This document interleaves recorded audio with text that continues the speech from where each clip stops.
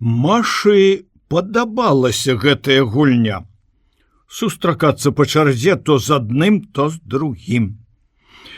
Яе калегі, напэўна, вельмі здзівіліся б, каб даведаліся, што яна, Маша Літвін, сур'ёзная, разважлівая, акуратная, сумленная і не такая юная, ўжо 23 гады, здольная на гэткія жарты.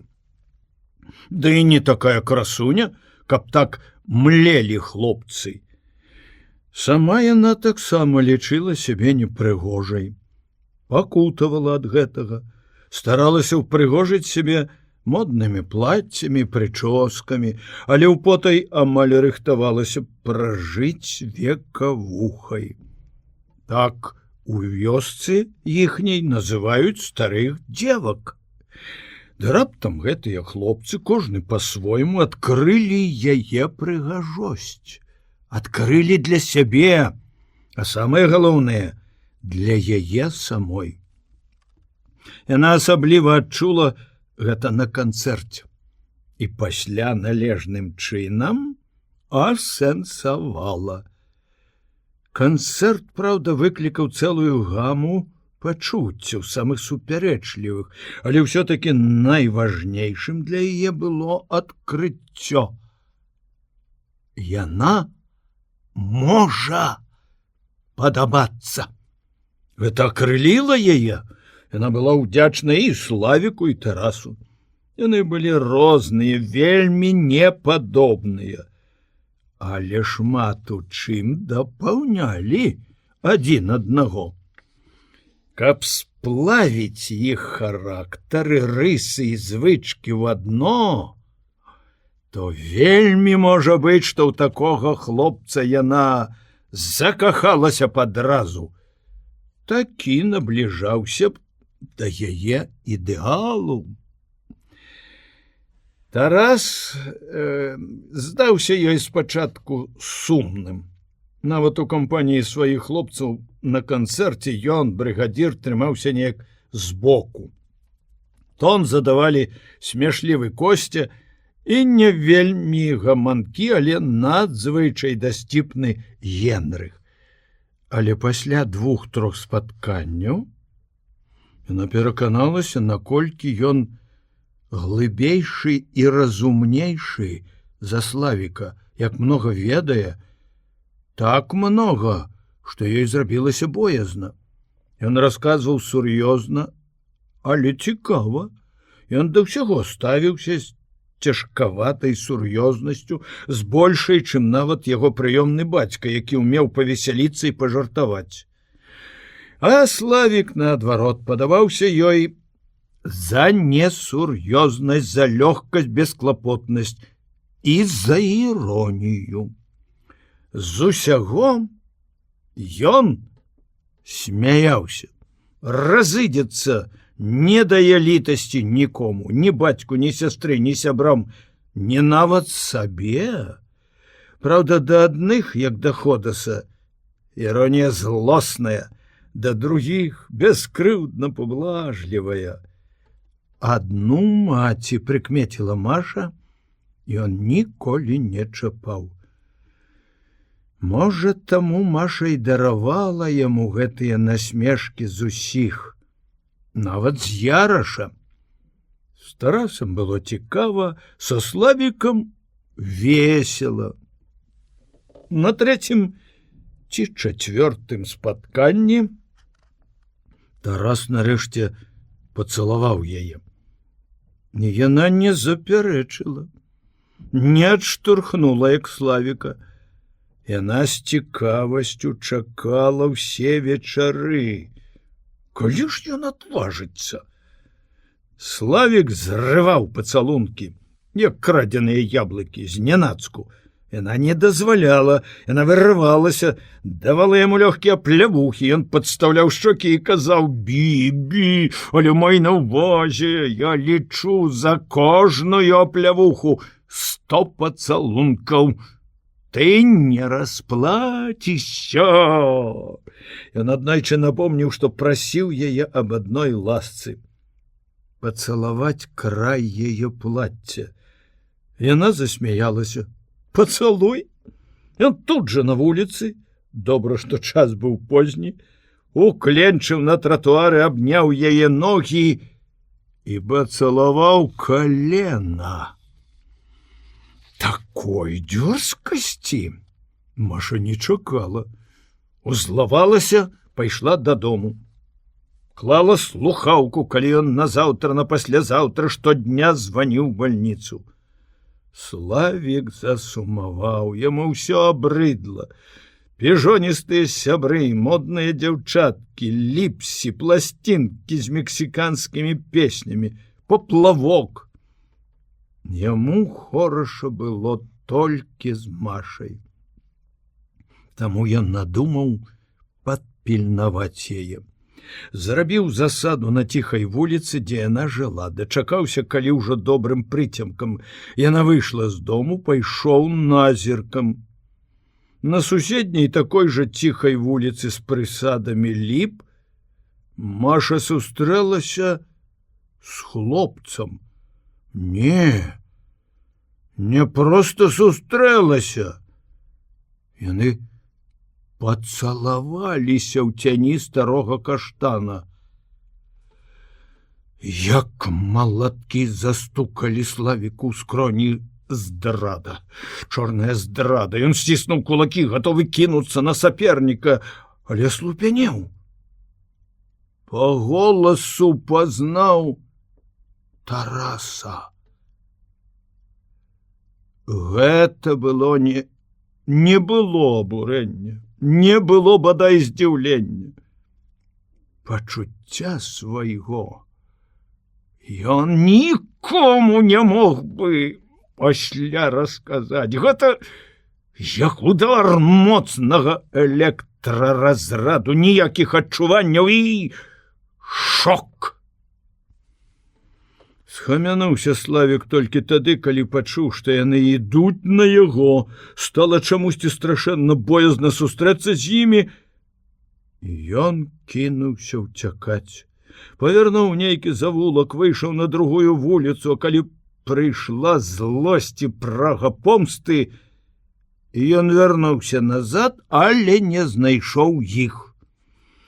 Згараючы ад рэўнасці і крыўды, падумаў, што яна павяла яго да сябе. Кінуўся да яе дома, загрукаў кулакамі ў зачыненай аканіцы. Выйшаў гаспадар з добрым кіем у руцэ. Паклічце Машу. Гаспадар глядзеў на яго, як на п'янага. Цярпліва і лагодна растлумачыў, што яе няма дома, пайшла ў кіно. Славік не паверыў. Хацеў праскочыць у фортку. Гаспадар паказаў кій. Цэлую ноч ён блукаў па вуліцах. Пад раніцу заснуў на лаўцы прывакзальнага сквера. Адтуль з'явіўся на завод у сваім вячэрнім модным гарнітуры. Рабочыя ў прахадной скептычна азіралі яго. Тарас сустрэў цэхавай раздзявалцы, здзівіўся. Ты дзе гэта быў, што не паспеў пераадзецца? Дзе? Славік утаропіўся на яго. Тарас усміхаўся. Усміхаешся? Радуешся? Чакай жа. Я табе пакажу радасць. Святымі прыкідваліся гады. Дэмагогію разводзілі аб новай маралі. Яго апанавала халодная разважлівасць у пошуках помсты. Хацелася прыдумаць нешта такое, каб разваліць іх брыгаду, скампраметаваць Тараса і наогул нарабіць груку на ўвесь горад.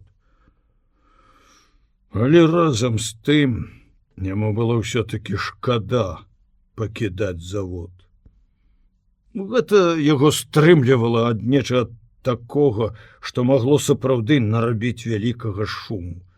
Проста нахуліганіць, пасадзіць, садзіцца, яму больш зусім не хацелася. Праўда, ён зноў лез пад кран. Зноў пасварыўся з Нінай, запусціў ключом у Костю, які паспрабаваў быў пакпіць з яго настрою. Мацюкнуў галыгу, калі той мацюкнуў яго. Гэта такі наравіла шуму. Начальнік змены лаяў усіх. Але каб яго, ды яшчэ вучань, пабелеў, затупаў нагамі: Шчанюк, малюска выганю, сёння ж разлічу. Тарас і хлопцы абаранілі Славіка. Яны асцерагалі яго, як скулу. Пакуль ён сустракаўся з Машай, яго нельга было пазнаць. Уважлівы, старанны, дасціпна вясёлы. Хлопцы радаваліся, становіцца чалавекам. І раптам за адну ноч змяніўся, што яго нельга пазнаць у другі бок, назад. Хлопцы мусілі пагадзіцца з Косцевай думкай, што яны слаба ўплываюць на яго. Толькі на заводзе, ды ў тыя вечары, калі ім удаецца ўтрымаць яго ў сваёй кампаніі. А што ён робіць, калі застаецца адзін? З кім сустракаецца? З кім сябруе? Яны выпрацавалі цэлы план актыўнай разведкі, размеркавалі ролі і абавязкі. Была якраз субота, кароткі рабочы дзень. «Што ты думаеш рабіць сёння?» – спытаў у Славіка Костя. Ён паблытаў ім карты. «Паеду на дачу, нашы едуць. Паблукаю па лесе. Можа, апошнія цёплыя дні і раптам да Тараса. Паедзем разам». За дзень ён не мог прыдумаць ніякай помсты, а тут у яго нечакана бліснула думка. Тарас успомніў, што Галіна Адамаўна неяк упікнула, што ён пачаў забывацца на сям'ю. Да і Костя маргаў: «Згаджайся!» «Асцярожна ж, хлопчыкі!» – сказала Валентина Андреевна, калі яны выйшлі з дачы, абодва са стрэльбамі на плячах. Маці радавалася, што Славік пасябраваў з Тарасам, з рабочымі хлопцамі і, здаецца, бярэцца за розум. Цяпер яна згаджалася з мужам, што трэба было адразу ўладкаваць хлопца на завод. Валентина Андреевна доўга з замілаваннем глядзела ім услед. Яны выйшлі на луг, быў ціхі, але па-вераснёўску бадзёры ўжо адвячорак. На небе ляжалі пашматаныя воблакі, нізкія, высокія, перыстыя і дажджавыя. Быццам нейкая цэнтрабежная сіла разагнала іх у бакі да небасхілу. У зеніце ясна, а з бакоў блакіт закрылі дагістарычныя кашлатыя звяры, знясіленыя ветразі, што павіслі пасля буры. Сонца засланіў вялізны аднагорбы вярблюд. Але праменні прабіліся паверх горба і пазалацілі воблака крыло. Ад лугавых узгоркаў, выпаленых сонцам да попельнага колеру, дыхала сумным настроем восені, цешыла вока атава ў лагчынах, але яе колер мала нагадваў колеры вясны. Ніводнай краскі, адна цёмная, як зацвілая вада, балота, зялёнасць. На адным з узгоркаў стаяла маладая асінка, амаль уся ўжо чырвоная. Яны прайшлі міма, Тарас пагладзіў асінку рукой, засмяяўся. Золатам сваіх лісцяў яна нагадала яму Машу. Славік зірнуў на асінку і, напэўна, усё зразумеў. Смяешся, год, радуешся. Хутка ты ў мяне заплачаш. Ён выплюнуў недакурак цыгарэты і запаліў новую. Ён паліў усю дарогу. Гэтае яго глытанне цыгарэт Маўклівасць і асабліва тое, што ад яго патыхала каньяком, не падабаліся Тарасу, насцярожвалі яго. Ну і характар. Не ведае, што ён выкіне праз хвіліну. То ў яго славесны панос, то маўчыць аканямелы. Яны наблізіліся да густога зарасніку высокай лазы. За гэтай лазой невялікая старыца, на якой любяць начаваць качкі. Раптам Славік спыніўся, павярнуўся да Тараса, які ішоў крыху ззаду, абразліва плюнуў міма яго недакурак, зняў з пляча стрэльбу, паставіў прыкладам на пясок сцежкі. Вочы яго гневна бліснулі і тут жа пацямнелі. Адзін з нас сёння павінен памерці, сказаў ён злосна і сур'ёзна. Тарас хоць і адчуваў нешта нядобрае, усміхнуўся, як бы зацікаўлены гульнёй. Умова. Разыходзімся і сыходзімся ў лазняку. Хто ўбачыць першы, выпадковы стрэл, няшчасны выпадак. Больш 2 год не дадуць, не бойся. Каб не бліскалі так вочы, не перасмыкаліся вусны і пальцы ліхаманкава не гралі на гранёных ствалах дубальтоўкі, то гэта можна было б палічыць за чарговы Славікаў жарт. Няхай недарэчны дзіцячы, але жарт. А так Тарас узлаваўся. Для такой гульні ты папрасіў бы Вітю. І не стрэльбы трэба вам, кіі. А я перарос. Ды і табе час. Ты гад! Крыкнуў Славік, пырскаючы слінай. Ты падлюга! Я ненавіджу цябе!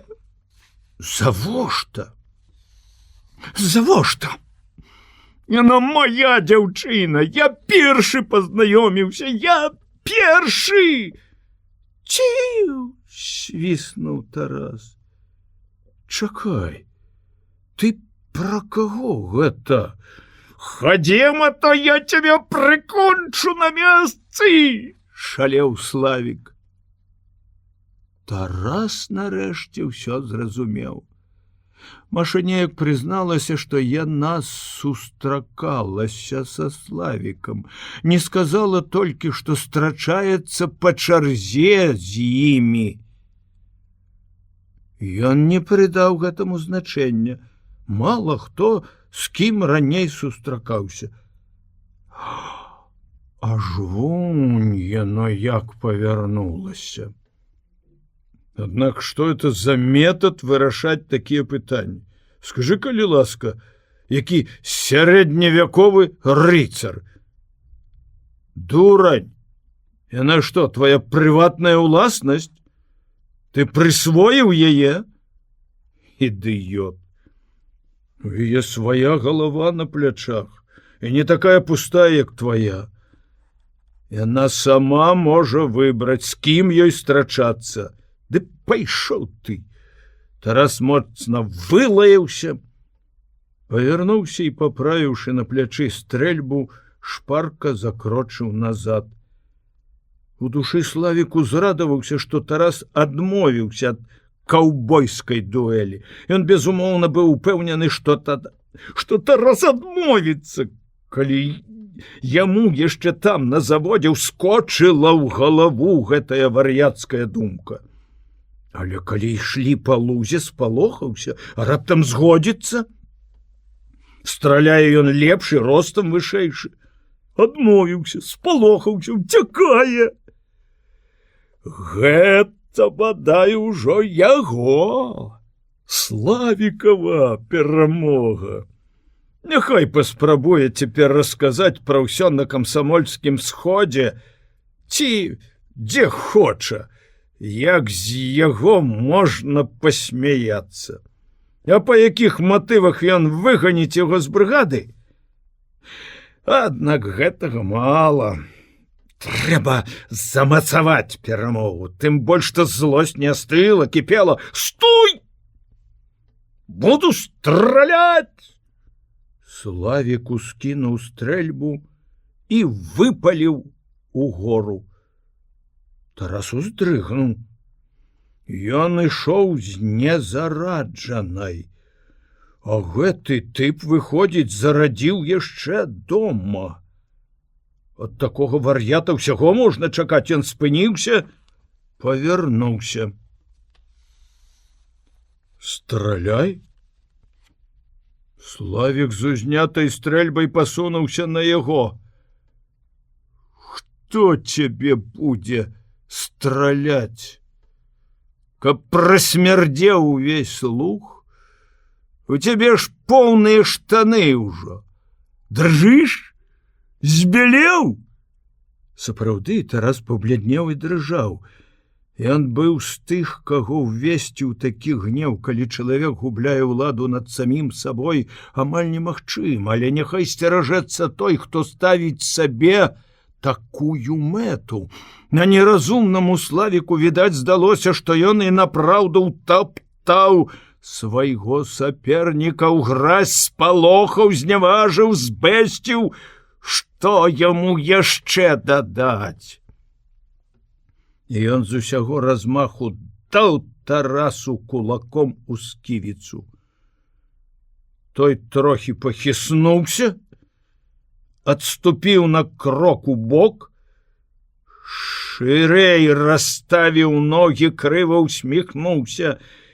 Хіба так б'юць?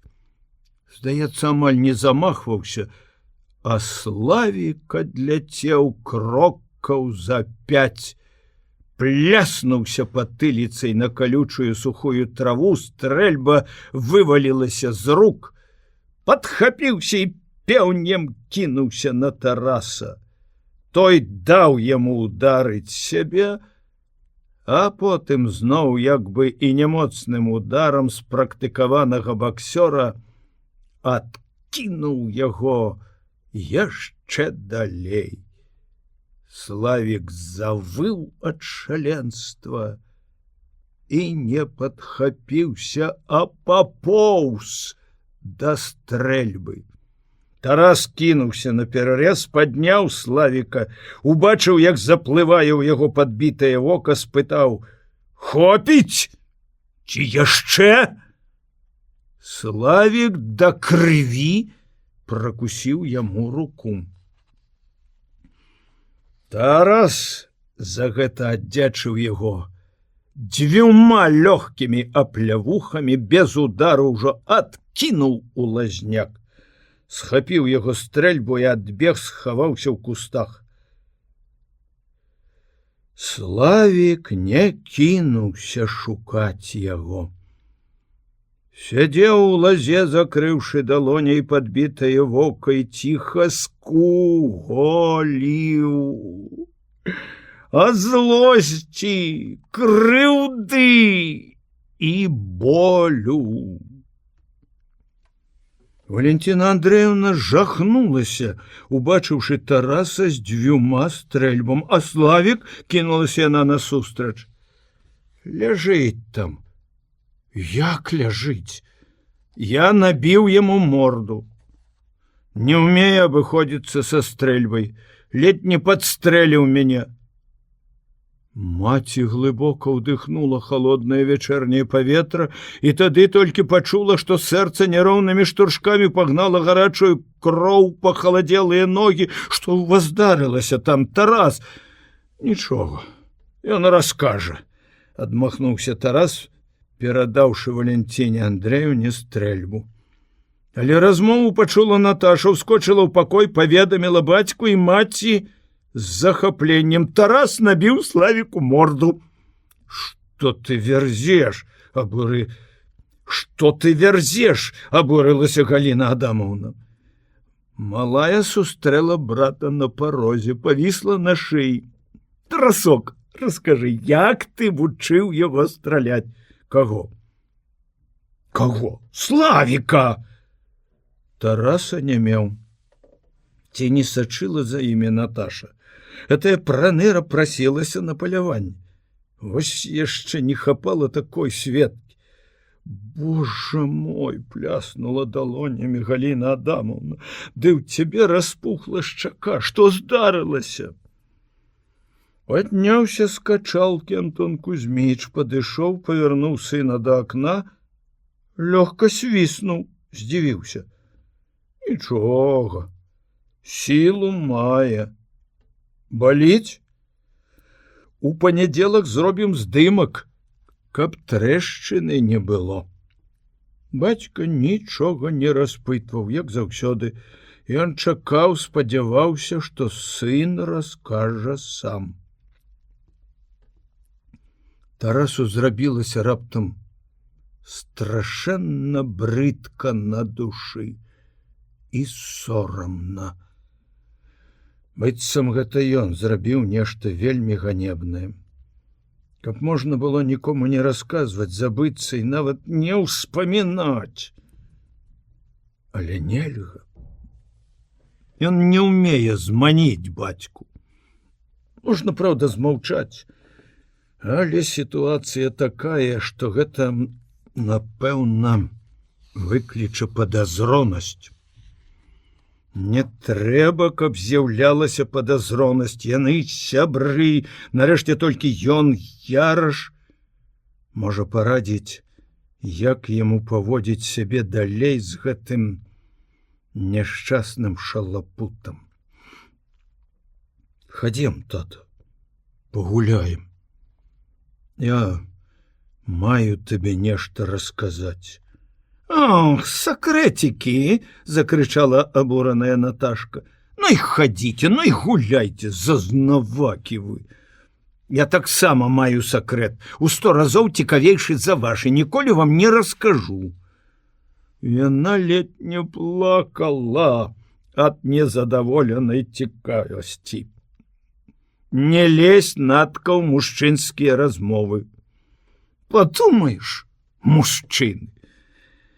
Яраш некалькі разоў свіснуў, адзін раз засмяяўся, больш за ўсё яго ўразіла і здзівіла Маша. Вось дык рамантычна задумлівая ціхоня. Ён вінаваты, што запрасіў яе сюды, пазнаёміў хлопцаў. Недарэмна казалі ў старажытнасці. Калі здаралася бяда, вайна, сварка, бойка, не абышлося без жанчыны. Потым яны абодва колькі хвілін маўчалі, зайшло сонца, па-асенняму хутка згусціўся змрок, пад соснамі стала амаль ужо цёмна. Яны думалі ў лясной цішыні. Антона Кузьміча кранула сынова даверлівасць. Ты кахаеш яе? Яна падабаецца мне. Яна доўга сустракалася з ім. Не ведаю. Яна сказала, што сустракалася, а ці многа разоў я не распытваў. Яму таксама яна сказала. Наўрад. Ты моцна пабіў яго? Не, нармальна. Ведаю я тваю нармальна. Нельга было без мардабою. Я не толстовец. Ён ударыў першы. Трэба расказаць Валентине Андреевне. Навошта? Ты ж расказаў мне, і ўсё стало на месца. А ён не здагадаецца зрабіць гэта. Валентина Андреевна, не даслухаўшы, занепакоілася. Маці ёсць маці. Славік здаўся ёй маленькі, бездапаможны, збіты да паўсмерці дарослым і дужым хлопцам. У яе з'явілася нядобрае пачуццё да Тараса, хоць сваім цвярозым розумам яна добра ўсведамляла, што больш разумна, як зрабіў Тарас, зрабіць нельга. У руках у іх была смерць. Яны ўтраіх шукалі Славіка на лузе. Маці гукала, адгукалася рэха. Нізіны зацягвала туманам, халадала. Матчына трывога расла, Яраш супакойваў жанчыну. Упэўнены Валя, што ён драпануў горад. Яму сорамна паказвацца на вочы. Давайте поедем, и он будет дома. Она попросила: Антон, не рассказывай Кириллу. Боюся, ён не зразумее. Недарэчна, што чалавек, які павінен разумець усе рухі чалавечай душы, раптам не зразумее ўласнага сына. Ён, Яраш, усіх разумее. Шыковіч сядзеў дома, чытаў новы раман свайго сталічнага сябра. Яраш сказаў, што забыўся зрабіць важнае назначэнне цяжкаму пасляаперацыйнаму хвораму. Што ты забыўся? Это, мабыць, хлусіш, ты ніколі нічога не забываеш. Тут вось, Кірыла ляпнуў па часопісе. Адзін разумны герой кажа: найлепшаму сябру не давярай дзвюх рэчаў: машыны і жонкі. І вельмі разумны твой герой. А я табе давяраю дужа часта і машыну, і жонку. Валя поедзе са мной, між іншым. А яна што там забылася? Не бойся. Едзе і Галіна. Нехай прокатаются. Цісніце на ўсе педалі, не будете хоть перашкаджаць. Антон Кузьміч не мог не ўзяць жонкі, бо добра ведаў, што спакойнай Галіна не будзе. Ведаючы, што ён паехаў у ноч з жанчынай, хоць гэтая жанчына і Валентина Андреевна, жонка сябра, маці дарослых дзяцей. Валентина Андреевна супакоілася толькі каля дома, калі ўбачыла, што вокны кватэры асветлены. У яе быў свой ключ, яна ўвайшла непрыкметна, заглянула праз шкляныя дзверы ў пакой. Славік ляжаў на канапе без сарочкі, мокры ручнік закрываў левае вока і шчаку. На падлозе стаяла раскаркаваная бутэлька дарагога каньяку. Быў уключаны прыёмнік. Далёкая спявачка даволі прыемным мецца-сапрана спявала на чужой мове сумную песню. Славік ствараў сабе настрой. Яму хацелася, каб была роспач, душэўная дэпрэсія, каб зрабіўся ненавісным увесь свет. Але такі настрой не прыходзіў. Была, праўда, злосць, заставаўся боль, але недзе ў мазгавых глыбінях цяплілася думка, што ўсё скончылася для яго не так ужо дрэнна. Жыла недзе побач са злосцю ранейшая павага да Тараса. Разом з тым яму хацелася пераканаць сябе, што ён завёў брыгадзіраў больш няёмкае становішча, чым апынуўся сам. Няхай паспрабуе растлумачыць мой невыхад на работу. Але тут жа зноў закіпала злосць і на Тараса, і на Машу. Зноў пачыналася напружаная работа разгарачанага мозгу. Як адпомсціць ім? Потым з'явілася думка, што ўчынак яго наіўны. Больш за ўсё ён баяўся наіўнасці і сентыментальнасці. І сэрца пачалі апякаць дробныя і непрыемныя іскры сораму. Гэта, бадай, было самае пакутлівае пачуццё. Ён тушыў гэтыя іскры маленькімі глыткамі каньяку. Не расплюшчваючы вачэй, ён працягнуў руку по бутэльку і раптам адчуў, што хтосьці забраў бутэльку з-пад яго рукі. Ён падхапіўся з прымхлівым страхам. Каля канапы стаяла маці. «Мама!» І зноў упаў на падушку. Валентина Андреевна поставила бутэльку на стол, подсунула крэсла, села побач, як каля хворага. Поглядела ў яго здаровае вока, моўчкі адгарнула ручнік, разглядела сіняк.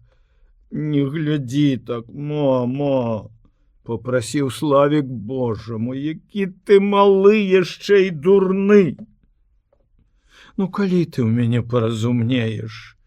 Малы задзіра, ён крычаў не так даўно ў адказ на папрокі маці. Ад чаго яны самі лезуць?» Цяпер ён крыкнуў амаль гэтак жа. «А чаму яны не даюць мне жыцця?» «Хто табе не дае жыцця?» «Усе!» «Хто усе?» «Усе жадаюць табе добра, усе хочуць, каб ты стаў чалавекам і б'юць па мордзе!» «А ты хацеў, каб стралялі?» «Дурань, скажы дзякуй». Яна паднялася ў злосці і пайшла на кухню, захапіўшы каньяк. Славік зразумеў, што маці ўсё ведае. Тарас расказаў. Это страшэнна ўразіла. Выходзіць, Тарас мог адразу проста так вось пра ўсё расказаць. Можа, смяяўся нават? Смяяліся ўсе разам? Яраш, бацька, маці, малая Наташка. Дуэль здалася цяпер да дзікасці наіўнай. Сорам пекануў жаркім полымем. Славік закрыў увесь твар мокрым ручніком. Шыковіч не любіў восені. У восені яму дрэнна працавалася, нават улетку лепш, дзіўна. Большасць пісьменнікаў мінулага пісалі ў сваіх успамінах, што найлепшы творчы перыяд асеннія месяцы. Раней Кірыла тлумачыў гэта тым, што дзеці, пачаўшы вучобу, жонка работу ў школе, заўсёды месяц-два пасля канікул былі неарганізаваныя, шумныя, завальвалі ўсе сталы падручнікамі і сшыткамі, займалі лепшыя рабочыя гадзіны падрыхтоўкай урокаў і выцяснялі яго, выбівалі з творчай каляіны. Всё жыццё ён пакутаваў ад кватэрнай цеснаты і марыў пра цішыню. І вось наладзіў яе цішыню, застаўся на дачы адзін. Навокал ні душы, а дзень асенні, неба зацягнула нізкімі і цяжкімі хмарамі самай раніцы. Пайшоў дождж, дробны, спорны, але цёплы яшчэ, грыбны, кажуць у народзе. Дождж шамацеў у некранутых яшчэ агнём восені лісцях дубоў, сыпаўся, як пясок, па шыферным даху.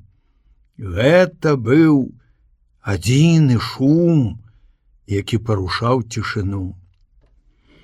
Кірыла смажыў сабе на кірагазе яешню, варыў густую чорную каву і радаваўся дажджу і цішыні. Думаў, з якой асалодай натхненнем ён папрацуе. І рваўся да стала. Ён пісаў пра арганізацыю падполля, першы гаркам непахіснага і мужнага Дубецкага, пра групы Ганчарова, Мурыгіна, пра Яраша, пра ўсіх тых, хто першы пачаў змагацца, і пра дзейнасць, каго была поўная яснасць і для яго, і для тых, хто будзе благословляць кнігу ў свет.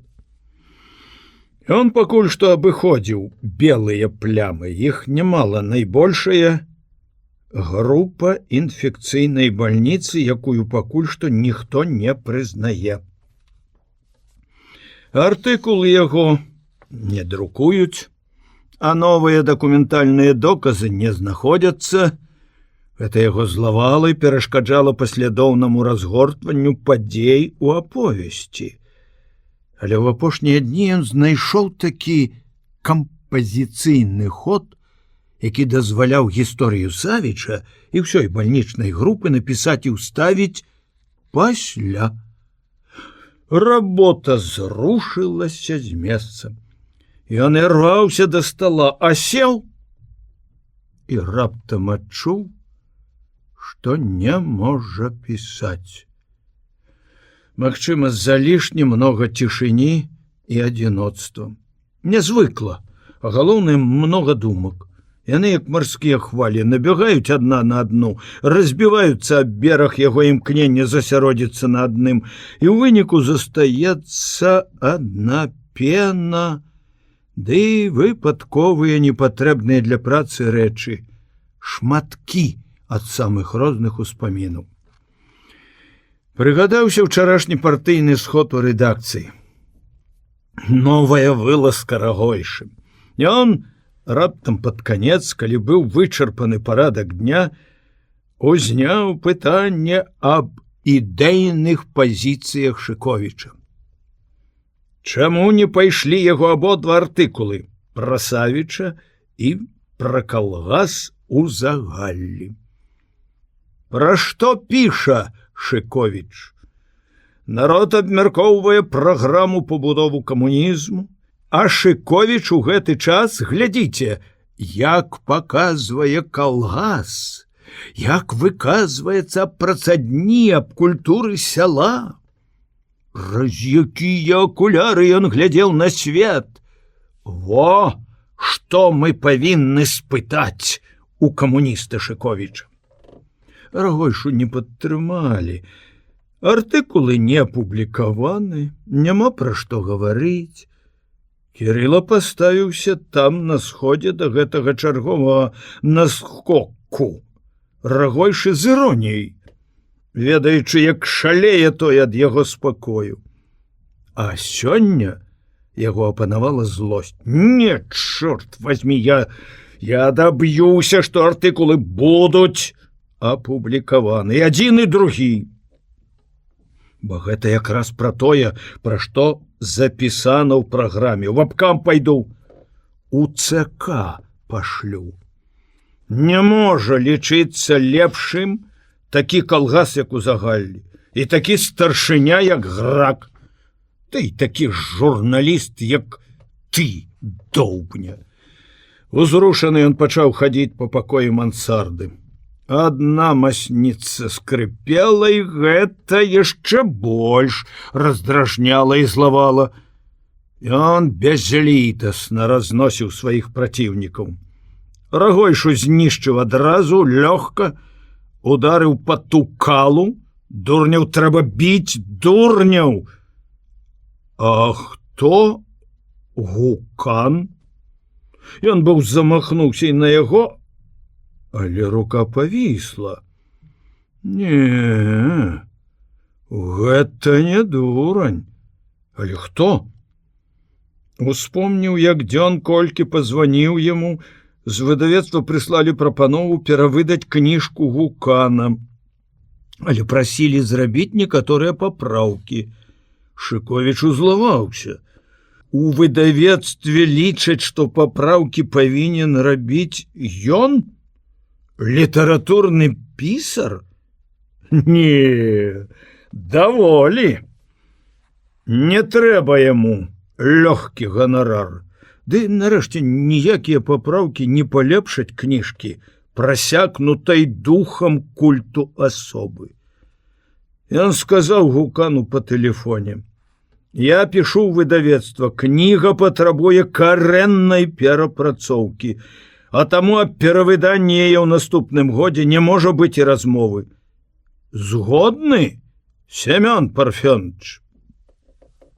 Гукан доўга не адказваў, але ў трубцы было чуваць яго цяжкае дыханне. Нарэшце ён сказаў нейкім далёкім голасам: «Я вас прашу зайсці да мяне. Нам трэба пагутарыць». Шыковіч не пайшоў. «Трэба табе? Прыйдзі сам».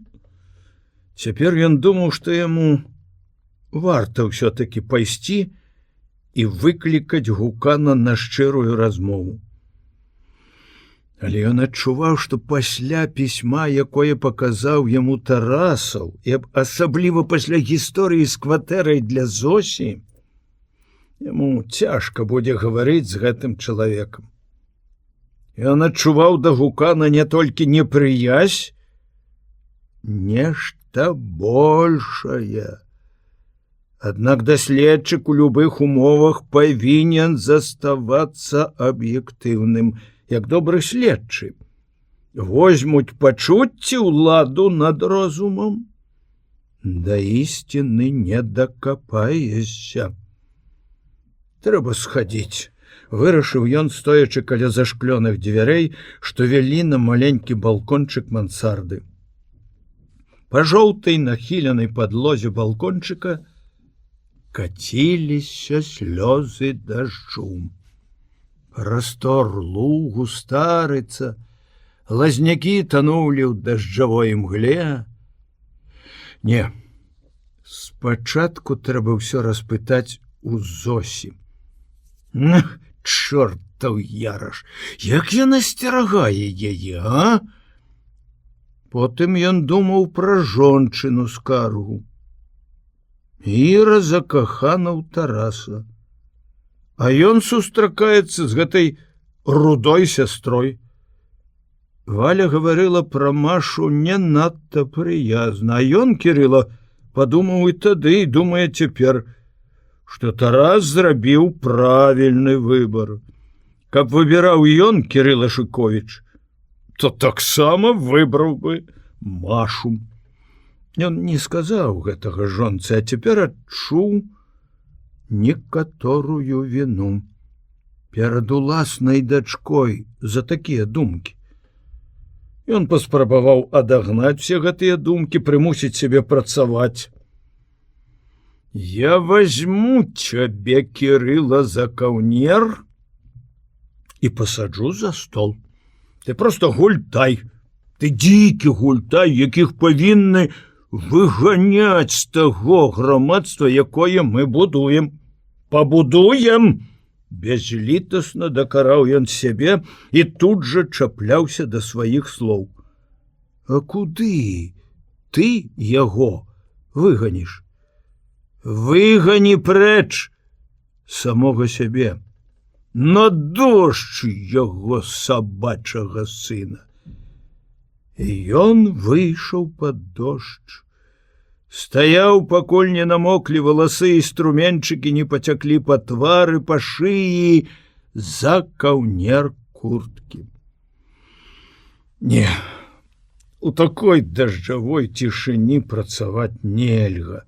Глянуў на гадзіннік, хаваў яго пад газеты, калі садзіўся працаваць, каб не заглядваць, не адцягваць увагу развагай аб часе. Прайшло гадзіны дзве ў гэтай бясконцай плыні думак.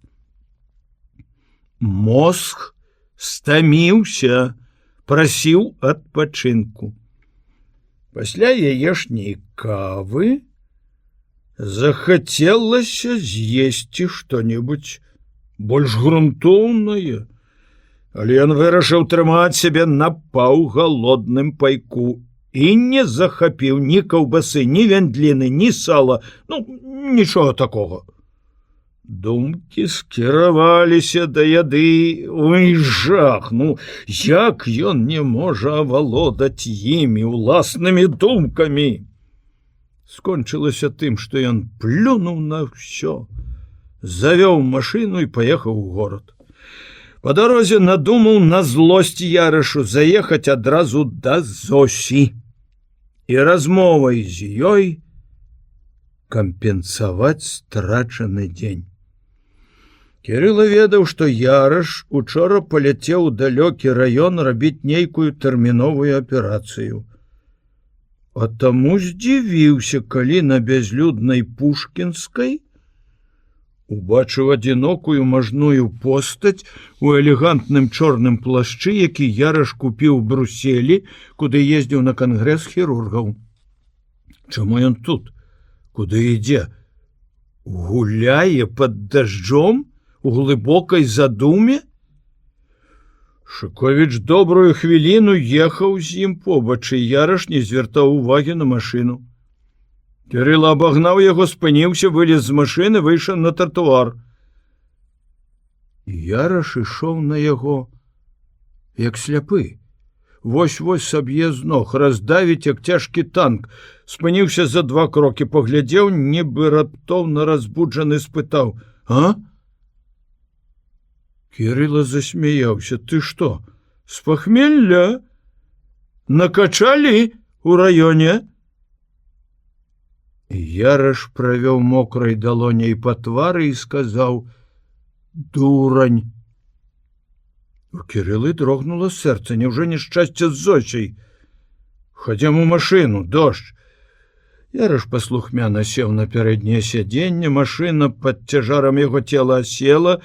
Ярыш павярнуў да сябра мокры твар.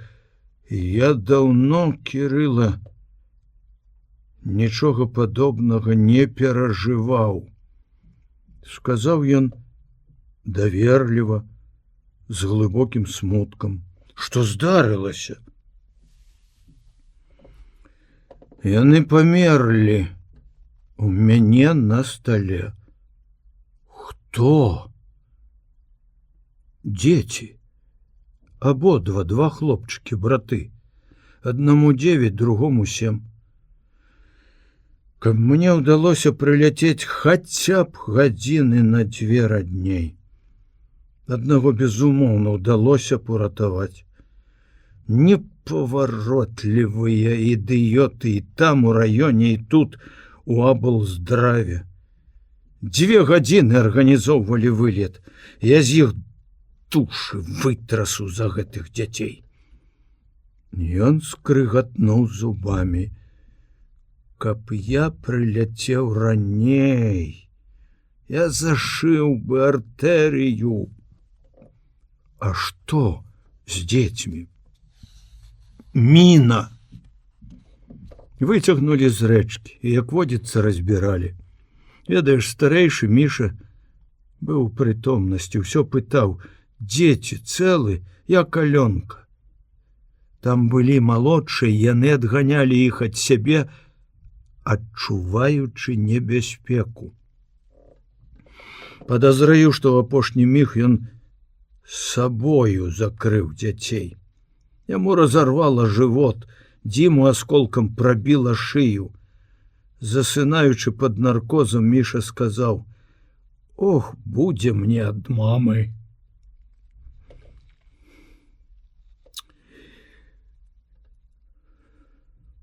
Ярыш закрыў далонямі вочы, паківаў галавой, паўтарыў: «Ох, будзе мне ад мамы». Жахліва, Кірыла. Ніколі я не быў яшчэ такі бяссільны перад смерцю. Шыковіч маўчаў. Што гаварыць? Яго моцна ўразіла і сама трагедыя, і тое, як яе перажывае чалавек, які бачыў 1000 смерцяў, які ўмеў перамагчы яе бязлітасную кастлявую. Яны доўга сядзелі моўчкі. Дождж барабаніў па кузаве. Зрэдку прабягалі з парасонамі і ў накідках прахожыя. Зазіралі ў машыну не без здзіўлення. Яраш пакруціў галавой, як бы страсаючы нешта. У мяне ў галаве звіняць яго слова не магу. Напіцца ці што? Крыўдна. У клініцы не мог бы ўратаваць іх абаіх, у Мішы парвала кішэчнік. Трэба было ўдаліць парваныя ўчасткі, хутка шыць. Хутка! А там, ва ўчастковай бальніцы, прыйшлося всё рабіць дзедаўскім спосабам. Асістэнтка, раённы хірург, маладая, нявопытная, яе ліхаманіла. Ды і ў самога мяне, сорамна прызнацца, дрыжалі рукі. Жахліва. Можа, 20 гадоў праляжала яна на дне рэчкі, гэтая праклятая міна, уяўляеш? І вось новыя ахвяры вайны. Дзеці, дзеці! Ух! Не, поедем куды-небудзь. Куды? Куды хочаш? Можа, заедем да Зосі? Спытаў Шыковіч. Так, да Зосі. Адразу згадзіўся Яраш. Яны зноў маўчалі, пакуль ехалі. Каля самага дома Яраш сказаў: «Толькі не будзем расказваць ёй пра гэта». Гаспадыня ўзрадавалася гасцям, а Маша, якая жыла цяпер у Зосі, спалохалася. Яна лепш, чым нават Шыковіч, ведала Яраша, і яе спалохаў яго выгляд. Увогуле яна стала баяцца яго пасля нядаўняй размовы. Неяк ён паклікаў яе ў кабінет. Калі яна ўвайшла, ён сядзеў за сталом і чытаў Блока.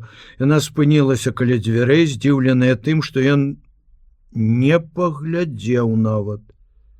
Это не яго манера.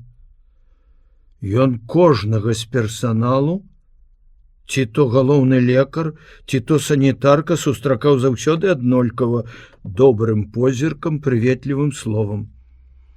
Маша чакала, імкнучыся здагадацца, навошта паклікана. Ён сказаў, не адрываючыся ад кнігі: «Яны пабіліся за вас». «Хто?» Хоць яна адразу ж здагадалася, хто, і ёй вельмі захацелася засмяяцца.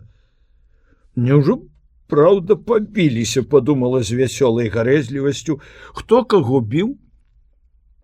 «Яны працуюць у адной брыгадзе. Сем'і нашы дружаць, разам жывуць. Навошта вам спатрэбілася сутыкнуць іх ілбамі?» «Каб зрабіць правільны выбар, трэба эксперыментаваць, Антон Кузьміч», — адказала яна яго словамі і не вытрымала, засмяялася. Тады ён адарваўся ад кнігі і паглядзеў на яе. «Дзіўна», вельмі паглядзеў.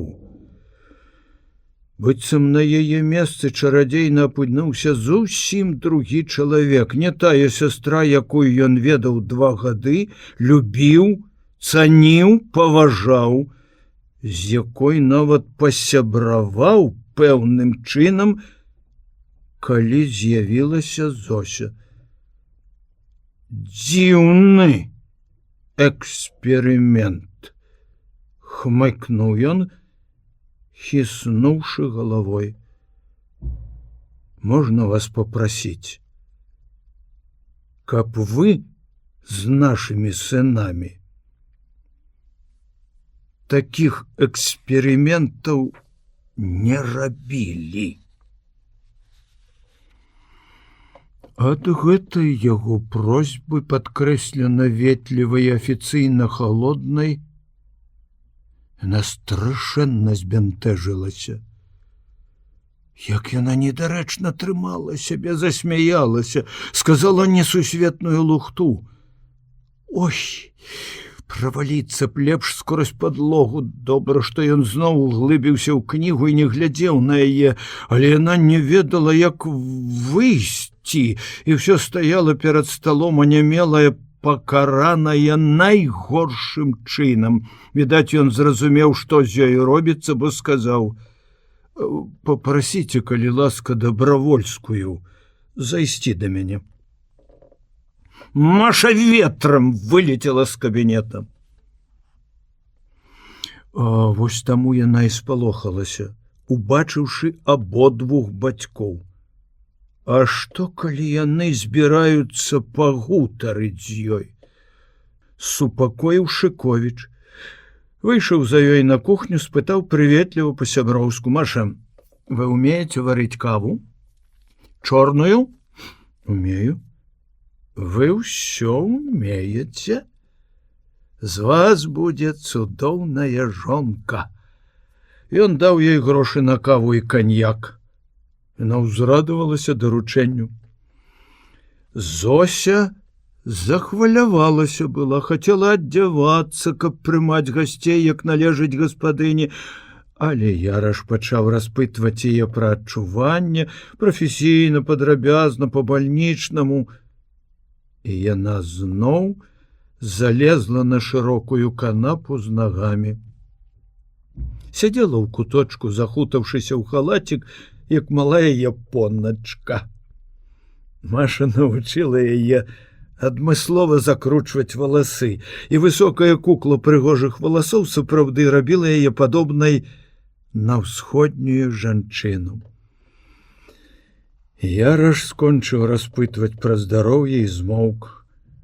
У той дзень яму цяжка было весці размову для размовы, гаварыць пра ўсё. Шыковіч паліў на кухні, пускаючы дым у фортку, слухаў іх, зразумеў зацяглую паўзу. Зося сказала нешта пра дождж, Яраш крыху іншымі словамі сказаў тое ж. «У вас стомлены выгляд, Антон Кузьміч. Я сёння прылецеў з раёна. Камандзіроўка, але...» Шыковіч кінуўся на дапамогу сябру. «Софья Степановна, не сумна вам адной у гэтым доме?» — спытаў ён жартаўлівай весялосцю, сядаючы ў зручнае нізкае крэсла. «О не, я чытаю, у мяне добрыя суседзі, яны наведваюцца, а потым прыходзіць з работы Маша. Вось так пагаварылі яшчэ пра тое сёе. Нарэшце Кірыла падступіў да галоўнага, асцярожна, далікатна. Софья Степановна, скажите, калі ласка, вас не вельмі расхвалюе размова пра мінулае?» Яна ўздрыгнула, насцярожылася. Пра якое мінулае? Ну, напрыклад, пра вайну, пра смерць бацькі. А што вас цікавіць? Што мяне цікавіць? Ён палез ва ўнутраную кішэню пінжака, дастаў складзеныя лісты паперы. «Прачытайце вось гэта і вы зразумееце. Яраш зірнуў на сябра з дакорам, але змаўчаў. Зося разгарнула сашчэпленыя лісты, прачытала загаловак, устрапянулася, паглядзела на Шыкowicza са здзіўленнем, страхам і надзеяй. Позірк яе пытаў: што ты падрыхтаваў мне? Гора? Хіба ў мяне яго было мала? Радасць? Няўжо радасць? Пачала чытаць прагна, нецярпліва, маланкава, хутка, лісткі трапяталіся ў руках, як жывыя птушкі, пабледнелі, а потым загарэліся шчокі, яны абодва не зводзілі з яе вачэй, але вось яна, перагортваючы старонку з палёгкай, устыхнула. Прыціхлі лісты, перасталі трапятаць. Павольней пачала чытаць яна. Пад канец было відаць, зусім супакоілася і здавалася нават крыху расчараванай, задумалася глыбока. Яны доўга, ніводным рухам не парушаючы цішыні, цярпліва чакалі, калі яна вернецца з успамінаў. Шпарка, нібы надзвычай спяшаўся, цік-цік-цік-цік, адганяў у нябыт секунды прыгожы гадзіннік на кніжнай паліцы.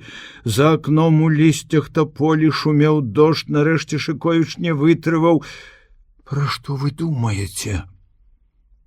Яна не ўздрыгнула, не схамянулася, паглядзела сухімі, але напоўненымі святлом удзячнасці вачамі, спакойна адказала: я думаю, як хораша, што ёсць на свеце такія людзі, як Антон Кузьміч, як вы. Ой, дзякую. Дзякую вам. Падзякі пасля. Ды і не мне павінны, адрасаваны. Антону справа іншая. А за тое, што ў нашы дні ўсюды аднаўляецца справядлівасць, вы ведаеце, каму дзякаваць. Цяпер вы разумееце, што мяне цікавіць. Як загінуў доктар Савіч? Хто яго забіў? Вы былі пры гэтым? Зося паківала галавой. Не была, потым сказала: я думаю, тата застрэліўся. Сам? Рассказ Зосі Савіч. Вы помните, Антон Кузьміч, я рассказывала вам. Бацька вельмі асцерагаў мяне. Я, па сутнасці, была схавана ад свету. Толькі ваше з'яўленне, ды калі я шукала Тараса, а больш я нічога не зрабіла. Мне ніхто нічога не даручаў. Я ведала, бацька сумленны чалавек, але ці проста сумленны лекар, ці змагар? Я здагадвалася, што нейкім чынам ён памагае нашым. Але як? Спрабавала гутарыць з ім пра гэта. Ён умеў адвесці размову ў бок. А разы два ўзлаваўся і загадаў, каб я не совала носа, куды не трэба. Малая яшчэ, сказаў ён. Не нам з табой займацца палітыкай. Не думай, што гэта романтыка, як у кніжках. Ты ў мяне адна. Яшчэ тата часта казаў, каб я не думала, што ён служыць чужынцам. Ён лячыў і лечыць сваіх людзей. А людзі гэта самае каштоўнае. Астануцца людзі, гісторыя не спыніцца і не пойдзе назад. Будуць жыць людзі, будзе жыць краіна і тая ўлада, якой народ даражыць. Вось так ён гаварыў. Это я помню. Бо словы гэтыя ён казаў часта. Я не згаджалася. А хто ж будзе ваяваць? Ён злаваўся. Немнога будзе карысці, калі пойдуць ваяваць дзеці, як ты, ці такія старыя, як я. Я пасля толькі зразумела, што бацька проста асцерагаў мяне любым чынам, абы я была далей ад таго, што рабілася навокал. І раптам, это было перад 1 маем, так, дні за 2. У той дзень нашы ўзарвалі электрастанцыю. Пасярод дня так грымнула, што нават у нас, а гэта ж вундзе, вылецела шыба ў мансардзе ў пакоі грота. Нямецкі лекар у нас жыў. Казалі, што міну кінулі ў топку і выбухнуў кацёл. Група Шылава, сказаў Шыковіч. Пішу пра іх. Што? Не зразумела Зося.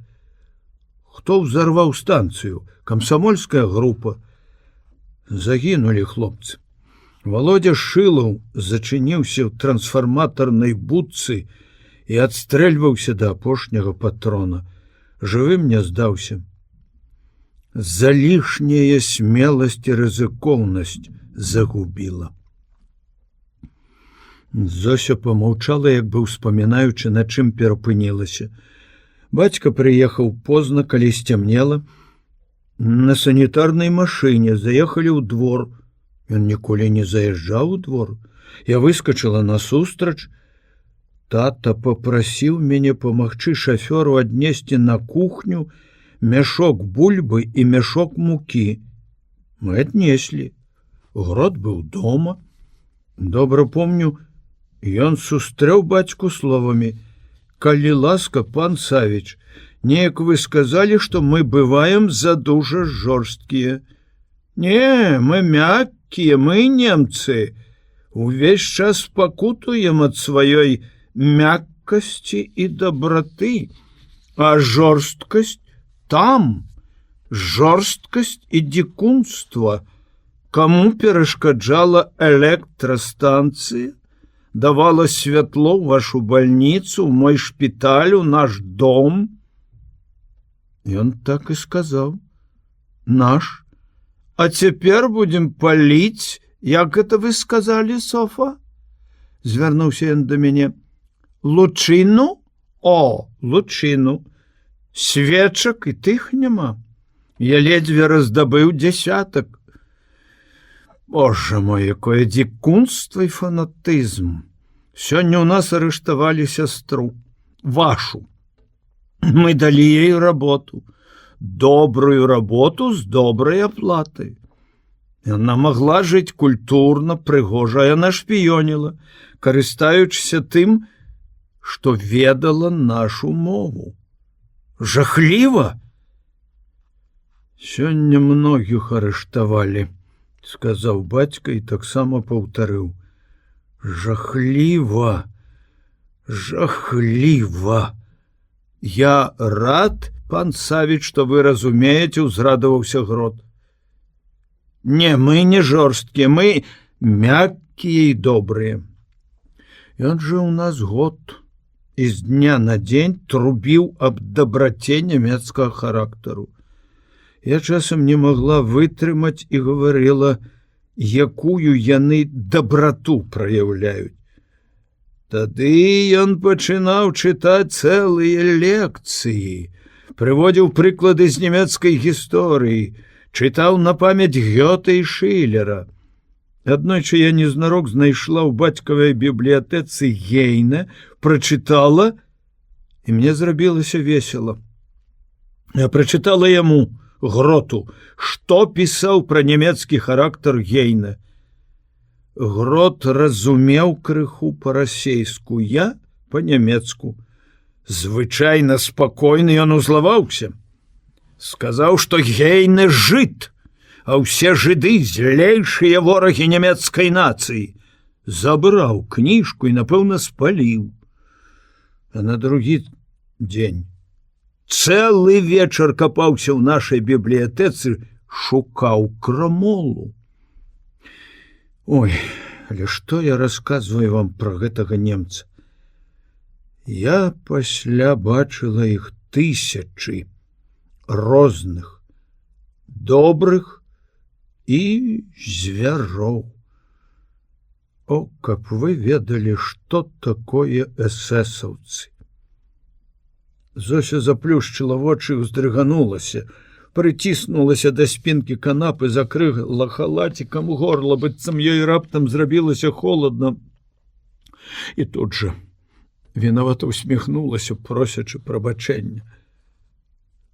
Калі Грот, павячэраўшы, падняўся да сябе, бацька прыйшоў на кухню, дзе я мыла талеркі, абняў за плечы, прашаптаў: «Зося, дзіця маё, у нас у садзе хаваецца чалавек. Я пайду да немца гуляць у шахматы. Ты адсунь свой ложак, пасцялі за ім на падлозе, адчыні акно. У твой пакой Грот ніколі не заходзіць». Ой, каб вы ведалі, што я адчула. Калі я схавала вас, Антон Кузьміч, я хавала вас і ад бацькі, бо не ведала, як ён паставіцца, што зробіць, калі даведаецца. Гэта вельмі цяжка любіць і не верыць. А верыць лёгка, калі людзі робяць адну справу, калі яны аднадумцы, разумееце? Я нескладна расказваю. Але вы зразумееце, і з вамі, і з Тарасікам я вымушала бацьку нешта рабіць, ведаючы, што дзеля мяне ён зробіць усё, выканае і сур'ёзную просьбу і капрыз. А тут раптам всё мянялася. Ён даваў мне заданне. Як старэйшы, як кіраўнік, давяраў такое. Хто гэты чалавек, думала я, калі адсоўвала ложак і сцяліла на падлозе пуховую коўдру, найчысцейшыя прасціны, наіўна, але мне хацелася, каб гэта зноў былі вы, Антон Кузьміч, прабачце. Дзверы ў мой пакойчык пад лесвіцай на мансарду. Я пакінула ў пакоі свечку, узышла на лесвіцу, ці не відаць ложак. Колькі пражыла, колькі хадзіла малая, я ніколі не зазірала з лесвіцы ў адчыненыя дзверы, што відаць у пакоі. Грот, які бесцырамонна лазіў нават у кухонныя каструлі, у бочкі ў пограбе, ні разу не адчыніў дзвярэй майго пакоя. Гэта праўда. У гэтым ён быў інтэлігент. З радасцю і страхам я адчыняла акно, а потым стаяла ў калідоры і слухала, калі ён залезе, і баялася, каб у цемры не нарабіў грукату. Ён зрабіў гэта вельмі асцярожна. Я пачула толькі, як рыпнуў незнарок закрануты ложак. Пасля гэтага я доўга яшчэ стаяла, потым сядзела на кухні, думала, што рабіць далей. Бацька не сказаў, можна мне заходзіць у пакой ці нельга, можа, чалавека трэба накарміць. Урэшце я рашуча са свечкай у руках увайшла ў свой пакой.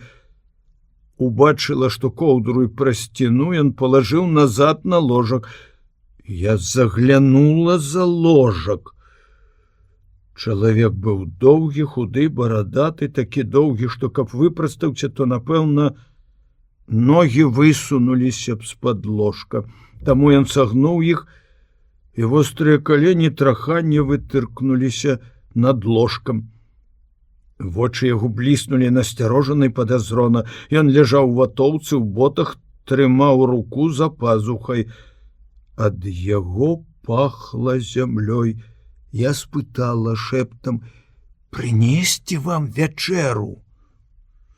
Ён палажыў далоню на бараду, на вусны, паківаў галавою: «Не». Але я ўсё-таки прынесла яму кавалак хлеба з маслам, бутэльку чаю і яшчэ нешта. Я знарок хадзіла шумна, як звычайна, ляпала дзвярамі. Можа, праз гэта ён зірнуў на мяне злосна і зноў прыкрыў рот рукой. Калі роўна без чвэрці 11, самая цікавая партыя адкладвалася на заўтра, такі ён быў акуратны грот, бацька спусціўся з гарышча. Я паведаміла, што ён тут. Бацька адказаў на дзіва спакойна, быццам размова ішла пра самае звычайнае: «Добра, дачка». Я спытала, дзе мне спаць, дзе хочаш, абы грот нічога не ўгледзеў. Пакуль немец чысціў зубы, умываўся, я ў сваім пакоі перабірала бялізну, знарок пакінуўшы дзверы крышку прачыненымі. Я лягла ў маміным пакоі, але не магла заснуць амаль да раніцы. Усё думала, радавалася і палохалася за бацьку, за гэтага чалавека. Хто ён такі, адкуль? Можа, толькі што прыляцеў з Масквы, але больш за ўсё я думала пра бацьку. І далі Бог, ніколі гэтак не любіла яго, як у тую ноч. Стаўся ён мне такім героем, такім мужным, разумным, самым галоўным падпольшчыкам у нашым горадзе. Наіўна. Але я думала, што пра тату ведаюць у Маскве. Я думала пра маму, каб яна пабачыла, што мы робім з татам. Яна больш не ўпікала б мяккацелы інтэлігент да рэвалюцыйнай закваскі. Не псуй мне, дачкі, сваім слінявым гуманізмам. Не той час. Мама была рашучая. Яна яшчэ ў грамадзянскую з бронецягніком на фронт паехала. Мама злавалася, што я баюся крыві, прымушала мяне рабіць самую брудную работу. З-за гэтага яны сварыліся часам, тата і мама. Многа я ўсяго перадумала.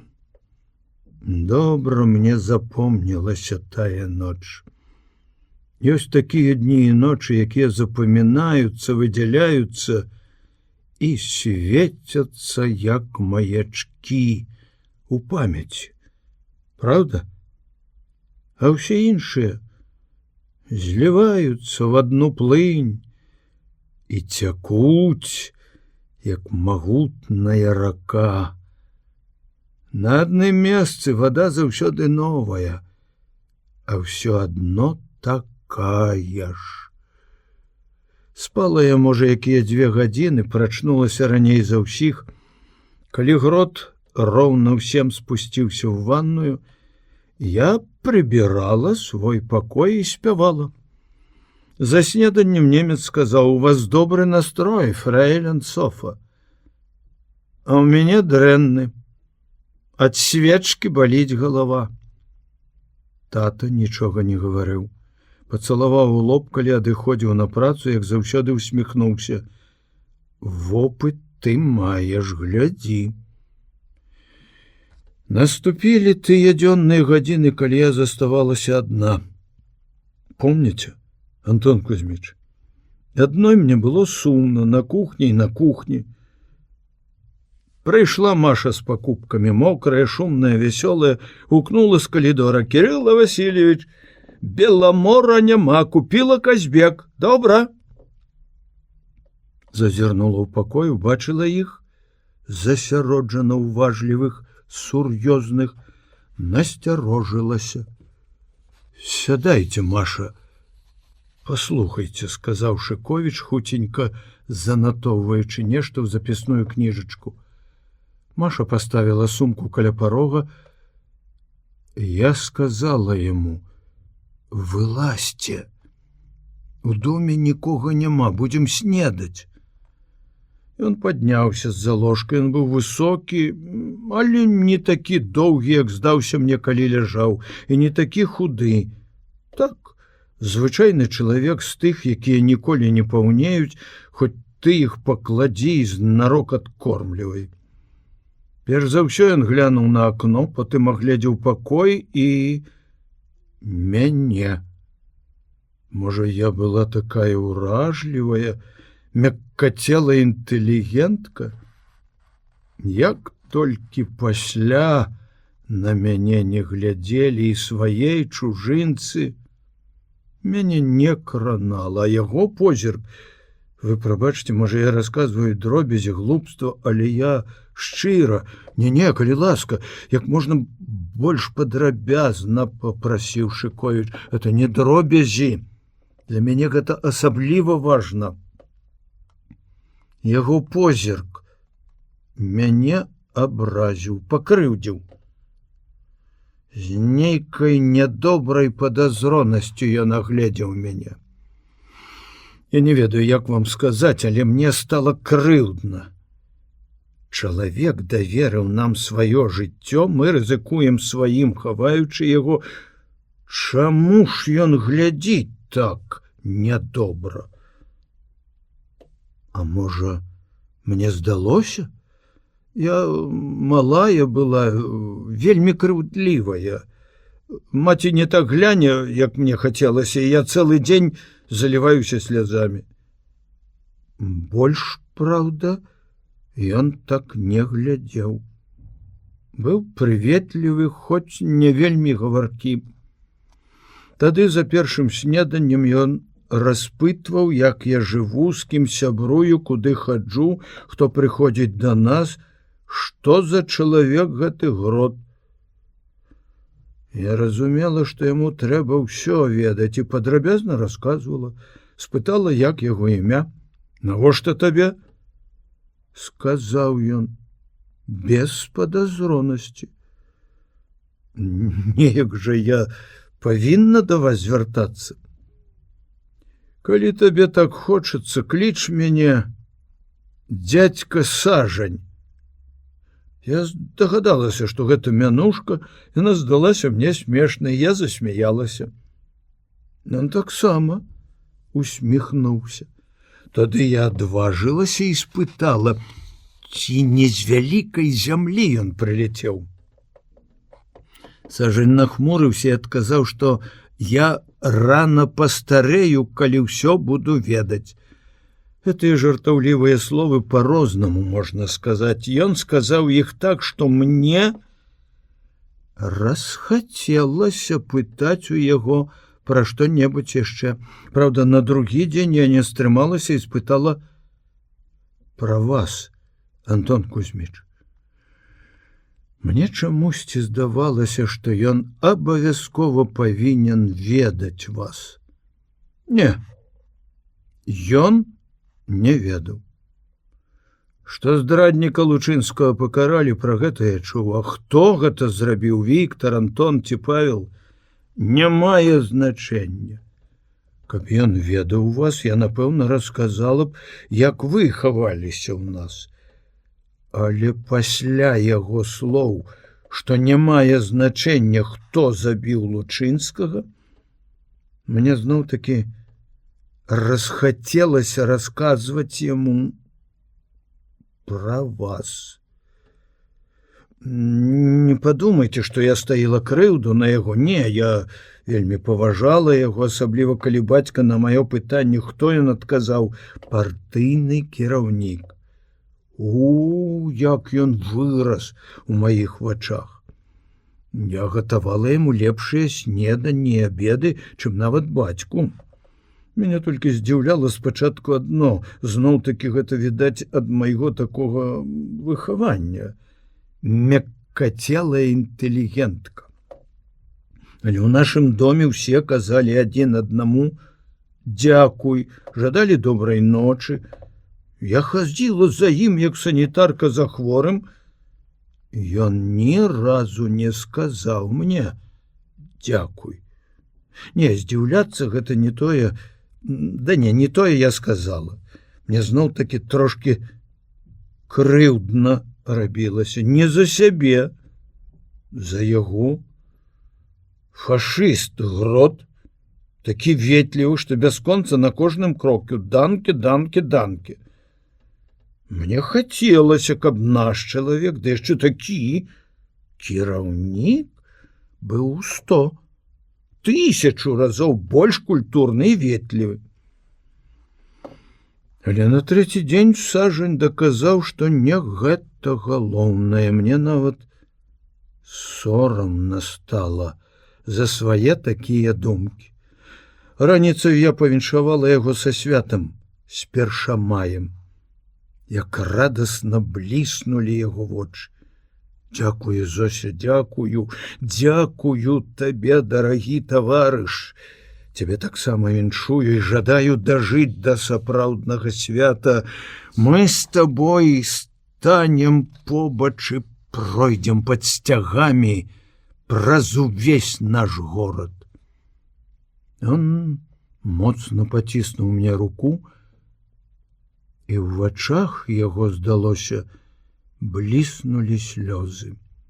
Я таксама ледзь стрымалася, каб не зараўці ад гора і шчасця. Бацька ў першы дзень прыйшоў абедаць на гадзіну раней. Гэтую гадзіну яны гутарылі, зачыніўшыся ў маім пакоі. У гэты ж час яны размаўлялі і на другі дзень. А на трэці, 1 мая, прыехаў Вася, шафёр санітарнай машыны. І Сажань паўгадзіны гутарыў з ім. Пра што? Я не ведаю. Вася выйшаў з пакоя з добрай усмешкай, паказаў мне язык, як малой. Потым, кіўнуўшы назад на дзверы майго пакоя, выставіў вялікі палец, маўляў, во які чалавек. Тады паказаў на гарышча і секануў далоняй па горле. Я зразумела, з такімі мы хутка зробім фашыстам чык-чырик. Але мяне рассмяшыла гэтая размова жэстамі. У доме ж нікога больш не было. В адказ на мой смех ён уставіў вялікія пальцы ў вушы. І вось так памахаў далонямі. Это, мабыць, значыла, што я несур'ёзная, дурніца. Я пакрыўдзілася і паказала, што ў яго пуста ў галаве. Ён зняў сваю замасленую кепачку і тэатральна пакланіўся, але з ганка вярнуўся, працягнуў мне коробачку і сказаў сур'ёзна: гэта вам, Зося, ад мяне. У коробачцы былі мятныя цукеркі. На 4-й дзень все было як звычайна. Раніцаю бацька і Грот пілі каву. Хвалілі нейкае новае нямецкае лекарства, не помню якое. Першы пахваліў бацька. Гроту гэта вельмі спадабалася. Яны разам выйшлі з дому. Я карміла снеданнем дзядзьку Сажаня. Перад абедам бацька зноў гутарыў з ім. У часе абеду Сажань быў заклапочаны. І раптам вельмі даверліва паведаміў мне, што яму ніяк не могуць дастаць надзейнага дакумента, і ён не можа выйсці з горада, бо ўсюды заставы, а ў горадзе ўсё яшчэ ідуць арышты. Сумна пажартаваў: ем хлеб дарэмна. Мала што ў гэты раз зрабіў, і хлопцы недзе непакояцца, што са мною. Бацька ўвечары прыехаў раней, чым звычайна, на той жа санітарнай машыне. У нашым цесным завулку машына доўга паварочвалася, буксавала ў гразі, і тата доўга не заходзіў у дом. Я чула, як ён перамаўляўся з шафёрам. Нарэшце машына пайшла, тата ўвайшоў стрывожаны, нават спалоханы. такі? Ён не быў яшчэ ніколі. Я спытала, што здарылася. Ён заспакоіў: нічога, нічога, дачка. А сам адразу пайшоў да яго. Праз колькі хвілін яны выйшлі, і Сажань упершыню агледзеў увесь дом, нават падняўся ў пакоі Грота. Неўзабаве зноў прыехаў Вася. Бацька адчыніў вароты, ён заехаў пад самы ганак, зноў зваліў мяшок бульбы, сказаў бацьку: аглядалі двойчы, адсюль і сюды, злосныя, як сабакі. Падымі хлопцаў. Калі да ночы нічога не здарыцца, мы выведзем яго на элеватарную. Яшчэ пра нешта яны шапталіся. Калі Вася паехаў, я зноў спытала ў бацькі, што ўсё ж такі іх устрывожыла. Арыштавалі нашых людзей. Каля дома шнырае тайны агент паліцыі. На Пушкінскай правяраюць дакументы, тройчы агледзелі нашу машыну. Сажань перамясціўся ў пограб. Пад домам у нас вялікі пограб. Лазілі ў пограб з кухні, але на двары каля сцяны быў люк для вентыляцыі, і бульбу ўвосень праз яго ссыпалі. Ён быў яшчэ закрыты з зімы, люк. Бацька адкрыў яго. Потым сказаў мне разведаць сцежку. Была ў мяне патаемная сцежка, па якой я бегала яшчэ да вайны да адной сваёй сяброўкі-аднакласніцы. Адстаўляла дошку ў паркане, пралазіла ў суседні сад, такім жа чынам з таго саду у вішнёвы завулак, потым на Клімаўскую і сюды на элеватарную да ракі. Але прыехаў Грот. Ён часам прыходзіў пехатой, пакідаючы машыну ў шпіталі. Часам прыязджаў, машына начавала ў двары. У той вечар, як на злосць, ён доўга корпаўся ў ёй, нешта рамантаваў, мыў.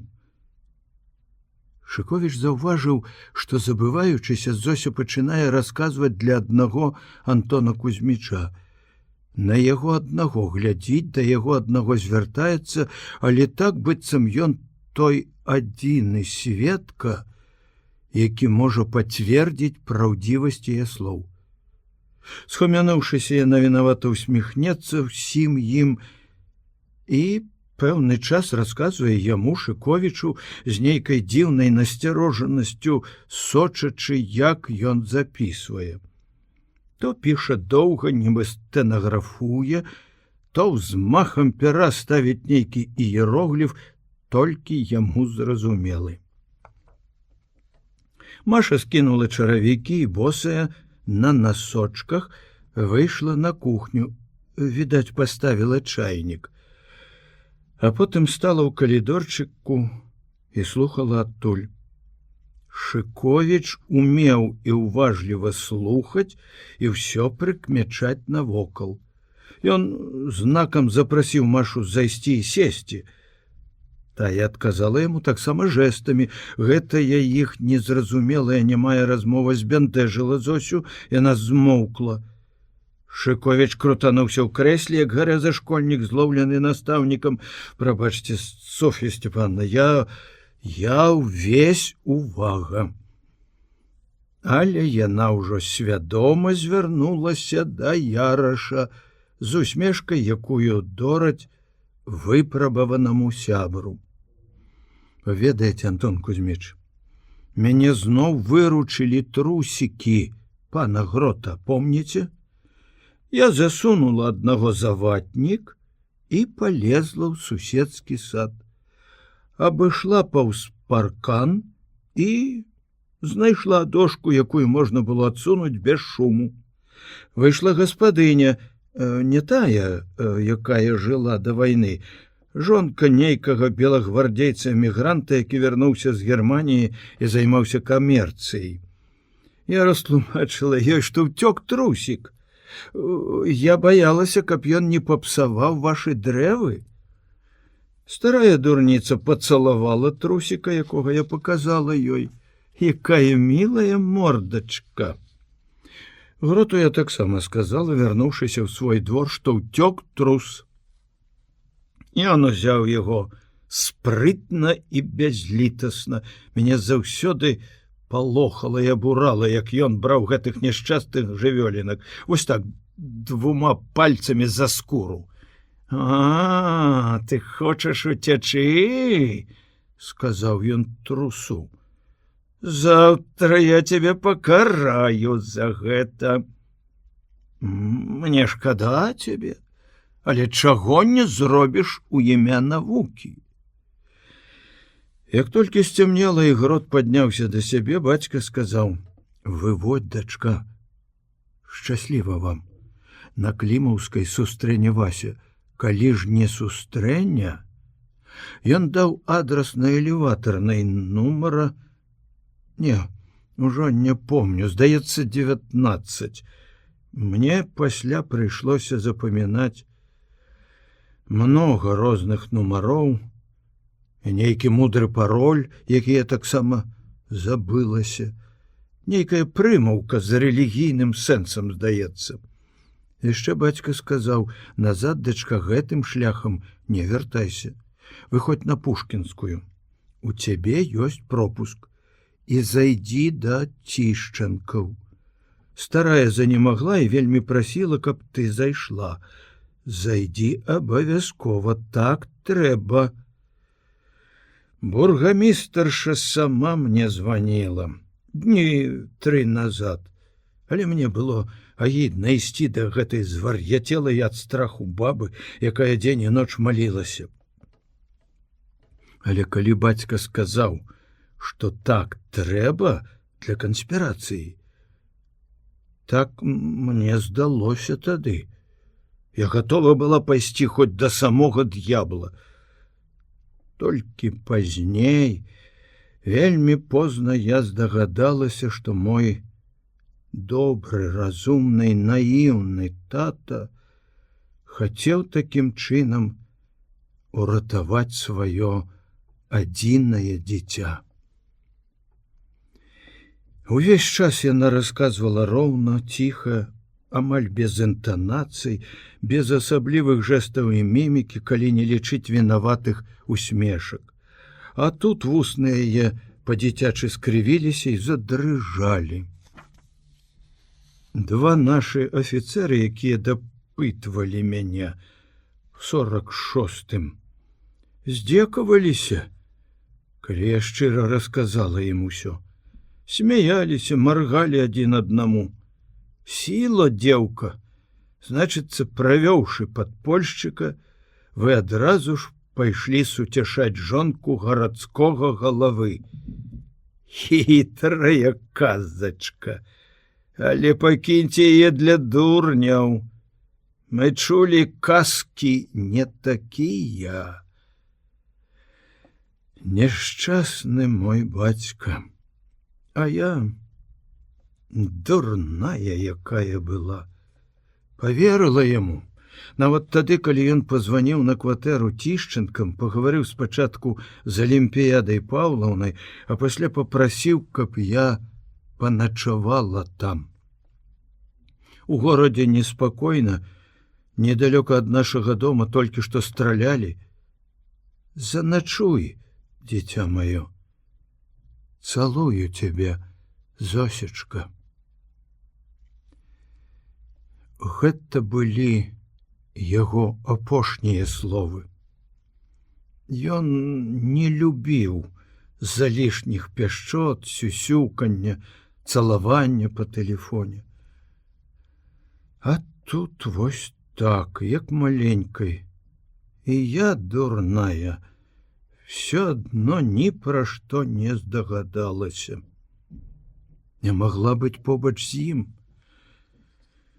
Магчыма, ён адстрэльваўся, калі яны варваліся, і апошнюю кулю.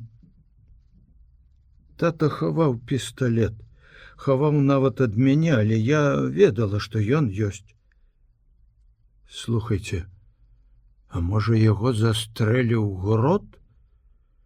Немца не было на пахаванні. Все знаёмыя былі, з гестапа былі адусюль аднаго яго не было. А што Сажань, Соф'я Степановна? Правялі вы яго? Спытаў Шыковіч, каб вярнуць яе да паслядоўнасці. А як жа? Мы выйшлі на Вішнёвы, цёмна было, ні агеньчыка, замаскіравана ўсё. Я пачула, што за намі нехта ідзе, мы пабеглі. На Клімаўскай нас сустрэў Вася. З'явіўся як з-пад зямлі, я сказала яму, што нехта ідзе. Ён адказаў, што гэта свае. З-пад палы бліснуў ліхтарыкам в адзін бок вуліцы, потым у другі, яму адказалі адтуль і адтуль.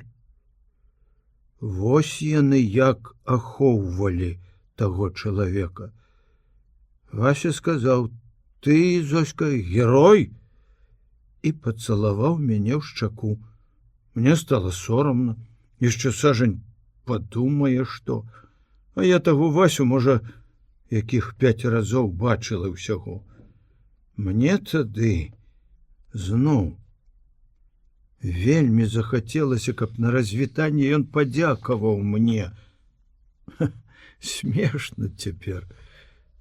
Ён не сказаў звычайнага дзякуй. Ён сціснуў маю руку і сказаў: «Всяго добрага табе, Зося, скончыцца вайна, сустрэнемся». Разбудзіла мяне бургамістарша рыданнем. Упала на калені перад маім ложкам: «Мужайся, дзетачка, Бог міласэрны». Ён усё бачыць. Партызаны. Ой, забілі твайго бацьку. Я не закрычала.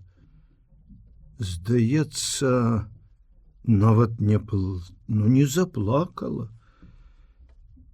В адзін міг я ўсё зразумела. У той міг я пасталела, можа, на 20 гадоў, шаптала сабе: мужнасць, толькі мужнасць. Прасіла Бога, у якога я не верыла, каб ён даў мне яе гэтую мужнасць, каб я здолела ўсё перажыць і маўчаць, маўчаць, маўчаць. Ашалела я ад жаху баба, угаворвала мяне ў тую ж хвіліну ўцячы з ёй на край свету, манастыр. Яна ведае такі манастыр.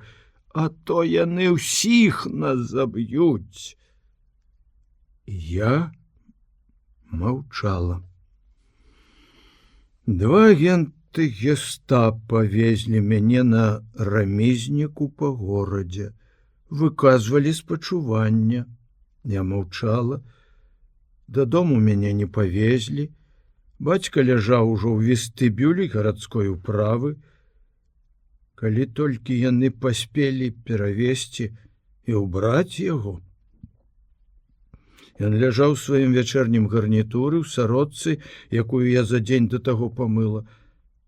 Толькі гальштук чужы, бабачка. Тата ніколі не насіў бабачкі. Да вайны гэта было не модна, і мама, напэўна, першая пасмяялася б. На твары яго застыў спакой. Не было ні пячаці страху, ні пячаці пакут. Відаць, ён памёр адразу. Толькі чамусьці пасінела левая скроня. Я спытала ў начальніка паліцыі Магнатова, куды трапіла куля. Ён паціснуў плячамі. У сэрца. У самае сэрца, адказаў адзін з тых, што не адыходзілі ад мяне ні на крок. Бандыты стралялі ва ўпор. Да мяне падыходзіла вся здрадніцкая сволач, выказвала спачуванне. Раней яны здаваліся мне смешнымі і дурнымі, гэтыя людзі. У той дзень я адчула, што такое нянавісць. О, як я іх ненавидела! Мне хацелася пляваць на іх, біць па мордах. Але я маўчала. Я мусіла маўчаць. Калі з'явіўся фельдкамендант, пстрыкалі фотоапараты. Ён не падышоў да мяне. Спачуванне паднёс перакладчык. Мне запомніўся позірк афіцера гестапаўца. Ён доўга сачыў за мной, і я чула гэты позірк, глянула на яго. Ой, якія ў яго былі вочы! Ён усё ведаў і смяяўся. Злосна, нахабна, пераможна, вочы яго смяяліся. Скажыце, навошта ім спатрэбілася гэтая камедыя з пахаваннем? Зося змоўкла і чакала адказу ад Шыковіча, на яго глядзела. Адказаў Яраш. Правакацыі былі розныя. У залежнасці ад фантазіі таго, хто іх арганізоўваў. Бругер быў з фантазіяй, я ведаю. У маі 43-го Бругера ўжо не было, удакладніў Шыковіч. Начальнікам гестапа быў Гільберт, штурмбанфюрер. Вы таксама былі ў падполлі? Здзівілася Зося. Не, я пішу кнігу.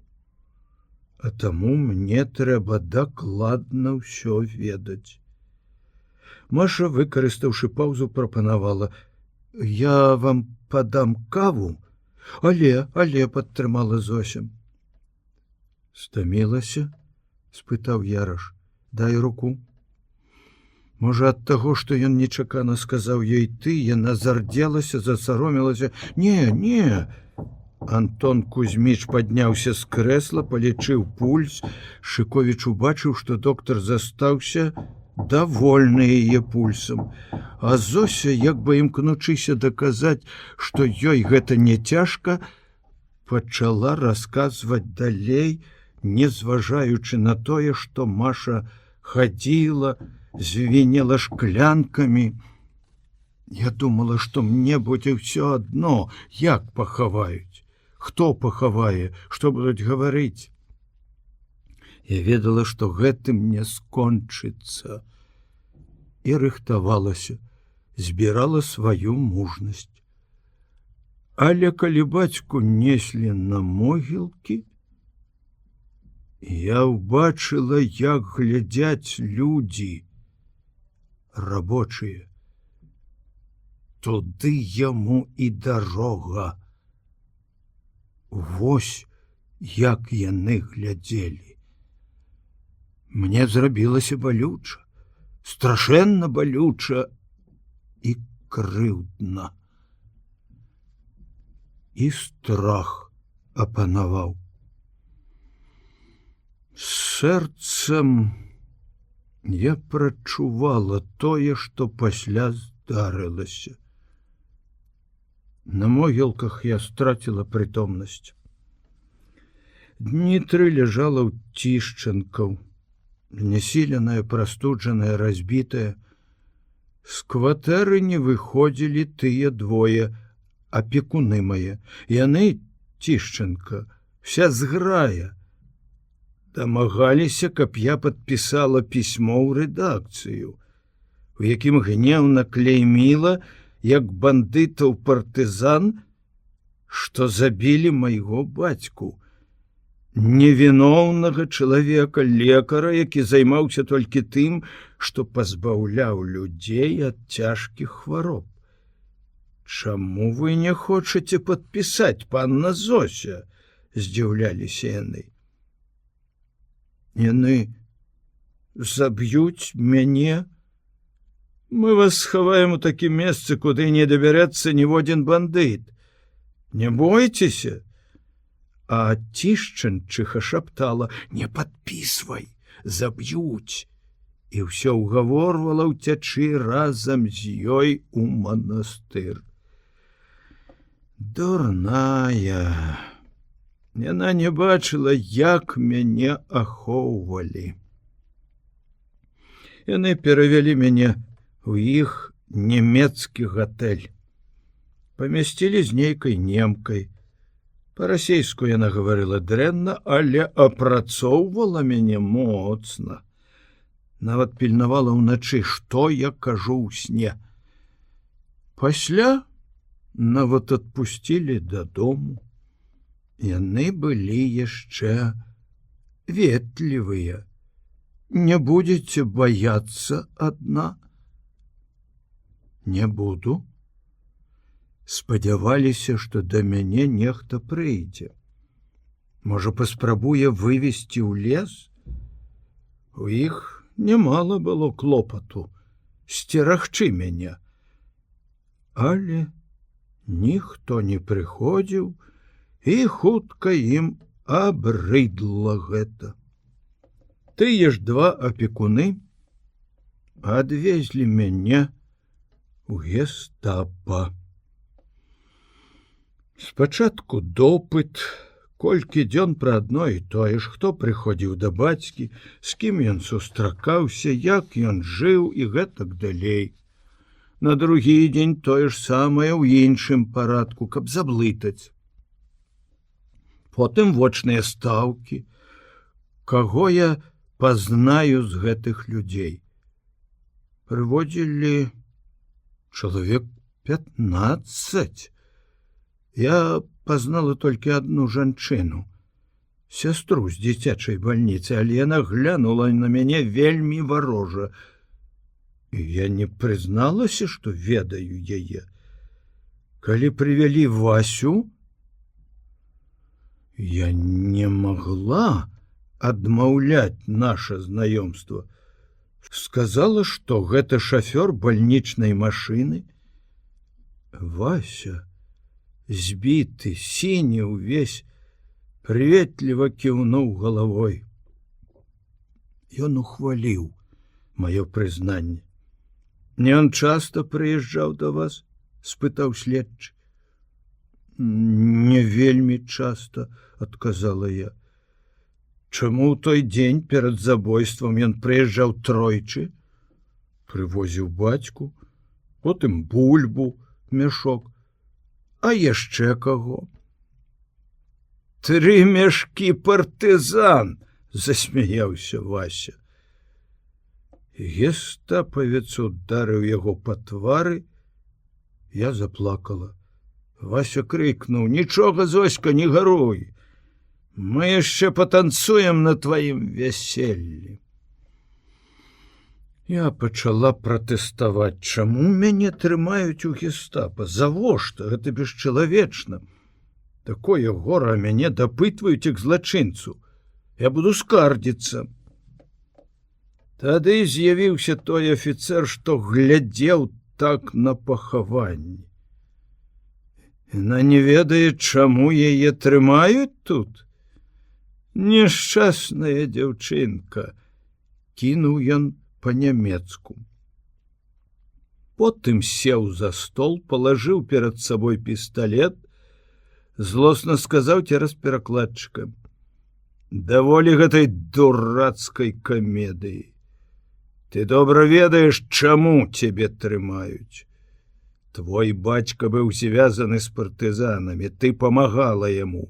У вас хаваўся камісар, мы злавілі яго, ён вам усім прызнаўся». Хто ж забіў майго бацьку? Ён падскочыў: «Шкадую, што гэта зрабіў не я». А хто? Яна што? Вырашыла дапытваць мяне? Спытаў афіцэр у перакладчыка. Я сказала па-нямецку: «Я хочу знать, хто забойца майго бацькі. А камісара вы выдумалі, калі грот хірург шпіталя і ёсць той камісар, тады так, ён хаваўся ў нас. Ён наблізіўся да мяне, доўга і пранікліва глядзеў у твар, у вочы, потым расцёр у мяне на шчацэ запаленую цыгарету, працадзіў праз зубы: «Ох, якое салодай! Я распяў бы цябе, сучка, на крыжы! Але сёння мне не да цябе. Табой займуся я пасля. Падумай над сваім лёсам». І двойчы моцна ударыў па твары. На шчасце маё ці на няшчасце, гэты больш мной не займаўся. Дапытваў другі афіцэр. Я ўсё адмаўляла, білі. Не моцна. Адзін раз толькі драўлянымі абцугамі ціснулі пальцы. Гэта балюча. Пальцы і цяпер баляць. Зося падняла левую руку, паварушыла пальцамі. «Што ж вы не сказалі мне?» — дакорліва паківаў галавой Яраш. «Яны баляць, калі ўспомню. А так нічога. У лагерах таксама білі бізунамі, гумавымі палкамі. Мяне нядоўга трымалі ў турме. Тыдні 2. А потым лагер пад Баранавічамі. Потым майданак, пасля... Я ўжо нават не помню іх усіх лагераў, якіх была. Мяне чамусьці часта пераводзілі. Апошні жаночы лагер пад Гісенам. Нас вызвалілі амерыканцы. Вельмі можа быць, што яна ўсё-такі стамілася, а таму спяшалася як можна хутчэй скончыць свой расказ. Маша гэта адчула першай і шумна пляснула ў далоні, як бы ставячы кропку. «Таварышы, астывае кава!» Завод абавязаўся выканаць 10-месячны план да адкрыцця з'езда. Цэхі, змены, брыгады неслі перадз'ездаўскую вахту. Знешне як бы нічога не змянілася, хіба толькі абнавіліся лозунгі і заклікі. І больш іх стала ўсюды, на прахадной, у заводскім двары, у цэхах, у сталоўцы, у канторы. Але нават Славік з яго 2-месячным стажам адчуў новы рытм у рабоце. Менавіта рытм, бо раней нямала было і аўралаў. Добрыя і шчырыя працаўнікі мусілі часам прастойваць, простое, што недзе нехта нешта не дарабляў. Ці забеспячэнцы, ці транспартнікі, канструктары, ці ліцейшчыкі, механікі, ці планавікі. Зборшчыкам, якія па сутнасці завяршалі працэс вырабу станка, гэтае нешта недзе больш, чым каму давалася ў знакі. Славік неаднойчы ўжо чуў, як хлопцы з яго брыгады скланялі механікаў, а тыя, ў сваю чаргу, валілі віну на каго-небудзь другога. Але вось ужо колькі дзён усё ідзе як па масле, без запіначкі. Хлопцы працавалі з вясёлым уздымам. Гэты уздым захапіў і Славіка. Яго менш вучылі, больш даручалі работу, якую ён мог ужо выконваць самастойна. Гэта яму падабалася, і ён рабіў даволі старанна. Работа зборшчыка такіх унікальных, несерыйных станкоў тым і цікавая, што яна рэдка паўтараецца, што кожны дзень і кожную гадзіну Прыходзіцца рабіць нешта новае. Славік заўсёды ставіўся скептычна да розных лозунгаў і заклікаў. А цяпер хадзіў і уважліва перачытваў цытаты з праекта праграмы, як бы хочучы знайсці тыя словы, якія прымусілі ўсіх ад вахтёра да галыгі вось так працаваць па-новаму. Нават у сталоўцы сталі лепш карміць. Славік неяк сказаў у часе абеду сваім хлопцам: «Архімеды, растлумачце мне, чаму у вас не могуць увесь час вось так працаваць, роўна, рытмічна, каб не псаваць людзям нерваў». «Пачынае думаць, хлопчык», — кінуў Костя, калі Славік, выслухаўшы супярэчлівыя адказы, пайшоў у буфет купляць папяросы. «Толькі всё яго вось так». Ходас дастаў правай рукой цераз галаву сваё левае вуха. Генрых далікатна двума пальцамі паправіў пазалочаныя акуляры, хмыкнуў: «Але ж і артадокс ты, Іван! Быць бы табе прафсаюзным лідарам, бо ад усяго складанага ты ўмееш адмахнуцца». А Славік задаў пытанне, на якое не так проста адказаць. Адзін дурань можа спытаць такое, што не адкажуць 100 разумных. Але няхай яны паварушаць мазгамі, разумныя. Нечакана і чамусьці злосна сказаў Тарас. А то ў нас сапраўды некаторыя толькі перад святамі запускаюць вось гэтую кібернетычную машыну. Ён пастукаў пальцам па лбе на поўны ход. Ходас не адразу зразумеў, каго падтрымлівае брыгадзір, а Генрых пускаў з акуляраў вясёлых зайчыкаў на твары сяброў. Прычына рытмічнай работы завода 1244,6. Каб мы з табой, Іван, іх выявілі, раскрылі і апісалі, нам можна было прысвойваць дактароў навук. У тым і бяда, што мы іх не выяўляем, сказаў Тарас. Ну, давайте зробім пачатак. Костя любіў выказваць самыя нечаканыя прапановы і сам жартаваў з гэтага.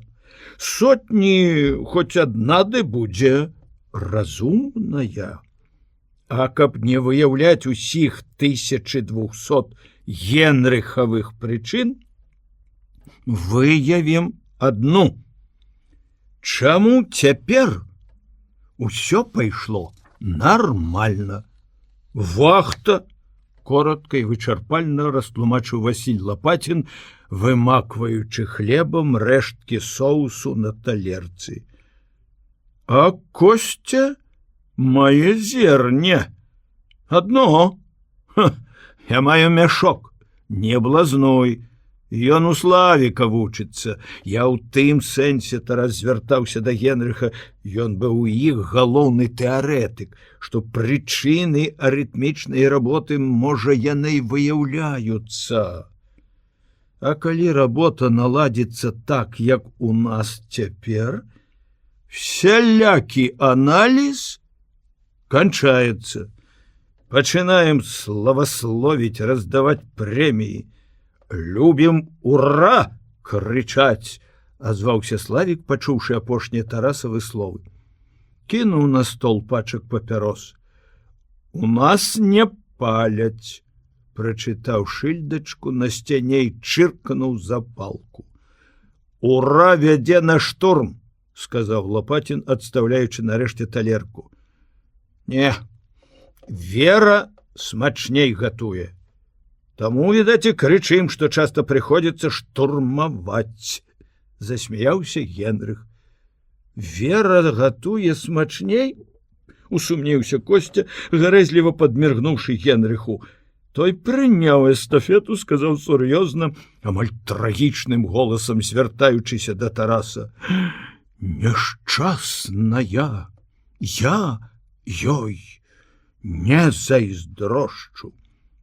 Лапатін, які не адчуваў гумару гэтак жа тонка, здзівіўся: «Каму? Веры? Чаму? Паспрабуй нагатаваць на такога абжору!» — бліснуў зубамі Костя. «Ой, ну і пустабрэхі!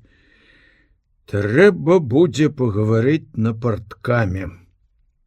Славіку падабалася, што ў брыгадзе ўмеюць і пажартаваць, і пагаварыць сур'ёзна, глыбока, і пераходы гэтыя ад жарту да сур'ёзнага і наадварот заўсёды нечаканыя, раптоўныя. Увогуле, яму ўсё больш і больш падабаліся хлопцы. Нават з Ходасам стала менш сутычак. Вось толькі з Тарасам. На другі дзень пасля дуэлі ён не пайшоў на работу. З такім вокам сорамна было на вуліцу высунуцца, не толькі на завод. Всю раніцу сварыўся з Ірай, якая даволі-такі злосна кпіла з яго ліхтара, не верачы, што ён зваліўся з матацыкла. Пайшла Іра ў інстытут, шукаў, куды маці схавала каньяк. Перавярнуўся ў кватэру. У шуфлядзе Ірынага стола пад старымі канспектамі знайшоў яе дзённік. З цікавасцю чытаў.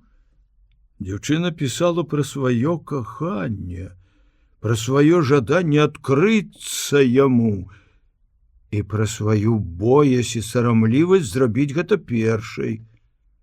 Славік доўга не мог уцяміць, хто ён. Займеннікі, што замянялі яго імя, Іра пісала з вялікай літары. «Звяртаецца як да Бога!» — смяяўся Славік, паціраючы рукі і калені ад злараднасці. «Вось цяпер ён жыцця не дасць сваёй дарагой сястрыцы. Не, ён прымусіць яе служыць, як вернага сабачку. Калі яна не хоча, каб ён выдаў яе тайну. Каб толькі яшчэ расшыфраваць імя яго». Нарэшце ён дайшоў да апісання таго дня, калі ўся брыгада і Маша абедалі на дачы. Іра больш не хавала яго імя. Адкрыццё ашаламіла Славіка. Знікла жаданне помсціць сястры, кпіць з яе. Наадварот, стала шкада дзяўчыну. Уразіла Ірыніна празорлівасць. Так, я адразу адчула ў гэтай рудой саперніцу. Маё няшчаснае каханне. Ты яшчэ не засвяцілася для яго і для ўсіх, а на цябе ўжо насоўваецца хмара. Не, ён Славік. Адпомсціць яму за сябе, за сястру. Але прачытаўшы, ужо без асаблівай цікавасці яшчэ пару старонак дзённіка, ён разважаў інакш. А можа, лепш зрабіць так, каб Ірына адкрылася яму, памагчы ёй? Тады можа здарыцца, што ён адмовіцца ад Машы. Славік лаяў сястру. Авечка! До 22 год дажыла, інстытут канчае, а паводзіць сябе як семікласніца, уздыхае, дзённічак піша. Ой, дурніца! Узлаваўшыся, шыбануў тоўсты сшытак на ложак, але праз хвіліну з пэўнай павагай палажыў дзённік назад у шуфляду. Всё пераблыталася. Сам чорт нагу зломіць. А стары конь скардзіцца, што няма цікавых сюжэтаў. Залез у нейкія архівы і ні храна не хоча, но не бачыць вакол сябе нічога. А тут такія трыкутнічкі будуюцца, пра любоў трэба пісаць, стары, калі хочаш, каб цябе чыталі. Параіў бацьку. Дакараў маці. А гэтая маралістка, як гусыня, толькі асцерагае, каб лішняе з'елі дзеткі і лішняе не выпілі. Жратвы поўны халадзільніка, но каб хоць на кампрэс дзе стаяла, дык не. І куды яна дзявала каньяк? Няўжо выліла, а? Бутэлькі ж няма?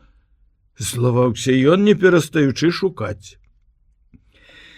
Урэшце Славік зразумеў, што ўсё гэта пошукі каньяку, выпіваць яму зусім не хацелася, развагі пра бацьку і маці, пра Ірына каханне, нешто іншае, як безнадзейная спроба адвесці думкі ад галоўнага. Што робіцца ў брыгадзе? Не прызнаючыся сам сабе, ён пакутаваў ад думкі, што Тарас усё раскажа, і абураныя хлопцы выганяць яго. Са здзіўленнем ён упершыню адчуў, што яму шкада пакідаць брыгаду. Куды ён пойдзе ад іх? Калі пад вечар да яго заглянулі Костя і Генрых, Славік спалохаўся, што яны хочуць, што прынеслі. А калі хлопцы шчыра па-сяброўску прывіталіся, і Генрых сказаў: «Ну, як? Косці цэлыя? Чорт вас нёс на гэтым матацыкле, а? Маглі ж на смерць разбіцца!» Славік траха не падскочыў ад радасці. Асабліва яго здзівіла і рассмяшыла, што яны аднолькава хлусяць. Ён таксама плёў шафёру, які падвозіў яго да горада, пасля сястры і бацьку, што упаў з матацыкла.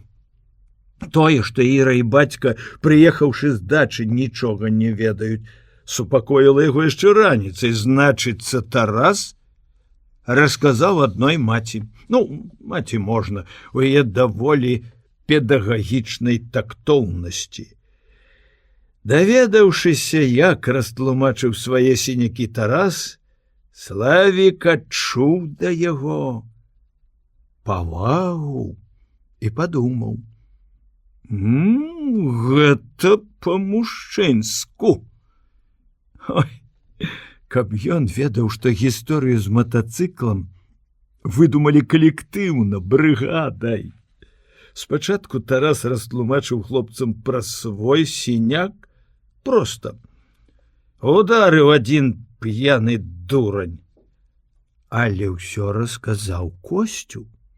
Была ў гэтага смяшлівага рамантыка дзівосная прыцягальная сіла.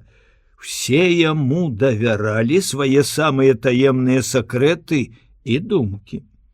Костя сказаў, што сітуацыя даволі сур'ёзная, а таму варта і абмеркаваць у брыгадзе.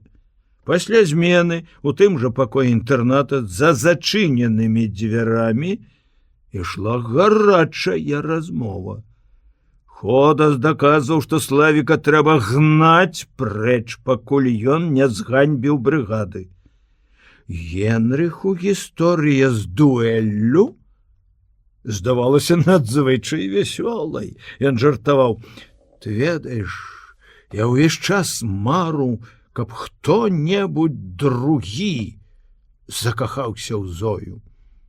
Выклікаў бы саперніка на дуэль, паказаў бы сваё рыцарства». Вася прызнаўся, што ён таксама заехаў аднаму па мордзе. Калі той пачаў занадта завіхацца каля Веры. Жах, ой, жах! Хапаўся за вушы Костя. Усе вы выходзіць з радзімымі плямамі, а? Плямамі праклятага капіталізму. Івана салам не кармі, дай залезці на высокую трыбуну. Славалюбства! Васіль баіцца ўласнай жонкі. Баязлівасць. Брыгадзір наш, замест таго, каб правесці выхаваўчую работу, выбівае вучню сківіцу. Адзін я, балбатун ты. Самая шкодная загана, ты любую справу утопіш у словах. Кажы сваю прапанову. Статус-кво. Усе застаюцца, як у Берліне да заключэння мірнага дагавору. Вы ўпалі з таго матацыкла, на якім я ўчора ездзіў да бацькоў. Усіх рассмяшыла Косцева прапанова. З ёй пагадзіліся, паспрачаліся аб другім. Лапатін прапанаваў, каб Тарас аб'явіў Машы байкот. Няхай не водзіць адразу двух. Тарас пачырванеў, разгубіўся. Костя сказаў, што такія пытанні нельга вырашаць калектыўна. Дамаўляліся, што ў нас не будзе тайны адзін ад аднаго, сказаў прасталінейны Ходас. Я не раблю тайны з таго, што Маша падабаецца мне, адказаў Тарас. Але, падхапіў Костя, это не значыць, што ён павінен дакладваць нам, пра што гаварыў з дзяўчынай. Так можна дайсці да таго, што патрабаваць у Васіля справаздачы. Пра што ён шаптаўся ўначы з жонкай? Это будзе ўжо не дружба, а гвалт, прымус. Можна ўзненавідзець адзін аднаго. Тады як зразумець, што Шыковіч працуе ў брыгадзе, а жыве як воўк, і ўчынкі воўчыя, а мы гуляем у хованкі. Я супраць любога індывідуалізму. Ходас ніколі не ўмеў так ясна аргументаваць свае думкі, як гэта рабіў Костя. Гаварыў траханя лозунгамі і ў сваёй упартасці часта быў непаслядоўны. Нікога нельга абавязаць быць шчырым і адкрытым, падсумаваў Тарас. Славік павінен паверыць у нашу шчырасць. Ён сказаў гэта і спалохаўся, а як яму, брыгадзіру, праявіць сваю шчырасць пасля таго, што здарылася? Славік таксама ішоў на працу са страхам, як яны сустрэнуцца. Не, нічога. Працягнулі рукі адзін аднаму, усміхнуліся. Знешне, як быццам нічого не змянілася, знешне. А што рабілася ў кожнага ў душы? Тарас стараўся перамагчы сваю непрыязнасць, але пакутаваў ад рэўнасці. Яму здавалася, што Маша сустракаецца з ім рэдка, неахвотна і сумуе, калі яны ходзяць па асенніх вуліцах.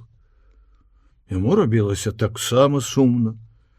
Ён падазраваў, што яна не перастае сустракацца са Славікам, хоць яна запэўнівала, што пасля таго ні разу не бачыла маладога Шыковіча. Але Тарасу ўспаміналася, як весела і легкадумна яна смяялася, калі ён расказваў ёй, што ў іх адбылося. Безумоўна, ёй падабаецца вось такі вясёлы, бесклапотны рызыкант і пазёр. То няхай бы сказала. Тарасу да болі было крыўдна, чаму яна, якая здалася яму такой разумнай, не хоча быць з ім да канца шчырай. Калі ў яе сэрцы няма кахання, ён згодзін застацца добрым сябрам, абы была шчырасць.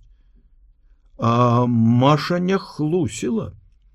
Славік званіў ёй, дамагаўся спаткання. Яна са смехам адказала, што баіцца яго, яшчэ застрэліш.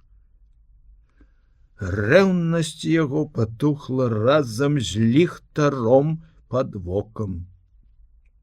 Але такі яе адказ моцна закрануў самалюбства. А, сабака, расказаў. От чакай жа, зноў злаваўся ён на Тараса, не верыў яго добразычлівасці, ставіўся з падазронасцю, чапляўся без усялякай прычыны. Ты чаму глядзіш на мяне так? Спытаў ён аднойчы ў Тараса, калі яны выпадкова апынуліся ў цесным праходзе паміж станкамі-волатамі. Вось тут бы ім і пагутарыць па шчырасці. Дык не, у кожнага гонар. А як? Я гляджу на цябе. Як? Як воўк на авечку. З такім замілаваннем. Хачу з'есці. Паломіш зубы. Турны ты, Слава. Ты вельмі разумны. Над іх галовамі з грукатам прайшоў кран, Славік падскочыў, схапіўся за круг і ўскочыў на станок. Ніна спыніла кран, высунулася з будкі, махала кулаком. Славік пасылаў ёй паветраныя пацалункі. За такую хлапчуковую выхадку трэба добра прабраць. А ён, брыгадзір, не можа сварыцца, каб не ўскладняць адносіны. Тарас упершыню падумаў, што відаць, Ходас мае рацыю. Такога не перавыхаваеш. Можа, ўсё было б добра, каб не яна, Маша. Стала яна паміж імі. Нінка спусцілася са сваёй будкі, закрычала на ўвесь цэх: «Калі вы камуністычная брыгада, дык і паводзьце сябе па-камуністычнаму. Я праз дурняў у турму не хачу садзіцца». На гэты раз Костя і Генрых, якія добраахвотна шэфствавалі над Славікам, добра такі намылілі карак яму. А на другі дзень Славік запрасіў Нінку у кіно. Яна доўга вагалася, але яе ніхто яшчэ з хлопцаў ніколі не запрашаў. І яна не ўтрымалася ад такой спакусы. Хіба мала пішацца ў кніжках, паказваецца ў кіно, што любоў пачынаецца са сваркі. Канец верасня выдаўся на дзіва цёплы. Здавалася, вярнулася лета, сапраўднае, не бабіна. Зацвіталі вішні, у лесе быў небывалы ўраджай грыбоў.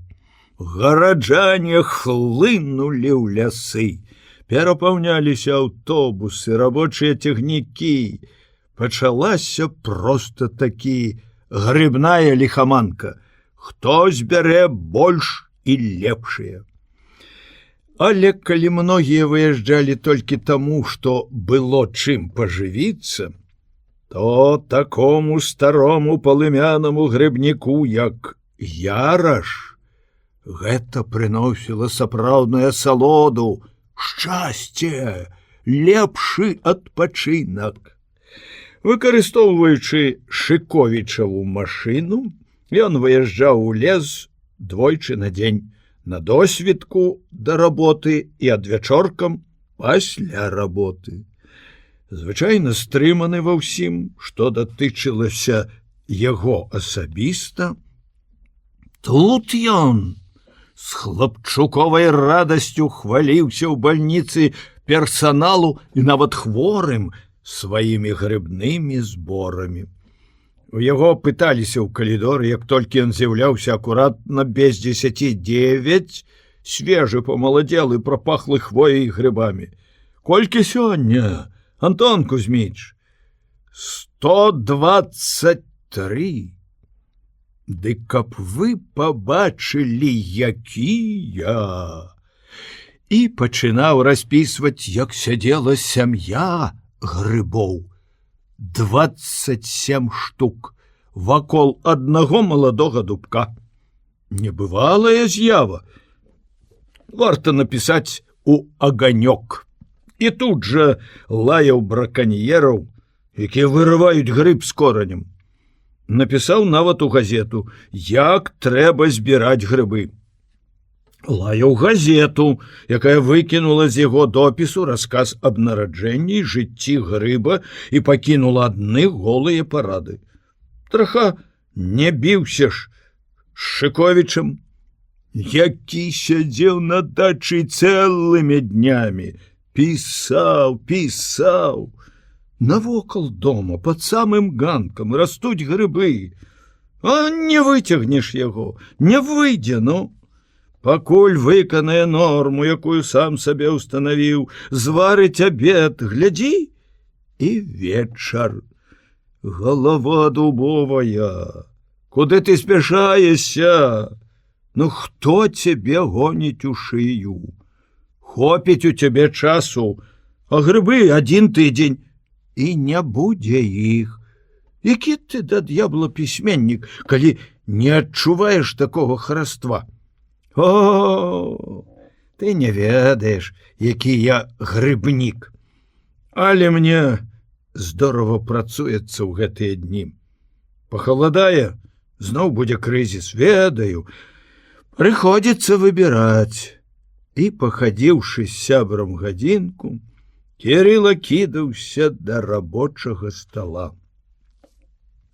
Аднойчы, калі Яраш у перадаперацыйнай расказваў пра сваю чарговую грыбную ўдачу, Маша попрасіла: Антон Кузьміч, возьмите нас з Зосей як-небудзь. Узяць Зосю? Цудоўная думка. Ён жа думаў пра гэта сам раней. Трэба паназіраць, як паводзіць сябе адрамантаванае сэрца ў розных умовах. Да таго ж Зося, напэўна, даўно не бачыла лесу. Чаму не даць ёй гэтую маленькую радасць? У жыцці ў яе так мала было радасці. Але тут жа мільганула думка пра жонку. Даведаецца, зноў будуць непрыемнасці. Узяць яе з сабой? З-за гордасці не паедзе. А ўсё адно будзе хвалявацца, перажываць, падазраваць. Не, лепш няхай не ведае. Яму стала сорамна ад сваіх ваганняў. І ён сказаў Маше: ну што ж, давайте поедем. Сёння ж. Зося села побач з Антоном Кузьмічом на пярэднім сядзенні, у новай сукенцы, якую ёй пашыла Маша, у шарсцяным світары гарчычнага колеру, са сваёй адмысловай двух'яруснай прычоскай, таксама Машына фантазія. Яна мела даволі прывабны выгляд. А Маша зусім выглядала элегантна, вузкія штаны, клятчастая куртка. Едучы па горадзе, Яраш падумаў з невясёлай іроніяй: не дай Божа ўбачыць Галіна, загінуў ты, Антон. Зося сустрэла прапанову аб паездцы з ціхім, але прыкметна радасным энтузіязмам. А пры выездзе з горада яе пачало ліхаманіць ад хвалявання. Не, гэта быў не страх, нешта іншае. Імчала машына, свістаў ветер, і ёй здавалася, што яна вось-вось узнімецца, паляціць у дзівосны край, дзе здарыцца нешта незвычайнае, што яшчэ раз зменіць яе жыццё. Але ёй было хораша, лёгка, і яна не хацела больш ніякіх змен. Ад гэтага ці яшчэ ад чагосьці яе апанавала хваляванне. Дробна задрыжалі плечы, яна сцялася, уціснулася ў сядзенне. «Зося, табе холодна?» – спытала Маша, якая сядзела за яе спиной. «На маю куртку». «Не, нічога, гэта так». «Зачынім шкло», – сказаў Яраш, круцячы ручку. «Прастудзіцца вам нельга, ні ў якім разе. Мне не холодна, я просто хвалююся». «Чаму?» «Не ведаю». Што ж урэшце не так ужо цяжка зразумець душэўны стан чалавека, які вярнуўся да жыцця і ўпершыню пасля такой хваробы і аперацыі выязджае за горад у лес. Яраш пажартаваў: «Бачыце, ехаць па грыбы таксама трэба мужнасць». Далёка ў глыбіні бароў яны не паехалі. Прыехалі да іх дачы, паставілі машыну. Шыковіча не было. Відаць, все-таки выбраўся ў лес. Маша, в якой з грыбамі звязаны радасныя і горкія ўспаміны. У першыя пасляваенныя гады грыбамі і за грыбы яна карміла ўсю сям'ю. Адразу ж кінулася ў лес, як у вір. Яна не ўмела шукаць так павольна і разважліва, як Яраш. У кожнага грыбніка свой стыль і метад. Праворная, хутка яна шнырыла пад кожным кустом і дрэвам, кружыла, рабіла петлі, хутка траціла ўсялякі кірунак і часта блудзіла. Яраш не любіў гэтак петляць.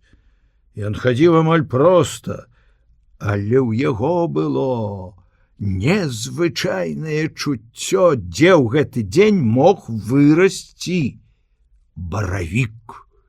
Ён ішоў на грыб ці грыбную сям'ю, як на радыёпелінг. «Заглянем мы вось сюды пад нашы дубы», – сказаў ён Зосі, як толькі яны адышлі ад дачы ў лес. Яна зразумела яго словы, як запрашэнне хадзіць за ім. Сапраўды, Яраш хацеў, каб яна была побач.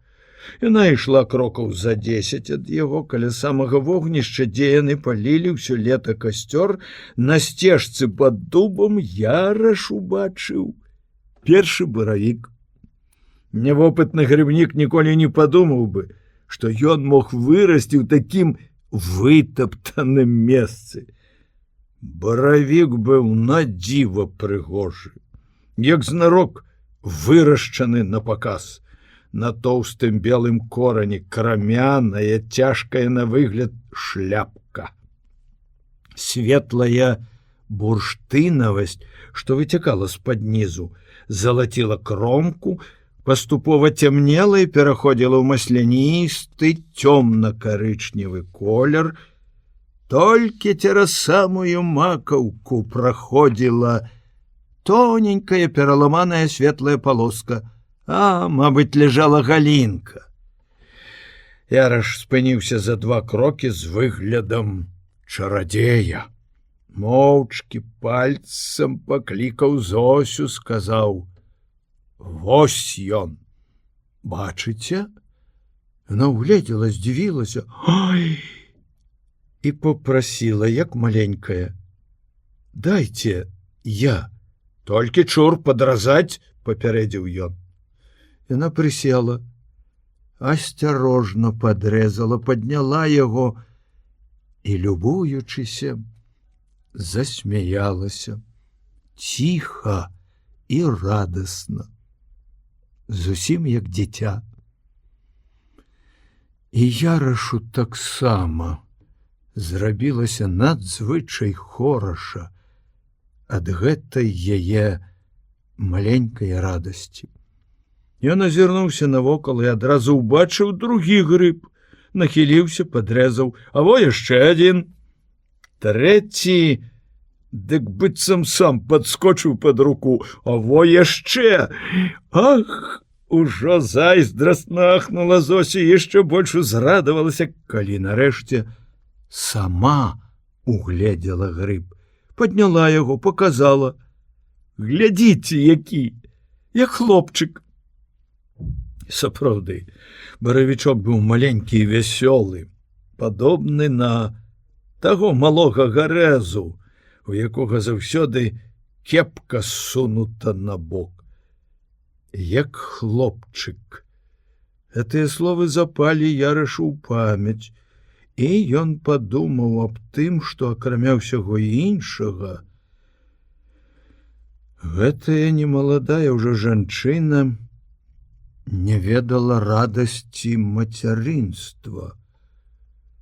Трэба будзе пазней паказаць яе Левіну і Шувалавай. Яго калегі, лепшыя ў горадзе тэрапеўт, спецыяліст па сэрцу і гінеколог.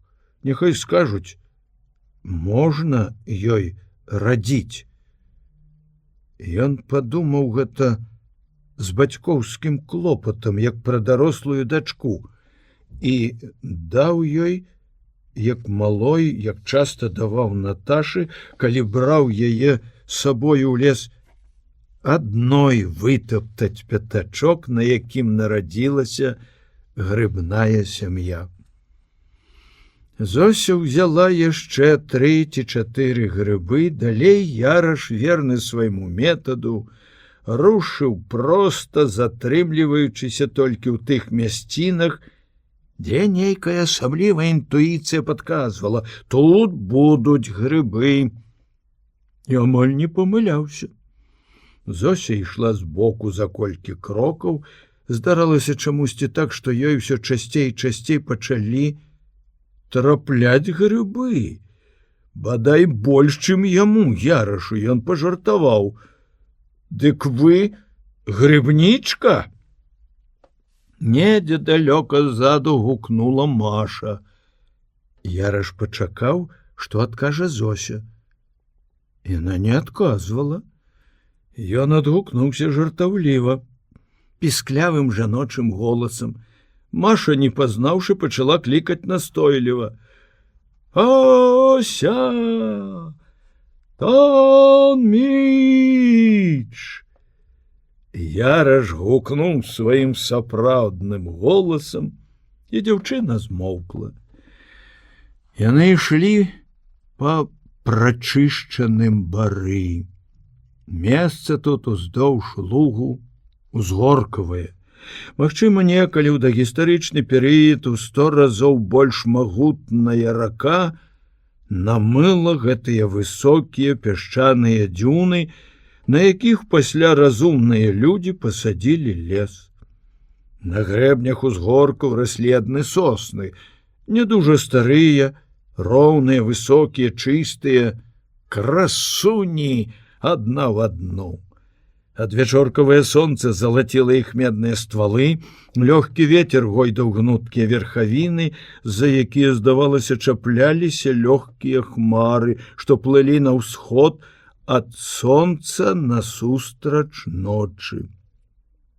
На зямлі, укрытай сухой гліцай, ляжалі дзівосныя карункі святла і ценяў, а ў нізінах побач з соснамі раслі дубы. Зрэдку бярозы, яны згушчалі лес, і на зямлі ляжаў густы цень. Але пад дубамі часцей трапляліся грыбы. Можа, на нейкі час Яраш забыўся на здароўе свае напарніцы і ішоў залішне хутка. Ап'янелая ад хвойнага і грыбнога водару, ад сонца і шчасця, Зося раптам спынілася, паставіла на зямлю торбачку і прытулілася спіною да сасны.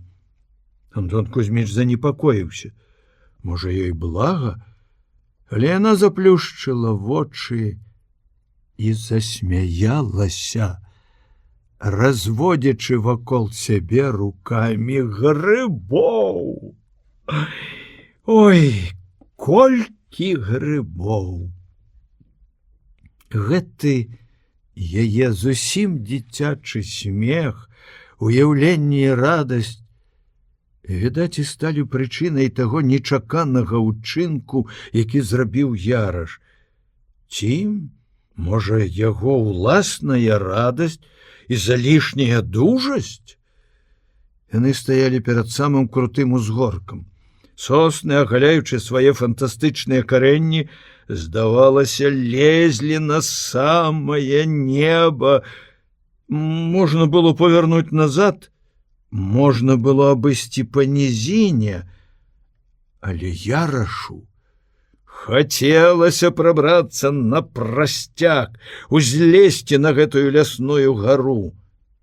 Але ж не даваць такую нагрузку яе сэрцу. Я ўзнясу вас туды, а назад мы пойдзем па лузе. Не паспела яна запярэчыць, як ён, ускінуўшы яе сумку у свой вялікі кош, лёгка, як колькі год назад, малую Наташку, падхапіў яе на рукі. Яна войкнула, устрапянулася, але не вырвалася, прыціхла. З'явілася пачуццё, якога яна не ведала. Яшчэ адна тайна жыцця, якая адкрывалася ёй. Ніколі не трымаў яе вось так мужчына, здаровую і шчаслівую. Зрабілася да неверагоднасці хораша і страшна. Боже мой, оказывается, жанчыны, сёстры яе маюць яшчэ і такое шчасце, блізасць любага, дарагога мужчыны. А яна не мела гэтага і наўрад ці будзе мець. Навошта ён робіць гэта? Навошта абуджае у яе гэтае пачуццё? Каб даць замест старых фізічных новыя душэўныя пакуты, магчыма, не менш цяжкія? Яна думала пра гэта, і аднак не рабіла спробы вырвацца. Яна раптам пачула яго сэрца і стаілася. Слухала яго ўсё часцейшыя, гучнейшыя ўдары. Ён узыходзіў лёгка і хутка. Яна адкінула галаву і ўбачыла, што верхавіны сосен кружацца, і воблачка кружыць на адным месцы. А можа, гэта закружылася ў яе галава? Доктар Яраш ведаў усе таямніцы чалавечага цела, да і душы таксама. Яму здавалася, што для яго ўжо няма ніякіх тайн і загадак. Ён узяў Зосю, як санітар бярэ хворую, як лекар. Ён клапаціўся пра яе сэрца, якое бачыў, трымаў на сваёй далоні. Яму было абсалютна ўсё адно, мужчына гэта ці жанчына. Але нечакана і ў яго з'явілася загадкавае пачуццё, незнаёмае, невыразнае, дзіўнае. Нешта як бы схвалявала яго, і сэрца забілася не так, як ён ведаў, павінна было біцца пры такім пад'ёме, з такім цяжарам Выдатны спартсмен, ён вельмі добра ведаў сваё сэрца, дакладна ўмеў разлічыць нагрузку яго. Што ж гэта яно выходзіць з-пад улады? Пачынае грукаць не так, як яму належыць. Старею, падумаў ён і асцярожна пусціў Зосю на зямлю. Каля дачы стаяла санітарная машына. Яраш з трывогай падумаў, няўжо ў бальніцы што здарылася. Закрочыў шпарчэй, але хутка ўбачыў, што на лавацы сядзяць Шыковіч, Гаецкая і незнаёмая жанчына. Пачуў вясёлы смех Гаецкай, спахмурнеў. Не хапала яшчэ яе тут. Зося адчула, як нечакана змяніўся яго настрой. Зразумела, што яму не спадабаліся гэтыя нечаканыя госці, спытала: «Хто гэта?» «Галоўны лекар трэцяй бальніцы, у якой ты ляжала».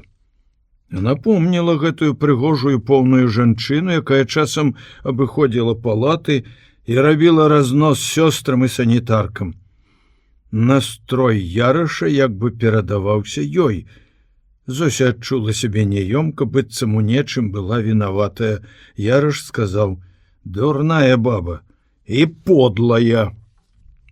Гэта яшчэ больш збянтэжыла Зосю. Быццам ёй даверылі тайну, ведаць якую зусім не трэба, нават небяспечна. Угледзеўшы Яраша і Зосю, Тамара Александровна паднялася, пайшла насустрач, прыветліва махаючы касынкай. «З уловам, Антон Кузьміч!» – праспявала яна. «Я не ведаю, як кажуць, Шыковіч. Як віншуюць грыбавікоў?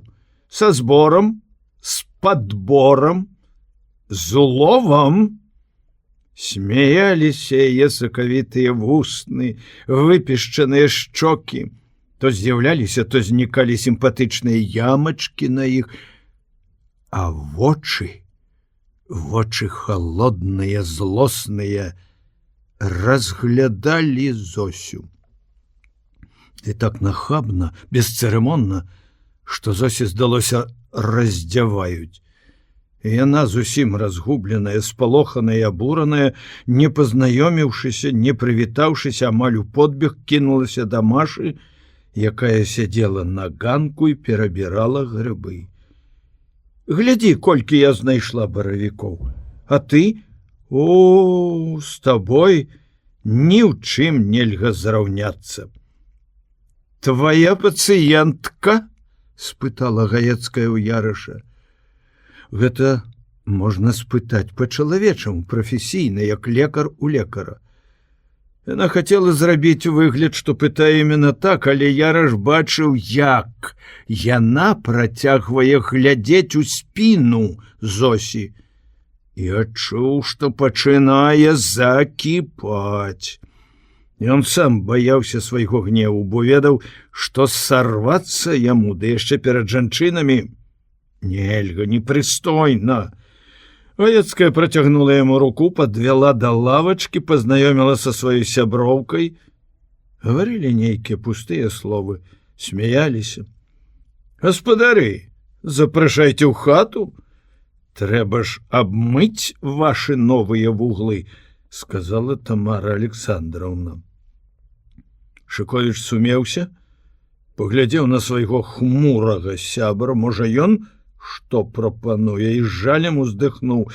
«Калі я працую, у мяне сухі закон. І каб быць далей ад спакусы».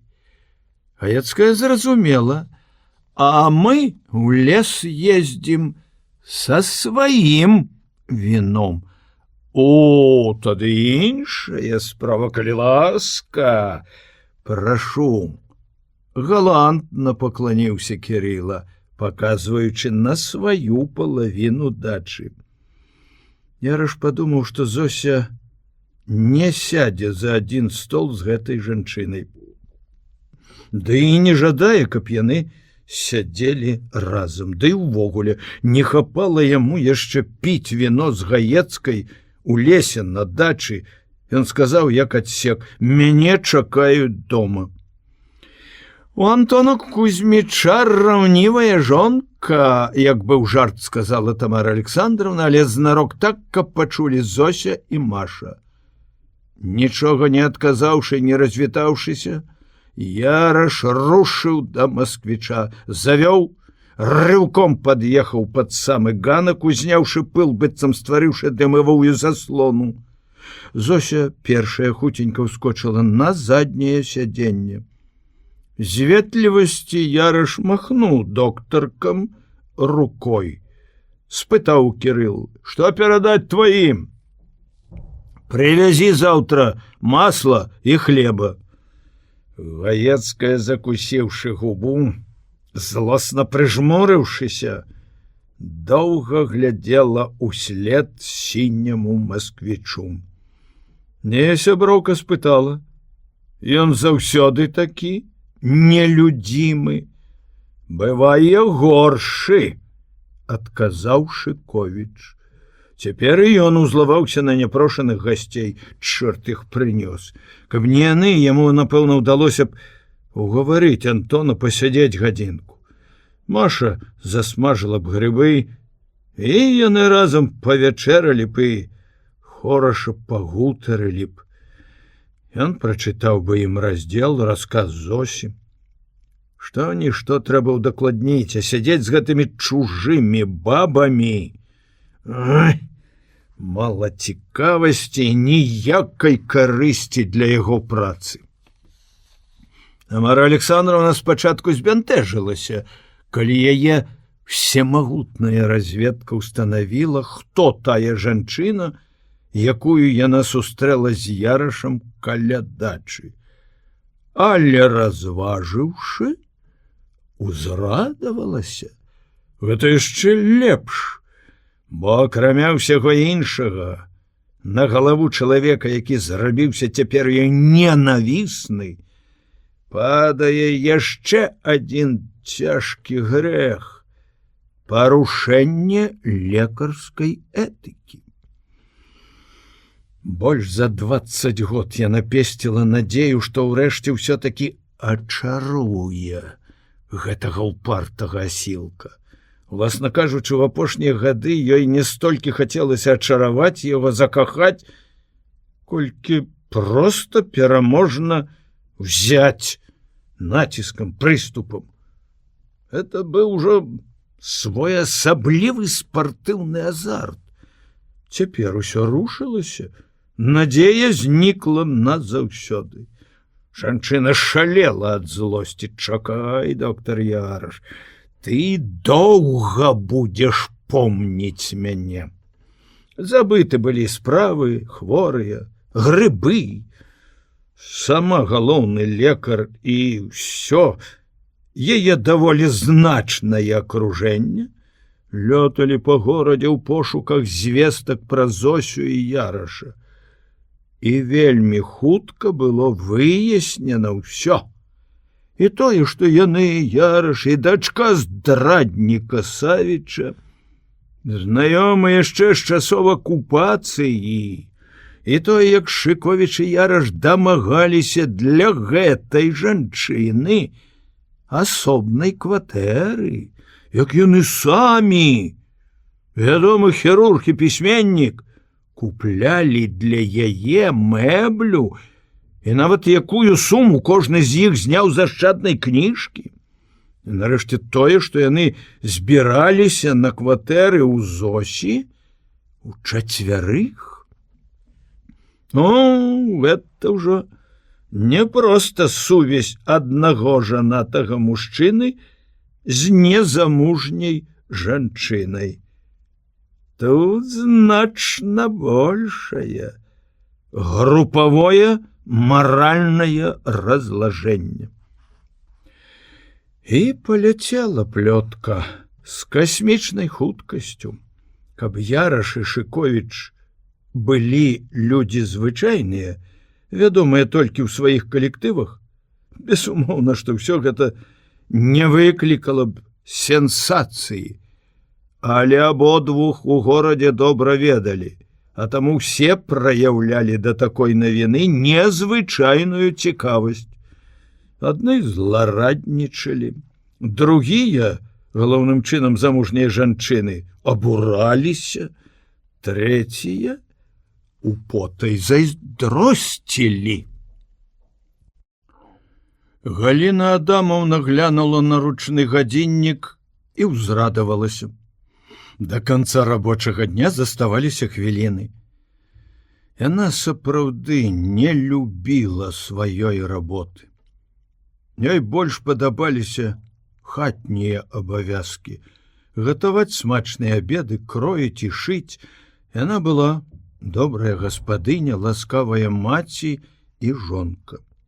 Думкі яе ляцелі дадому, што згатаваць сёння, каб страва аднолькава падабалася і Антону, і Віцю, і Наташы, густы якіх даволі розныя. 2 гадзіны нічога не ешце, сказала яна пацыенту, які паласкаў рот содавым растворам. У яе самой ніколі не балелі зубы. Можа, таму яна ставілася да сваіх пацыентаў з іроніяй, не верыла іх стогнам і пакутам. Яна двойчы раджала і ні разу не войкнула, а тут другі так енчыць, што брыдка слухаць. І да крывавых пляўкоў яна не магла прывыкнуць за ўсе 15 год сваёй работы. Жыла ў чысціні, і ёй быў агідны усялякі гной і бруд, фізічны і маральны, нават праяўленне звычайнай неакуратнасці. Сястра глянула за дзверы, таксама не без радасці паведаміла, што нікога больш няма, і пачала праціраць інструмент. Галіна Адамаўна падышла да ўмывальніка, закасала рукавы халата, узброілася шчоткай. У гэты момант шырока расчыніліся дзверы, і ўвайшла яна, Тамара Александровна. Сэрца ў Галіны адразу быццам адарвалася і упала ў нейкую гулкую пустэчу, ад чаго зрабілася балюча ў жываце. З крана лілася вада. Страшэнна непрыемныя струменчыкі холаду папаўзлі па спіне, як толькі яна падумала, што гэтая пышная прыгожая жанчына з нахабнымі вачамі, які яна многа год ненавідзела, прынесла ёй гора. У Галіны Адамаўны жыло цвёрдае перакананне, што з добрым намерам Гаецкая ніколі не з'явіцца. Тамара Александровна, прывітаўшыся, адразу па гаспадарку забралася ў зубалячэбнае крэсла, уселася, як царыца на троне, такая ж зяючая, як панікеліраваныя дэталі апаратуры. Галіна Адамаўна ўпусціла ў ракавіну шчотку, непаслухмянай рукой закруціла кран, падумала: калі ў яе зубы, чорт з ёй, не абавязкова для такой мыць рукі. Ніколі яшчэ і ні пра каго яна так не думала. Спытала холадна афіцыйна, як у зусім незнаёма і троху недарэчна: у вас зубы? У мяне зубы? З падкрэсленай іроніяй, бліснуўшы залатымі каронкамі, адказала Гаецкая. Ногі наліліся холадам, яны сталі непаслухмяны, але Галіна Адамаўна прымусіла сябе наблізіцца і ўзяць інструмент. Сястрычка, ідзі пагуляй, любая. Мне трэба нешта сказаць лекару, праспявала Тамара Александровна. Сястра глянула на Галіну Адамаўну. Той хацелася крыкнуць: не трэба, не выходзь! Але замест гэтага яна чамусьці, як вінаватая, збянтэжана апусціла вочы, і далікатная сястра ўміг знікла. Галя, дарагая моя, адразу пачала Гаецкая шчыра, ласкава, чым яшчэ больш насцярожыла Галіну Адамаўну. Я ведаю, ты ненавідзела мяне, але ты памылялася. Чаму яна кажа мне ты? Мы ніколі не былі з ёй у сяброўскіх адносінах. Ты глыбока памыляешся. Ніколі я не пасягала на твоё шчасце, ніколі не жадала табе кепскага. Твае і мае зайздроснікі плявузгалі табе, хацелі сутыкнуць нас ілбамі. Павер мне, Галечка, я твой лепшы друг, таму і прыйшла. Таму вырашыла сказаць, не люблю пляткарыць. Але калі закранаецца наш жаночы гонар... Галіна Адамаўна взялася рукой за штангу бормашыны, да болю сціснула яе. Чамусьці з'явілася жаданне ударыць Тамару Александровну. Вельмі блізка былі яе вочы, яе твар. Трэба адысці, загадала яна сабе, аднак баялася скрануцца з месца. Каб хто другі сказаў, не паверыла б. А то ж на свае вочы бачыла.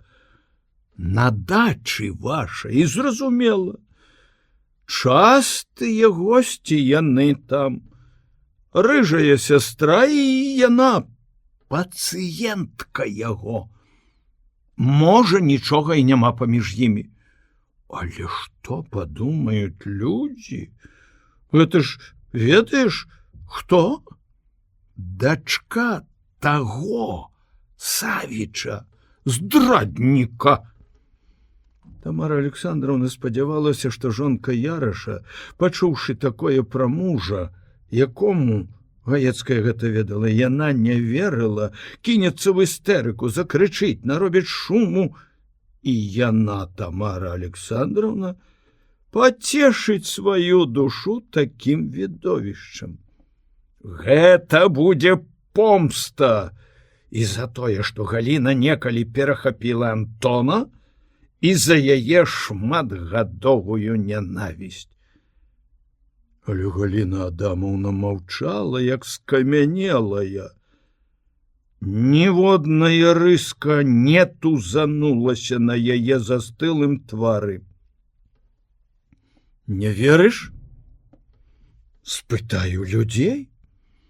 Ды хіба ты не ведаеш, што ён жыў у іх, у Савічаў, яшчэ в акупацыю?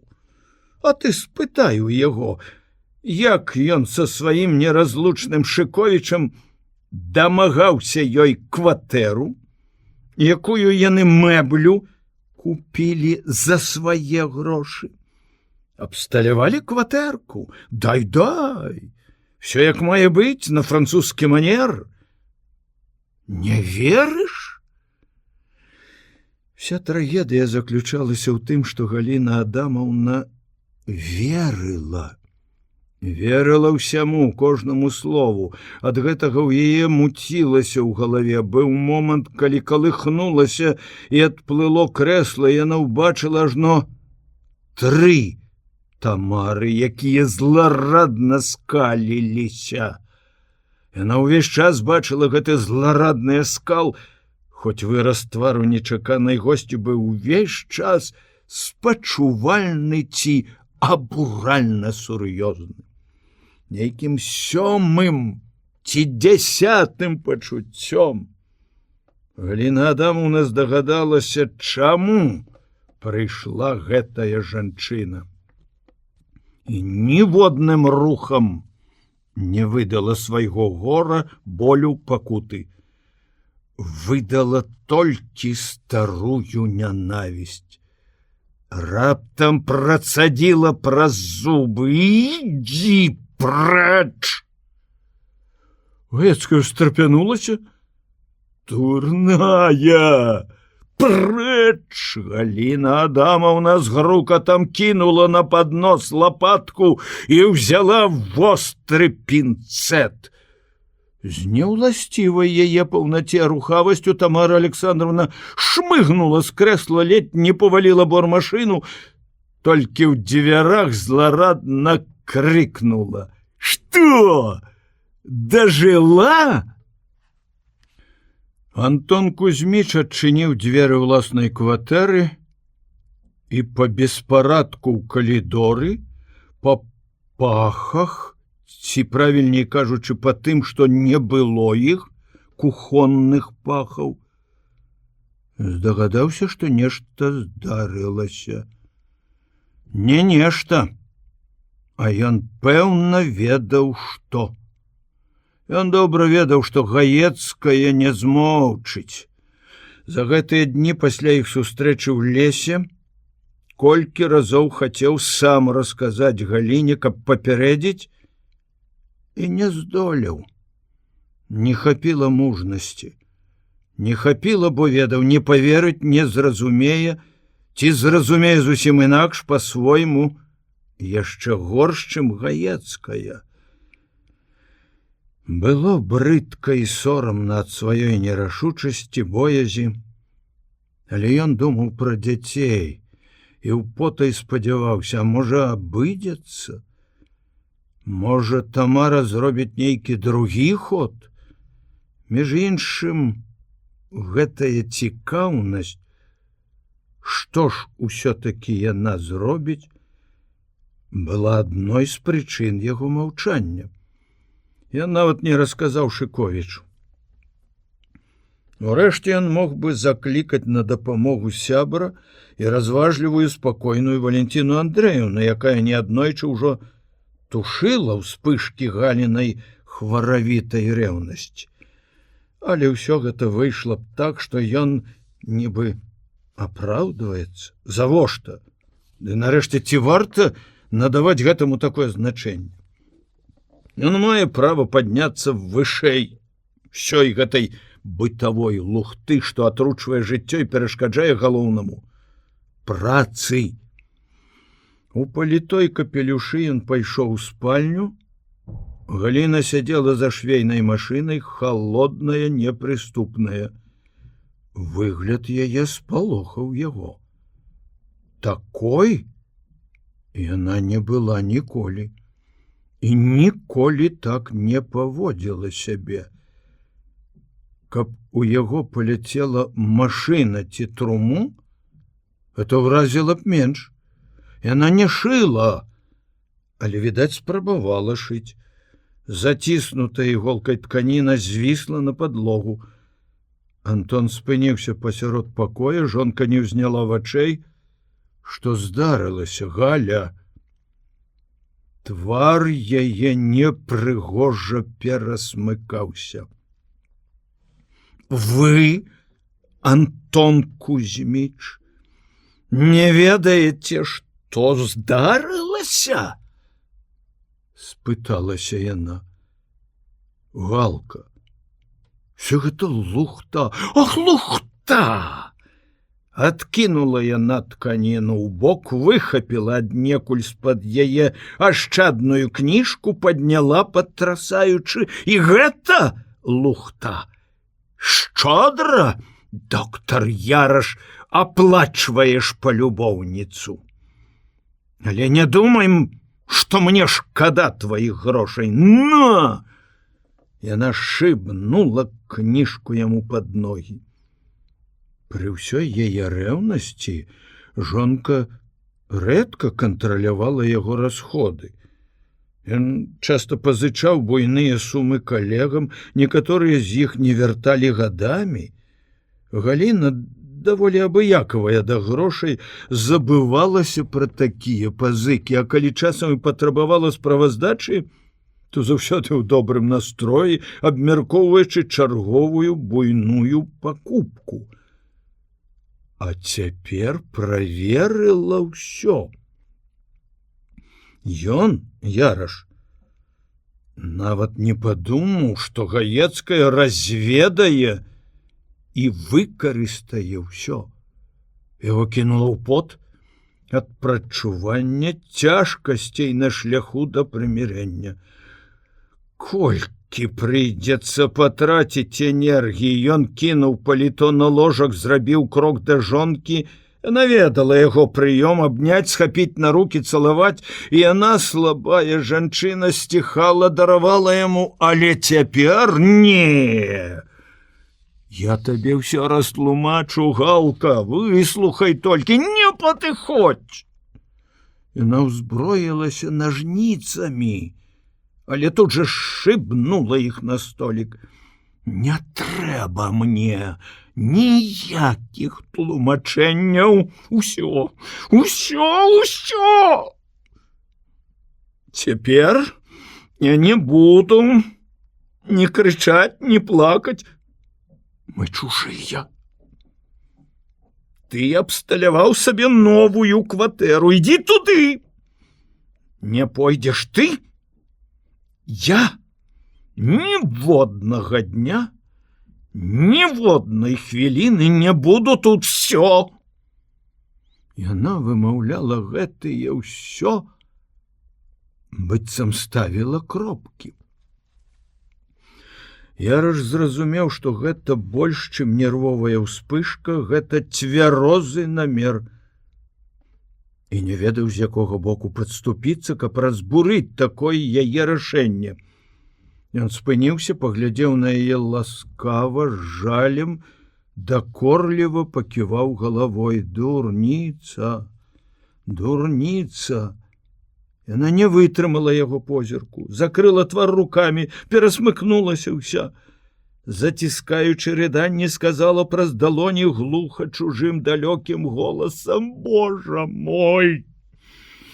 16 год жыла з гэтым чалавекам, аддала яму ўсё, а ён... Яму мала было гэтай тоўстай шлюхі, залатой сястры, ўсіх баб, якіх ён меў. Яму трэба яшчэ зблытацца з пацыенткай. Які жах, якая ганьба! Яна адкрыла твар і вельмі нядобра ўхмыльнулася. Але што я хацела ад таго, хто мог забіць, зарэзаць з большай лёгкасцю, чым я вырываю зуб? Гэта было ўжо занадта. Нават з яго нервамі і разважлівасцю вытрымаць такое нелёгка. Ён грымнуў на ўсю кватэру. Вы хаця падумалі б, якая яна жанчына, лекары задрыпаныя. І вылаяўся груба, злосна, як не лаяўся яшчэ пры жонцы ніколі. Ён не ведаў, што дома Наташа. Яна сядзела ў кабінеце, дзе заўсёды рыхтавала ўрокі, калі бацькі не было дома. Яна бачыла, у якім стане вярнулася дадому маці. Калі з'явіўся бацька і адразу накіраваўся ў спальню, дзяўчынка насцярожылася. Не, яна не стала падслухоўваць іх размову. З малых год бацька вучыў яе, што гэта нядобра. Але калі ён закрычаў, Наташа не вытрымала. Яна з'явілася ў дзвярах спальні ў чорным фартушку з бантикамі ў косах, стройная, высокая, у бацьку пайшла з ласкавай усмешкай на твары. Добры дзень, тата, мы не бачыліся сёння. Падбегла, паднялася на пальчыках, чмокнула ў шчаку. Твой тата падлюга! Не вытрымала Галіна Адамаўна, каб не шыбануць у мужа самы цяжкі камень. Яна не чакала, што камень можа паляцець у яе. Наташа адступіла ад бацькі, агледзела яго, потым маці, і зноў да бацькі, абняла за шыю, закрычала: Няправда! Няправда, няправда! Ён добры, разумны. А ты неразумная, ты раўнівая. Ты атручваеш яму жыццё. Наташка, хіба можна, сціхні. Антон Кузьміч сварыўся на яе, але прыціскаў яе, гладзіў худзенькія плечы, адчуваў, што сам захлынаецца слязамі. Дачка вырвалася, пабегла з пакоя, Галіна Адамаўна самлела. У яе здарыўся сардэчны прыступ. Валентина Андреевна атрымала ананімнае пісьмо. Немагчыма растлумачыць, чаму гаецкая жанчынам, якія сябравалі паміж сабой, паведаміла па-рознаму, адной яўна, другой ананімна. Нельга сказаць, што Валентина Андреевна ніколі не раўнавала Кірылу. Всё было ў жыцці, на тое яно і жыццё, але яна ніколі не траціла розуму і здольнасці разважаць, аналізаваць. Быў у яе вопыт і добрая жаночая мудрасць, калі ніводзін лекар не задумаўся, колькі патрэбна часу, каб пасля такой аперацыі чалавек вярнуўся да нармальнага, ненармальнага вясёлага жыцця, то яна адразу ж падумала пра гэта і першаму, чаму не паверыла, сувязі Яраша з Зосей. Кірыла і Маша прыпісалі б яе мужу любую другую жанчыну, Валентины Андреевны, магчыма, яшчэ узніклі б нейкія падазрэнні. Не бывае дыму без агню, але Маша... Яна бачыла дзяўчыну адзін раз, ведала, што яна сустракалася з Тарасам і Славікам, і раптам Кірыла? Не, яна з агідай, з нянавісцю да ананімшчыка адганяла гэтую брудную плётку.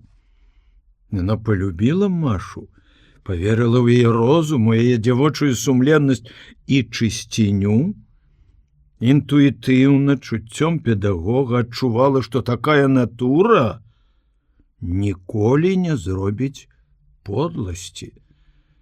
Валентина Андреевна любіла людзей і верыла ім. Увечары яна показала пісьмо Кірылу. Пакуль ён чытаў, яна ўважліва сачыла за выразам яго твару. Спачатку ён пачырванеў, потым пабляднеў, спацеў, як бы вытлумачыла гэта тая ж Галіна Адамаўна. Валентина Андреевна бачыла іншае, здзіўленне і абуранасць. Дачытаўшы да канца, ён разгублена паглядзеў на жонку. Чорт ведае, што такое, а? Падумай толькі. Якая душа павінна быць у чалавек, каб з усіх гэтых фактараў зрабіць такія высновы? Вырвалі мы ёй кватэру, куплялі мэблю, прывезлі яе з бальніцы, былі яшчэ разы два. Ты чытала яе расказ? Але прыязджалі яны з Антоном па грыбы, ну і што? Это яна гаецкая. Недарэмна Антон так не любіць гэту бабу. Увогуле ты, Кірыла, ласы на каўбасы, гэта я ведаю. На кожную прывабную кабету зіркаеш, як кот на сала. Воля! Але не бойся. Гэтаму пісьму і я не веру. Не таму, што ў табе вельмі ўпэўнена. Не суцяшайся. Веру ім, Зосі, якую знаю па тваіх расказах. І Машы. Кірыла з палёгкай уздыхнуў. Ведаеш, пра што я падумаў? Чаму такіх разумных бацькоў, як мы з табой, не вельмі разумныя дзеці? Што табе трэба ад тваіх дзяцей? Адразу спахмурнела і ўзлавалася Валентина Андрэевна. Розум прыходзіць з гадамі. У цябе яго і цяпер не надта, калі ты пра яго высокай думкі. Пра ўсё яна магла гаварыць разважліва і спакойна, але няхай ніхто не чапае яе дзяцей, нават іх родны бацька. Кірыла зразумеў, што зрабіў не той паварот і не так, як трэба. Зліслівіў перад жонкай. Ну, добра, не злуй. Ну, чаму ты думаеш, што я так ужо дрэнна думаю пра сваіх дзяцей? Я проста хачу, каб яны былі лепшыя за нас. Валентина Андрэевна чамусьці цяжка ўздыхнула. Ёсць, Кірыла, норма чалавечых якасцей? Хіба дрэнны чалавек, Галіна Адамовна? Але ўяўляю, што з ёй робіцца, калі такое агідненькае пісьмо прыслалі і ёй. Няўжо можна паверыць гэтаму? Ты не ведаеш яе. Нам трэба зараз жа схадзіць да іх. На іх званок адчыніла Наташа. У дзяўчынкі быў такі выгляд, быццам яна толькі што вярнулася з пахавання кагосьці блізкага. Тата дома? Яна кіўнула галавой, а мама? І мама. Антон Кузьміч сядзеў сваім застаўленым кніжнымі шафамі кабінеце і бяздумна гартаў альбом Тарцякоўскай галерэі. Галіна ляжала ў спальні. Яна не хацела бачыць ні мужа, ні дачкі, гэтага ярашавага кодла, як яна пасля крычала ў істэрыцы. Калі яе быў адзін Віця, далікатны, ціхі, асцярожны ў сваіх пачуццях і меркаваннях. Можа, праз гэта Галіна Адамаўна больш любіла сына, чым рэзкую, нявытрыманую дачку. А я рашыў наадварот, якраз гэтая рыса не падабалася ў сыне. Валентина Андрэевна, ўміг зразумеўшы становішча, адразу пайшла да сяброўкі. Кірыла, убачыўшы, у якім настроі Яраш, паспрабаваў жартаваць, весела спытаў: «Што, выдала?» Антон Кузьміч сціснуў рукамі скроні. На твары яго была пакута. Жах! Калі гэта будзе паўтарацца, калі так будзе далей, немагчыма жыць, працаваць. Шыковіч адкінуў прэч свой гулліва-жартаўлівы тон. Пэўна, мой справа сур'ёзная, калі нават Яраш, які да ўсіх нягод ставіўся з гумарам, так перажывае. Кірыла ўпаў у крэсла насупраць сябра, пстрыкнуў партсігарам. Ты мне растлумач, чым ты вінаваты перад ёй, што яна так не верыць? Не хапае інтэлігентнасці, звычайнай культурнасцю. Всё няшчасце наша, што мы не выхавалі ў нашай інтэлігенцыі неабходнай інтэлігентнасці. Адгэтуль дзікая рэўнасць маёй жонкі, дзікая подласць гаецкай, усё, што хочаш. Яны доўга гутарылі пра гэта. Можа, праз добрую гадзіну Валентина Андрэевна паклікала іх у спальню. Ну вось што, хлопчыкі, сказала яна двум сталым мужчынам, як малым. Сядайце і расказвайце, толькі не круціце хвастамі, а то надзяру вушы. Яны расказвалі, дапаўняючы адзін аднаго да позняй ночы. Здавалася, наступіла прымірэнне. Старшынёй сесіі выбралі Гаецкую. З'яўленне яе за сталом прэзідыума дэпутаты сустрэлі вясёлымі апладысментамі. Раней увесь час старшынёй выбіралі мужчыну, сакратаром жанчыну. На мінулай сесіі нехта з дэпутатаў зрабіў заўвагу аб такім парадку. І вось упершыню зрабілі наадварот. Тамара Александровна са сціплай усмешкай ківала галавой у залу і крышку даўжэй, чым трэба, ціснула руку сакратару, зусім юнаму электразваршчыку будаўнічага трэста. Яна ўмела паказаць сябе людзям. Прыемным голасам абвясціла парадак і рэгламент. Всё было распісана, звыкла, і ніхто не чакаў, што могуць быць заўвагі па парадку. Ды раптам падняўся Яраш і сказаў, што яму для садаклада патрэбна не 20 хвілін, як прапануюць, а мінімум гадзіна. Ёсць што сказаць пра медыцынскае абслугоўванне гараджан. Зала загудела, такія з'явы здараліся рэдка, нехта кінуў у голас: «Чаму раней не дамовіліся?» Гукан падхапіўся, каб адхіліць просьбу Яраша. Будзе грунтоўны даклад загадчыка аддзела, і няма патрэбы гэтулькі часу даваць садакладчыку. Але яго апярэдзіла Гаецкая, з абваражальнай усмешкай сказала: «Я думаю, дамо доктару Ярашу гадзіну. Пытанне важнае, а ён наш лепшы спецыяліст. Хто за? Прашу падняць рукі». Работнікі гарсавета, лекары прагаласавалі з-за пэўнай цікавасці, усе другія з павагі да вядомага хірурга. А сам Яраш раптам падумаў, што не трэба яму гадзіна. У садакладзе яго, які напісаны даўно, добрага, хвілін 20 адводзіліся трэцяму клінічнаму аб'яднанню, якім кіравала Гаецкая.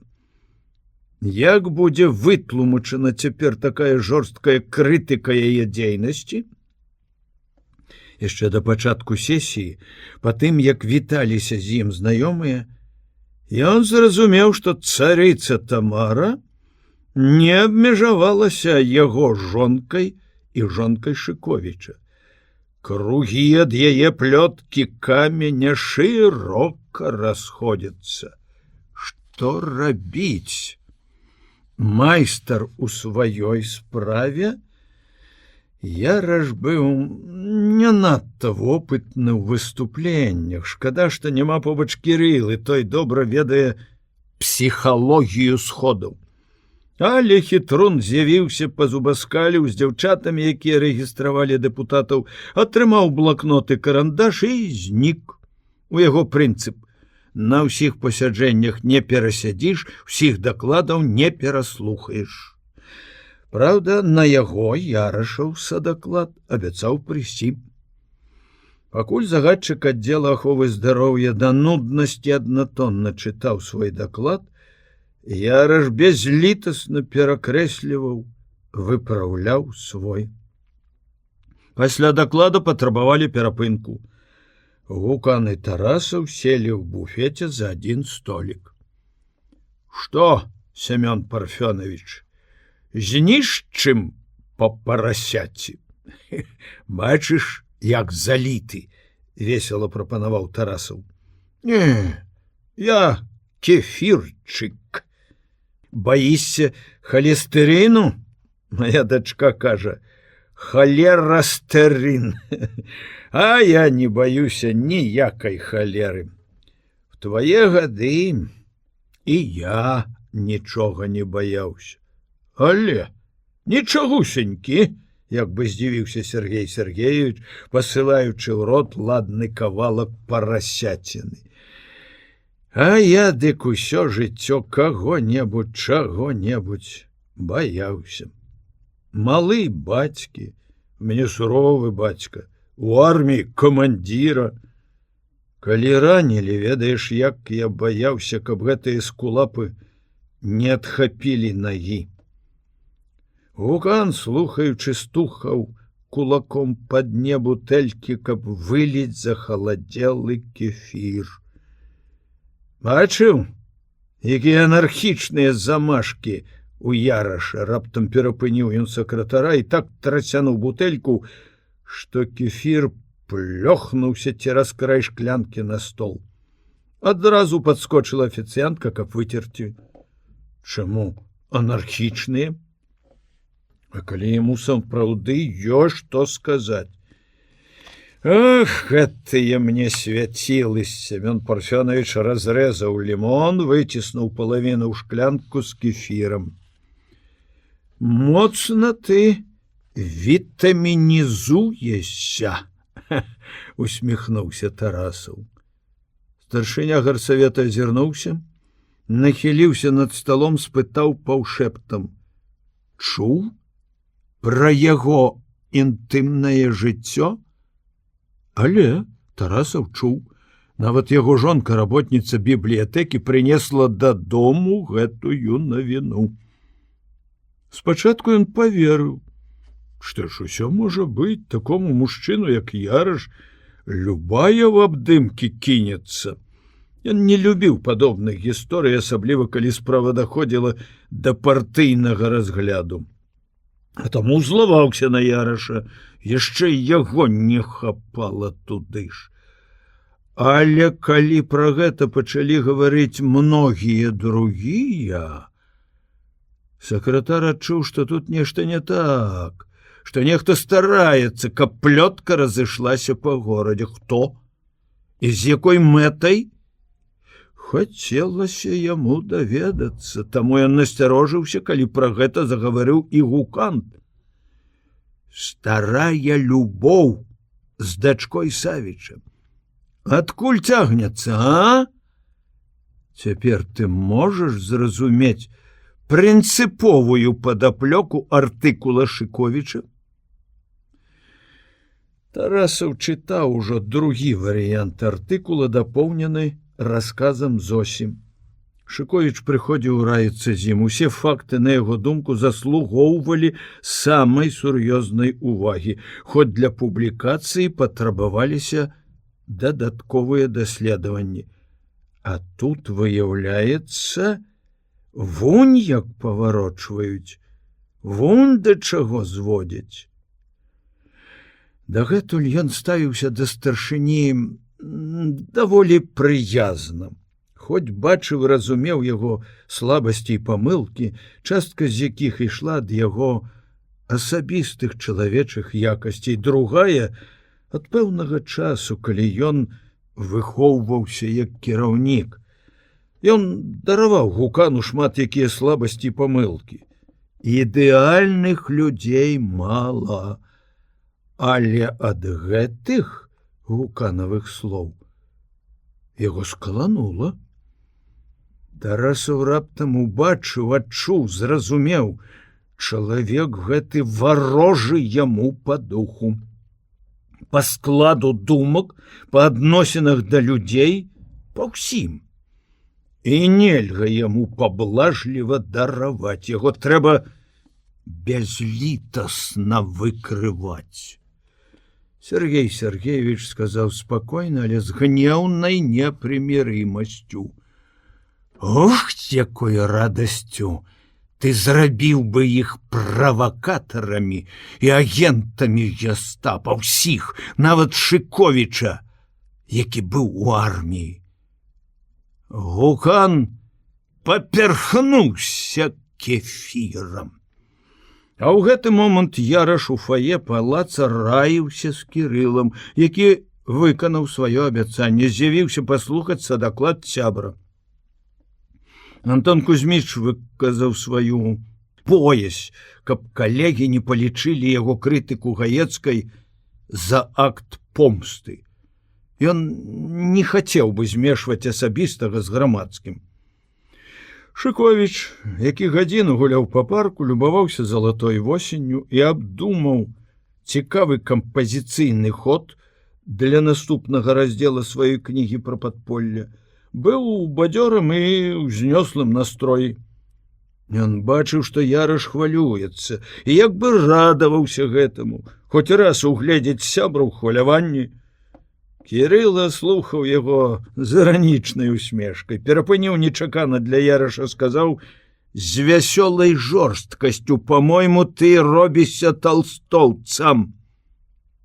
Яраш здзівіўся: «У якім сэнсе?» «У гэтым самым сэнсе».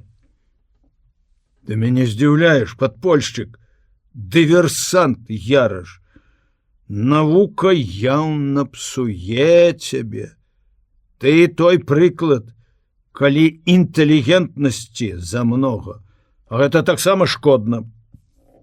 «Ды калі яна дала табе аплявуху, плясні яе 5 разоў, плясні так, каб іскры з вачэй пасыпаліся, нягледзячы на яе прыналежнасць». «Ты так думаеш? Я так зрабіў бы. Тут няма чаго размяжоўваць асабістае і грамадскае». Пошукі фактаў пра падполле выклікалі ў Шыковіча гэты ваяўніча наступальны настрой. Памяркоўны, ленаваты і ліберальны раней, ён здзіўляўся цяпер сам сабе. Адкуль бярэцца такая энергія, такі імпэт і рашучасць? Яраш не паспеў другі раз перабудаваць свой даклад, а таму гаварыў амаль не заглядваючы ў напісанае. Але гэта прыдало выступленню пафасную жвавасць і злосць да тых бюракратычных непарадкаў, якія мелі месца ў медыцынскім абслугоўванні. Ніхто з дэпутатаў не чытаў больш газеты, ніхто не кляваў носам, разоў колькі яго перапынялі воплескамі. Тамара Александровна кляла тую хвіліну, калі дала згоду заняць старшынскае месца. Сотні вачэй свідравалі яе. Яна бачыла ўсмешкі, розныя па сваіх адценнях, ад зларадных да спачувальных. Дасталося і выканкаму гарсавета. Гукан не глядзеў на Яраша, ён увесь час яўна і ўпотай глядзеў на Тарасава. Хацеў зразумець па яго рэакцыі, ці не ўзгадняўся садаклад з ім. Калі ўзгадняўся, тады ўсё ясна.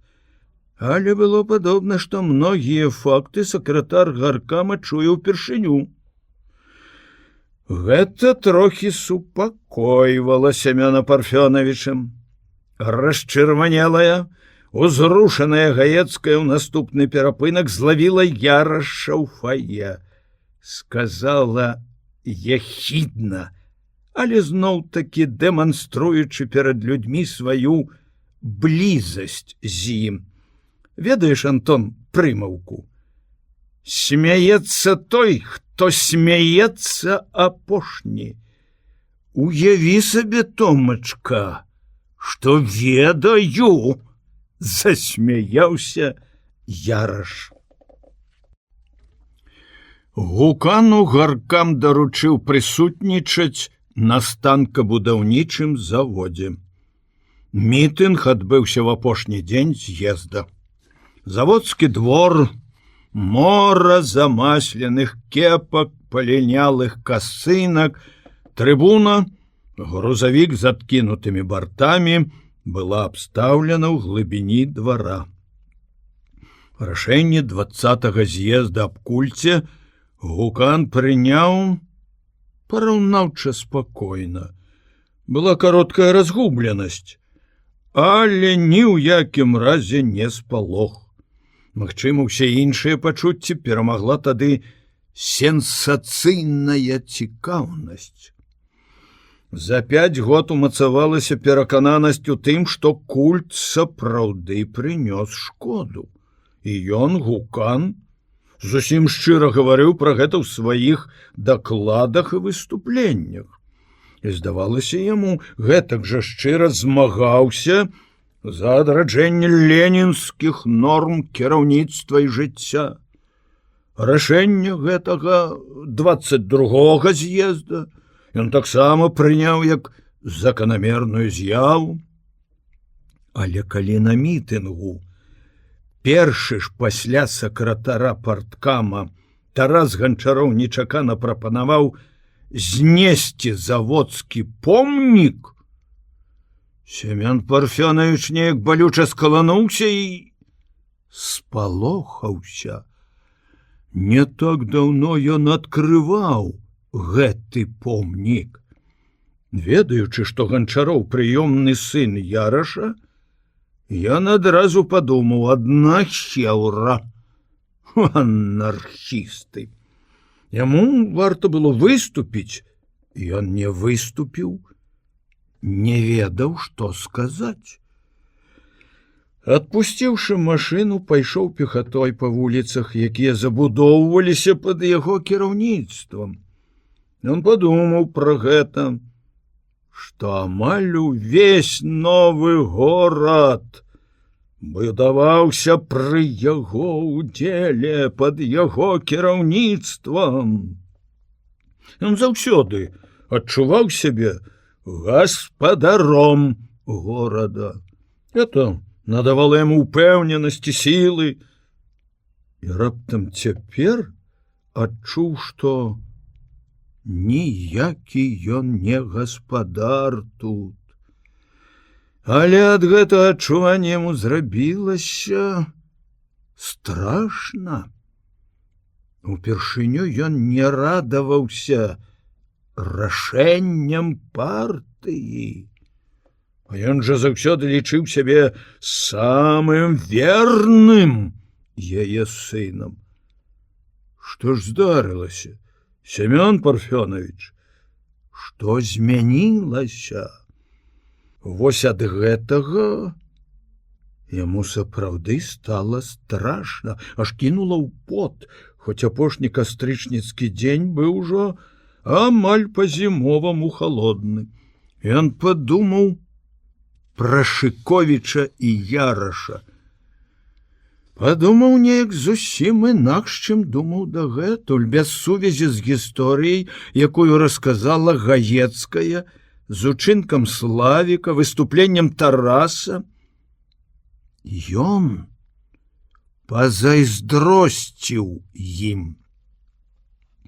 Лёгка ім жывецца, калі што і неясна, незразумела, то пра другіх, а ў саміх іх, напэўна, ўсё ясна і ўсё проста. А вось ён, Семён Гукан, у самім сабе не можа разабрацца, хто і што ён, маленькі чалавек, радавы работнік. Ён раптам пачаў думаць пра сябе як пра зусім маленькага чалавечка. З якою радасцю ты зрабіў бы іх правакатарамі? Неправда, таварыш Тарасаў. Я нікога не думаю рабіць правакатарамі, хацелася крыкнуць яму на ўвесь горад. Дадому ён прыйшоў разбіты, з галаўным болем, хацелася легчы ў ложак, выклікаць лекара. Жонка яго, Вольга Романовна, старая і шчырая работніца ашчаднай касы, раней газеты толькі праглядала і чытала галоўным чынам фельетоны ці тыя матэрыялы, якія хто-небудзь перад гэтым параіў. А тут за вялікім сталом сядзела абкладзеная кіпамі газет. Гукан заглянуў цераз жончына плячо, вырваў вачамі абзац, другі. Захацелася яму шчыра, па-сямейнаму, без сведак пагутарыць з жонкай. І яна, на яго думку, не надта разумная, аднак па-жаночы чулая. За 30 год добра вывучыла яго, не аднойчы ў цяжкую хвіліну суцяшала. Можа, і цяпер зразумее, як нялёгка яму. Як табе, Оля, падабаецца ўсё гэта? Што? Ну, з культам. А што? Правільна. Не так трэба служыць народу, каб быць побач з Леніным, не ўзняўшы галавы, адказала жанчына. Семёна Парфёновича чамусьці ўзлаваў яе такі адказ і тое, што яна не адарвалася ад газеты. Разумныя вы ўсе пасталі заднім чыслом. Палітыкі ліпавыя, абед давай! Зачыталася. Здаралася, што раней ён гэта крычаў на яе ў маладосці. Але калі выраслі і раз'ехаліся дзеці, а ў іх пасівелі галовы, Семён многа год ужо такім тонам з ёй не размаўляў. Ольга Романовна здзівілася, пільна паглядзела на мужа. Яна не разумела яго, чаму ён у такой злосці, калі ўвесь народ радуецца. Спытала: што здарылася, бацька? Непрыемнасці? Яму зрабілася няёмка, ён памякчэў. Ніякіх непрыемнасцей няма. Стаміўся. У сэрца коля. Прымі валідол, паляжы, пакуль я згатую што-небудзь. Я сапраўды зачыталася. Ляжаць Семён Парфёнович не здолеў, лекара не выклікаў. Пахадзіў па 3 пакоях сваёй кватэры, пачытаў газеты, паглядзеў па тэлевізары канец нейкага замежнага кінафільма, нічога не зразумеў. Зноў вяртаўся ў думках да заводскага мітынгу. Ён не дапускаў думкі, што не згоден з рашэннем з'езду. Не, ён згоден. Але ўсё-такі здавалася яму, нешта рабілася не так. Асабіста ён так не зрабіў бы. Вось хаця б з помнікамі гэтымі. Прыгадалася, што помнік на плошчы рабіўся ў першы год яго старшынства. Ён, гаспадар горада, прыклаў столькі энергіі. Было ўрачыстае адкрыццё, свята, мітынг. Ён казаў прамову, і прамова яго была адной з лепшых. Праўда, напісаць яе дапамог Шыковіч. Ён, гукан, пазваў, і той адразу ж з'явіўся, сеў за працу. Быў парадак. А цяпер той жа Шыковіч, сярэдні журналіст, паводзіць сябе бог ведае як, усё хоча перавярнуць дагары нагамі. Моцна кальнула ў сэрца, Семён Парфёнович прыціснуў руку да грудзей, быццам жадаючы падтрымаць яго сваё патрывожанае сэрца. Шыковіч пісаў дакументальную аповесць пра падполле. Але белая пляма, група інфекцыйнай бальніцы, моцна перашкаджала завяршэнню работы. Уласна кажучы, не было ніякай белай плямы. Пра гэтую групу ён ведаў цяпер больш, чым пра любую другую. Аднаго толькі не разумеў. Навошта гестапа спатрэбілася такая правакацыя з Савічам?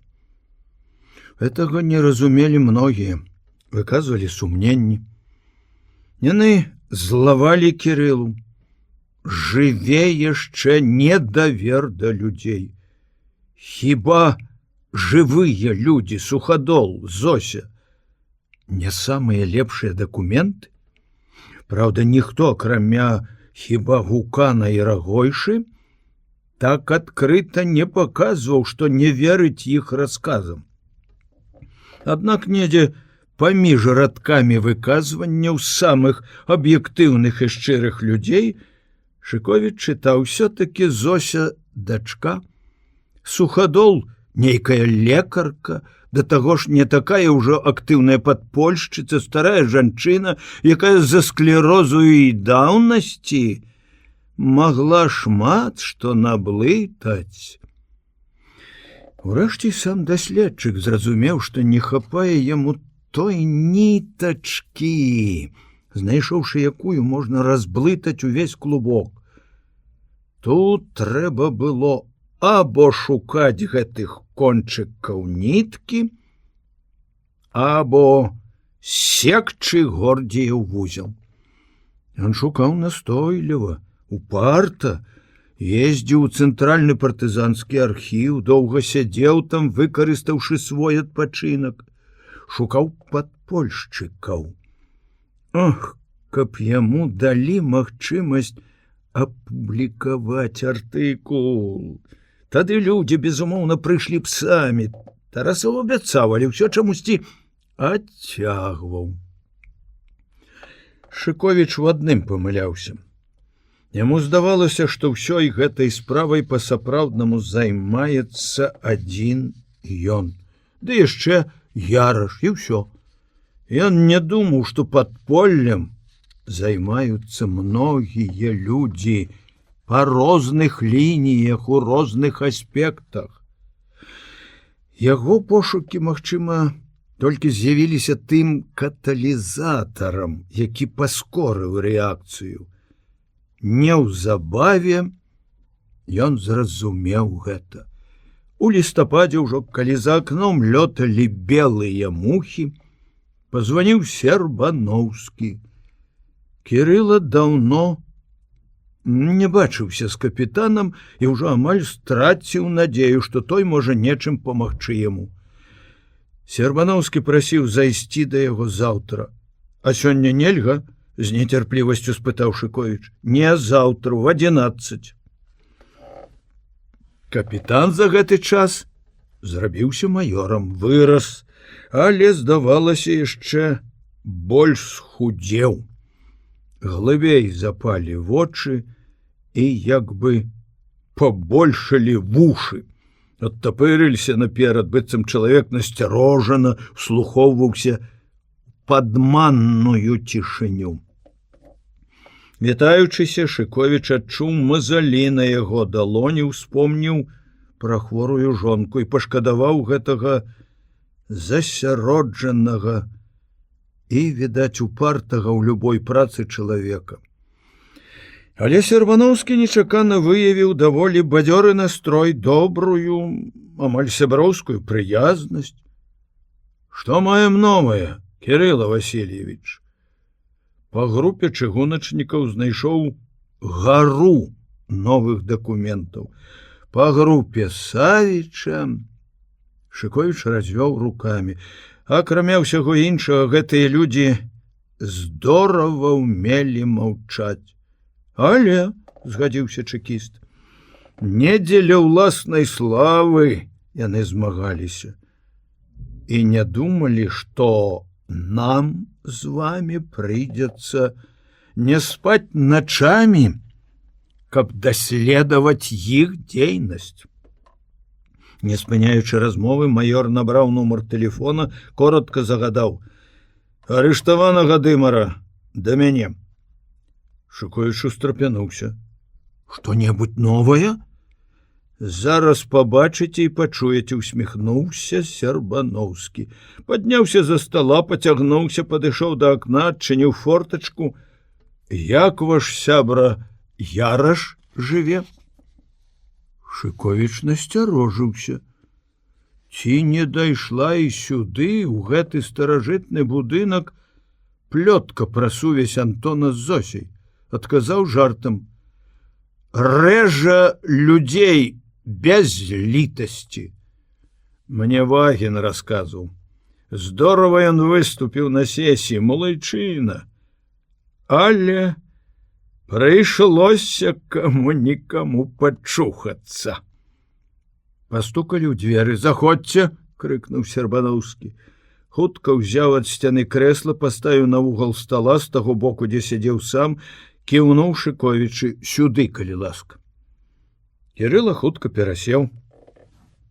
Ён чакаў убачыць у арыштаваным грамілу з бандыцкай мордай, а ўбачыў раптам у дзвярах старога, сівога, сухога, з пакорліва дабрадзейным выразам твару. Салдат з аўтаматам на грудях пачаў дакладаць. «Таварыш майор», — Сербановскі спыніў яго знакам рукі. «Пасядзіце ў калідоры». «Слухаюся, таварыш майор». Шчокнулі абцасы, бесшумна зачыніліся дзверы. Стары, як бы раптам успомніўшы, сарваў з галавы кепку. «Добры дзень, грамадзянін следчы».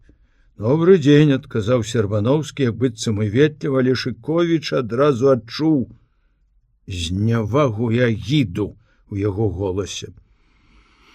Майор стаяў каля акна, залажыўшы рукі за спіну. Шыковіч упершыню убачыў яго такім высокім, стройным, паважным і нават гордым, магчыма, за сваю нялёгкую, але пакуль што вельмі патрэбную прафесію.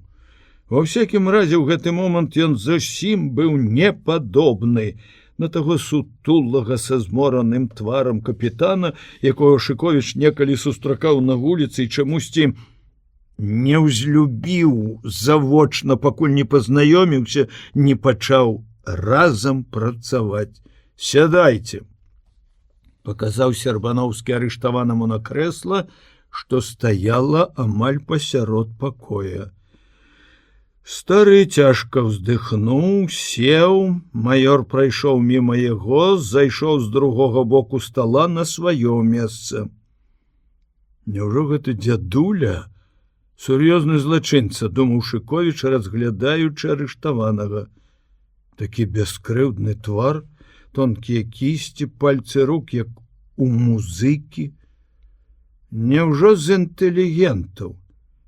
Не, ёсць у ім нешта лакейскае, хутчэй афіцыянт які-небудзь.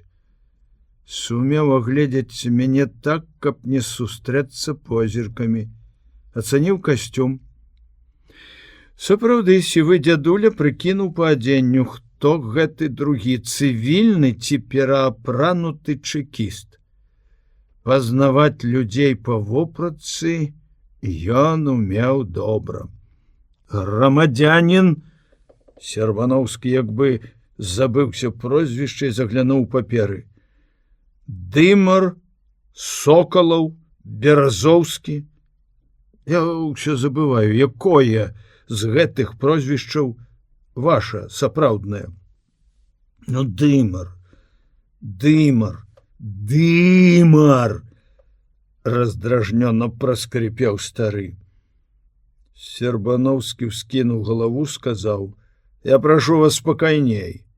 «Да я спакойны, грамадзянін следчы, я ўжо спакойны».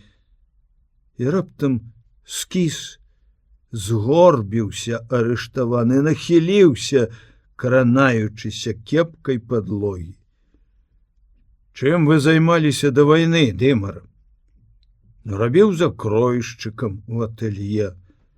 У часе вайны трымаў сваю майстэрню кравецкую невялічкую. А яшчэ чым займаліся? Эх, грамадзянін, начальнік!» Ляпнуў раптам стары кепкай по падлозе, выпрастаўся, упершыню не хаваючы вачэй, паглядзеў на Шыковіча.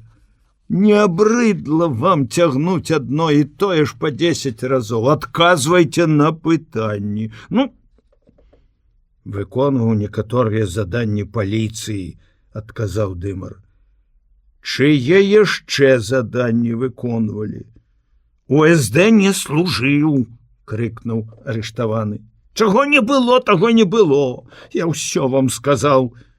Нагаворваць на сябе мяне не прымусіце, чакайце, чакайце. Не прыкідвайцеся дурнем. Нам добра вядомы ўзаемаадносіны СД і паліцыі. І вам яны не горш вядомы. Якія канкрэтна заданні вы выконвалі? Прозвішча выпала ў Шыковіча з галавы. Эпізадычная асоба, яму трэба было ў працэсе запамінаць сотні розных прозвішчаў, беларускіх, расейскіх, нямецкіх. Але калі ён пачуў аб прафесіі гэтага чалавека, то адразу прыгадаў Ярашаў расказ. Не стрымаўся, звярнуўся да Сербановскага. Прабачце, Анатоль Борисович, як імя? Імя па бацьку арыштаванага. Адказвайце, Дымар. У вас же запісана. Пытаюць у вас. Назар Аверьянович. Гэты тып шпіёніў за Ярашам, сказаў Шыковіч маёру. Дымар зноў выпрастаўся, з неўразуменнем паглядзеў на Шыковіча, які задае пытанне зусім непрафесійна. Значыцца, не чэкіст, не вышэйшы начальнік. Хто ж? Сведка? Вы ведаеце Яраша? Спытаў яго Сербановскі. Не, адказаў здраднік. Такога прозвішча не чуў. Кузьма Клешч, пажарнік. Ведалі такога? Дымар на хвіліну задумаўся, непрыгожа пастарэчы, звесіўшы сківіцу, адчаго рот пераўтварыўся ў нейкую бесформенную шчыліну, потым як бы ўзрадаўся. Ах, Клешч, пажарнік, помню, прызнаюся. Меў заданне прасачыць за ім. Меў, але грамадзянін, начальнік, прашу запісаць гэта. Не выдаў, не выдаў, хоць раскусіў, што гэта за птушка. Арол! На высокай ноце, як бы з захапленнем выгукнуў стары шакал і раптам хіхікнуў. Гэта ж ён, Лучынскага! Фота яго пасля размножвалі. А я не выдаў. Добры чалавек, спадабаўся мне. Значыцца, жыве Кузьма Лешч. Клешч. Вось вам яшчэ факт, запішыце. Не выдаў я добрых людзей. Гэта запішам, сказаў Сербановскі, сапраўды старанна занатоўваючы всю размову. Яго проста такі прафесійна ўзрадавала, што Яраш ведае здрадніка, і на працэсе будзе такі аўтарытэтны сведка. Ад каго вы, Дымар, атрымалі заданне шпіёніць за Кляшчом? Всё ад таго ж Швагерова. А Лотке вы ведалі? Спытаў Шыковіч. Лотке? Немец? Першы раз чую. У той час, калі вы шпіёнілі за Ярашам, Лотке быў механікам у пажарнай. Я пажараў не тушыў. Нахабна і нечакана дзёрзка адказаў здраднік. Вы іх распальвалі, кінуў Сербановскі, запісаўшы і гэты дыялог. Нечаканыя адкрыцці далі новы матэрыял, новых сведкаў. У Шыковіча цудоўная памяць, у падполле яну лез грунтоўна, але ён, Сербановскі, ведае, што больш за ўсё зараз цікавіць пісьменніка. Дзеля гэтага і паклікаў яго сюды. Узяўшы з папкі пажоўклы аркуш з вучнёўскага сшытка, Сербановскі паказаў яго арыштаванаму. Вы пісалі? Ну, я, зноў раздражнёна праскрыпеў Дымар. Маёр падсунуў аркуш да Шыковіча. Кірыла ўбачыў тую ж запіску начальніку следчага аддзела паліцыі пра Савіча, якую ўжо аднойчы Сербановскі паказваў яму. Ён? Ён паўмесяца адмаўляўся. Не хацеў прызнаваць ніякіх экспертыз, пакуль не выклікалі з далёкіх краёў таго, каму адрасавана запіска. Здраднік сядзеў, панурыўшы галаву, быццам і не слухаў, не чуў, пра што гавораць следчы і гэты другі незнаёмы.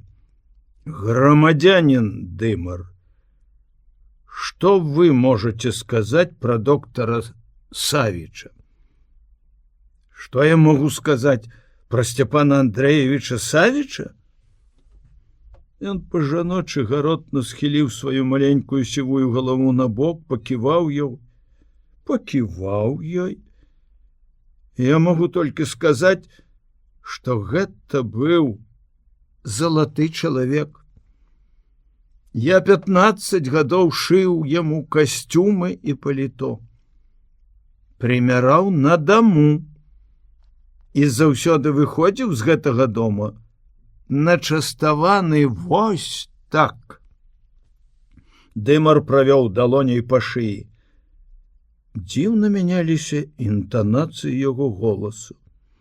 То ён скрыпеў, як старая асіна, то сыпаў, як гарохам, то цягнуў павольна з амаль лірычнай задумлівасцю. І вы гэтак аддзякавалі яму? Не вытрымаў Кірыла. Здраднік закаціў вочы пад лоб, быццам намерваўся прачытаць пакаянную малітву. Всё зло ў свеце ад грошай.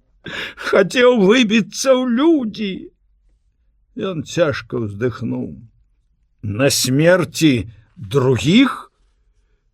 Спачатку Кірыла слухаў спакойна. Больш было прафесійнай цікаўнасці да гэтай быццам выкапанай пачвары, да таго, як ён паводзіць сябе і наогул да ўсяго працэсу допыту, чым абурэння, гневу. Але калі дайшло да Савіча, калі здраднік з цынічным прытворствам пахваліў нябожчыка, у Кірылы перавернула ўсю душу. У яго не было выпрацаванага гадамі спакою Сербановскага. Яго прафесія дазваляла яму даваць волю сваім пачуццям. Ён адчуваў, як усё мацней і мацней грукае сэрца, аж пачало звінець у вушах. Ён зняў са стала рукі свае, каб яны былі далей ад цяжкага чарнільнага прыбора. Мабыць, маёр адчуў, што робіцца з ім, бо сурова сказаў арыштаванаму: «Давайте, грамадзянин Дымар, без философии. Что дало вам подставы написать такую записку? Чуццё? Я ты каб не ведаў Савіча, як аблупленага.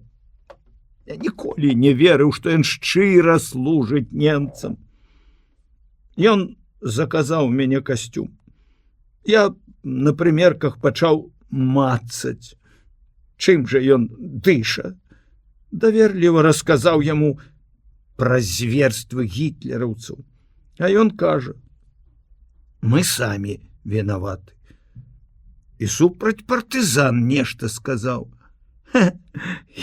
Савіч супраць партызан. Я падумаў тады: каго ты хочаш правесці, доктор Савіч? Ну і гніда, а? Кінуў Шыковіч. Здраднік уздрыгнуў, але тут жа натапырыўся, як певень, віскнуў: прашу не абражаць, я чалавек. Які ты чалавек? Ты горш вошы тыфуснай. Кирилла Васильевич, паківаў галавой Сербановскі. Калі да мяне будуць вось так, я не скажу больш ні слова. І Дымар надзьмуўся, ужо з інакшым выразам адвесіўшы сківіцу. Шыковіч толькі цяпер убачыў, што ўсе зубы у яго устаўныя. Ад гэтых зрабілася так брыдка, што Кірыла баяўся, каб не званітавала. Гэта вы засвоілі, сказаў Сербановскі, набіраючы нумар тэлефона. Алло, Швагерова да мяне. Паклаўшы слухаўку, паўтарыў. Свае правы вы засвоілі, сказаў Шыковічу. Аднойчы, калі ён вывеў мяне з цярпення вось так, як вас, і я павысіў голас, ведаеце, што сказаў гэты законнік? Можа, ударыць хочаце? А? Баіцеся, не той час. Ніколі, ні ў які час я не стаў бы пэцкаць рукі аб вас. Дымар. Брыдка. Шыковіч спытаў ужо амаль спакойна. Всё ж цікава, што вас прымусіла прадаваць людзей фашыстам? Лепшых людзей. Дымар заплюшчыў адно вока, быццам крыўляўся як блазен, і не адказваў. Раскажыце, як вы сталі Беразоўскім, загадаў маёр. Здраднік заплюшчыў другое вока і звесіў сівую галаву на грудзі. Расказаў сам Сербановскі. Вам гэта павінна быць цікава, Кірыла Васильевич. Знішчыўшы дакументы на Дымара, ён сімуляваў прыступ эпілепсіі. Упаў на вуліцу ўвечары. У Куйбышаве гэта было. Так, Дымар? Натуральна, трапіў у бальніцу, а прытомніў, цап-мац, пуста ў кішэнях. Всё нібыта вычысцілі, дакументы, грошы, гадзіннік, прозвішча Беразоўскі Сергей Петрович, падавецца з бальніцы, атрымаў новы пашпарт. Хутка асталяваўся ў Вольску. Лепшым краўцом лічыўся ў рабочых цэментавых заводаў. Дымар на міг падняў галаву, і дзіўная усмешка скрывіла яго бяскроўныя вусны. У пакоі, атрымаўшы дазвол, увайшоў каранасты барадач у ватоўцы у высокіх юхтовых ботах. Постаць яго, хада, рукі выдавалі чалавека фізічнай працы. Можа, таму недарэчнымі і непатрэбнымі здаваліся акуляры на яго барадатым шырокім твары. Шыковіч угледзеў, з якой нянавісцю зірнуў на дзябёлага барадача мізэрненькі Дымар. Швагераў, былы следчы паліцыі, прывітаўся і дысцыплінавана пачакаў каля парога, пакуль Сербановскі не паказаў яму, куды сядаць. Ну, чым вы займаецеся? Спытаў маёр. Аглядаю горад. Які горад вырас, які горад! І ўздыхнуў на поўныя грудзі, не то ад захаплення, не то шкадуючы, што горад збудаваны без яго. Горад песня, згадзіўся Сербановскі. Песня? О, гэта вы добра сказалі. Швагераў, не здымаючы акуляраў, выцер чыстай хусцінкай вочы.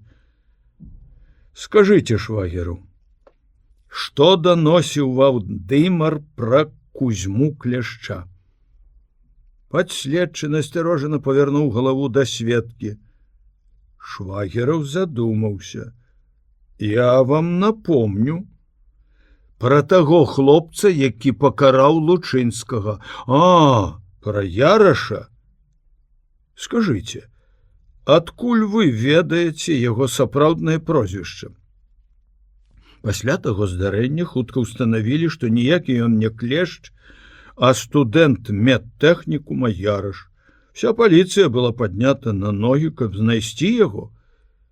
Хочаце ведаць, у каго ён хаваўся? У доктара Савіча. Кашлатыя бровы Швагерова варухнуліся ад здзіўлення, а Дымар каўзануўся на крэсле і праскрыпеў: «Пра кляшча я нікому слова не сказаў». Швагераў паківаў галавою. «Мне пра Яраша ён не гаварыў. Швагераў, я не хачу вам лішні раз напамінаць, што значыць для вас шчырасць і сумленнасць, таварыш майор. За сваю віну я 15 год меў. Нядаўна пачаў жыць нанова. Адчуў сябе чалавекам. Вы чыталі мае характарыстыкі. Дык няўжо вы думаеце, што буду я цяпер выблытваць гэтага павука? Сам ты павук! Агрызнуўся Дымар. Быў. Спакойна згадзіўся Швагераў. Але цяпер стаў чалавекам. Вы ведалі, Сербановскі глянуў паперы, Лотке, механіку пажарнай быў перад здарэннем з Лучынскім. Лотке? Швагераў хмыкнуў. Якіх толькі прозвішчаў яго не было. Гэта Ганс Крафт, каланіст з Украіны, шпіён. Агент СД? Безумоўна. Дымар быў знаёмы з Крафтам? Не, не быў. Не ведаю ніякага Крафта, паспяшаўся адмовіцца стары правакатар. А, по-мойму, быў, сказаў Швагераў. Нешта мне прыпамінаць, што калі ты шыў мне касцюм, Крафт таксама прыйшоў на прымерку. Тады ён быў у форме чыгуначніка. Мала каму я шыў, усіх ясна, перапыніў Сербановскі. А цяпер паўтарыце коротка свае паказанні па справе з Савічам. Швагераў зразумеў, што паўтарыць трэба для гэтага другога, незнаёмага яму чалавека ў цывільным, і павярнуўся да Шыковіча, пачаў расказваць яму.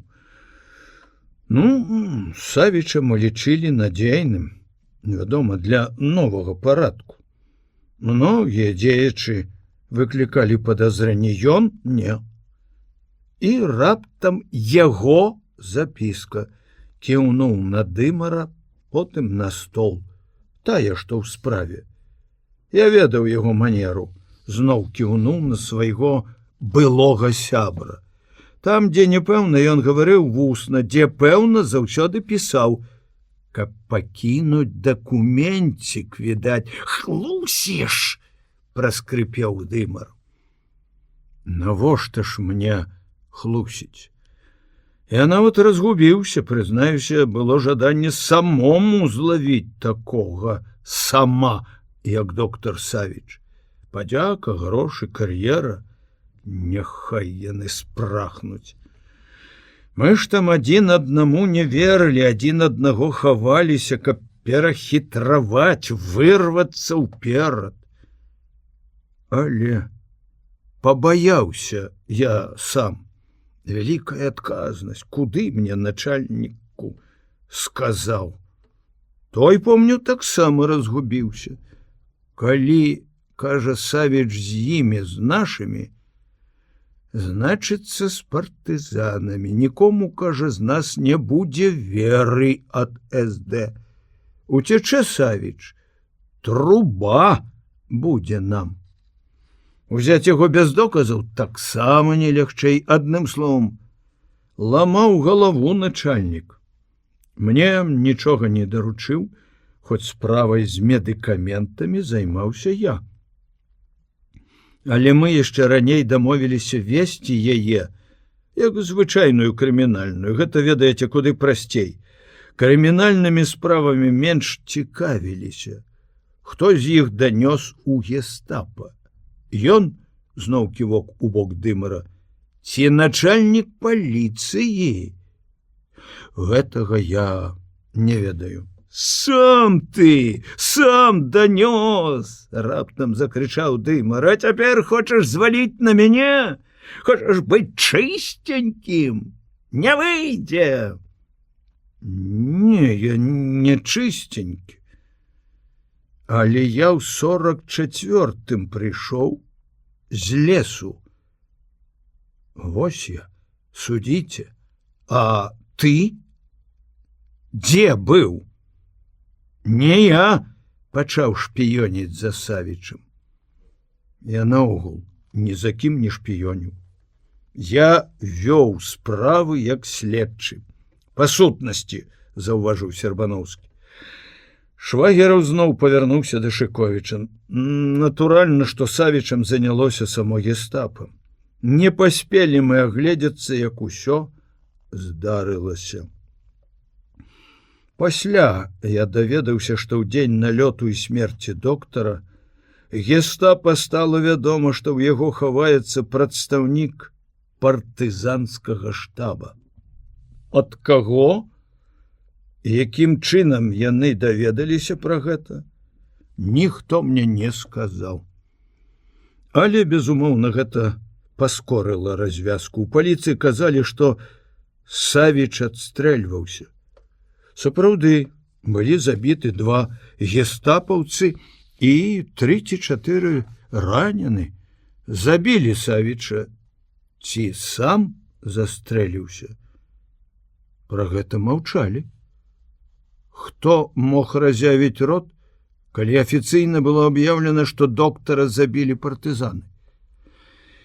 Пасля нашаму начальніку расказаў п'яны ад'ютант фельдкаменданта лейтенант Крэйман, што ў часе аперацыі доктар яны назвалі гэта цэлай аперацыяй. Машыны гестапа былі абстраляны з суседняга саду з аўтаматаў.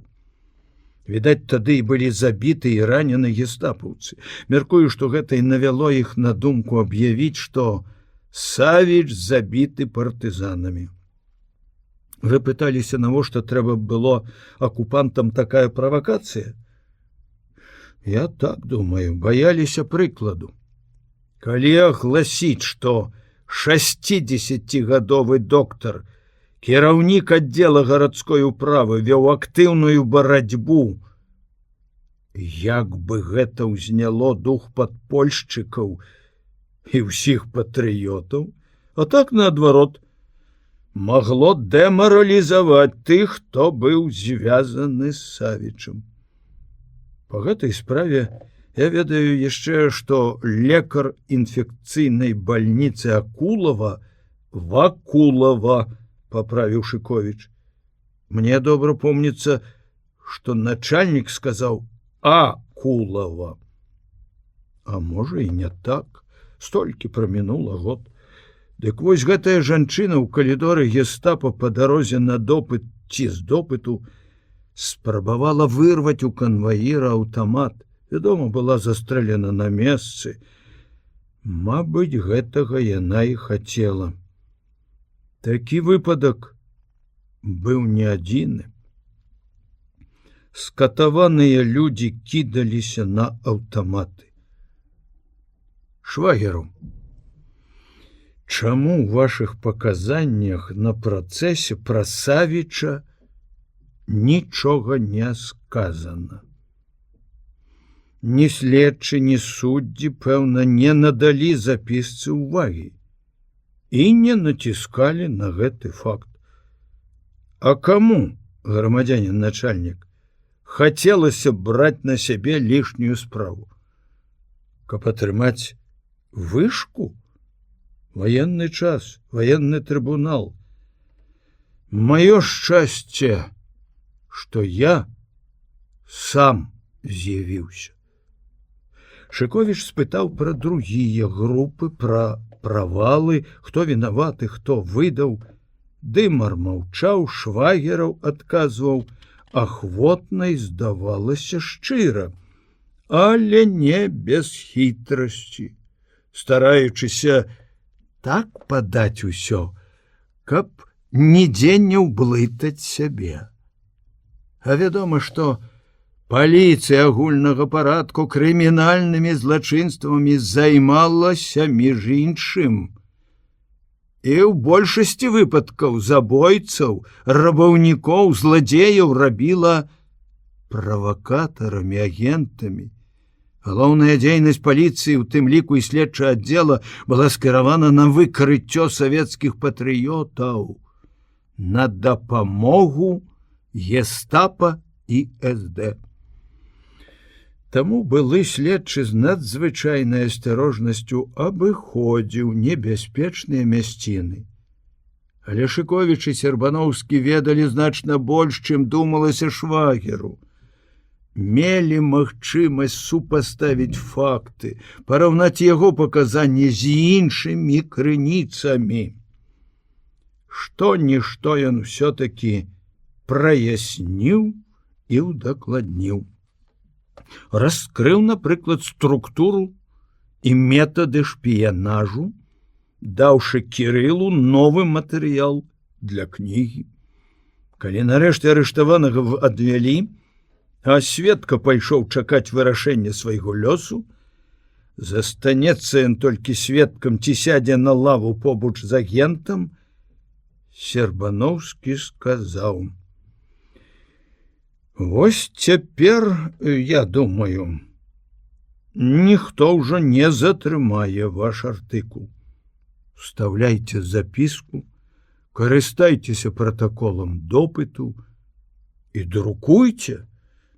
Толькі назву прыйдзецца мяняць. Думаю, што больш не існуе пытання, хто ж такі доктар Савіч. Асабіста для мяне яно даўно не існавала. Але патрабаваліся доказы. Дзякую вам. Няма за што. Святы абавязак. Як вам удалося выкапаць гэтага дыназаўра? Няхай гэта застанецца нашай прафесійнай тайнай. Яны хорашам, з разуменнем усміхнуліся адзін аднаму, як два добрыя сябры, якія агульнымі сіламі зрабілі карысную справу. Хадзем да Зосі.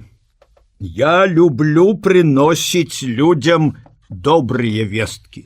Яраш, надзвычай узбуджаны расказам пра Дымара, хадзіў па сваім кабінеце, прыгадваў паводзіны агента, калі той сачыў за ім, выкрываў філасофію здрады. Нечаканая прапанова Кірылы захапіла яго знянацку. Да Зосі? Ён спыніўся каля акна і як бы раптам патух. Вся яго магутная і прыгожая постаць у чорным світары ў нейкім міг зрабілася каржакавата нязграбнай. Ён згорбіўся, выгнуў шыю, быццам убачыў нешта незвычайнае ў белай ваце паміж рамамі. Няўжо баішся? Укалоў Кірыла без злоснага намеру. Яраш крута павярнуўся да сябра. На твары яго з'явілася пакутлівая грымаса. Я даў клятву. Галі. Ох, людзі добрыя, ну да чаго мы дажылі? Я ніколі не парушаў сваіх клятваў. Голас Антона Кузьміча упаў да шэпту. Кірыла ўзлаваўся, падхапіўся, адскочыўшы ад крэсла, як гумавы мяч, пакаціўся да кніжных палій, што займалі ўсю сцяну, загрымеў на поўны голас, забыўшыся, што ў суседнім пакоі Наташа. Ты прабач, я паважаю клятвы, паважаю Галіну, але калі на кожны бабскі капрыз не будзеш жыцця. Яраш знясілена опусціўся у тое ж мяккае крэсла, дзе толькі што сядзеў Шыковіч, выцер далонямі твар. Кінь ты. Я сам ведаю. Але калі не хапае розуму, я ўжо казаў табе, звычайнай інтэлігентнасці. Ну, што рабіць? Скажы, інжынер душ. Пасля прымірэння Галіна вырвала ў яго гэтую клятву, што ён ніколі больш не наведае Зосі. Ён пакляўся з бяздумнай лёгкасцю, абы замацаваць прымірэнне, бо бачыў, як цяжка перажываюць разлад дзеці. Пасля зразумеў, што такая клятва абражае яго. Хіба ён у чым вінаваты? Магчыма, у яго і не было б патрэбы і ахвоты заходзіць больш да Зосі, а цяпер яму рабілася брыдка за ўласную слабасць і бязвольнасць. І часта хацелася пайсці да Зосі на злосць жонцы. Дзіўна, што жаданне такое мацнела з кожным днём. Ён змагаўся з ім, ён сумленны чалавек і сапраўды ніколі не парушыў свае клятвы. Урэшце, справа не ў клятве. Ён проста вышэй за ўсё гэта і не дазволіць, каб подласць плеткароў і жончына неразумнасць давялі іх да разрыву. Што было б трагедыяй. І для іх абаіх яшчэ большай. Для Віктара і Наташы. Так ён думаў. Але ад гэтай лагічнай разважлівасці не рабілася лягчэй. Ён мог усё дараваць, але нічога не дараваў сабе. Памылак, слабасці, неразумных слоў, непатрэбных учынкаў. У той міг ён пазайздросціў Шыковічу і ўзлаваўся за гэта на сябе і на яго. Кірыла раптам спыніў разважанні, якія ён было пачаў аб ролі мужа у выхаванні жонкі. Мабыць, ён адчуў, што сябру непрыемна і цяжка выслухоўваць гэта. А можа, упершыню адчуў непавагу да таго, кім захапляўся, хаваючы сваё захапленне за кепліва-жартаўлівымі словамі. Яшчэ ўлетку на дачы ён неяк сказаў пра Яраша: такі вялікі і такі маленькі перад жонкай. Это быў жарт. Аднак, магчыма, падсвядома хацелася, каб яго лепшы сябра і герой быў вялікі ва ўсім. Зашпіліўшы верхні гузік на сародцы і падцягнуўшы гальштук перад чорнымі тамамі энцыклапедыі, Шыковіч грубавата сказаў: чорт з табой, пайду адзін, і рушыў да дзвярэй. В суседнім пакоі зірнуў цераз Наташына плячо ў кнігу, якую дзяўчынка чытала, дакрануўся далоняй да яе белых шаўкавістых валасоў. Яна глянула на яго і усміхнулася вінавата, як бы просячы за штосьці прабачэння. Можа, за тое, што падслухала іх размову, ці можа, за бацькаву нерашучасць. Кірыла апранаўся ў калідоры. Калі выйшаў Антон, ён таксама пачаў моўчкі апранацца. Праз адчыненыя дзверы Наташа глядзела на бацьку зухвалай, і страхам, нібы несла адказнасць за яго ўчынкі. На дварэ добра прымарозіла, у паветры кружыліся сняжынкі, але асфальт вуліцы быў сухі і шэры, у цьмяным святле ліхтароў. Пабялелі толькі лункі каля ліп і каштанаў. Шыковіч даўно ўжо прыкмеціў: у іх горадзе найбольшы рух на тых вуліцах, што ідуць паралельна цэнтральнай, а на тых, што перасякаюць яе, нават у нядзелю ціха і бязлюдна. Хоць гэта, бадай, самыя прыгожыя вуліцы, не шырокія, зялёныя, утульныя, асабліва іх кароткія ўчасткі ад Савецкай да ракі. Шыковіч любіў гэтыя вуліцы, любіў гуляць па іх. Яны ішлі не спяшаючыся. Звычайная рабочая хада ў Яраша такая, што побач з ім трэба ісці ў подбег, каб не адстаць. А тут ён ішоў на дзіва павольна. Магчыма, ўсё яшчэ вагаўся. Яны як бы знарок забыліся, да каго і з якой прычыны ідуць. Што, аднак, ты думаеш рабіць з дачай? Поеду, раскладу пасярод кабінета касцёр, пагрэю вочы. Асалода на ўсё жыццё. Не вярзі лухты, Кірыла. А як інакш ты яе знесеш за месяц? Куды? 3 дні назад яны атрымалі рашэнне аблвыканкама, у якім ім прапаноўвалася ў месячны тэрмін знесці дачу. Матывы? Зямельны ўчастак, адведзены райвыканкамам, незаконна.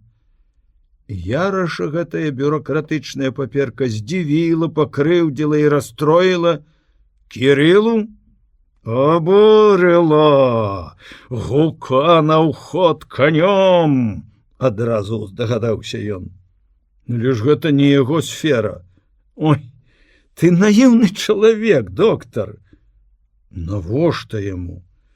Даць нам лішні клопат, выбіць з нармальнай каляіны, адцягнуць увагу, абвінаваціць у прыватна-ўласніцкіх тэндэнцыях. Зусім нядрэнна прыдумана. Заадно паказаць сваю прынцыповасць і непрымірымасць да перажыткаў. Але як маглі прыняць такое рашэнне, не пагаварыўшы нават з намі? Быццам бы мы з табой дармаеды нейкія, перажываў Яраш. Яны хадзілі ў выканкам. Іх ветліва прымалі, выслухоўвалі, спачувальна паціскалі плячамі. Здавалася, ніхто нічога не ведае, толькі намеснік старшыні Мухля чамусьці ўзлаваўся. А што вы хацелі, таварыш Шыковіч? Будаваць асабнякі, калі людзі не маюць яшчэ звычайных кватэр? Вам волю дай, палову калгаснай зямлі захопіце. Кірыла таксама ўзлаваўся. Ясна. Значыцца, ты хапуга і спекулянт, доктар Яраш, сказаў ён сябру, які панура маўчаў, барабанячы па замку партфеля. Мухлю стала няёмка перад Ярашам. Ніхто так не думае, не кідайцеся словамі, Шыковіч. Мы абавязаны былі паправіць райвыканкам. Іншым чынам гэта нельга зрабіць. Падумаем, пастановы часам адменьваюцца. Але пастанова не адмянілася. У той дзень яны атрымалі напамінак з раёна, на зямлі якога стаяла дача. Райвыканкам скасаваў сваё 3гадовай даўнасці рашэнне аб адводзе ім зямельнага ўчастка. Абжытая будыніна не мела права стаять на зямлі.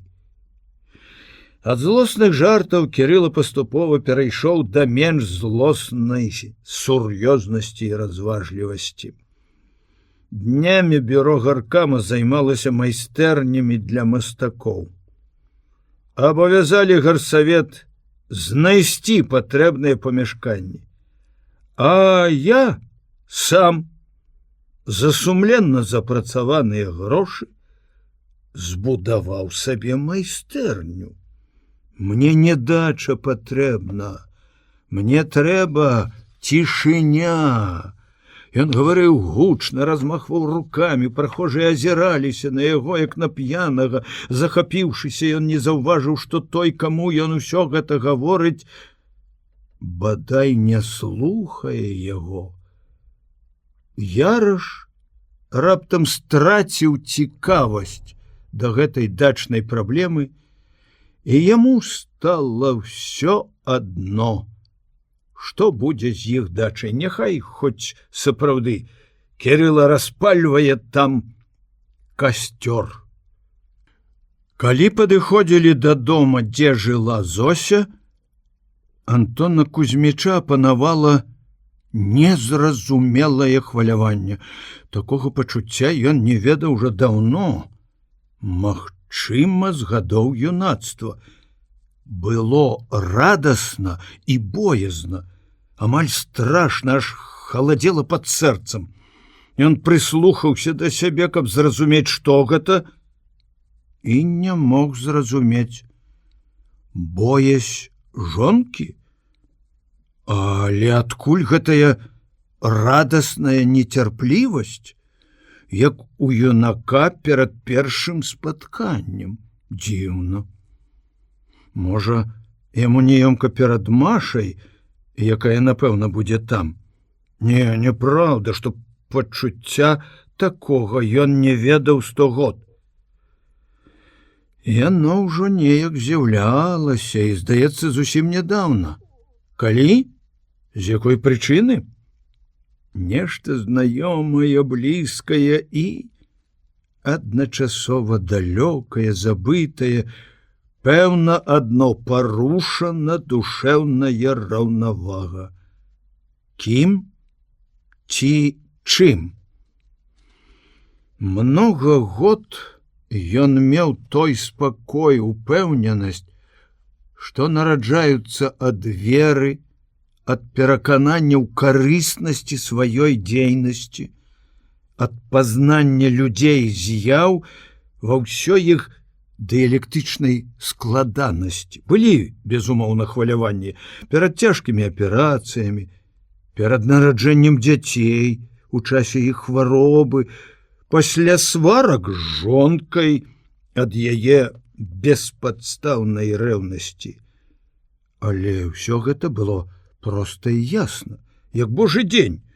Яно ядналася адным акрэсленым паняццем — быццё.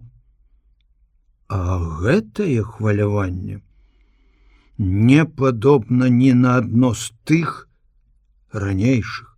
Ён спытаў у Кірылы: «Ты не баішся, што наш візіт падмацуе плёткі? А ты баішся ўсё-такі?» «Баюся», — прызнаўся Яраш, каб хоць чым-небудзь вытлумачыць свой душэўны стан. «Ты ж ведаеш Галіну. Ты проста дрэнна выхаваў яе. Ідэаліст. Вось ты хто. Хірург-ідэаліст, унікальная рэдкасць. Мае сталічныя калегі, якія пішуць слязлівыя вершы, у 100 разоў больш практычныя і зацвярдзелыя. Каб я напісаў, што былы падпольшчык, славуты хірург, так заціснуты жончыным абцасам, траплоты, абараняй свае тэндэнцыі. Але май на ўвазе, што я думаю аддаць сваю палавіну нашаму прафсаюзу пад летні дзіцячы сад. Шыковіч сігануў наперад, зазірнуў знізу ўгору сябру у твар, каб пераканацца, сказаў той сур'ёзна ці жартам. Яраш глядзеў далеч, некуды ў канец вуліцы, быццам хацеў нешта разглядзець у святле цьмяных ліхтароў. У нас розныя прафсаюзы. Не памірацца. У іх аднолькавыя характары. Шыковічу спадабаўся ўласны жарт, і ён засмяяўся. Яраш таксама хмыкнуў. Ім адчыніла Маша. Ох, вы? Здзівілася яна, калі ласка. Аднак не адступала ад дзвярэй, не прапускала іх, быццам хацела адцягнуць час і даць некаму схавацца ці замясці нейкія сляды.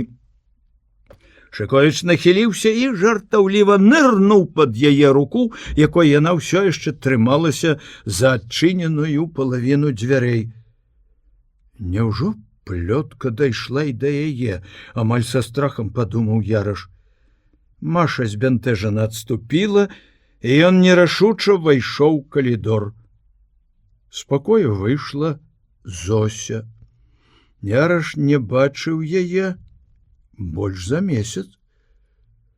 За гэты час яна яшчэ больш памаладзела, папрыгажэла у добра скроеным сінім плацці з двух'яруснай прычоскай куклай, расчырванелая.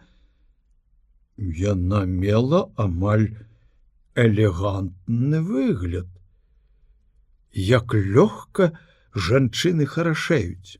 Зося выявіла шчырую радасць, збянтэжанасці ў яе не было ні кроплі. Яна сказала надзвычай проста: якія вы добрыя, што не забываеце нас. Хоць зрэдку заглядваеце на аганёк. Распранайцеся, у нас ёсць чай. Але праз адчыненыя дзверы Яраш убачыў у пакоі Тараса. Хлопец сядзеў за нізкім сталом, застаўленым чайным посудам. Услухоўваўся ў галасы і крыху дзіўна ўсміхаўся. Хоць Яраш ведаў, чаму ён тут, і ў душы ўхваляў яго выбар, абы толькі сур'ёзна, але нечаканая сустрэча з сынам тут у Зосі збянтэжыла яго, магчыма, нават больш, чым Машу.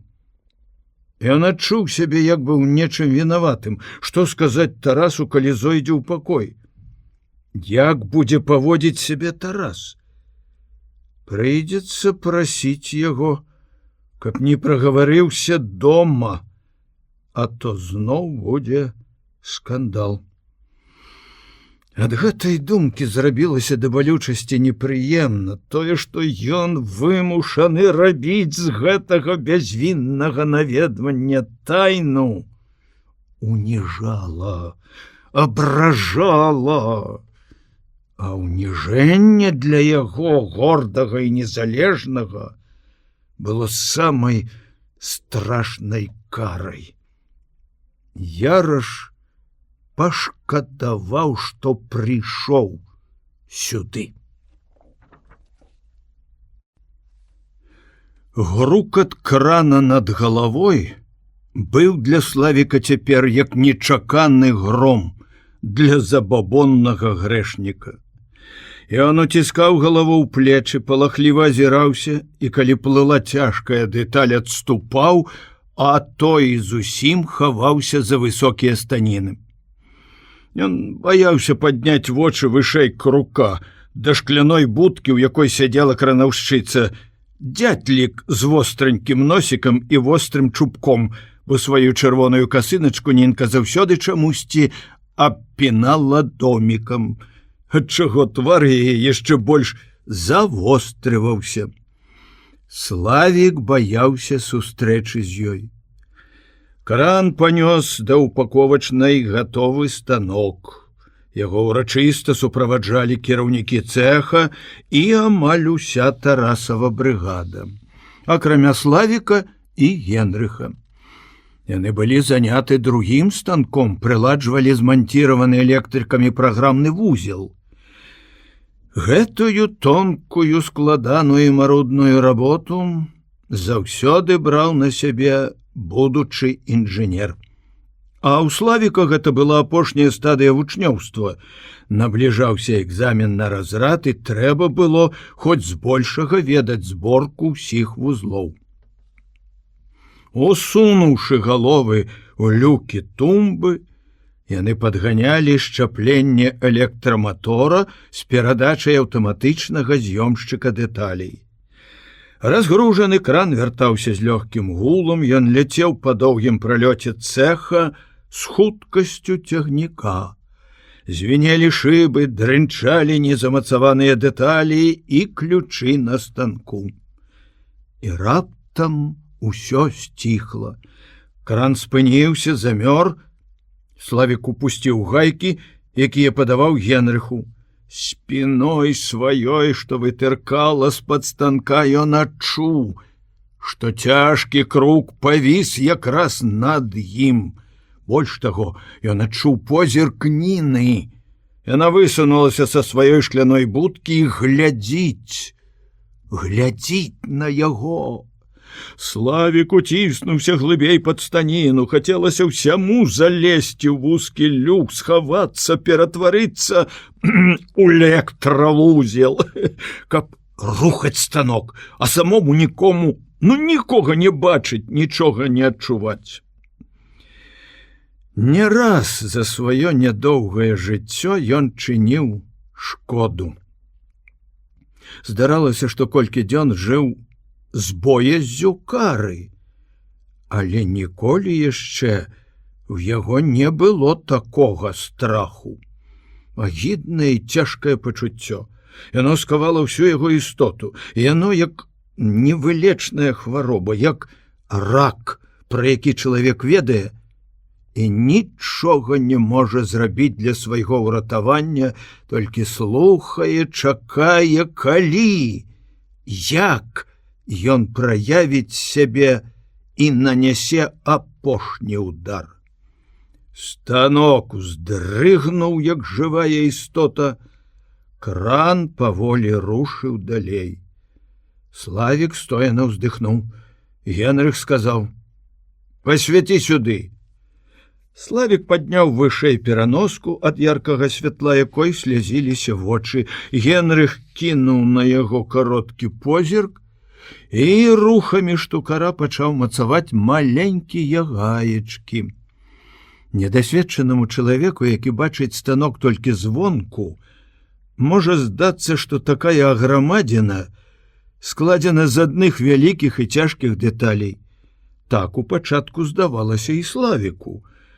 А тут ёсць дэталькі, не большыя за гадзіннікавыя, асабліва у электраабсталяванні. Між іншым, гэтая складанасць і прываблівала няўрымслівага хлопца.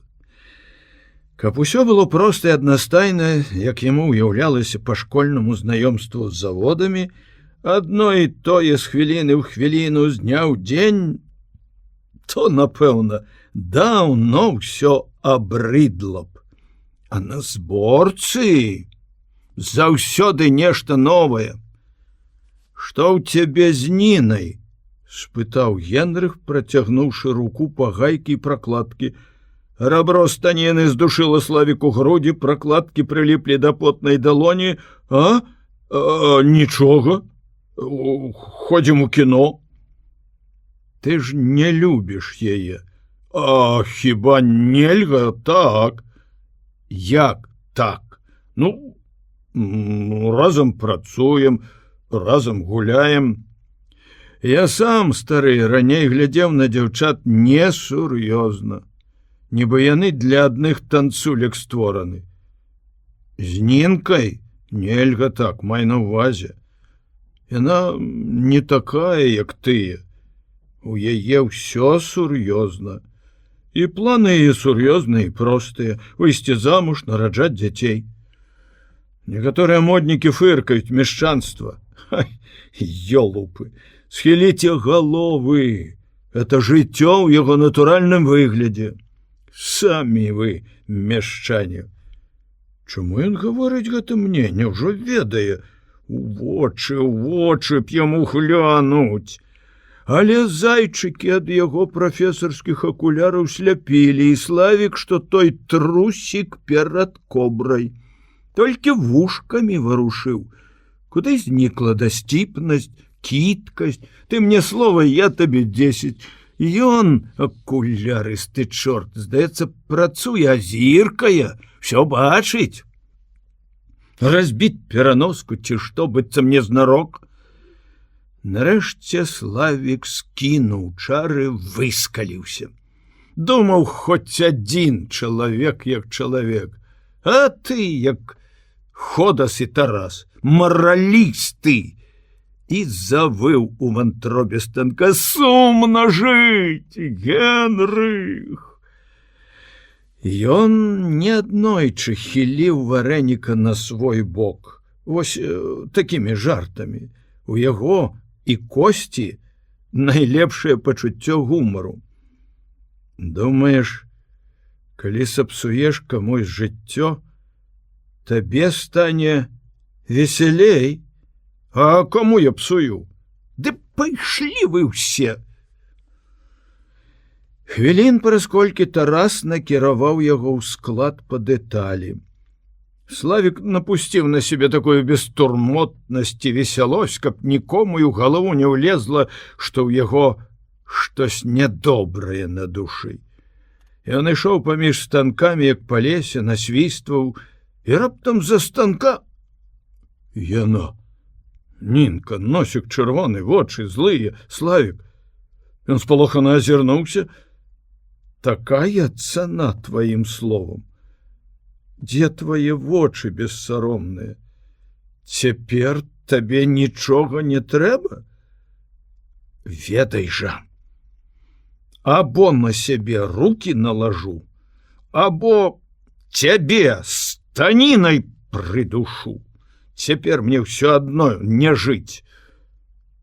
Яна ўсхліпнула, а побач за станком галасы, здаецца, начальніка цеха. Славік схапіў яе за руку. Ну чаго ты, ну дурная, от дурная. У мяне проста часу няма. Я на падрыхтоўчыя курсы ў політэхнічны паступіў. Кожны вечар. Ну добра, сёння. Ішоў знаёмы рабочы, і Славік, узрадаваны, пакінуў дзяўчыну і закрочыў побач з ім. Расказваў новы анекдот. Хацеў смяяцца, выціскаў сябе смех, бо ўсё скаваў страх. Новы, невядомы. Ох, жорсткае жыццё. Ніякай радасці і гэтулькі пакут. Ён праклінаў той час і міг, калі яму прыйшла ў галаву гэтая дзіўная думка пазабаўляцца з ёй, адпомсціць за свой спалох у першы дзень. Месяц ён вадзіў яе ў кіно, ў тэатр і гаварыў, пра ўсё на свеце ён ведаў. Заходзіў проста ў інтэрнат, пакідаючы ў строгай каменданткі свой заводскі пропуск. Сяброўкам яе па пакоі ён падабаўся. Весёлы. Адны, праўда, папярэджвалі: ой, глядзі, Нінка, загаворыць ён цябе. Другія падбадзёрвалі: хапай, Нінка, на ляту. Закруці яму галаву, чаго на свеце не бывае. Он, Лідка, за інжынера выскачыла. Цяпер вітацца зараза не хоча. Яна ведала, што не вызначаецца прыгажосцю, але дзявочае сэрца перамагло розум, нараджаючы адвечную наіўную ілюзію. Хіба адны прыгожыя падабаюцца? Славік пакарыў тым, што не саромеўся паказацца з ёй на людзі. У кіно, ў тэатры, знаёміў са сваімі знаёмымі, прыгожа апранутымі хлопцамі і дзяўчатамі, і рабіў гэта, здавалася ёй, з гонарам. Для простай дзяўчыны, якая была яшчэ ў палоне вясковых уяўленняў, гэта з'яўлялася найвышэйшым доказам яго кахання. Магчыма, было і другое, цяга чалавека, які жыў у беднасці і нястачы, да прыгажэйшага, вышэйшага, лепшага. У тую нядзелю ён з'явіўся ў інтэрнаце раніцай і запрасіў яе на дзённы сеанс. А калі выйшлі з кіно, прапанаваў зайсці да яго дадому. Нінка на міг сумелася, але не ўтрымалася ад спакусы паглядзець, як ён жыве. Ну, увогуле, як жыве пісьменнік? Хіба гэта не цікава? Адначасна мільганула патаемная дзявочая думка, што хлопец хоча паказаць яе сваім бацькам. Славік не прызнаўся, што дома нікога няма. Бацькі разам з ярашамі паехалі на дачу садзіць нейкія адмысловыя дэкаратыўныя кусты, па якія стары конь ездзіў ажно на ўкраіну. Іра з курсам у калгасе паехалі выбіраць бульбу. Славік адчыніў дзверы і сам здзівіўся, што ў кватэры ніводнай душы жывой. Ён паказаў ёй бібліятэку, бацькавы кнігі, потым уключыў радыёлу і ўсё ставіў нерасейскія пласцінкі. Пад гукі прыгожай і незразумелай музыкі выставіў на стол доўгую і тонкую пляшку, таксама не нашу. Віно Нінцы не спадабалася, кісляціна. Але яна ведала, што ўсе інтэлігенты п'юць чамусьці кіслае, а не смачнае салодкае віно, а таму асушыла два высокія келіхі, і ёй стала хораша, весела. Яна сама прапанавала: давай патанцуем. Яна любіла танцаваць, а Славік не. Ён хадзіў з ёй усюды, толькі на танцы ў заводскі дом культуры не пайшоў ні разу. Яны закружылі ў кабінеце вакол маленькага століка, паўз шкляныя шафы, з якіх глядзелі на іх маўклівыя і суровыя кнігі. Славік пацалаваў дзяўчыну. Нінка шчасліва засмяялася. Яна заўсёды так смяялася, калі ён цалаваў яе. Праходзячы міма канапы, Славік спатыкнуўся і паваліў дзяўчыну на канапу, пачаў цалаваць прагна вусны, шчокі, шыю. Славічак, родненькі, не трэба, Славічак, ну пасля, даражэнькі, шаптала яна, цалуючы з такой жа прагнасцю балюча. Ён быў у тым узросце, калі сніў пра гэта і думаў бясконца, і шукаў. Але адбылося зусім не так, як у сне і ў думках. Калі праз хвіліну наступіла працверазенне, ён замест задавальнення адчуў нешта зусім супрацьлеглае. Сорам, само сабой, але яшчэ агіду да гэтага, да сябе, да яе.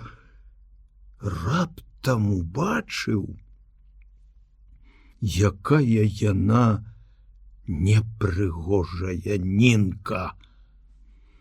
І адразу чамусьці ўспомніў Машу, якую даўно не бачыў, але не забываў.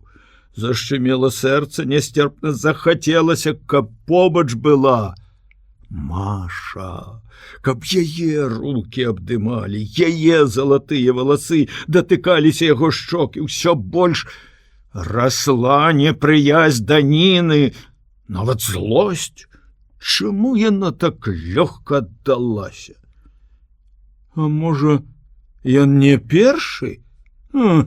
Як лашчыцца, Славічак даражэнькі, цяпер мы звязаны з табой назаўсёды. Яго нібы агнём апякло, звязаны назаўсёды, ўсё жыццё з ёй, з-за адной хвіліны. Што яна вярзе, чаго яна хоча? І да ўсяго непрыемнага страх, як удар у галаву, у грудзі, ажно пот выбіла. А ў гэты момант званок. Яны падхапіліся, Славік спалохаўся, разгубіўся, кінуўся да радыёла, выключыў, настойліва прагучалі кароткія 3 званкі. Іра? Так звоніць яна, а калі бацькі?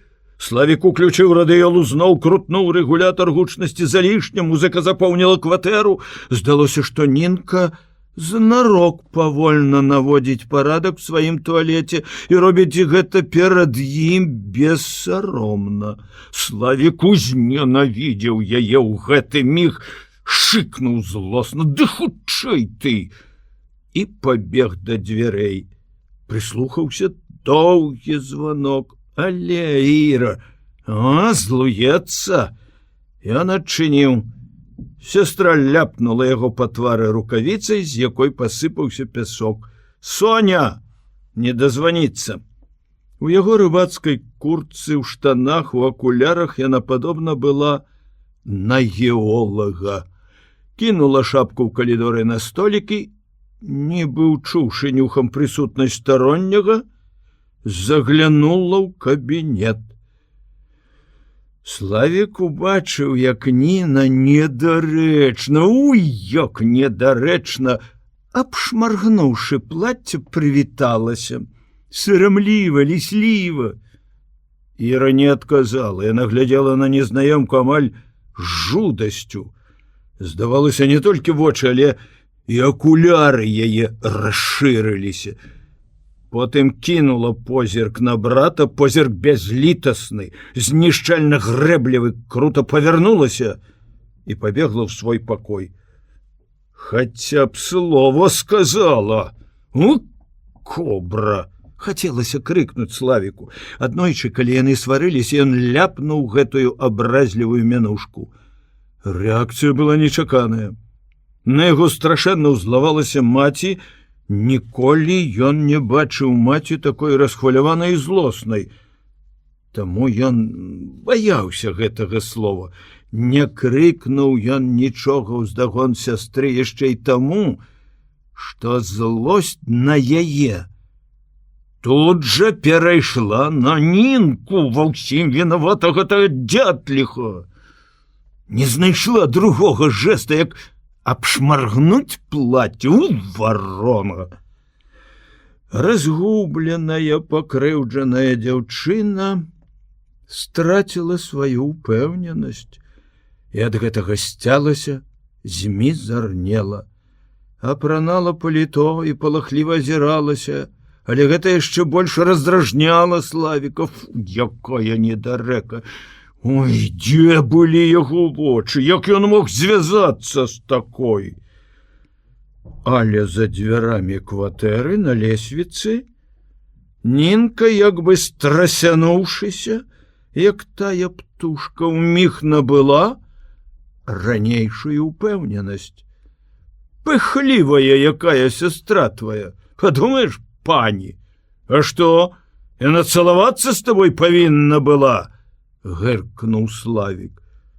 А чым я горшая за яе?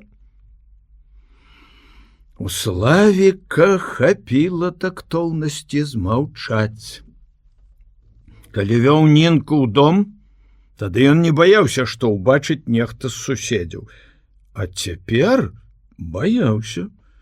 Узрадаваўся, што на лесвіцы нікога не сустрэлі, але на вуліцы было много народу, і яму пачало здавацца, што многія, асабліва жанчыны, глядзяць на іх з разуменнем і насмешкай.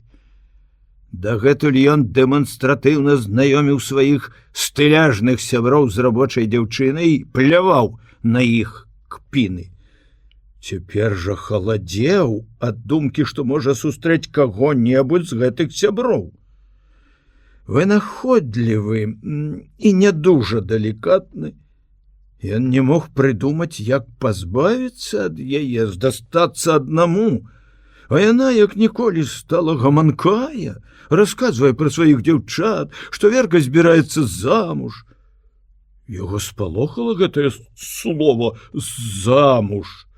Дайшлі да палаца спорту, і ён узрадаваўся нечаканай думцы: «Я ў басейн, на трэніроўку». Безумоўна, паводзіў ён сябе пасля, як апошні дурань. Не здолеўшы перамагчы сваю антыпатыю, не пайшоў больш у інтэрнат, не запрасіў Нінку ні разу ў кіно, пазбягаў сустрэчы адзін на адзін у цэху. Яна, аднак, праз колькі дзён падпільнавала яго, заплакала. «Я табе аддала ўсё, а ты зняславіў, насмяяўся. З дзіцем хочаш пакінуць? З дзіцем!» Ой, во, адкуль гэты страх? Няўжо яна можа зацяжараць? Ні на хвіліну не пакідала яго думка з таго дня. Ён купіў тоўстую кнігу акушэрства, прачытаў у пустым асеннім парку ўсё пра цяжарнасць і закінуў кнігу ў кусты. Нічога яна яшчэ не ведае, але зацяжараць можа. Калі не ад яго, то ад каго другога. Ахвотнікі знойдуцца, а зваліць на яго. Чым больш ён думаў пра гэта, тым больш пераконваў сябе, што Нінка абавязкова гэтак зробіць. І ўсё больш пачынаў ненавідзець дзяўчыну за гэтую яе ўяўную каварнасць.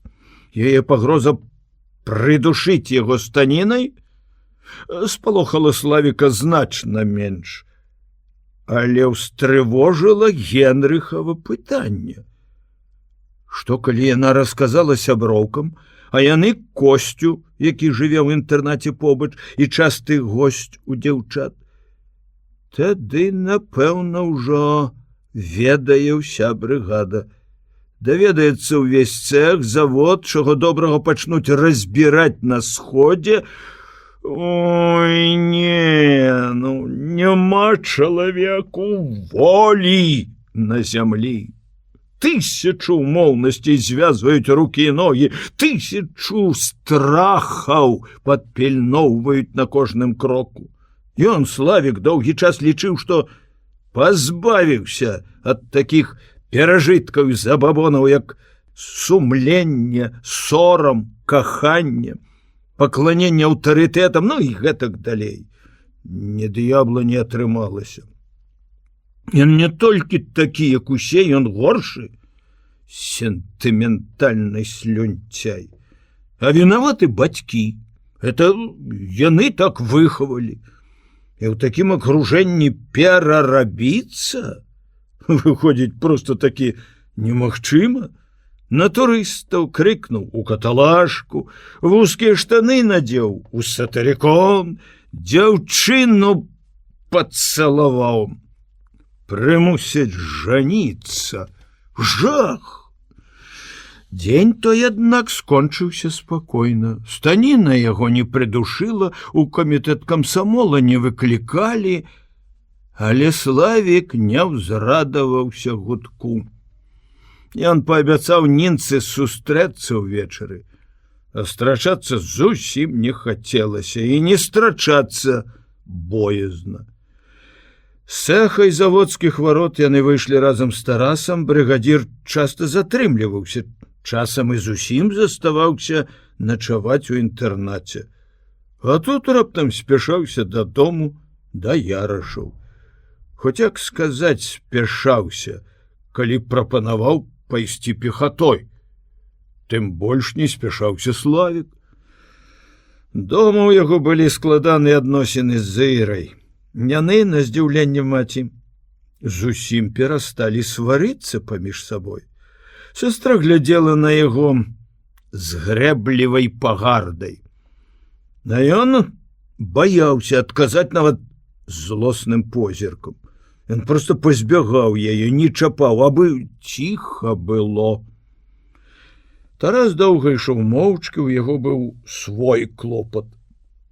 Адносіны ў сям'і Ярашаў, у яго сям'і. З малых год ён ведаў рэўнасць Галіны Адамаўны і цяпер, калі ўсё разумеў, шкадаваў бацьку. Першая паведаміла яму Наташа, што маці зноў да кагосьці прыраўнавала. Дзяўчынка была ў роспачы, маці ўпершыню груба абразіла яе. Пасля іх нечаканай сустрэчы на кватэры ў Зосі Антон Кузьміч упершыню расказаў сыну пра свае адносіны з жонкай. Расказаў усю праўду. Тарасу зрабілася балюча. Як можна ускладніць простыя ясныя рэчы, забрудзіць чысцейшыя чалавечыя адносіны?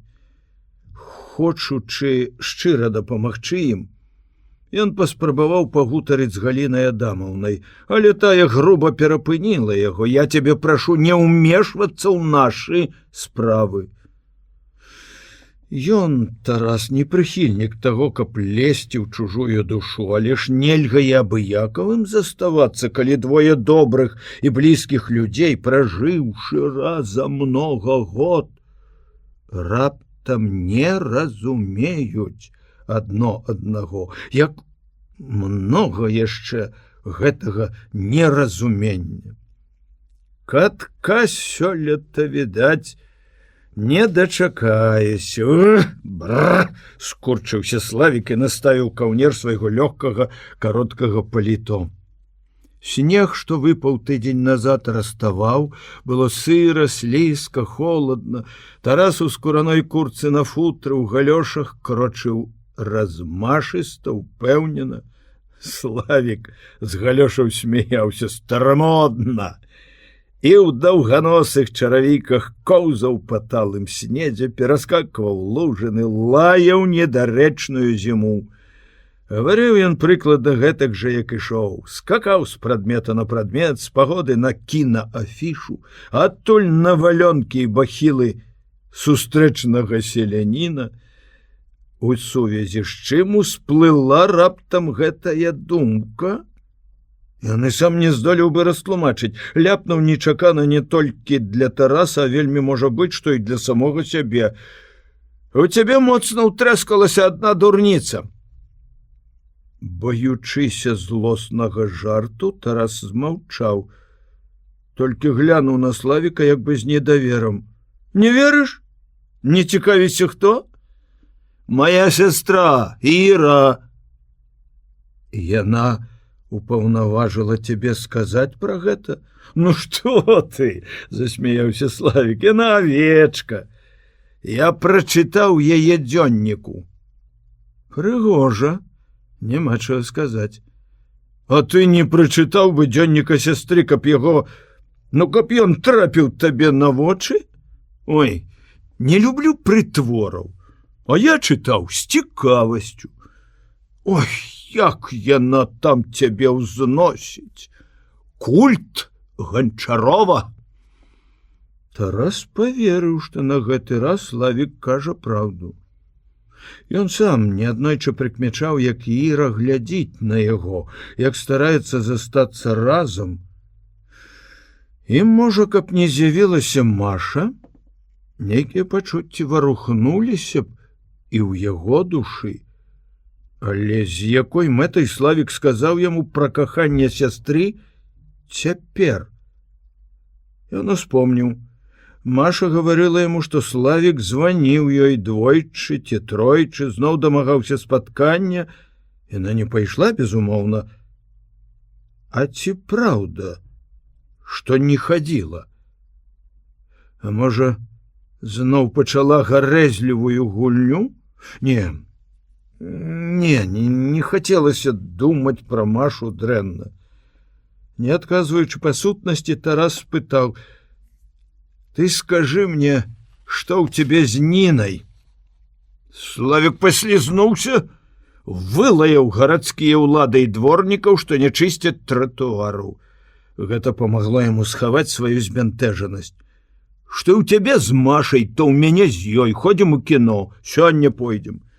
А чаму гэта цябе зацікавіла? Хлопцы не вераць, што ў цябе гэта сур'ёзна. Глядзі, пакрыўдзіш дзяўчыну? Ой, вялікія маралісты! Вам хацелася, каб я тут жа жаніўся, схадзіўшы 2 разы ў кіно.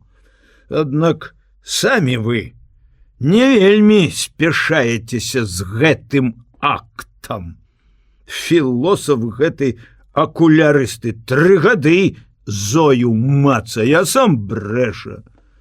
Славік нечакана моцна ўзлаваўся, мацюкнуўся гучна, не зважаючы, што ішлі яны па даволі люднай вуліцы. Абрыдлі вы мне, як горкая рэдзька, ўсе. Адзін Костя чалавек. Тарас даўно ўжо не звяртаў увагі на любую яго балбатню. Але гэтыя словы пакрыўдзілі. Столькі яны важдаліся з ім, столькі даравалі ўсяго, а ён вунь якой думкі пра брыгаду. Пэўна, сакратар парткама меў рацыю. Не будзе з яго толку, прыйдзецца развітацца. Тарас уздыхнуў, аднак з жалем. Яму амаль па-бацькоўску зрабілася шкада гэтага шалапута. Маша здзівілася, калі выявіла, што білетаў у Тараса толькі 2. Як? Ты не ўзяў на Зосю?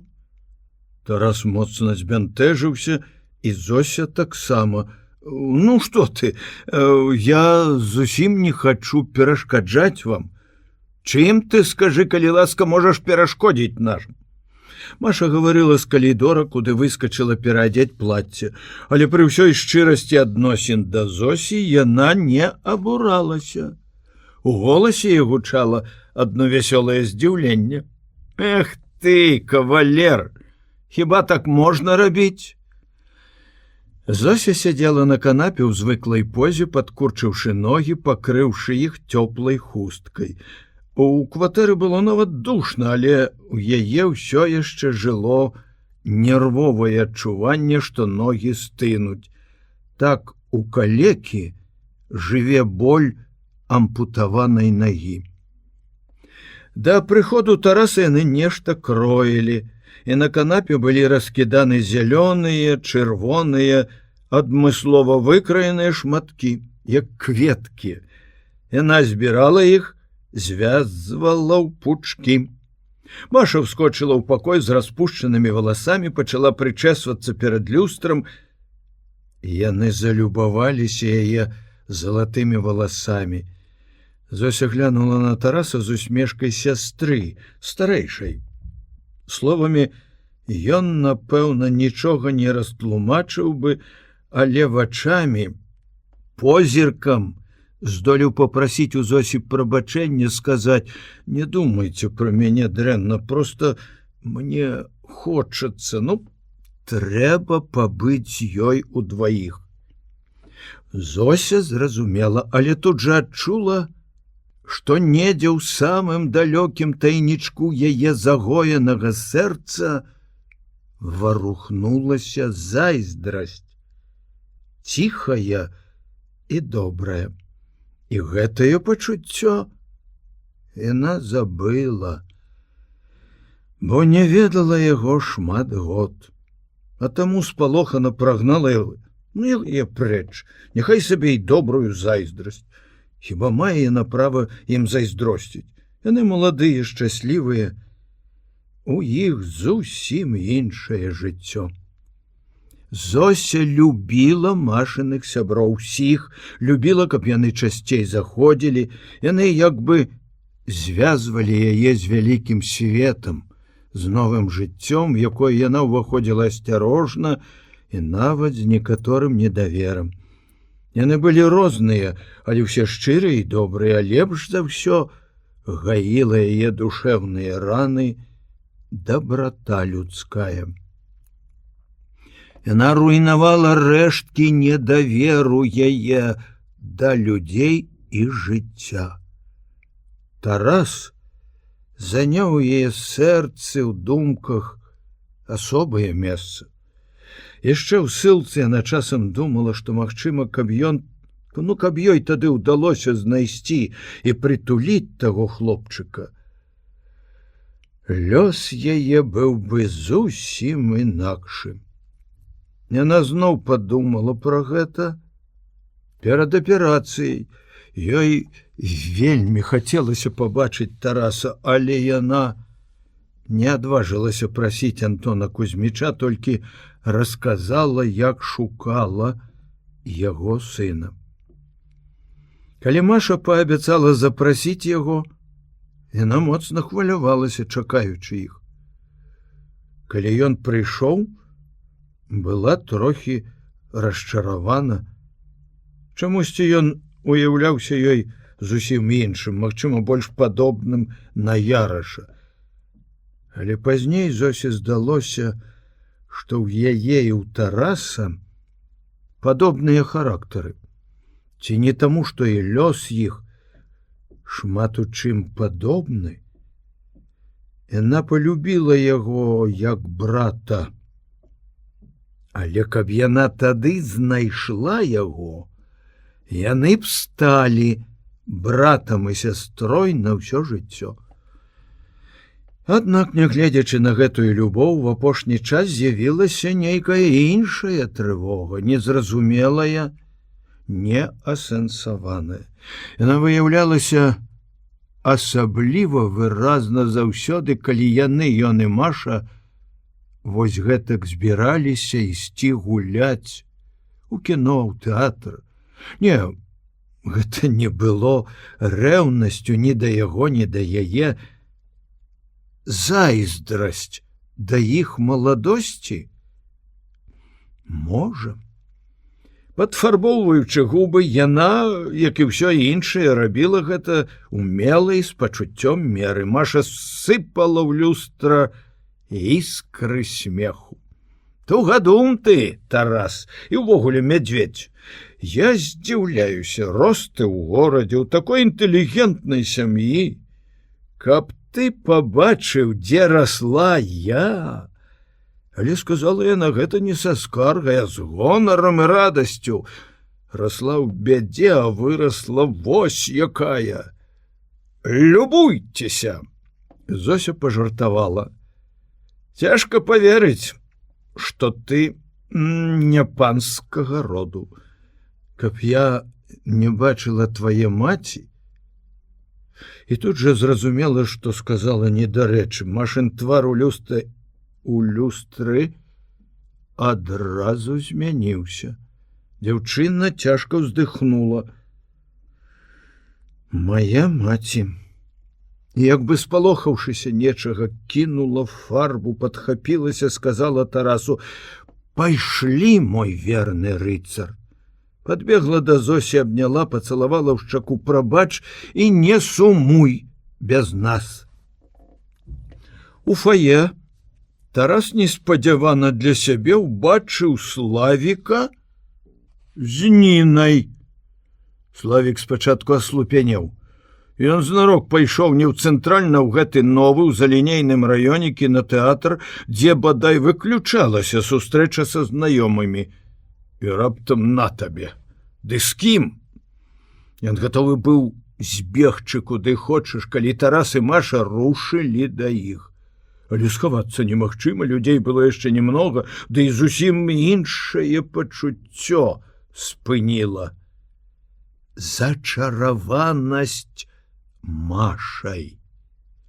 Ён даўно не бачыў яе, і калі пасля сувязі з Нінай вобраз яе зноў завалодаў яго марамі, то ён часам, каб супакоіць сябе, думаў, што яму толькі ўяўляецца, што яна такая незвычайная, прыгожая, у сапраўднасці ўсё хараство яе выдумка яго ўзбуджанай фантазіі.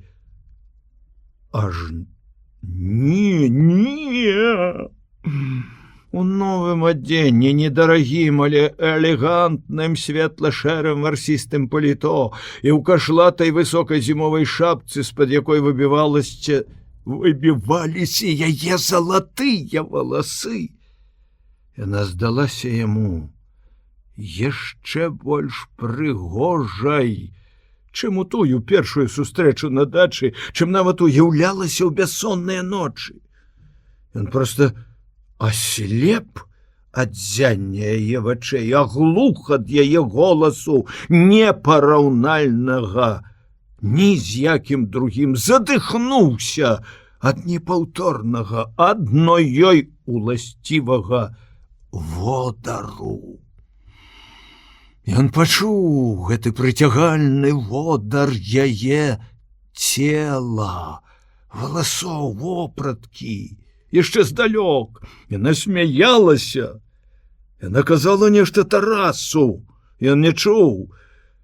Аглушыла і асляпіла яшчэ адно. Хваля рэўнасці да свайго брыгадзіра. Не ён, а Тарас пазнаёміў дзяўчат. Маша не аглядала Ніну з той крыху зняважлівай цікаўнасцю, з якой аглядалі некаторыя славікавы сябры. Не, яна, выхаваная жыццём і бальніцай, ніколі не раздзяляла людзей на нейкія катэгорыі, а тым больш не меркавала пра іх па вопратцы, па знешнасці. Але і яна глянула на Славіка са здзіўленнем. Яе здзівіла не Ніна, яе здзівіў Славік. І ён убачыў гэта, зразумеў. З тае хвіліны ён бачыў усё. Кожны яе рух, кожную іскру ў вачах, ледзь прыкметную усмешку, пералівы ценяў на твары. І ўсё разумеў з незвычайнай, неверагоднай, проста такі мефістофельскай праніклівасцю. Яму хацелася закрычаць ад роспачы, укусіць самога сябе, калі ўбачыў іх побач, параўнаў.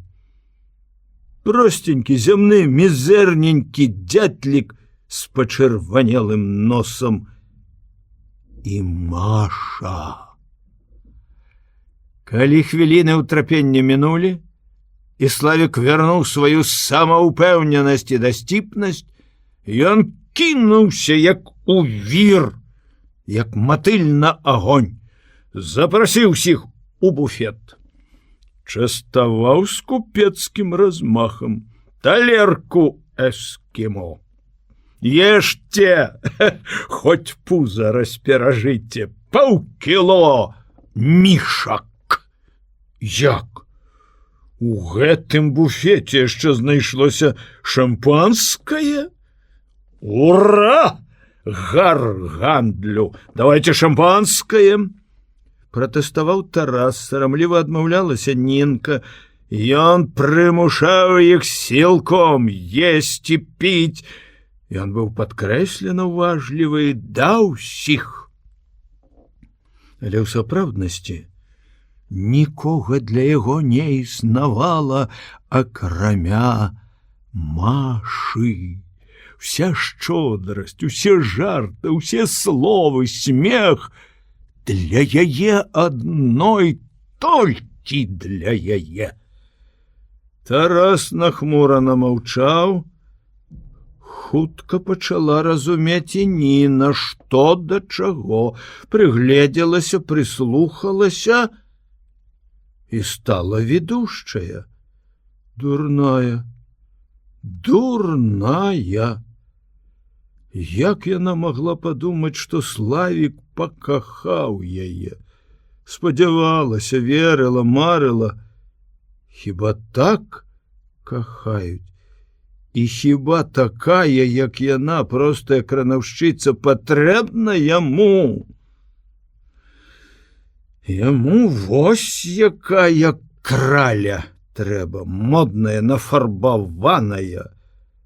Абражаная, пакрыўджаная Нінка, якую спачатку Славікавы жарты смяшылі, сцішылася, замкнулася, адступіла за круглым столікам ад Славіка да Тараса. Пашкадавала брыгадзіра, перажывае. Сябе не шкадавала, сябе карала, так табе і трэба, авечка. Кіўнуў табе пальцам, і ты пабегла следам, як на экране кіно. Хутка змяніліся пачуцці, выбухалі адно за адным то боль, то бязгучны горкі смех, то роспач, ад якой хацелася па-бабску завыць на ўвесь буфет, на ўвесь кінотэатр. Не, яна трымалася. Яна ніводным рухам не выдасць сябе. А вось яны страцілі ўсялякі сорам. Праўда, мне штоноч сняцца марсіянкі. Яны падобныя на цябе. Я ўжо чула пра гэта. Ты не арыгінальны. А што ў гэтым свеце арыгінальнае? Мой Бохан неяк сказаў адзіную разумную ісціну. Усё новае, даўно забытае старое. Ты выдумаў сам? Каб я мог такое выдумляць, то не завінчваў бы гайкі пад наглядам маэстра Ганчарова. Я слаўлю цябе, Тарас, вып'ем. За што? За рыжых. Згода? За рыжых я вып'ю. Яны нешчасныя. Ты нешчасная? Паглядзі на буфетчыцу. Вунь, дзе нешчасная. Яна не рыжая, нафарбаваная. Твае бацькі прадбачылі моду. Не вярзі, Славік, ты п'яны. Ад тваіх вачэй.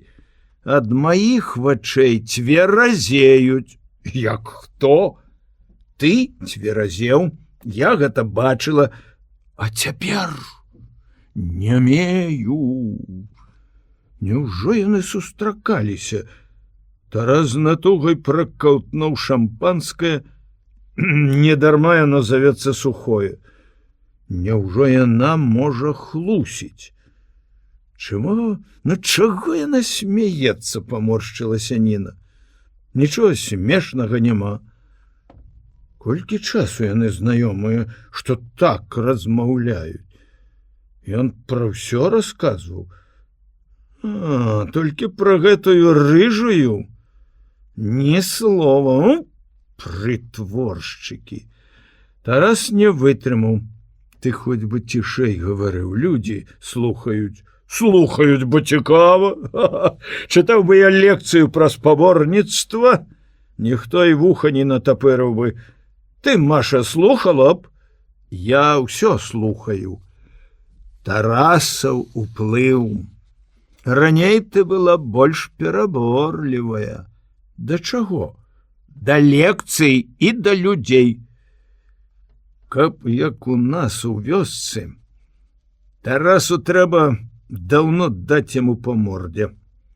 У чарговую ўспышку злосці Нінка пашкадавала, што ўсё гэта адбываецца не ў іх вёсцы, і дзе размова вялася прасцей, а дзейнічалі хлопцы з большай рашучасцю. Тарас перадавы яму нельга. Яна ўздыхнула. А Славік, круцячы ў руках пустую шклянку, ўжо чытаў нейкія вершы.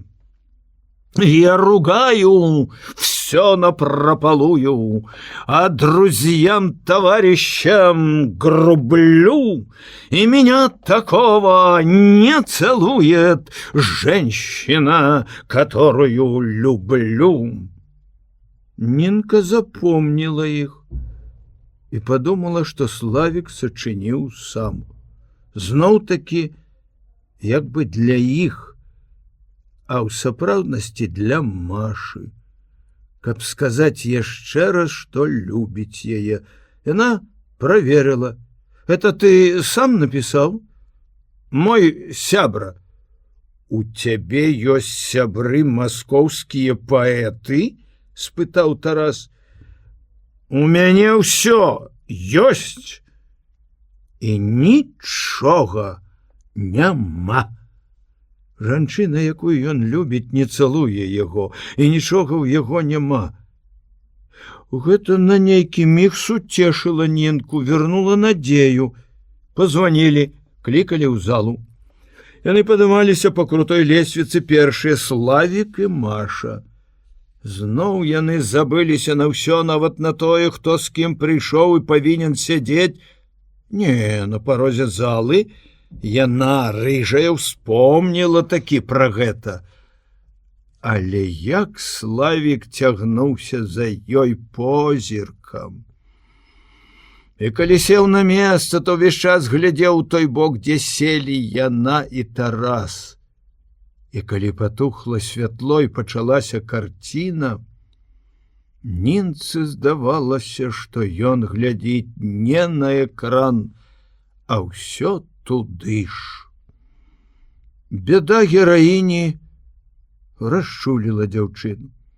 Больш яна не думала пра тое, каб утрымаць Славіка, прымусіць яго жаніцца. Дзякуй Богу, што хоць усё добра абышлося, не здарылася таго, чаго яна падсвядома хацела, каб паставіць хлопца перад фактам, і баялася не менш, чым і Славік. Цяпер яна прымала гэта як кару за сваю даверлівасць і дурноту. Так табе і трэба. Так табе і трэба. Бязлітасна ўпікала яна сябе і плакала, смаркалася, выцірала хусцінкай вочы, но і нават азірнуліся з пярэдняга рада.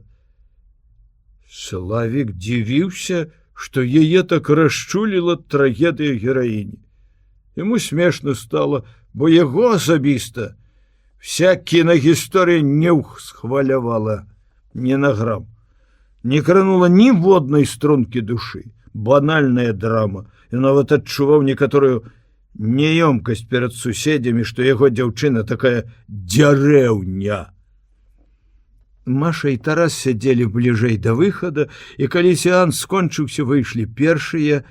Як ён ірваўся, Славік, каб дагнаць іх, лез на людзей, раштурхоўваў. Абражаная Ніна засталася ззаду, хацела схавацца ў натоўпе. Ён спахапіўся, пачакаў яе каля дзвярэй. Але яўна быў незадаволены, што Маша з Тарасам зніклі. Можа, таму доўга ішоў моўчкі, панура настаюшы каўнер. Нінка таксама маўчала. Вуліцы, па якіх яны ішлі, хутка апусцелі, горад засынаў.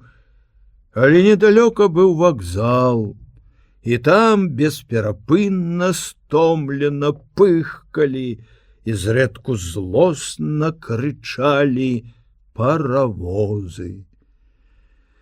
На пешаходным мосце цераз чыгунку, вузкім і высокім, Нінка спынілася і глядзела, як унізе ішоў доўгі таварны састаў.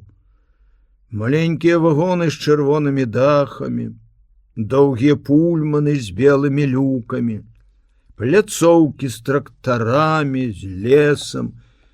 Цягнік прайшоў, міма зялёных і чырвоных нерухомых агнёў стрэлак і святлафораў плыў, хістаўся, аддаляючыся чырвоны стоп-сігнал. Нінка праводзіла яго сумным позіркам, быццам у тым цягніку, запламбаваным пульмане, ці, можа, на адкрытай пляцоўцы, павезлі яе шчасця. Але павезлі. Хто? Куды? Славік стаяў побач, наваліўшыся грудьмі на парэнчы і пляваў уніз, з дзіцячай свавольнасцю цэлячыся ў сігнальны слупок стрэлкі. Не адводзячы вачэй з далёкіх агнёў, Ніна сказала ціха, з болем: «Цяпер я ўсё разумею. Бачыла, не дурная. Ты любіш яе, гэтую рыжую. Не хлусі мне больш. Ты любіш яе». У Славіка быццам стопудовы камень сорваўся з душы, паляцеў уніз пад мост, бразнуўся аб сталёвыя рэйкі і разляцеўся на парашок. Нічога не засталося. Зрабілася лёгка і смешна. Яна думае, што ён будзе адмаўляцца, хлусіць. Да не, яна сама рассекла складаны для яго вузел, вызваліла ад страху, ад абавязку, ад усяго, што яго мучыла. Ён спачатку прашаптаў: «Я люблю яе, гэтую рыжую». Потым паўтарыў голасна: «Я люблю яе». Потым закрычаў на ўсю прастору станцыі: «Я люблю яе! Чуеш?» Крык яго падхапіў блізкі паравоз. Нінка заціснула рукамі вушы і кінулася прэч, як ад ашалелага. Побегла! Под яе ногами загудела, заляскатала жалезная ферма моста. Ей здавалася, што ён усё яшчэ крычыць ёй услед гэтыя словы са здзекам і радасцю. Не, ён не крычаў. Ён ішоў павольна, праводзіў рукой па мокрай парэнчы, шчасліва усміхаючыся, шаптаў: «Я люблю яе!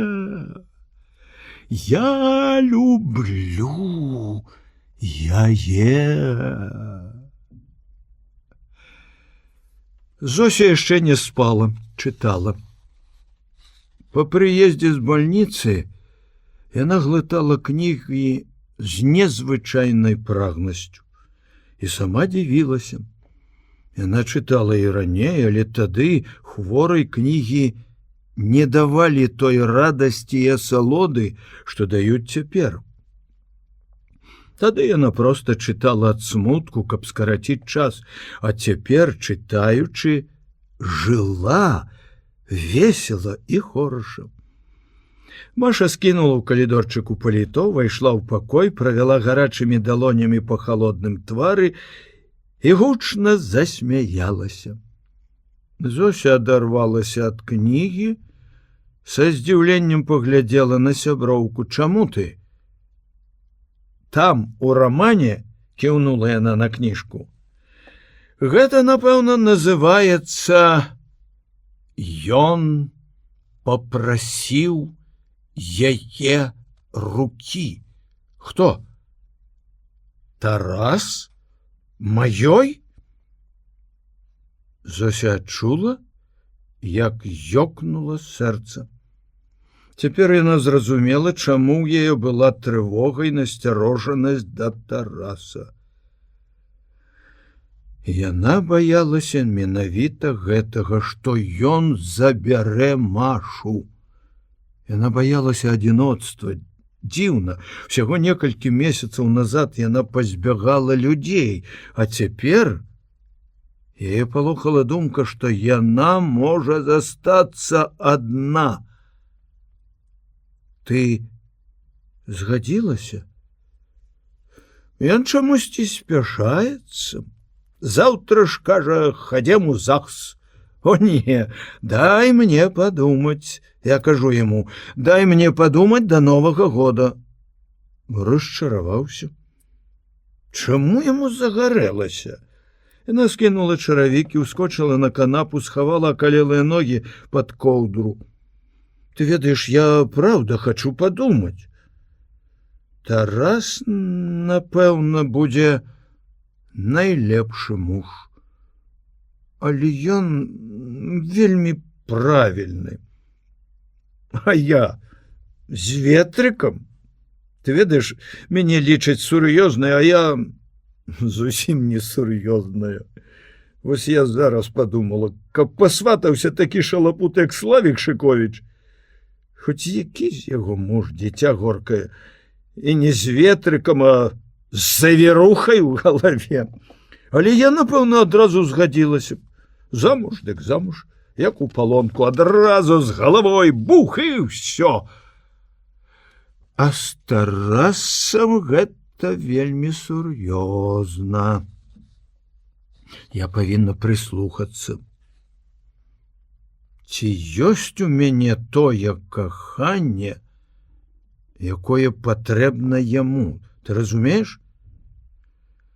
У знак сцвярджэння, што яна гэта добра разумее, Зося заплюшчыла вочы. Шыковіч спадзяваўся, што пасля надрукавання артыкула ён не адаб'ецца ад тэлефонных званкоў, ад наведвальнікаў. Званкі былі, але не тыя, якіх ён чакаў. Званілі сябры, здорава стары напісаў, віншую. Кірыла злаваўся, хіба соль у тым, як напісана. Званілі чытачы. Большасць пыталася пра Зосю, дзе яна цяпер, як адчувае сябе, прасілі перадаць ёй добрыя пажаданні. Другія пыталіся пра тое, пра што Шыковіч сам хацеў даведацца, дзе яны, таварышы па барацьбе Савіча, Вакулавай, Васі, жывыя сведкі. Няўжо ў горадзе нікога не засталося? Няўмольны час скасіў людзей, разагнаў па свеце. Каб удалося ўціснуць хоць невялічкі артыкульчык у цэнтральную газету, можа, тады хто і адгукнуўся б, думаў Кірыла, седзячы ў кабінеце рэдактара і 101 раз пераглядаючы тыя 3 нумары газеты, дзе быў змешчаны яго нарыс артыкул аб падполлі. Наконт артыкула званілі рэдактару, таму Шыковіч і сядзеў гэтыя дні ў кабінеце яго. Дарэчы, Жывіцкі грыпаваў і ў рэдакцыю не з'яўляўся.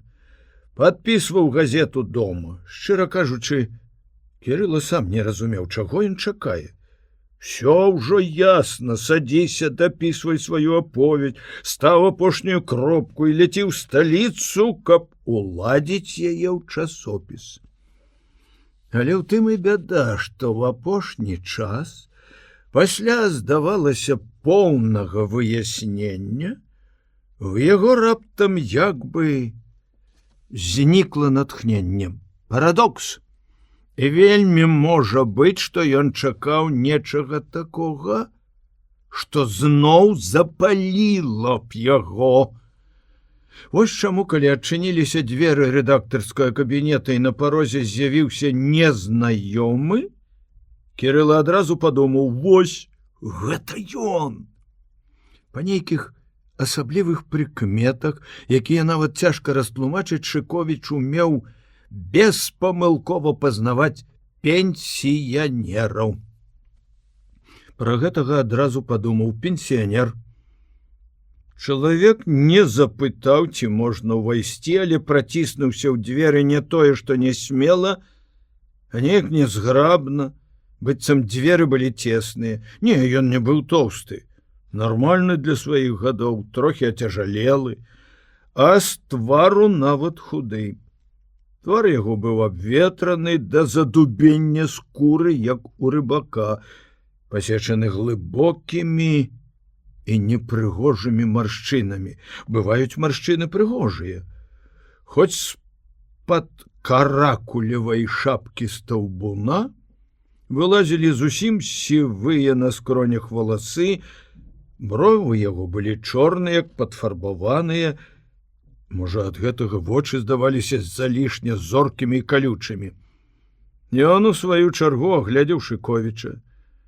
Але калі Кірыла сустрэў яго з добразычлівай цікаўнасцю, нават з радаснай надзеяй, то ў яго позірку злавіў нешта падобнае на знявагу ці насмешку. Сядзіш, пісака, ў кабінеце? Бачы, як абставіўся. Можа, ён так і не падумаў, але Кірылу чамусьці ўпершыню стала няёмка ад таго, што ён забраўся ў рэдактарскі кабінет.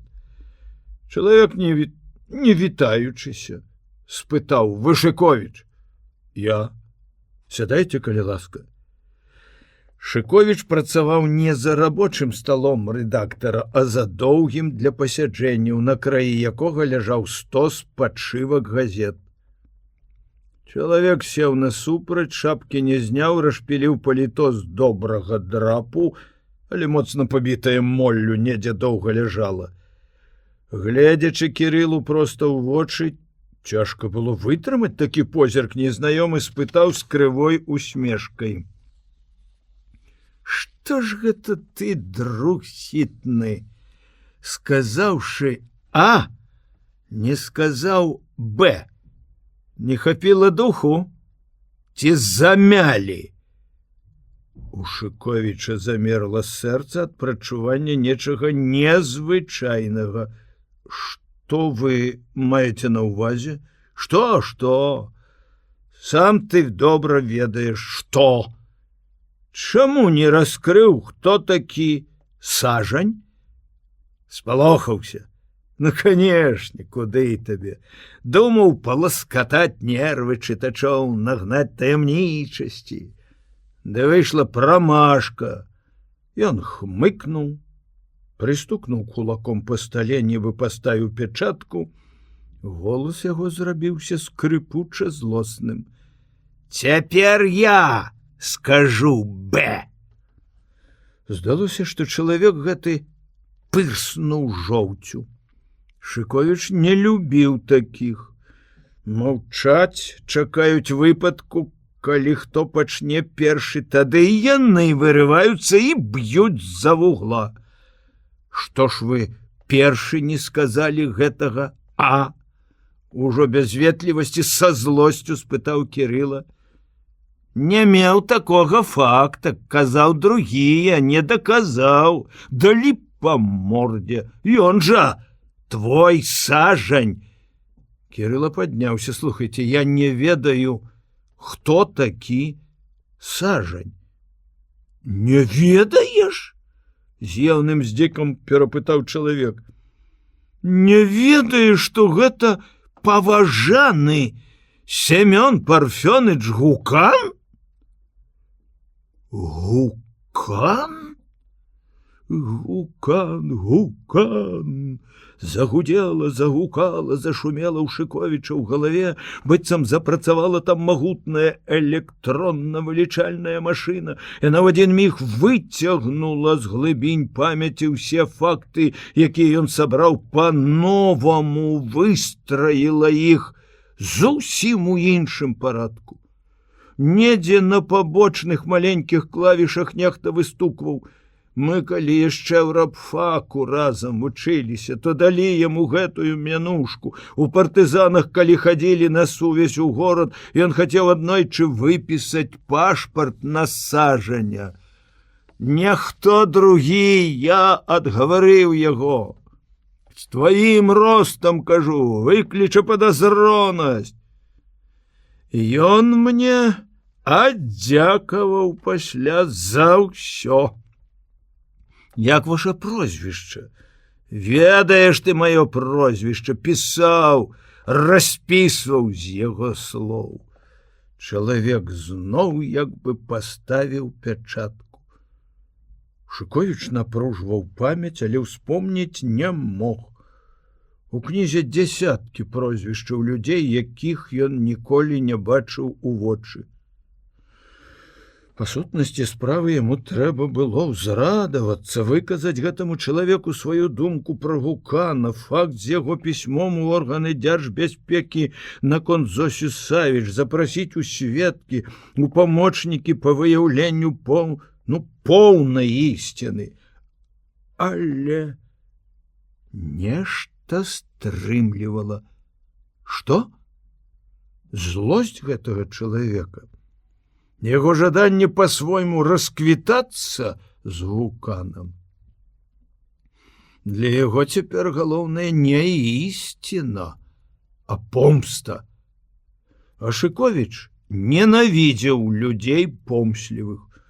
Таму сведка, якога ён падсвядома чакаў, стаў яму непрыемны. Кірылу не хацелася заключаць з такім чалавекам, які б не было саюз. Але адрэзаў ты корань свайму дружбаку. Наведвальніку яўна прыносіла задавальненне пакатаваць, як ён, пэўна, лічыў, неасцярожнага журналіста. Нават голас яго палагаднеў. Што вы хочаце рабіць? Ён адразу натапырыўся і таксама падняўся. А гэта моя справа, што я буду рабіць? Карціць даведацца, а? Не, цяпер вам з Гуканам не абязброіць мяне.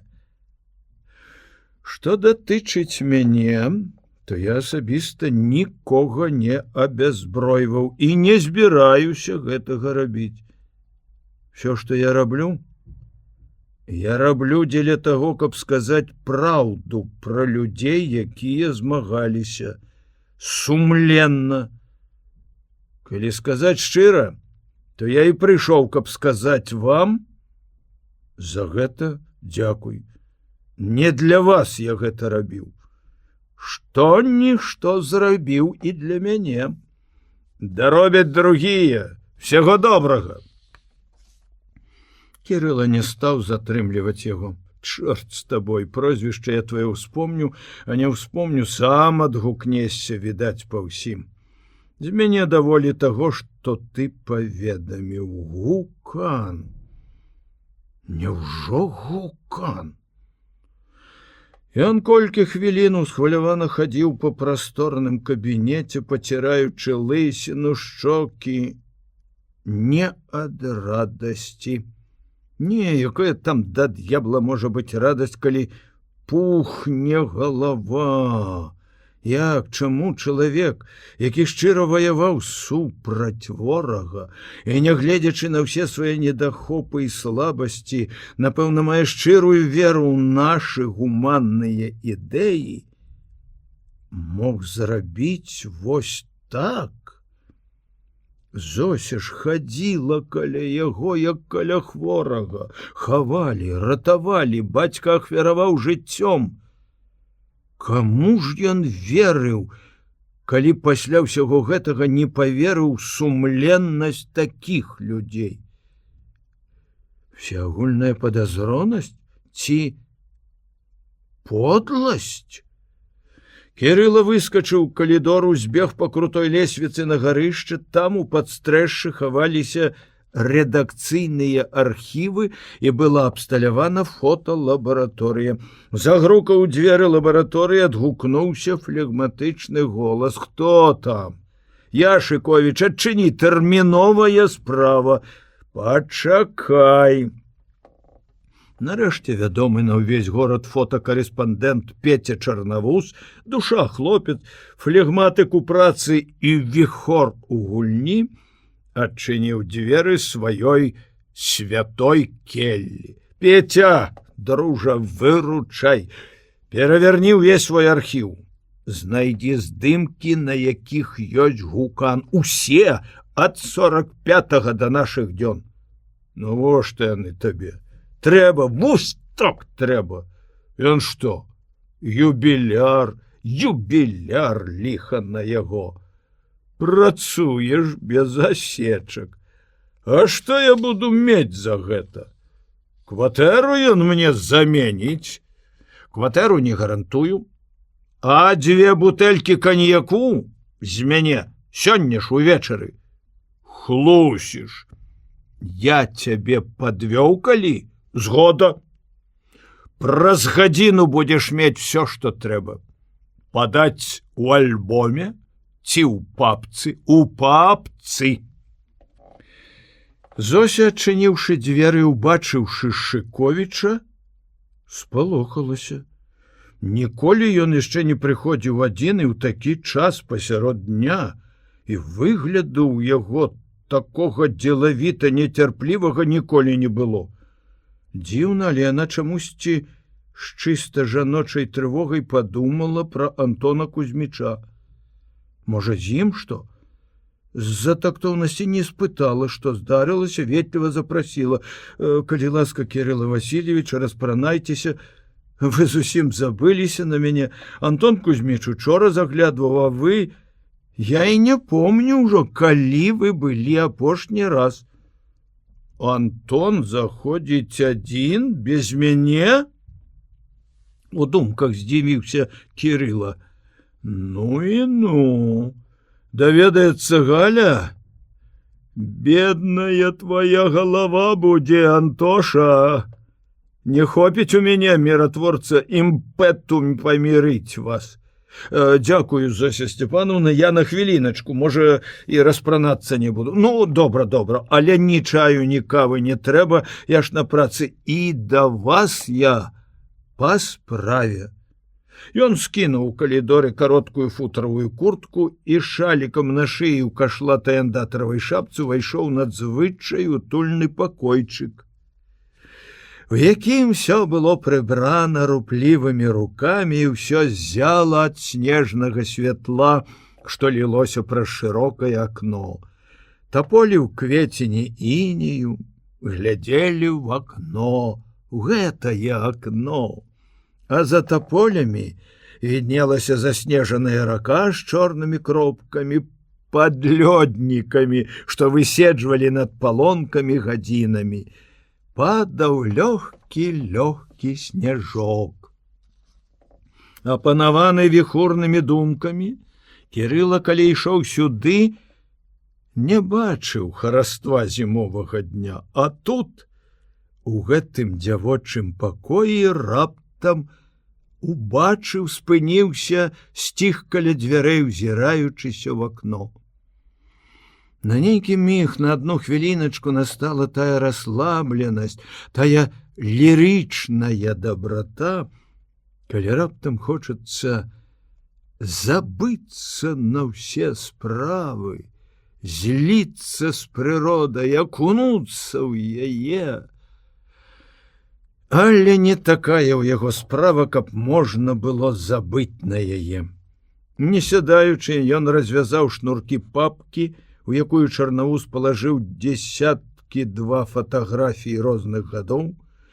Зося Степановна, я хочу показать вам некалькі фотографій. Можа, вы познаете кого-нибудь. Это мае значэнне для маёй работы. Ён дастаў самы ранні здымак 46-го года, калектыўны мітынг у дзень пахавання партызан і падпольшчыкаў у адной брацкай магіле ў гарадскім скверы. Гукан выступае з невысокай трыбуны. Ці то здымак выцвіў ад часу, ці ў той дзень не хапала святла, але быў ён цьмяны, невыразны, твары другіх людзей расплыліся, але прамоўца выйшаў лепш за ўсіх. Зося ўзяла здымак, паднесла блізка да вачэй, хоць блізарукасцю, яе Кирилла раней не прыкмячаў.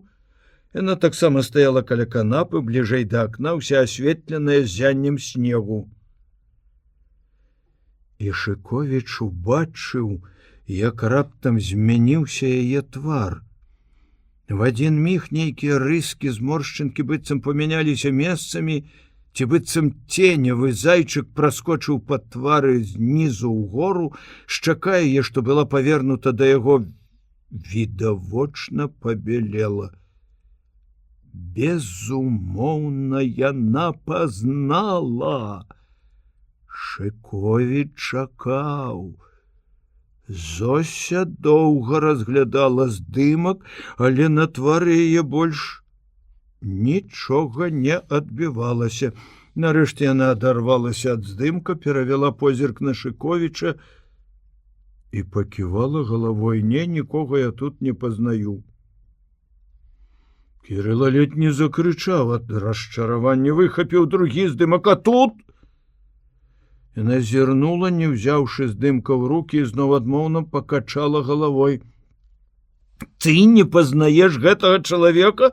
Забыўшыся на «ты», крыкнуў Шыковіч, працягваючы трэці здымак, вялікі фотапартрэт Гукана. Зося вся сцялася і спалохана адступіла ад яго. «А калі я памылюся?» — спытала яна. «Прайшло столькі год. Гэта Сажань!» Перайшоў Шыковіч да імклівага наступу. Не адказваючы, проста яна спытала: «Хто ён? Гэты чалавек?» «Старшыня гарсавета Гукан». Дзіўная ўсмешка скрывіла яе твар. Яна чула гэтае прозвішча сотні разоў. І тады, калі працавала в атэлье і ў бальніцы, яшчэ часцей цяпер ад іх, Кірылы Васильевіча і Антона Кузьміча, калі яны часам заходзілі да яе і вялі размову пра Шыковічаву работу, мінулую і цяперашнюю. Дык вунь каго яны з бацькам ратавалі. Не, ніякіх асаблівых пачуццяў яе не ўзнікла, акрамя аднаго. Раптам захацелася ніколі не чуць, не ўспамінаць гэтых імён. Сажань, Гукан. Забыць іх в адзін міг і назаўсёды. Несмела, няўпэўнена, як малая, яна спытала: «А можа, не трэба, Кірыла Васильевич?» «Што не трэба? Чаго вы баіцеся? Яго?»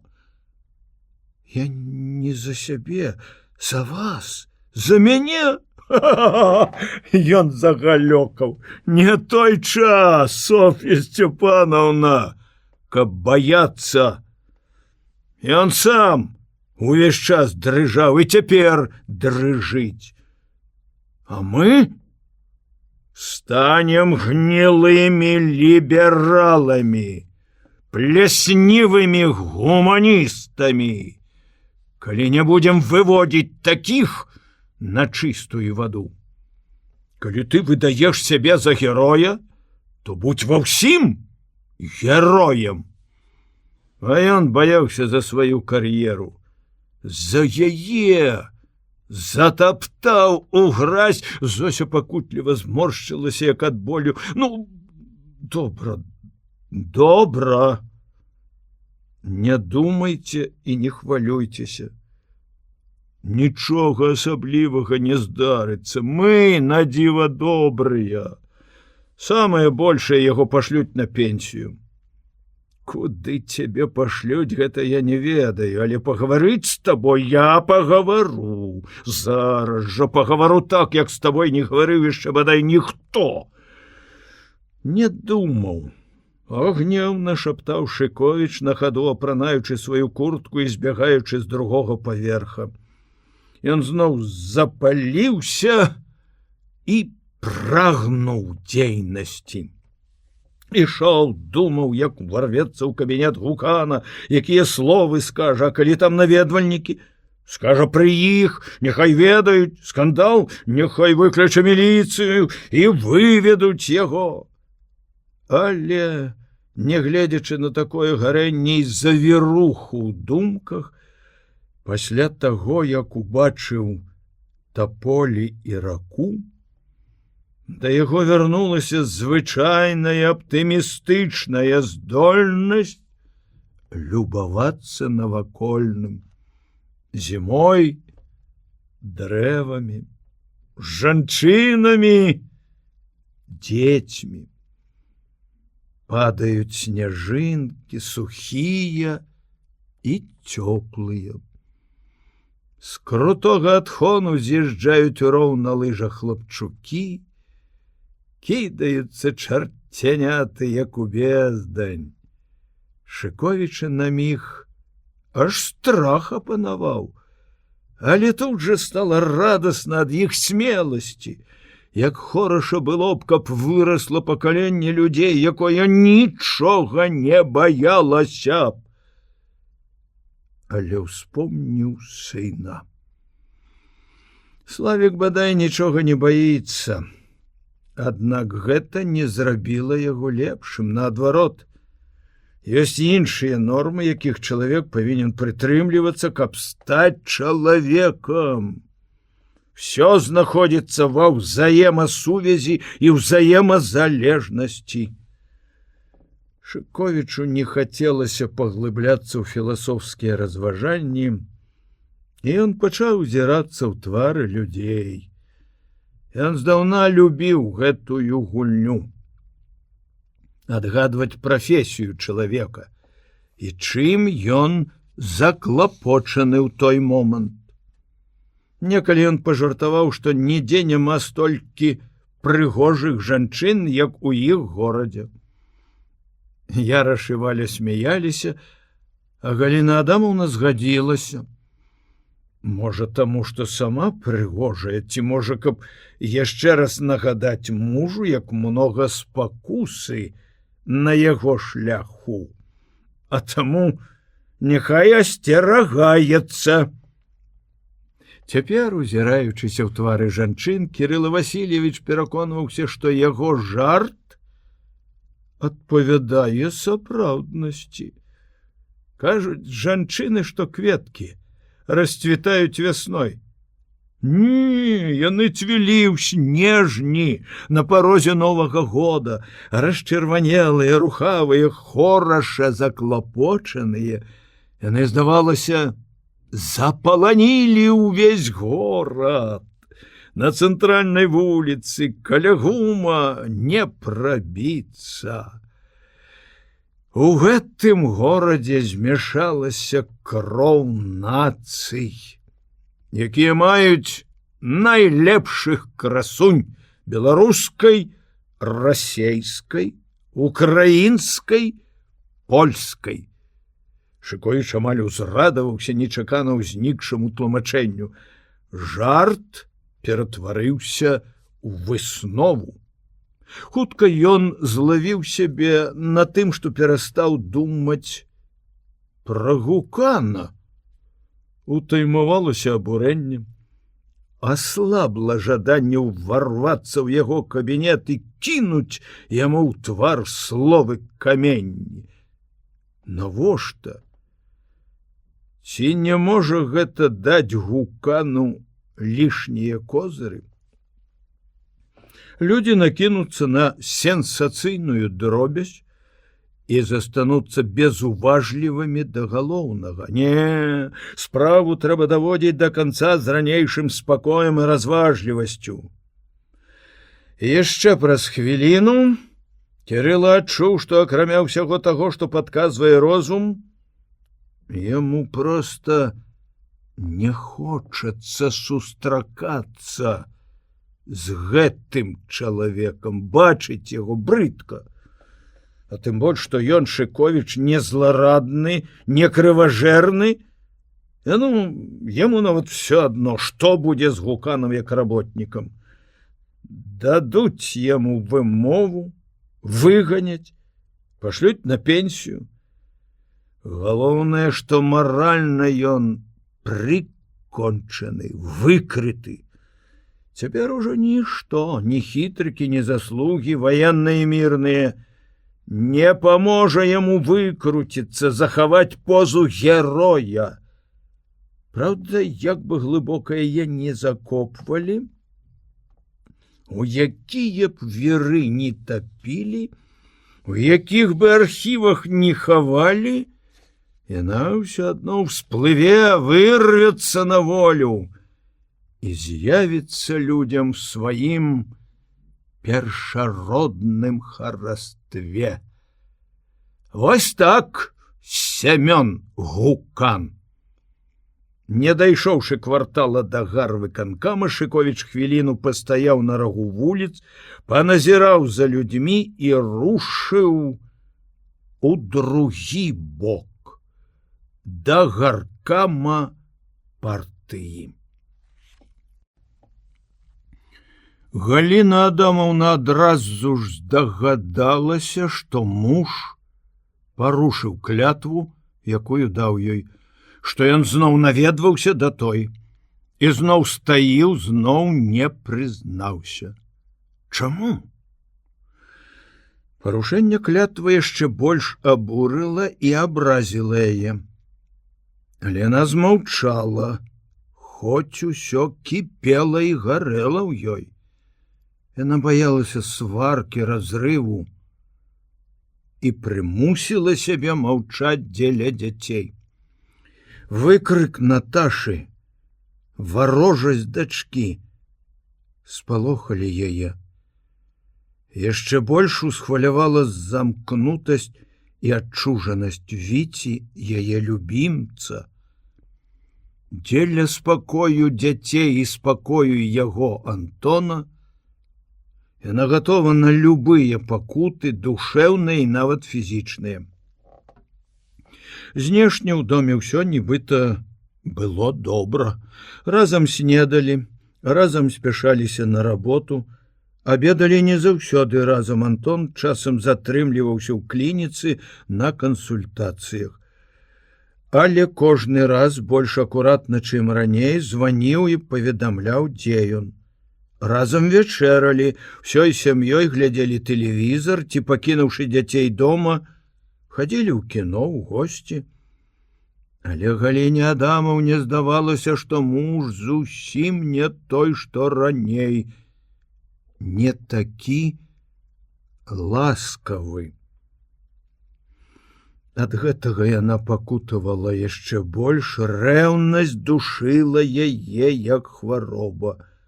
Але яна трывала і ў душы нават пачала ганарыцца сваім падзвіжніцкім цярпеннем. Паступова ўваходзіла ў ролю пакутніцы, дзікую, пачварную ролю, якая калечыць душу. Я пакутую у імя Бога, у імя ідэі, у імя блізкага свайго. І пачынаецца, чорт ведае, што? Чалавек ператвараецца ў фанатыка, перастае разумець самыя простыя, надзіва лагічныя і звычайныя рэчы. Галіна Адамаўна трохі не дайшла да гэтага. Выбух адбыўся нечакана. Аднойчы ўвечары, калі пілі чай, Антон Кузьміч сказаў спакойна, разважліва: ведаеш, Галка, абрыдла мне займацца гэтай дачай. Зноў патрабуюць знесці. А куды зносіць? Каб угаварыць Кірылу, я з лёгкай душой перадаў бы яе нашаму прафсаюзу пад піянерскі лагер. Я гаварыў ужо ў абкаме. Яны маглі б нават выплаціць некаторую суму. Праўда, меншую, чым мы затрацілі, але якое гэта мае значэнне? Мы ўтраіх працуем, Валя гатова згадзіцца, Кірыла ўпёрся. Віця і Наташа першыя ўбачылі, як пабялела маці, прыкусіла губу і сцялася, насцярожыліся ўсе. Бо ў Кірылы сям'я, дзеці, і ён думае пра іх. Пачала яна ціха, але тут жа сарвалася на крык. А у цябе няма сям'і, няма дзяцей, табе нічога не трэба. Ты ўсё гатовы раздаць, каб выставіць сябе. Мама! Паспрабавала спыніць яе Наташка. Молчы, няшчасная! Крыкнула на дачку, выскочыла з-за стола, ўжо расчырванелая, раз'юшаная, кінула мужу. Не думай, што я дурная, я ўсё ведаю, толькі з-за іх. Яна показала пальцем на дзяцей. Я молчу і цярплю. Віця, панурыўшыся, пайшоў да дзвярэй. Наташа стаяла ў ваяўнічай позе, гатовая зноў абараніць бацьку. Антон Кузьміч, не адказваючы жонцы, спыніў сына. Збірайцеся, дзеці, на каток. Сёння я пайду разамну свае старыя косці.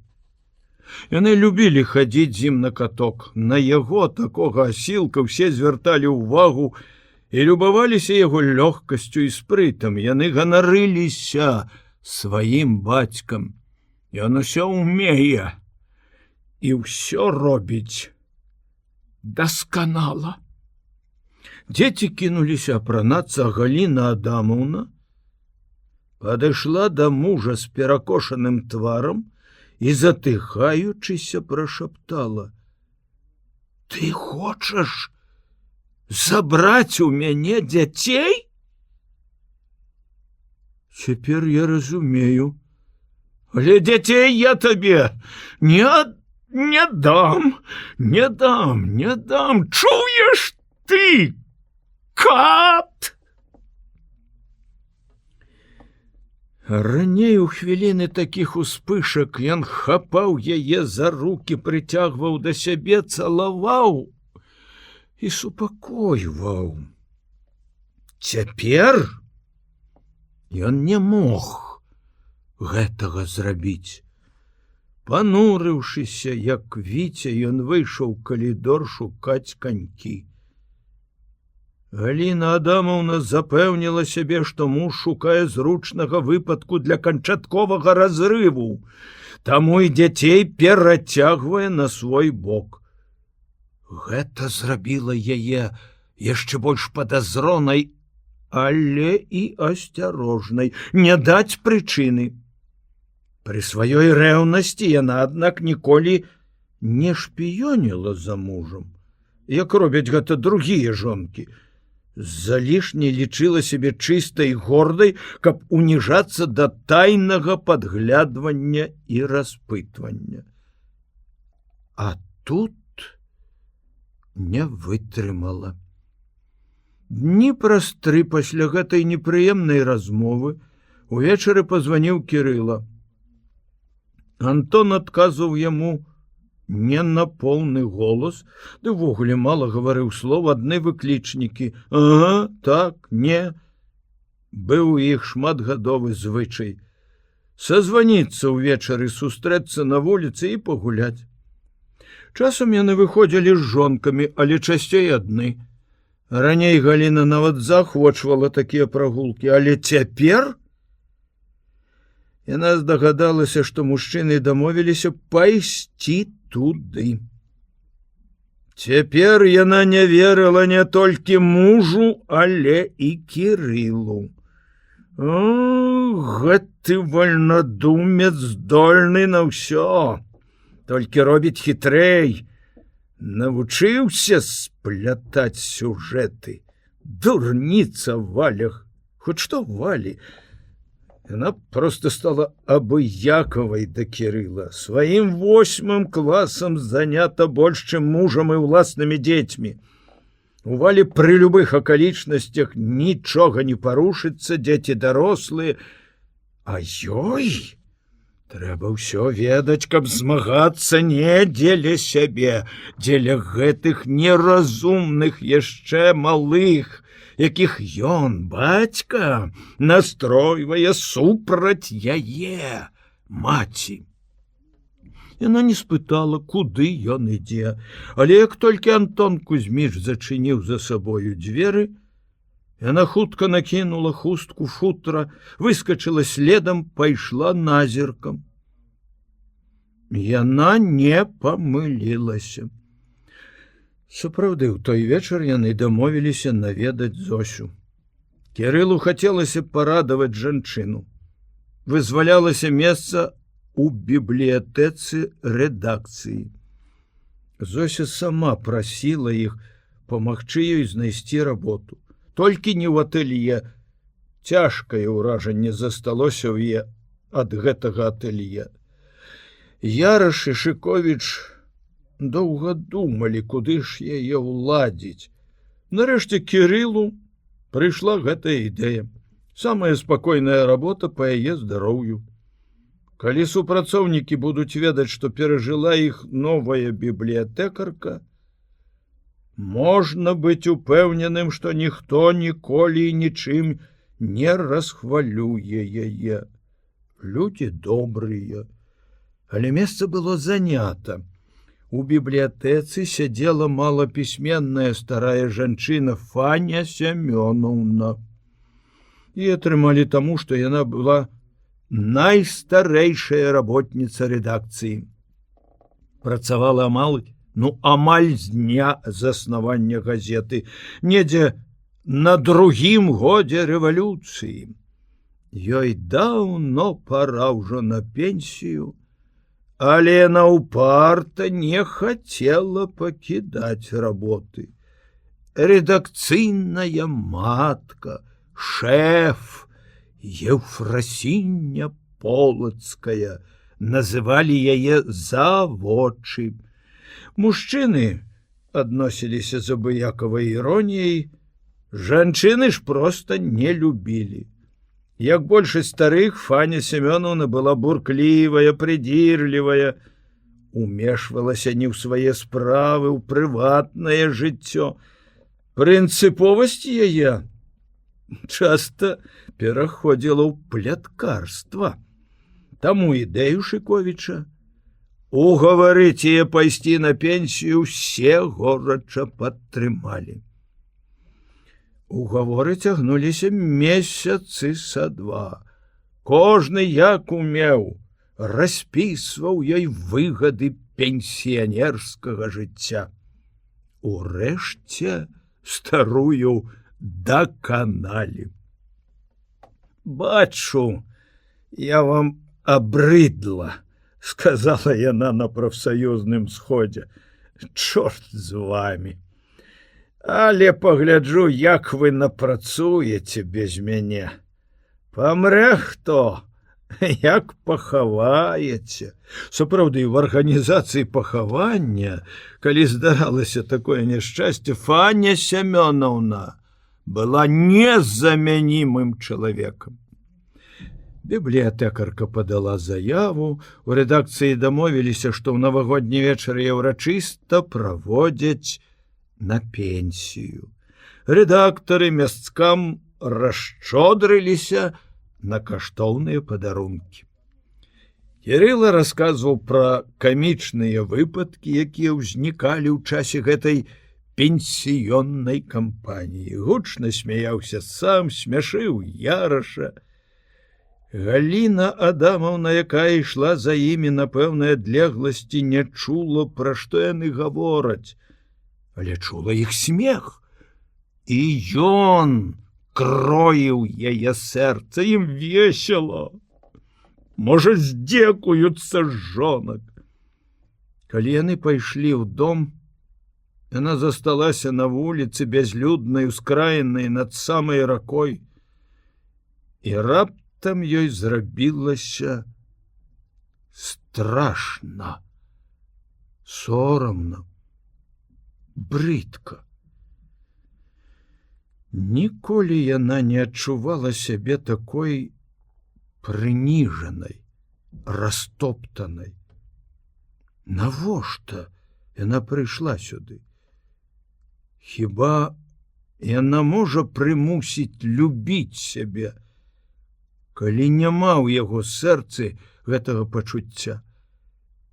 Ды ці было яно калі? Не кахае, сумна яму са мной, сказаў бы шчыра. Слёзы застылі на шчоках. Галіна Адамаўна выцерла іх калючымі рукавічкамі.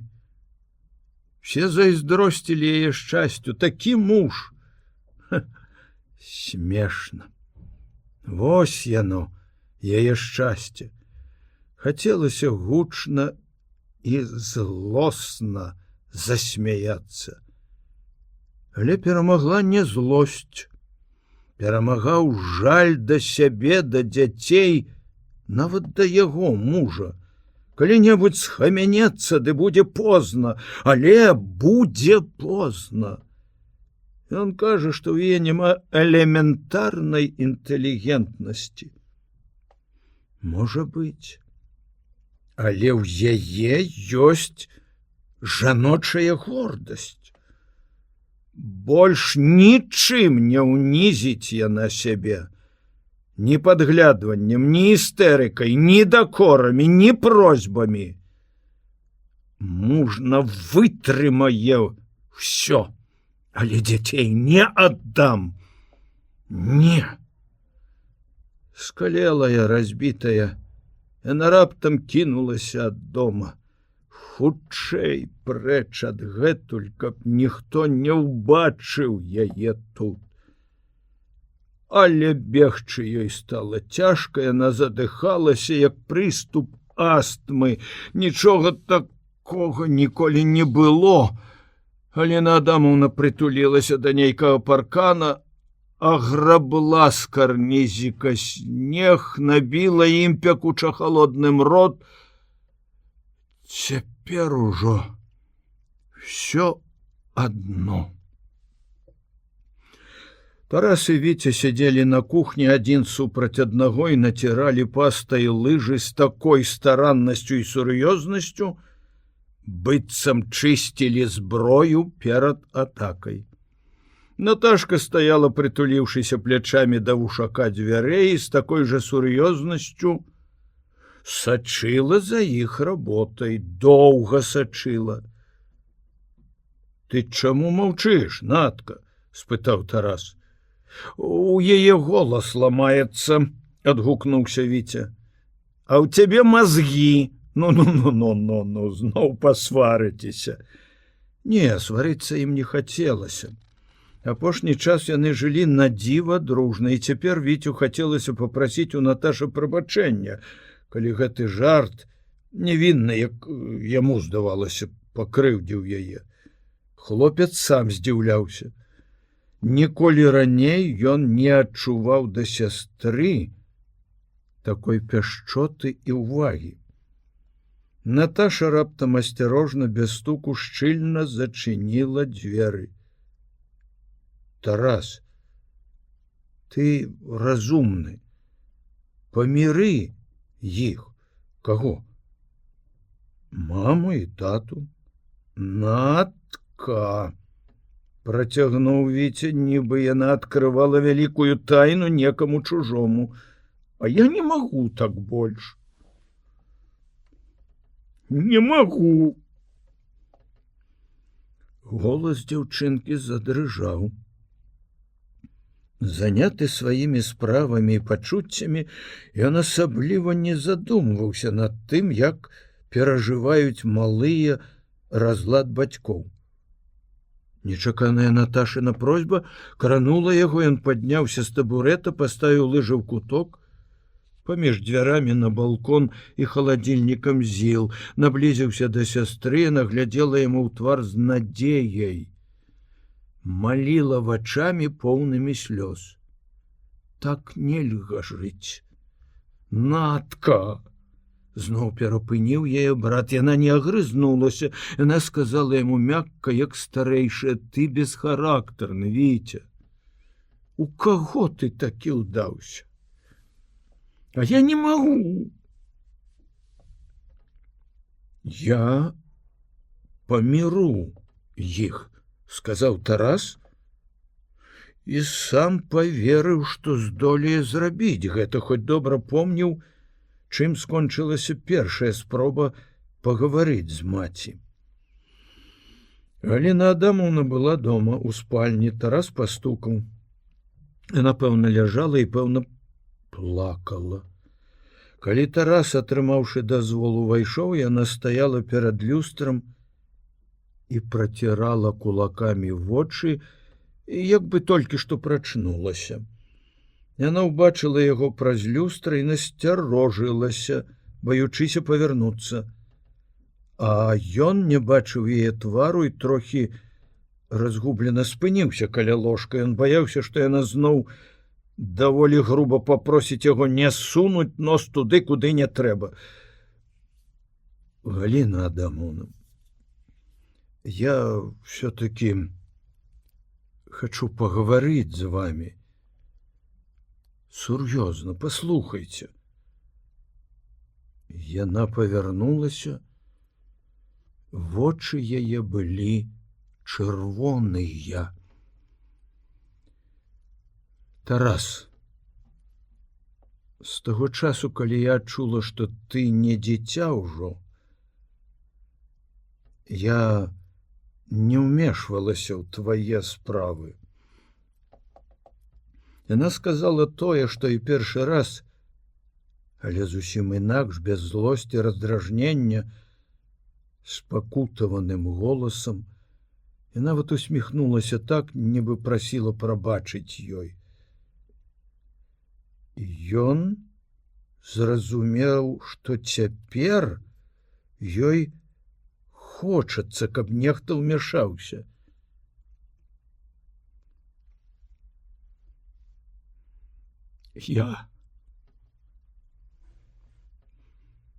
Я люблю вас, мама.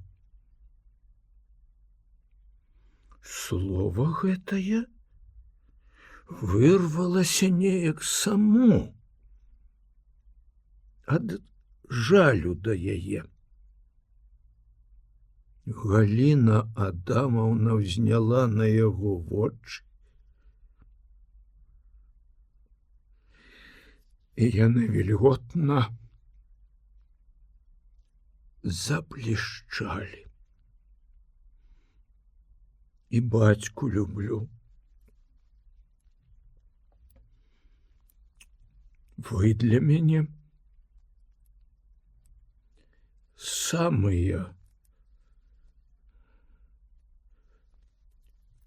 самыя дарагія людзі.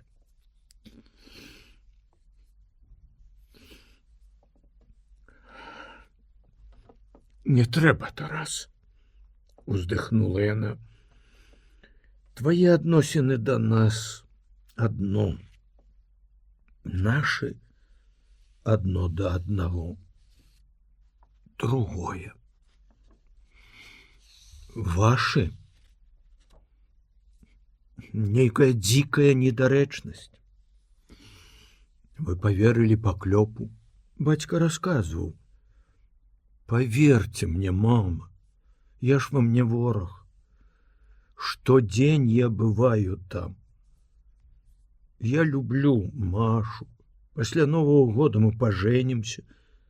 Сур'ёзна? У вачах яе бліснула іскрынка цікаўнасці. Хіба Софья Степановна такая жанчына? Подумайте, колькі яна перажила. Галіна Адамаўна закрыла твар руками, замотала головой. Не яна. Ты шмат чаго не ведаеш, Тарас, ты галоўнага не ведаеш. Але яна много перажила. Але хіба гэта дае ёй права? Хоць не яна, ён. Чаму ён хаваецца, падманвае? Навошта? Что? Я такая дурная, подлая? Скажи, была я калі-небудзь прагная, скупая? У іх была дружба ў падполлі, яму хацелася памагчы ёй, калі ласка.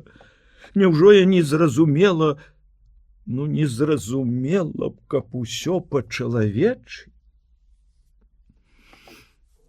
Цяпер ён папракае, што я не разумела яго, што ўвесь час думала пра яго, Бог ведае як. А што ён думаў пра мяне, калі пачаў хавацца з грашамі? Яна ўся перасмыкнулася. За каго ён мяне лічыў? Гэта не абраза? Выкрыкнула яна. Ён адчувае, калі абражаюць яго. А калі ён? Я перажыла ўсё. Я перажыла б і гэта, каб па-чалавечы. Я ўжо была змірылася, а ён не пераставаў хлусіць, хавацца. Ты не ведаеш галоўнага. Ён здраджваў увесь час усё наша жыццё, падманваў, хлусіў. Няпраўда! Не стрымаўся і рашуча запярэчыў Тарас. Яна адняла рукі ад твару, сухімі гарачымі вачамі паглядзела на яго, сумна паківала галавой. Але хто мне поверыць? Мне не верыць нават Валя Шыковіч, жанчына. Ён мудры, вялікі, добры, ён усіх заваражыў, цябе, Наташу, знаёмых. О, доктар Яраш, свяціла. А што яго жонка? Бездарны зубны лекар, мешчанка. Каму цяпер клопат да таго, што сваю маладосць, сваё здароўе я аддала яму, табе, дзецям? Галіна Адамаўна сказала гэта злосна. І Тарас сумеўся. Яна кідала горкі папрок і яму.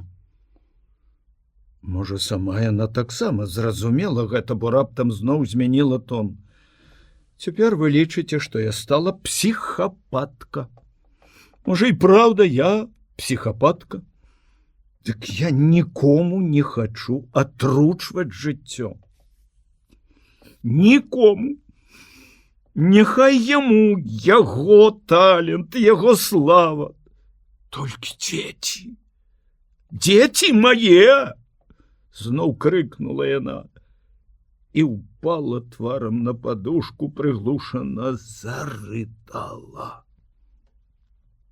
Тарас зусім разгубіўся. Ён не ведаў, якім чынам супакоіць яе. Стукаў у дзверы, упэўнены ў непахіснай логіцы сваіх доказаў, а сказаў усяго 2 словы, і ўсе доказы, больш няма чаго і дадаць. Ён пераступаў з нагі на нагу і ціха, няўпэўнена прасіў: не трэба, мама. Супакойцеся, Галіна Адамаўна. Яна выцерла навалачкай твар і гэтак жа нечакана, як упала, паднялася. Сказала без слёз, без істэрыкі, цвяроза і жорстка, як аб справе даўно вырашанай. Калі ты паважаеш мяне, памажы аформіць развод. Самой мне цяжка і непрыемна. Усяго чакаў Тарас. І слёз, і скарг, і праклёнаў.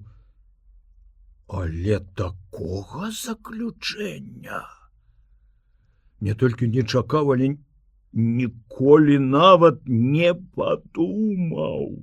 Спачатку ашаломлены замаргаў вейкамі, з надзвычайнай пільнасцю углядаючыся ў заплаканы твар жанчыны, якая гадавала яго. Ён сапраўды любіў яе як маці, але ў той міг яна здалася чужой і варожай. З'явілася злосць на яе, і ён амаль закрычаў: гэта вы самі надумалі. А ў Наташы вы спыталі? А ў Віці? Яны, Наташа і Віця, разумелі, што падслухоўваць чужыя размовы нядобра. Спальня, найбліжэйшы пакой ад кухні, яны мімаволі пачулі першыя словы маці. Каб больш нічога не чуць, яны, не згаворваючыся, падняліся і перайшлі ў бацькаў кабінет, самаізаляваны пакой, селі там, адно на канапе, другое ў крэсле, і моўчкі сядзелі. Не чыталі, не размаўлялі, нават не маглі чамусьці паглядзець адно аднаму ў вочы, быццам саромеліся. Проста чакалі, як у прыёмнай бальніцы ці суда. Доўга, ой, доўга чакалі. Можа, праўда, саромеліся за маці? Ці шкадавалі яе? Калі нарэшце Тарас вярнуўся, яны паглядзелі на яго з надзеяй, з запытаннем. Наташа нават саскочыла з канапы і памкнулася насустрач. Тарас усміхнуўся ім знясілена, але паабяцаў з ранейшай упэўненасцю: я іх паміру. Не, скажы, верыў ты, што Савіч наш чалавек? Хоць як можна было не верыць? Ты не ўяўляеш усёй складанасці барацьбы. Дапусцім, што акрамя цябе ёсць людзі, якія таксама ўяўляюць гэтую складанасць. Вярнуўшыся ў брыгаду, ты сказаў, у каго хаваўся ў горадзе? Не. Чаму? Тваё пытанне наіўнае. Ты думаеш, што гэтым прызнаннем я мог бы рэабілітаваць Савіча? Хто б мне паверыў? Я 10 дзён прабыў у горадзе і трапіў у час, калі нічога нельга было зрабіць, калі ішлі арышты, правальваліся яўкі. Пасля гэтага я прыйшоў бы і паведаміў: мяне хаваў Савіч, якога забілі падпольшчыкі, а немцы з пашанай пахавалі. А можа, цябе хавала СД? Спытаў бы, відаць, кожны партызан. Дакажы, што ты не лысы. Ты забываеш, які быў час. Карацей кажучы, ты пабаяўся. Ну, пабаяўся. Пабаяўся, калі табе так хочацца, каб я сказаў гэта слово. Я эвакуіраваў горад, не баяўся. Адступаў да Масквы, не баяўся. Мяне паслалі назад у тыл, я не баяўся, не бегаў па камісіях, як другія. Ні разу не скакаў з парашутам, скочыў уноч у балота пад бокам у нямецкага гарнізона. Вадзіў людзей на аперацыі, не баяўся. Пайшоў у горад на сувязь, каб наладзіць разбітыя падполля, не баяўся. Ну, не выйшла, як хацелася, не атрымалася. Не крычы і не бразгай сваімі медалямі. Тое, што рабіў ты, рабілі тысячы, мільёны. Мы выконвалі свой абавязак. Але я пабаяўся. А другія не баяліся? Все, хто перажыў 37-й. Адна справа памерці ад кулі ворага, а памерці ад рук сваіх таварышаў, аднадумцаў, адчуваючы, што ты ні ў чым не вінаваты. Ты ўяўляеш? Ты думаў калі-небудзь пра гэта? Думаў. І цяпер зноў падумаў. Як адчувала сябе Соф'я Савіч, калі пасля фашысцкага канцлагера трапіла ў Сібір. Паўза. Гучна, з лёгкім меладычным звонам адбіваў секунды вялікі медны маятнік стаячага гадзінніка. Астматычна дыхаў адзін з двух, што прысутнічалі ў кабінеце. Я думаў і бачыў многа разоў, як ішлі на смерць, каб ратаваць таварыша. Я гэта разумеў. А вось такі данос на людзей, якія ратавалі цябе, гэтага я зразумець не магу. Ну, змаладушнічаў. Я ж не хаваю. Я напісаў пра гэта ў тлумачальнай запісцы, прызнаюся табе. Так, пабаяўся, што прыйдзецца займацца старой гісторыяй, даказваць. Нічога ж не змянілася ў 45-м, ты ведаеш. Мы перамаглі фашызм. І нічога не змянілася? Для цябе нічога не змянілася? Цяпер лёгка разважаць. Ну, добра, тады ты пабаяўся, дрыжаў за сваю скуру. Я прашу. Чаго там прашу? Не іграй святую невіноўнасць, дрыжаў, як апошні баязлівец. Страціць партызанскую славу, кар'еру. Вось чаго ты баяўся. Але прайшло 9 год, як яго няма. Няма Берыі. Амаль 6 год пасля 20-го з'езда партыя сказала такую праўду на ўвесь свет. Чаму ж ты не сказаў праўды пра сябе, пра другіх? Дзеля чаго? А? У імя якой ідэі ты хаваў яе? Это што, допыт? Я не прасіў цябе, ты прыйшоў сам, каб раскрыць душу, параіцца. Я не думаў, што ты так настроены. Мы з табой разам разбіралі справы некаторых з тых, хто пісаў даносы ў 37-м. Мы былі аб'ектыўнымі. Мы разбіралі кожны канкрэтны выпадак, хоць не скажу, што не праяўлялі часам лібералізму. Між іншым, некаторых з іх браў пад абарону ты з пазіцыі высокага гуманізму, а Шыковіча хацеў выключыць за ўчынак сына. Падбіраеш факты? Не, просто прыгадваю. Факта даволі аднаго. Які яшчэ патрэбны? Якія факты?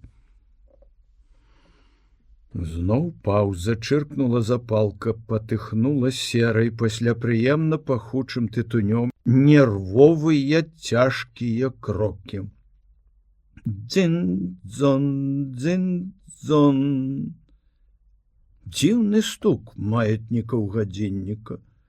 Здаецца, ён чапляецца за два розныя металы, якія ад удару па-рознаму гучаць. Якое будзе рашэнне абкама, як ты думаеш? Не ведаю. Як сябра-герой я магу сказаць толькі за сябе. Не хочацца мне пасля гэтага падаць табе руку. Тым больш разам працаваць. Так нават. Уяві, што так. Дарэчы, ты запрашаў на Новы год у госці. Не чакай, не прыйду. Ясна. Але я люблю яснасць з пачатку да канца.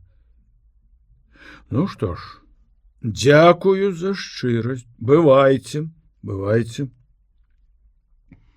Тыя ж цяжкія крокі, гулкія на паркеце, мяккія шоргатам на дывановай дорожцы, скрипнулі дзверы, ляпнулі другія з таго боку. «Бывайце?»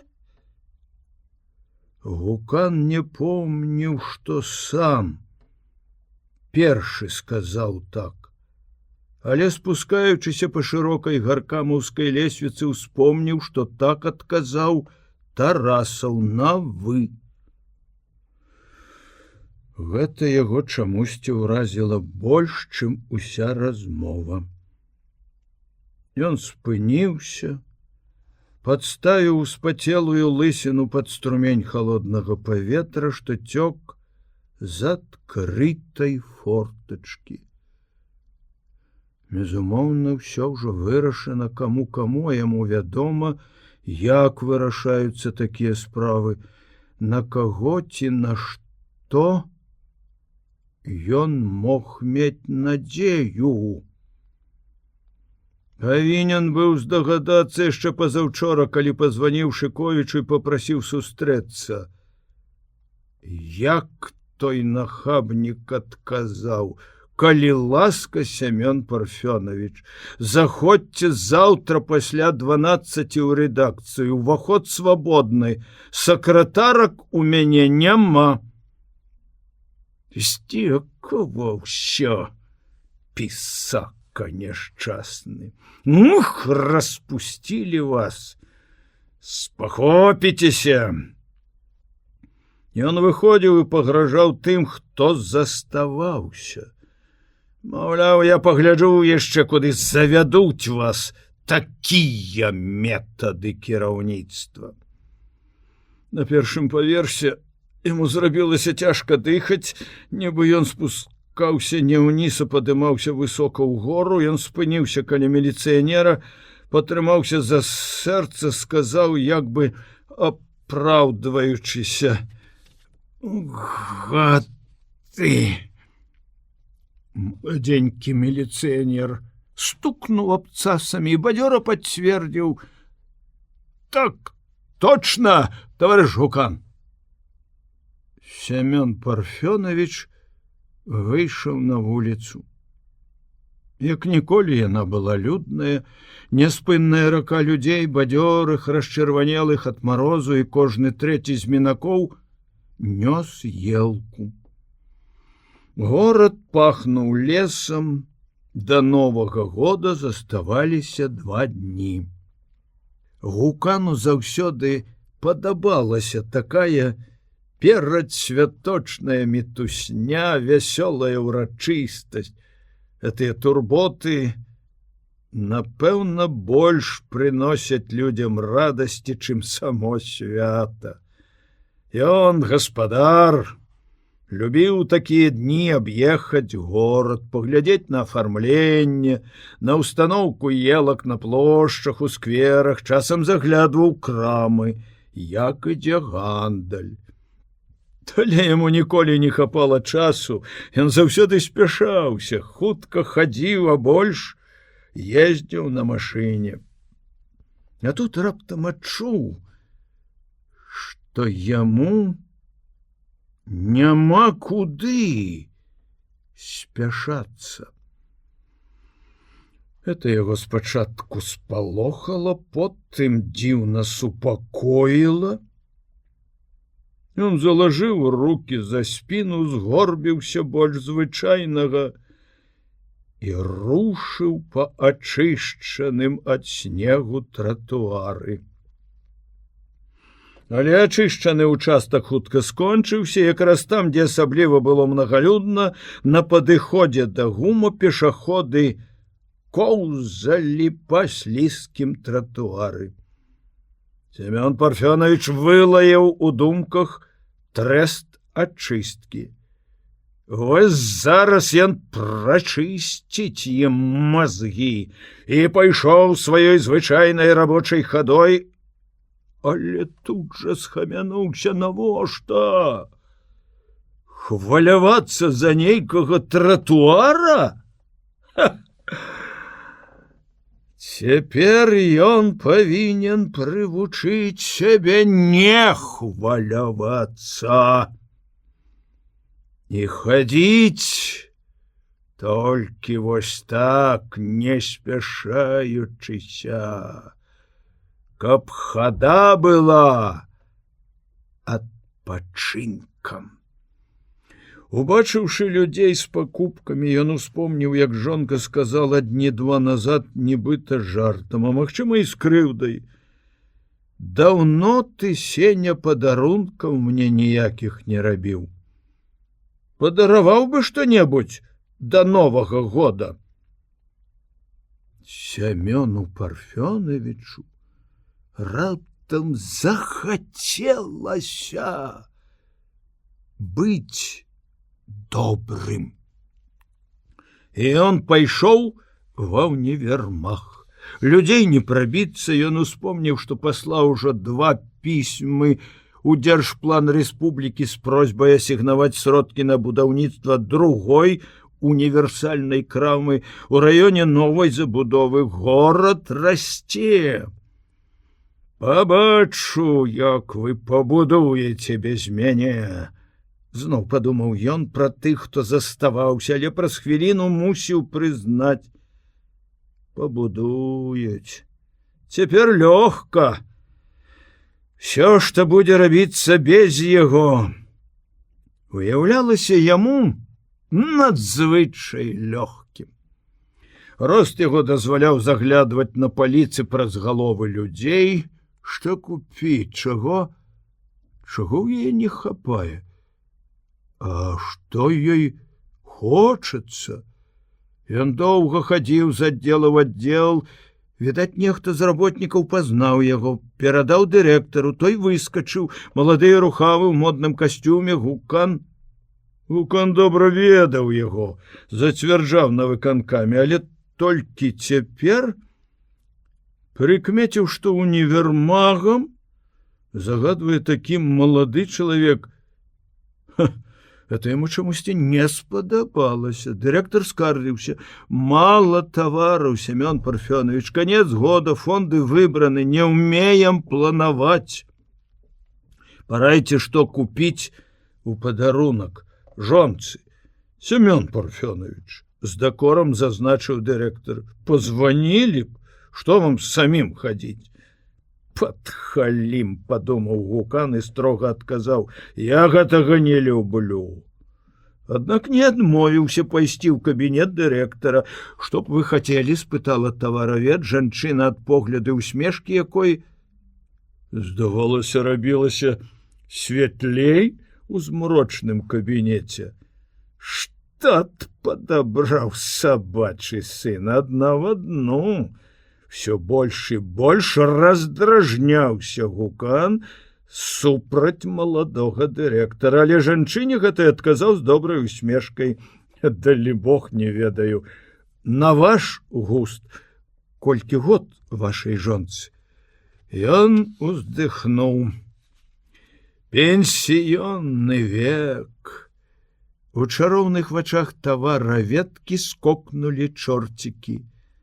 Ёсць цудоўныя шалі, ёсць венгерскія кофтачкі.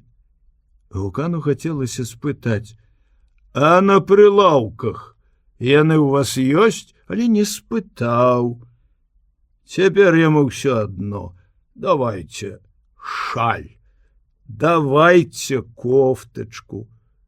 Вось гэта муж!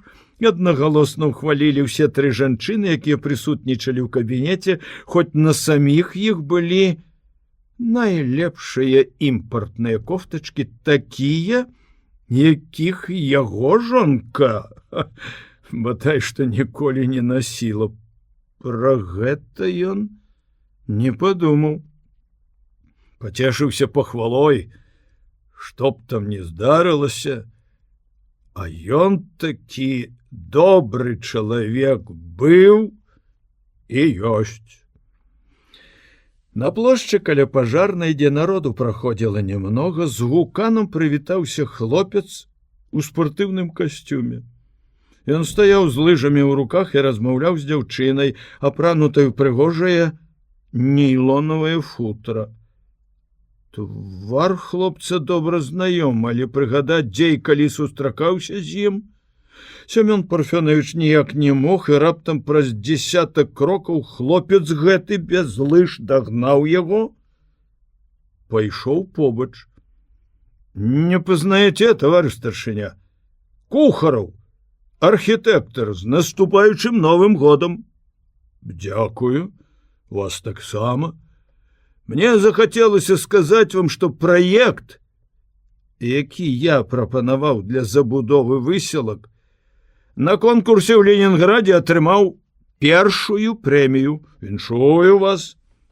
Але мне хацелася сказаць, што вы, кансерватар, так хваліць, а пасля столькі валаводзіць і адхіліць. Тут ужо не моя віна, ваши калегі, не валіце з хворай галавы. Гукан спыніўся, уражаны нахабнасцю і дзёрзкасцю маладога архітэктара. Малады чалавек, не забывайце, я нічога не забываю. Але жадаю, каб у Новым годзе у вас было больш увагі да людзей і да праектаў. Выселкі забудоўваецца дрэнна. Хлопец адсалютаваў левай рукой і пайшоў назад да дзяўчыны, якая трымала яго лыжы і чакала. Нават размова з Тарасавым, размова пра самае галоўнае, пра яго далейшы лёс, не ўзрушыла так, як гэты, здавалася б, выпадковы эпізод. Хіба не званілі яму раней, не пагражалі, не пісалі ананімных пісьмаў з самымі страшнымі пажаданнямі? Ён не звяртаў на іх увагі. Часам толькі паказваў гаркамі, лапкамі і, як бы выхваляўся, зразумееце всю складанасць маёй работы. Нікому з вас не прыйшло ніводнага такога пісьма.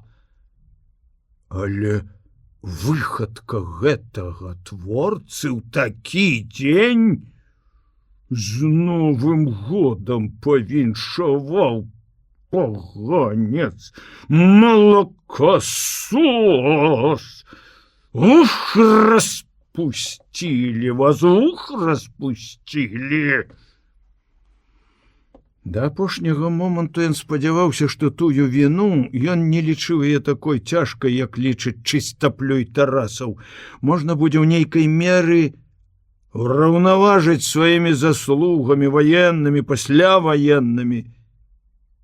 І раптам гэты тып, недапечаны архітэктар, замахваецца на апошнія заслугі у адбудове горада. Выселкі забудоўваюцца дрэнна, соплякі. Папрацуйце вы столькі, колькі папрацаваў Гукан. Семён Парфёнович глянуў на тое месца плошчы, дзе нядаўна яшчэ узвышаўся манумент, і цяжка ўздыхнуў. Можна было ісці дадому, рабочы дзень канчаўся, але яму чамусьці зрабілася страшна ісці ў пустую кватэру, ці, можа, наадварот, стала страшна не наведацца пасля такіх размоў у свой службовы кабінет, у якім ён ужо многа год адчуваў сябе спакойна, упэўнена. Рабочы дзень быў кароткі, напярэдадні выхаднога, але да канца яго заставалася яшчэ добрыя паўгадзіны. Аднак работнікі разыходзіліся. Праўда, убачыўшы старшыню, многія збянтэжыліся, вярнуліся. Вулкан умеў трымаць дысцыпліну, і яго баяліся. Ён не помніў, каб калі-небудзь вось так разыходзіліся. Это яго таксама спалохала. Няўжо пранюхалі? Трэба сабраць усіх, даць адчуць, што я яшчэ старшыня. Ну і павіншаваць з наступаючым. І тут жа падумаў, што выйдзе так, як павіншавалі яго на плошчы. Але не праз гэта ён не стаў збіраць супрацоўнікаў. Яго шаньламіла, што няма сакратаркі і пустата у прыёмнай, ніводнай жывой душы. Гэты пісака мог раззваніць па горадзе раней, чым прынята рашэнне. Падумаў ён пра Шыковіча з такой злосцю, што ажно балюча затахкала сэрца. Ён асцярожна распрануўся, сеў у сваё зручнае крэсла, адкінуўся на спінку, выцягнуў ногі. Толькі цяпер адчуў, як моцна змарыўся, зусім разбіты, ўсё цела ные. Адпачынак прынёс заспакаенне, ён доўга сядзеў, нерухома і бяздумна, нікога не хацелася выклікаць, нікога не хацелася бачыць. Толькі калі ў калідоры загудзелі крокі і галасы, супрацоўнікі выходзілі ўсе адразу, ён як бы схамянуўся, глянуў на гадзіннік. Было роўна 3. І падумаў зноў са злосцю. Адной хвіліны лішняй не хочуць папрацаваць. А я працаваў начамі. Яму захацелася на злосць усім працаваць да позняга вечара. Але што рабіць? Пазваніў свайму старому сябру, Мухлю. Пятро Макарович, з наступаючым. Прабач, брат, але навагодні баль наш адмяняецца. Занядужала моя палавіна. Дзякую, перадам. Тваім таксама. Трэба яшчэ 2 чалавекам званіць, адмяніць запрашэнне. А жонка нічога не ведае, безумоўна заклапочана, як найлепшым чынам прыняць гасцей. Пазваніць ёй? Але што сказаць? Як растлумачыць? Яму зрабілася шкада жонкі. І падарункі, якія купіў, здаліся мізэрнымі і непатрэбнымі. Хіба мала ў яе анучак гэтых? Цяпер, як ніколі раней, ён зразумеў, што яна той адзіны чалавек, які ніколі не пакіне яго, што б там не здарылася, з якім яму давядзецца дажываць свае пенсіённыя гады. Ён адчуў удзячнасць жонцы і захацелася зрабіць ёй нешта больш прыемнае, чым гэтыя падарункі. Заказаў Менск, далі хутка, хвілін праз 10, адказала дачка. Алла, здарова была. Як вы там? Добра? Ведаеш што? Зрабі ты маме навагодні падарунак. Які? Бяры нашчадка, сядай у цягнік і да нас пад Новы год. Што? Вовіка панос?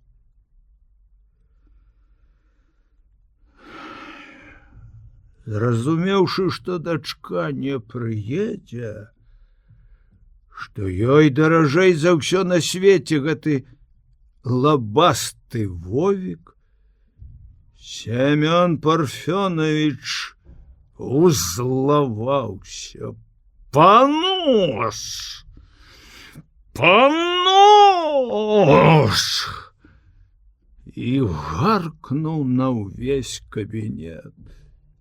У мяне таксама панос! І сярдзіта кінуў слухаўку.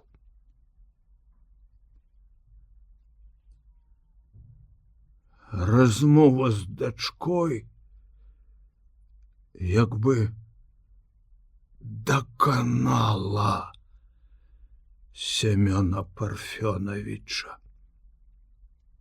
Ён пабялеў, доўга трымаўся за сэрца, потым рухамі хворага адчыніў шуфляду стала, дастаў тюбік з валідолам, укінуў таблетку ў рот. Увайшоў Кушнер. Гукан не любіў свайго намесніка, але ў гэты раз узрадаваўся, што ён прыйшоў. Хоць з кім-небудзь пагаварыць, забыцца на ўсё. Можна нават заняцца справамі, апошняй справай года, які мінае. З наступаючым, Семён Парфёнович. Цябе таксама, Іван Фёдорович. Кушнер сваёй адзінай левай рукой моцна да болю сціснуў правую руку старшыні, зблізку зазірнуўшы ў твар. Нешта ў цябе, Семён Парфёнович, несвяточны выгляд. Гукан паскардзіўся. Сэрца зноў. Бач, валідол смакчу. Але інваліды мы з табой. Ну, ты яшчэ інвалід баявы, а я, брат, усё. І даверліва прызнаўся.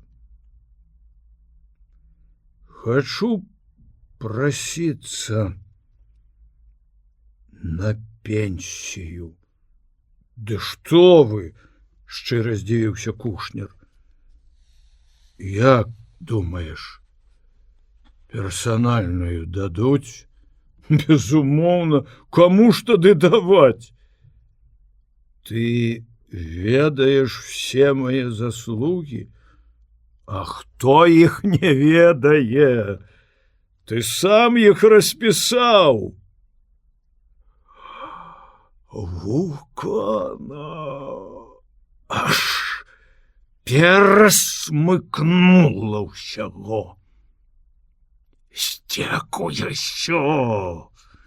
Пабялелымі дрыжачымі вуснамі прашаптаў ён.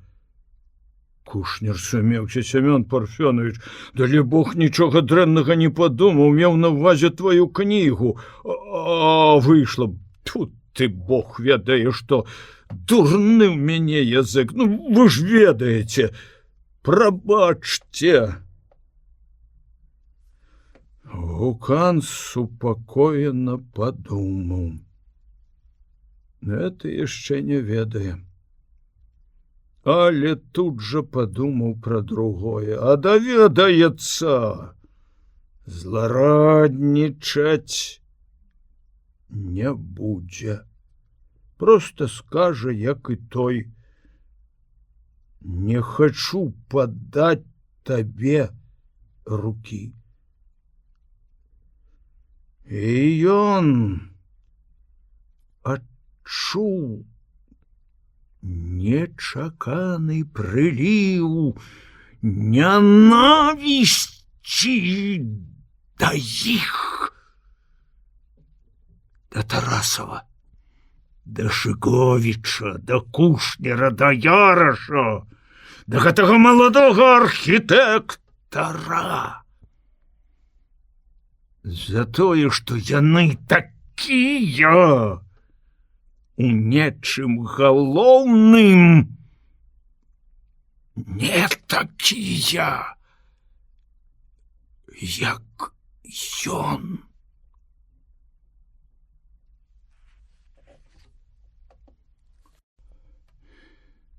Пасля сустрэчы ў кіно Славік пачаў дзейнічаць даволі рашуча. Спачатку званіў у бальніцу, Маша або не падыходзіла да тэлефона, або падыходзіла і ў адказ на яго прапановы сустрэцца смяялася. Тады ён вырашыў схадзіць да яе на новую кватэру. Двойчы падыходзіў дадому, падоўгу блукаў вакол, але ўвайсці не хапала рашучасці. Каб Маша жыла адна, а то з ёй нейкая Зося Савіч, пра якую бацька напісаў у газеце як пра гераіню падполля. Значыцца, не маладая ўжо. Столькі часу ён выпрацоўваў сабе незалежнасць, бессаромнасць, абвяшчаў вайну ўсім умоўнасцям, якія ўстанавілі людзі, а прыйшло да паверкі, і ён выходзіць як усе, як вучань 8 класа, які ўпершыню прыйшоў на спатканне. Смешна. Ён здзекаваўся з сябе, каб раззлавацца, і, сапраўды, плюнуўшы на ўсе ўмоўнасці, пайсці ў гэты дом і сказаць пры ўсіх, што ён кахае гэтае рыжае дзіва, але нічога не выходзіла.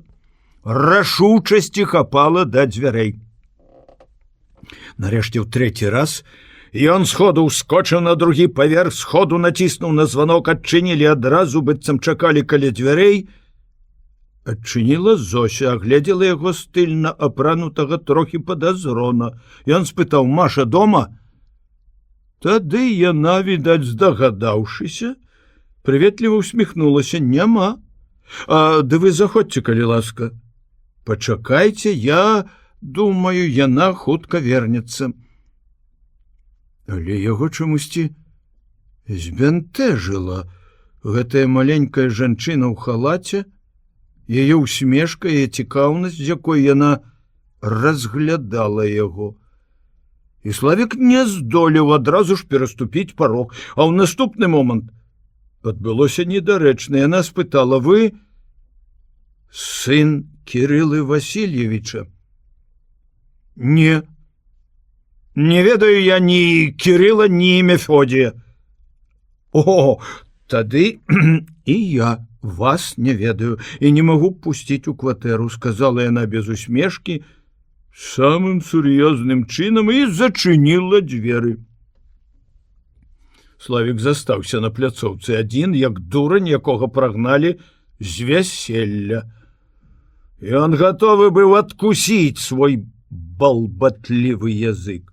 Які д'ябал штурхануў яго адмовіцца, што ён сын Кирилла Васильевича. Чаму? Прыйшлося зноў збегчы ўніз, зноў блукаць каля дома, але Маша, якая павінна была хутка прыйсці, як на злосць не з'яўлялася. А ён, Славік, быў не вельмі цярплівы, звык, каб жаданні яго здзяйсняліся неадкладна. Зноў званкі ў бальніцу, зноў смех у адказ. «Славік, не дуры галаву, я памру! Абяцаю быць на тваім пахаванні». У наступную суботу яму амаль пашанцавала. Ён убачыў Машу на катку. Не адну з Тарасам. Шчаслівы сапернік вучыў яе катацца. Яна толькі навучылася стаяць на каньках і як дзіця рабіла першыя крокі. Ён, Славік, прыйшоў без канькоў, заглянуў проста так, ад суму. Вось выпадак, што рабіць? Бегчы дадому па канькі? Але пакуль туды ідзе назад, убачыў аднаго са сваіх школьных сяброў да яго: «Слухай, дай канькі!» Той паказаў кукіш. «Свае май!» Славік схапіў яго за грудкі. «Дай канькі, а то выб'ю душу! Ты што, зварлецеў? Міліцыянера паклічу! Дай канькі!» Можаш ты зразумець, янычар? Трэба адной марсіянцы сказаць два словы. То так бы адразу і казаў, здаўся сябра, зацікаўлены, хто ж яна, гэтая марсіянка. Ботинкі аказаліся малаватыя, Славік все-таки нацягнуў іх, ціснулі да вострага болю. Напляваць, каб там былі набіты нават чвікі. Ён усё адно не адступіў бы. Кінуў на снежны бар'ер паліто, шапку, не клапоцячыся, хто будзе вартаваць іх. Чорт з ім, з паліто, маці купіць новае. Як ветер вырваўся на ледяное поле, спрытна лавіруючы, пайшоў супраць плыні канькабежцаў, каб хутчэй дабрацца да чырвонай шапкі і блакітнага світара, з якіх ён не спускаў вачэй, пакуль надзяваў канькі. Падляцеў ззаду, схапіў Машу за руку, яна войкнула, але, убачыўшы, што гэта Славік, засмяялася. «Вітаю! Вялікіх спартсменаў эпохі!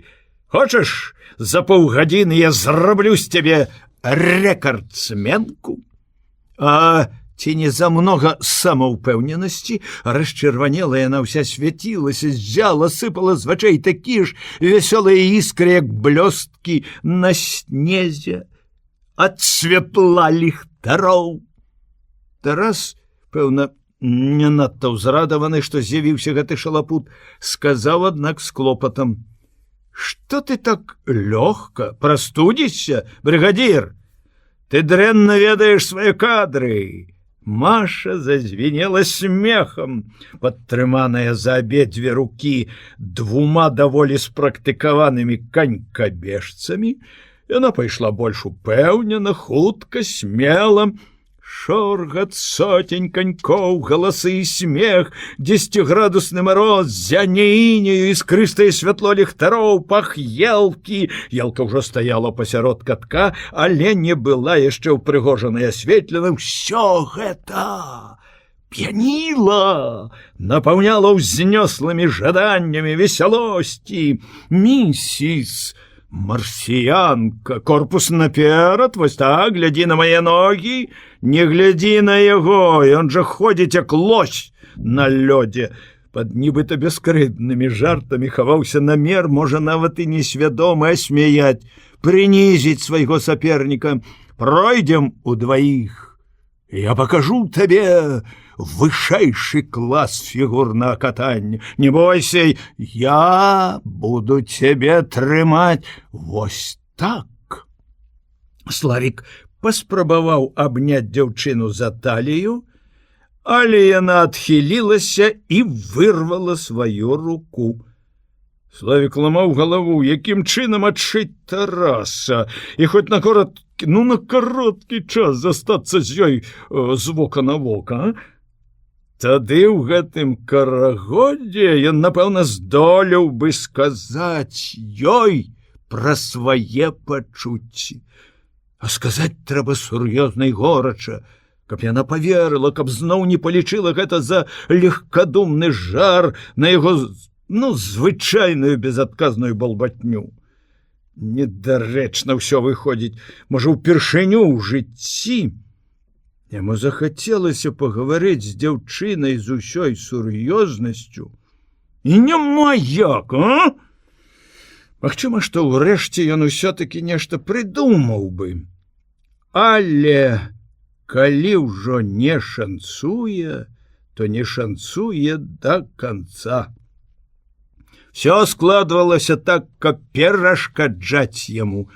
Немаведама, адкуль з'явіўся Яраш з усім сваім вывадкам, з Наташай Віцем.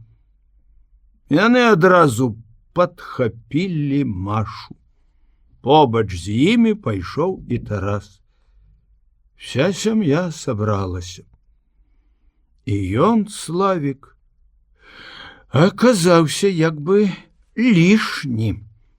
Колькі хвілін ён круціўся вакол гэтага сямейнага ансамбля, выпісваючы самыя адмысловыя фігуры, яму хацелася паказаць свой прыт, уменне, але раптам сам Антон Кузьміч вырваўся наперад і зрабіў 2-3 такія віражы вакол Славіка, што хлопец пры ўсёй сваёй несамакрытычнасці зразумеў: здзівіць свет яму няма чым.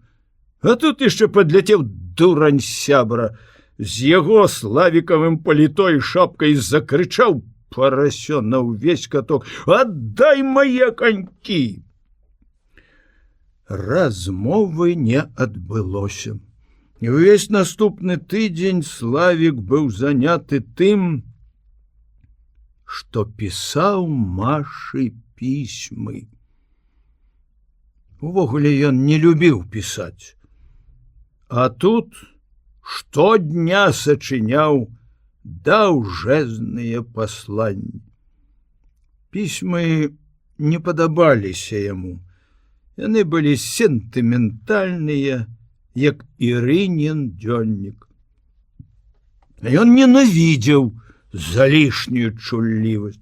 Хацелася сказаць пра сваё каханне проста, але гэтак шчыра, каб яна адразу паверыла. Цяпер ён добра разумеў, што толькі вера ў сур'ёзнасць яго прызнання можа нарадзіць у Машы гэтакія ж пачуцці. Толькі такім чынам можна перамагчы саперніка, а не дуэллю, бойкай, сваркай, знявагай, крыўляннем, ці якім іншым глупствам. Але такія шчырыя пісьмы не выходзілі. Выявілася, што напісаць так, каб табе паверылі, гэта зусім нелёгка. Сакратар камітэта Володя Клецень перабіраў у шуфлядзе стала паперы і доўга не пачынаў гаворкі. Тарас зразумеў, што размова мае быць далікатная. І Володя, хлопец добры і мяккі, хоча, каб пачала яе Вера Куцькіна, лабарантка, сябра камітэта. Гэтая нязграбная, высокая, ў чорных акулярах дзяўчына сядзела каля стала і вельмі уважліва чытала нейкую чарговую доўгую пастанову вышэйшага камсамольскага органа. Вера ў камітэце спецыяліст па маральна-бытавых пытаннях. Все на заводзе ведалі яе гнеўную непрымірымасць да ўсялякіх амаральных учынкаў. Тарас таксама цаніў яе прынцыповасць, нікому не змоўчыць, калі трэба, ні дырэктару, ні парторгу.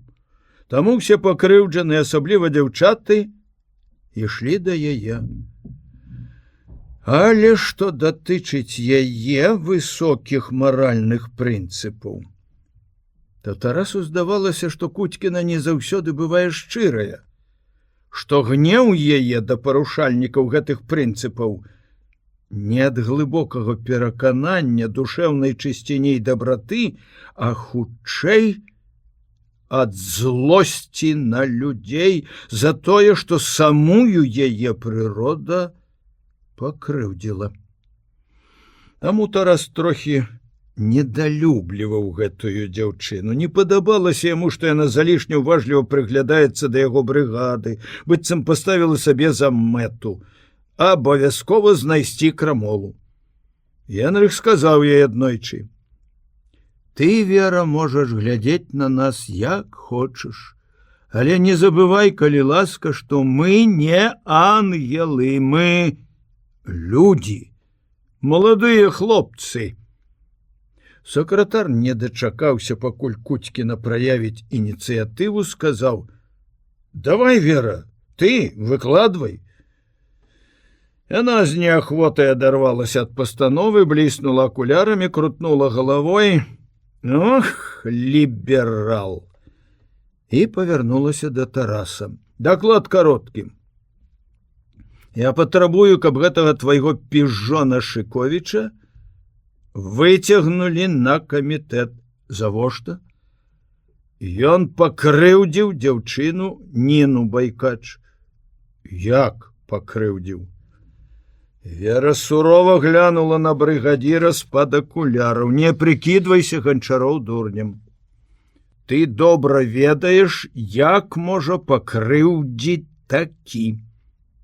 Тарас пачырванеў. Ён заўсёды адчуваў сябе няёмка, калі гаварылі пра такія рэчы маладыя людзі ды яшчэ дзяўчаты. Яна паскардзілася табе? Не. Праз дурны дзявочы гонар яна нікому нічога не расказвае, але сяброўкі чуюць, як яна начамі раве у падушку. А чаму, Вера, па-твойму, гэта дурны гонар? Нечакана спытаў Володя Клецень. Куцькіна доўга разглядала сакратара праз свае вялікія акуляры, як бы здзіўленая, што ён мог задаць такое пытанне.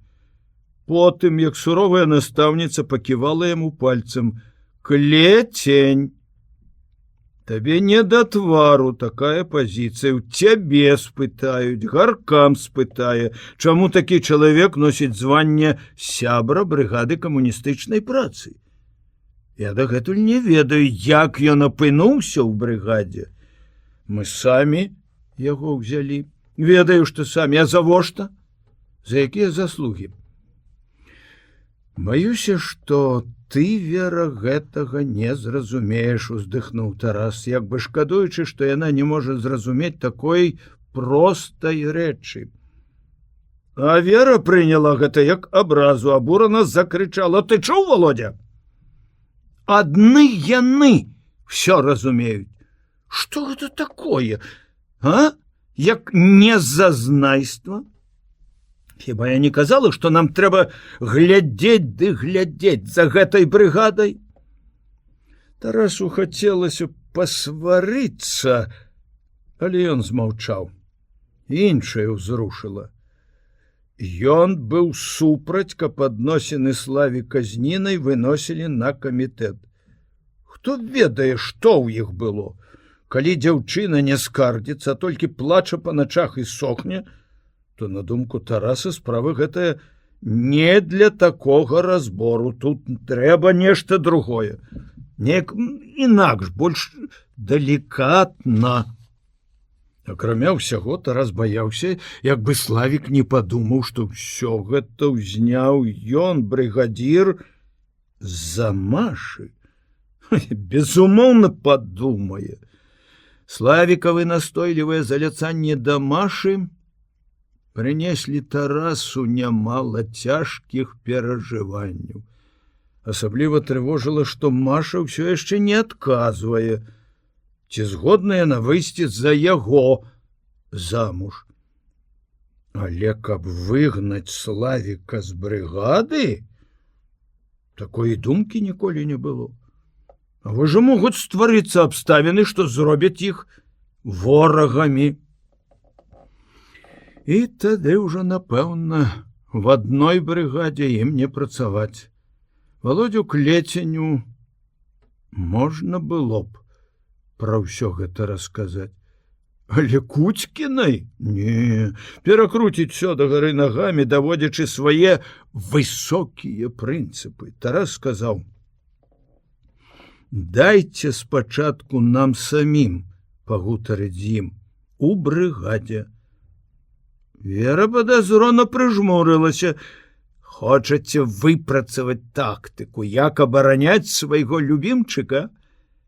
Ой, глядзі, Ганчароў, зацягне ён цябе ў балота. Славік і Генрых прыйшлі апошнія. Даўжэй другіх мыліся ў душы. Любілі паплёскацца.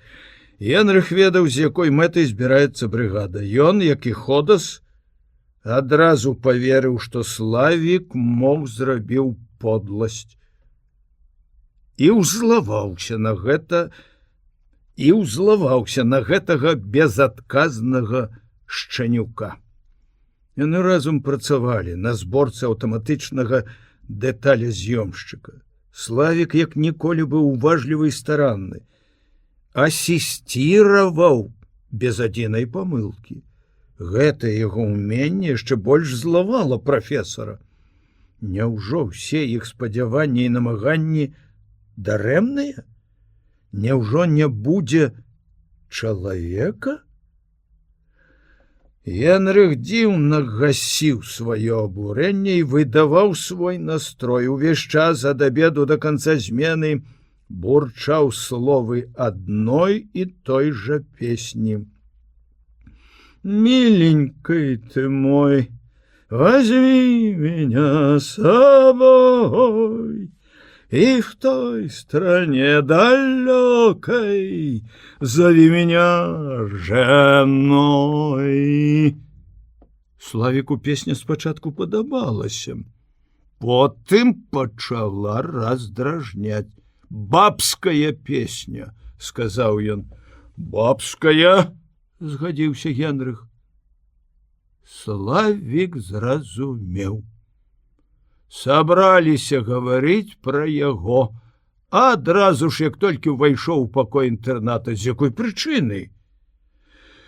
Паважнай хадой кіруючага таварышам, Славік навучыўся перадражніваць гэтую паходачку, крочыў па пакоі Іван Ходас, глыбока засунуўшы рукі ў кішэні штаноў. Костя заваліўся на свой ложак, прытуліўшыся патыліцай да сцяны да фатаграфій кінаактрыс, і чырвоненькі ўзбуджаны зіркаў сваімі цыганскімі вачамі на Івана. Відно было, што яны пасварыліся. Тарас і Лапацін сядзелі за сталом. Лапацін з дзіцячай цікавасцю разглядаў маленькую штучную елачку, круціў у руках, асцярожна дакранаўся да кожнай мініяцюрнай цацачкі. Скажы, калі ласка, Костя, колькі каштуе? 100 рублёў. Маніш, толькі што гаварыў 30. Але 30 дорага. Пасля таго, як Вера нарадзіла сына, Васіль стаў на дзіва ашчадны. Знарок цягнуць, падумаў Славік, яго неаднойчы прыбіралі ў школе, на студыі, у брыгадзе, але ніколі ён не адчуваў сябе так кепска. Ён ненавідзеў сябе за гэтую незразумелую боязь. Загадваў сабе быць дзёрзкім і смелым, але калі казаць шчыра, то таксама ўпершыню сумніўся, што здолее быць такім. Генрых падышоў да этажэркі, узяў нейкую кніжку, разгарнуў і зноў заспяваў. Миленький ты мой, возьми меня с собой, и в той стране далекой зови меня чужой. Славік узарваўся: не вы! Але спахапіўся і сказаў да ўсіх з усмешкай, быццам жартам: ну што вы паселі, важныя як суддзі? Судзіце і асудзім. Пагрозліва, з націскам праз зубы працадзіўшы склады, адказаў Ходас, спыніўся перад Славікам, выцягнуў з кішэні сціснуты кулак. Брыгаду ганьбіць не дамо. Хлопцы, ну няўжо трэба псаваць настрой перад Новым годам? Зморшчыўся Костя, просячы вачамі ўсіх, каб яны былі больш далікатныя, не сварыліся. Адкуль столькі чуласці і дабраты ў гэтага хлопца? Ён, можа, жыццё чалавеку сапсаваў, а не настрой, амаль крыкнуў Ходас. А ты добранькі Хрыстосік. У Славіка захаладала ў сяродку. Пад нагамі, здавалася, калыхнулася падлога. Вось яно прыйшло. Няўжо Нінка зацяжарала і пра ўсё расказал? Ой, жах! На лбе выступіў пот, здрадны пот. Выцерці? Не. Славік паварушыў пальцамі і адчуў, што яны зліпліся, быццам іх вымазалі смалой. Чакай! Спыніў Тарас Ходаса, які пачаў бы ўжо гаварыць гневную прамову. Спакойна спытаў у Славіка. Скажы нам шчыра, што ў цябе з Нінкай? Дзяўчына плача начамі. Значыцца, не скардзілася, а толькі плача, узрадаваўся Славік. Тады адмаўляць, все адмаўляць, не здавацца, наступаць. Ён даўно ўжо пераканаўся, што лепшая форма абароны наступлення, і закрычаў: ты ўжо пытаўся ў мяне пра гэта, і я табе адказаў. І табе адказаў. Тыркнуў Славік пальцам у Генрыха. Шчыра! Чаму вы не верыце мне? Крычыце пра веру ў чалавека, а самі лезеце ў душу, дзе трэба і не трэба. Не, дзе трэба, дзе не трэба, не лезем, адказаў Тарас і попрасіў: не гарачыся ты, калі ласка. А Генрых з узнятай кнігай ступіў да Славіка, сказаў са сваёй звычайнай разважлівасцю: па маралі мяшчанскай мы, відаць, сапраўды не маем права лезці ў душу, як ты кажаш, калі справа датычыць тваіх адносін з дзяўчынай. А па маралі нашай, я думаю, мы маем гэтае права. Абавязаны, Костя, павярнуўся прафесор да Косці і сунуў яму ў рукі кнігу невядома навошта. А ён плюе на нашу мараль, ніяк не мог супакоіцца Ходас. У яго свая, брадвейская, выхоўваем, даўно пора гнаць. А я веру Славіку. Хіба ён падвёў нас у чым? Дрэнным таварышам быў. Славік хмыкнуў. Ты наіўны, Костя. Хіба не бачыш, што камусьці хочацца мяне выжыць? Ён нахіліўся над сталом да Тараса, заглянуў зблізку яму ў твар, у вочы, аскаліўся, як ваўчаня. Што? Знайшоў прычыну, брыгадзір? Хочаш адпомсціць? Дык ведай, я люблю Машу. Все адразу сціхлі. Тарас апусціў вочы, лоб яго пабялеў, а шыя налілася крывёю. Я так і ведаў, падумаў ён, але схамянуўся, смела глянуў на Славіка і сказаў спакойна і цвёрда: і я люблю Машу. Але помсціць табе, ён паківаў галавой, няма за што. І не думай, што нам прыемна разбіраць такія справы. Вырашым так. Брыгадзір рэзка падняўся, агледзеў сяброў. Рэдка ў яго быў такі рашучы выгляд. Звычайна ён любіў параіцца, разважыць. Вырашым так. Калі ты сумленны перад Нінай, перад намі, Прыходзь заўтра ў брыгаду і працуй. Мы слова больш не скажам. У камітэце я ўладжу. Калі ж ты зрабіў подласць і не маеш мужнасці прызнацца, не прыходзь. Ён вымавіў гэтае не прыходзь амаль шэптам, але выразна і цвёрда. Так будзе лепш для цябе. Праўду не схаваеш. Выганім з ганьбай. Славік не спаў усю ноч. Пасля доўгага роздуму вырашыў: пойдзе на завод. А можа здарыцца, што абыдзецца. Але калі маці раніцой пачала будзіць яго, сказаў, што ў яго выхадны. Доўга валяўся ў ложку. Не хацелася нікога бачыць, нікому глядзець у вочы. Здавалася, глянуць на яго, і ўсе адразу здагадаюцца.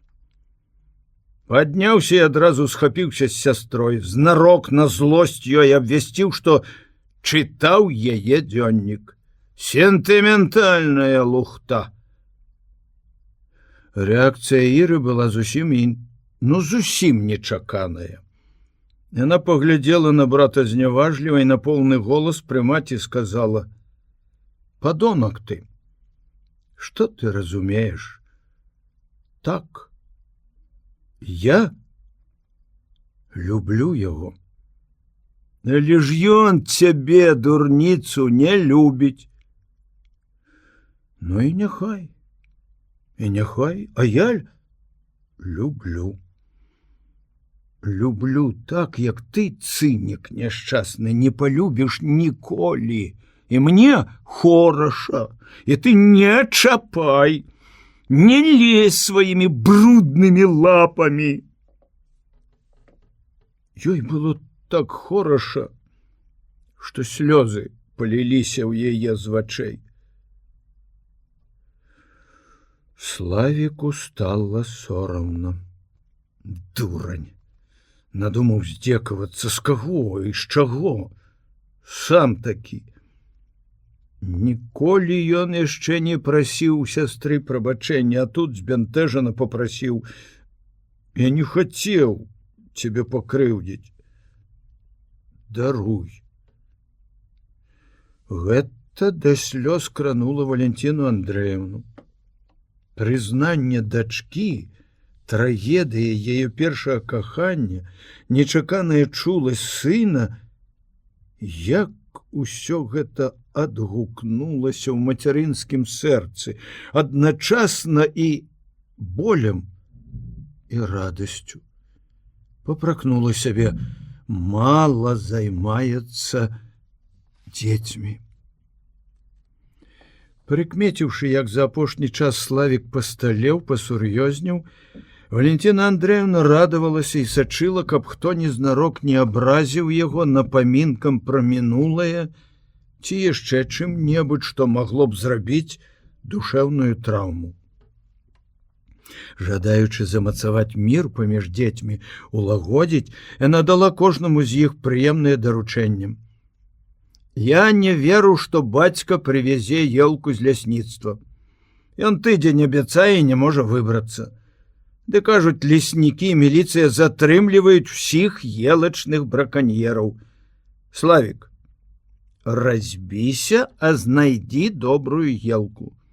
Ну што это за такая абыякавасць да Новага года? Ну зрабіце прыемнае мне, калі не хочаце рабіць сабе. І расходзіш у краму, купіш цацкі. Каб да вечара ў нас стаяла елка. Будуць госці. Славік узрадаваўся, што ёсць прычына пабадзяцца па горадзе, нечым заняцца, абы забыцца на ўчарашняе. Каб можна было забыцца. А што, уласна кажучы, здарылася? Нічога. Яго ж не выгналі з завода. Ён можа працаваць? Не, чорта з два. Як ён можа вярнуцца, калі не пайшоў сёння? Ён хацеў прымусіць сябе на ўсё махнуць рукой з цынічнай абыякавасцю чалавека вольнага ад усіх умоўнасцей. Такім яму хацелася некалі быць, але цяпер гэта не атрымоўвалася. Адбылося нешта незразумелае для яго. Каб раней яму сказалі, што здарыцца так, што яму будзе цяжка расстацца з брыгадай, то ён, напэўна, засмяяўся б. А цяпер, калі ён так прыжыўся там, нават з Ходасам, здаецца, паладзіў, набыў прафесію, палюбіў яе, крыўдна, шкада. І ён не саромеецца гэтых банальных пачуццяў. Застацца на заводзе? Але тады трэба ісці ў другі цэх. Зноў вучнем, зноў пачынаць усё спачатку, могуць нават паставіць разнарабочым.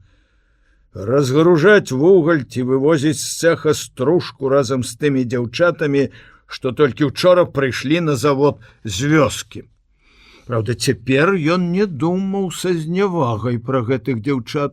Ні да каго, якую б чорную работу не рабіў чалавек, ён не ставіўся цяпер з вышыні сваёй выключнасці. Якая там да д'ябла выключнасць? Таксама знайшоўся звыш чалавек. Ён скептычна усміхаўся з ранейшых думак пра свае таленты, незвычайнасць са сваёй гульні, расчараванасць, незадаволенасць.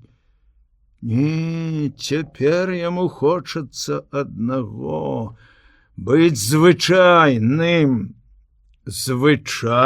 слесарам і зборшчыкам, такім, як Костя, як хітруны насмешнік Варэнік, як Лапатін, як Тарас, як нават Ходас, як усеяныя разам і кожны паасобку, з усім тым добрым, што ў іх ёсць, і з усімі чалавечымі слабасцямі. Имець звычайнае шчасце, Машына каханне. Больш нічого не трэба, але, пэўна, ён горшы за ўсіх. Маша з ім не хоча нават сустрэцца, і з брыгады яго выгналі. Славік спыніўся пасярод шырокай і пустой плошчы. У далёкім канцы яе каля паркавай агароджы прадавалі елкі. Углыбіўшыся ў развагі, ён зусім быў забыўся, чаго ішоў сюды. Убачыў елкі, успомніў і адчуў, што нішто яго не цікавіць. Ні елка, ні Новы год. А можа пайсці да хлопцаў і сумленна расказаць ім пра ўсё, і з Нінкай пагаварыць, папрасіць: даруй. Ён адчуў раптам павагу да дзяўчыны, якая па начах раве ў падушку, але нікому ні слова. Але ж сорамна, ганебна, як скажаш: даруй, што не кахаю цябе. Ну, не, ён сапраўды такі пашляк і не мае права быць у такой брыгадзе. Каб можна было зайсці да Машы і да гэтай жанчыны з добрымі сумнымі вачамі. Чамусьці здалося, што толькі яны маглі б зразумець яго. Вельмі захацелася зайсці да іх. Але ён разумеў, што цяпер у яго тым больш не хопіць рашучасці. Што ты прывезла ламачча нейкага, а не елак? закрычаў ён на маладую чырванашчокую жанчыну, якая ў кажуху ў валёнках сядзела на грудцы крыжавін і смачна ела свежую булку. Думаеш, гарадскія дурні любую дрэнь праглынуць? Ці, можа, ім грошай няма куды дзяваць? А ты пазней паспаў. Можа б, табе сама снягурачка принесла елку? Хораша усміхнулася яна. Елкі як елкі. Хто гэта будзе добры ельнік рубіць? У цябе елка 2 дні пастаяла, ды на сметнік. А з добрай ялінкі якое дрэва вырасце. Яе мудрая разважлівасць, спакой і здаровы апетыт неяк дзіўна супакоілі Славіка, нават развесялілі, настроілі па-святочнаму. Ён хутка выбраў елку, разлічыўся, жанчына зычліва параіла: галінак захапі, падвяжаш, будзе елачка, што лялечка. Славік нёс сваё свята, дарагое яшчэ з маленства, і стараўся адагнаць прэч усе сумныя думкі. Пакінуць усе турботы, старому году. Ох, каб можна было ўвайсці ў новы год зусім новым, без усяго мінулага. Нехта ўчапіўся ззаду за елку, пацягнуў, нехта жартаваў, ён намерыўся паднатужыцца, пацягнуць на сябе, а пасля рэзка адпусціць, няхай грымнецца нейкі дурань. Але ззаду пырскнуў дзявочы смех. Славік хутка павярнуўся, перад ім стаяла Маша. Трымала маленькую пушыстую елачку і усміхалася. Чырвоная, як жар, рукавічка гарэла паміж цёмнай зеляніны. І скрылася інеем хлапчуковая шапка. З наступаючым, Славік! Ён так узрадаваўся, што забыўся нават павіншаваць яе ў адказ. Стаяў, глядзеў і блазнавата усміхаўся. Потым яны ішлі побач, неслі елкі, вялікую і рэдкую Славікаву, маленькую і густую Машыну, як у лесе. Славік сапраўды ішоў, як у лесе. Нікога вакол не бачыў, нічога не чуў, акрамя яе голасу. Гаварылі пра пустое, дробязнае, але ён увесь час думаў, што хутка ёй трэба павярнуць. Яна са смехам развітаецца і пойдзе. А ён зноў застанецца са сваімі пакутамі. Калі яшчэ здарыцца такі выпадак? Славік спыніўся. Глыбока ўдыхнуў марознае паветра, як бы рыхтуючыся нырнуць. Маша са смешынкай у вачах глядзела на яго, напэўна, здагадваючыся, пра што ён хоча сказаць. Ён сказаў амаль шэптам: «Я люблю цябе, Маша, я вельмі...» І змоўк. Спалохаўся, што яна засмяецца. Яна не засмяялася. Наадварот, зрабілася раптам вельмі сур'ёзнай. Ласкава дакранулася вогненнай рукавічкай да адварота яго паліто. Выкінь з галавы, Славік, я выходжу замуж. І ўздыхнула. Словы яе! Удар молата, таго шматтоннага, што ў механічным цэху. Неяк назіраючы за яго работай, Славік падумаў, што было б, каб пад молат трапіў чалавек. І ён трапіў пад молат. Яна выходзіць замуж за Тараса, але за яго, безумоўна, за каго ж яшчэ? Ты дзіця, Славіка, я старая, мне 23. Тарас цудоўны чалавек. Всё.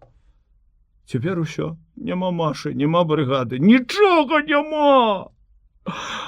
Што ж рабіць? Кінуўшы елку як непатрэбную рэч, Славік доўга, без мэты і без думак, з пустой галавой блукаў па горадзе. Спачатку не бачыў людзей, пасля іх узбуджаныя і шчаслівыя твары пачалі раздражняць яго. Што іх радуе, а?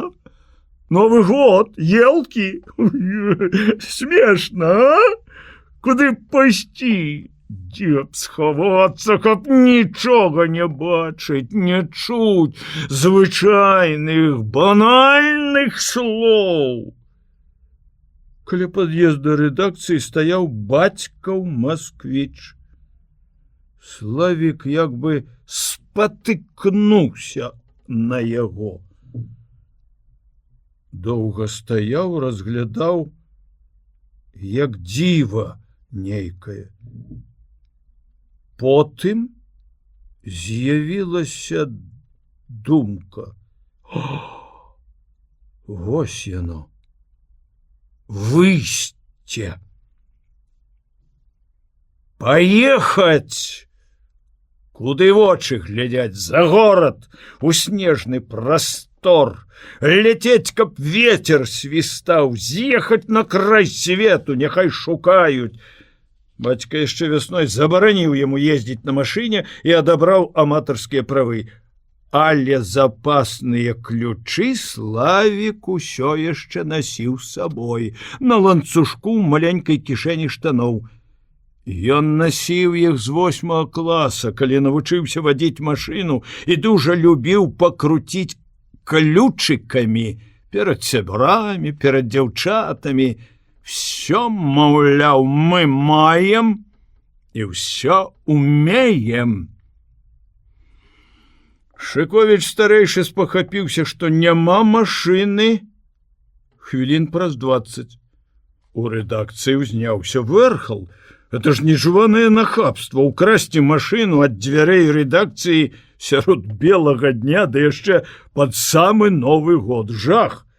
За бурэннем званілі ў міліцыю з некалькіх тэлефонаў, в абласное, у гарадское кіраўніцтва. Якога д'ябла вы там робіце, калі зладзеі дзейнічаюць вось так? Гонар міліцыі быў закрануты, і яна праявіла незвычайную аператыўнасць. Па горадзе Славік ехаў павольна. Усюды міліцыя, асабліва пры выездзе, правяраюць кожную машыну, якая вяртаецца ў горад, адбіраюць елкі. Ён праехаў кантрольны пункт, кіруючыся ўсіх правілаў, спакойны і ўпэўнены, з папяросай у зубах. Як добры знаёмы адсалютаваў міліцыянеру, але як толькі вырваўся за горад, даў такі газ, што стрэлка спідометра хутка перапаўзла лічбу 100 і пачала канвульсіўна скакаць, падбіраючыся часам ажно да 120. Стары Масквіч, здавалася, не датыкаўся сваімі аблыселымі шынамі слізкай дарогі. Славік ехаў пасярод шашы, у лоб сустрэчным машынам, і спрактыкаваныя шафёры в апошні міг кідалі свае газы-мазы ў бок, узнімаючы снежны пыл, матюкаліся, пагражалі ўслед вар'яту кулакамі. Шалёная хуткасць канчаткова ап'яніла хлопца, і чым далей, тым горш. Падскаквала, дрынчала машына, кідаліся пад яе голыя вербы, і шумела ў галаве, мільгалі, дваіліся ў вачах. У пасёлку хімічнага завода аўтаінспектар хацеў спыніць яго за перавышэнне хуткасці. Славік праляцеў міма, але пільны вартавы дарожнага парадку ўсё-такі паспеў запомніць нумар. Таму вельмі хутка міліцэйскае кіраўніцтва на радасць сабе дакладна ведала, у якім кірунку гоняць украдзеную машыну. На 200 кілометраў по магістралі былі падняты на ногі все аддзяленні міліцыі. Хто затрымае небяспечнага злодзея? Кіламетраў за 30 ад горада Славік убачыў наперадзе на дарозе сярод пустога поля матацыкл. Двое ў чорных кажухах стаялі пасярод шашы. Ён зразумеў, што чакаюць яго. І тут жа уявіў амаль дакладна, што адбылося там у горадзе. Гэта надало яму панурую весялосць. Ні аднаму яму пакутаваць, няхай самазадаволены стары конь паперажывае за сваю рухомую ўласнасць. У апошні час ён занадта вясёлы. «Іду на таран!» закрычаў ён і, наддаўшы газу, памчаў на міліцыянераў. Натуральна, што яны не вытрымалі, адскочылі ў бок. Праз люстэрка Славік убачыў, як адзін выхапіў пісталет. Страляюць! Вось гэта здорава! Зусім як у кіно! Хутка ён убачыў, што міліцыянеры ўскочылі на матацыкл, гоняцца, і хлопца апанавала новае пачуццё. Азарт гоншчыкаў-цікача. Ён засвістаў, загалёкаў, як той каўбой на кані. «А ну, злавіце!» Убачыўшы, што матацыкл адстае, ён знарок прытармазіў газам, даў ім пад'ехаць бліжэй, зноў убачыў цераз люстэрка, як той, што сядзеў у калысцы, дастаў пісталет, тады зноў і рвануў уперад так, што з-пад колаў паляцеў ледзяны пыл. Міліцыянераў чакалі дома жонкі, дзеці, навагоднія сталы. Яны адсталі, упэўненыя, што наперадзе ёсць другія. Кіламетраў праз 15-20 уцекача чакала другая засада, больш хітрая і моцная. Насустрач ішоў ГАЗ-69. Славік спачатку нічога не падумаў, ці мала было сустрэчных машын. Ды раптам метраў за 200 газік нібы занясло. Ён стаў пасярод дарогі. Ох! Славік завыў, як дзікун. Вы так? А мне як? Мне як? Але волі хапіла не перакінуць нагі з педалі газу на педаль тормаза. Упяўся да болю ў баранку, заплюшчыў вочы, не вытрымалі нервы ў міліцыянера, які сядзеў за рулём, і рвануў машыну да кювета. І Славік праскочыў і гэтую засаду, глянуў люстэрка, убачыў, як газік вылазіць са снегу, паварочваецца і амаль радасна галёкнуў. А што? Укусілі? Начальнік раённай міліцыі, чалавек добры і спакойны, заключыў: «П'яны, не гоні, Петро, нікуды не дзенецца, а то яшчэ разаб'ецца, дурань». Начальнік шкадаваў п'яных, нават зладзеяў. Але Петра заела. Нейкі шчанюк так напалохаў, вагнаў сорам, і ён націснуў на газ. Славік раптам адчуў, што масквіч як бы знясіліўся. Не, стрэлка па-ранейшаму дрыжала направа ад сотні, але ўсё-такі нешта не так. А тут яшчэ ён выскачыў да рэчкі, круты спуск, а на тым беразе яшчэ вышэйшая гара, і Славіка раптам апанаваў страх. Здалося, што машына, набыўшы інерцыю, не здолее праскочыць вузкі мост, што ў яго не хопіць сілы ўтрымаць рулі. Ён зляціць у рэчку, праломіць лёд. Не паспеў ён падумаць пра гэта, як нага сама рэфлекторна пераскочыла на тормоз.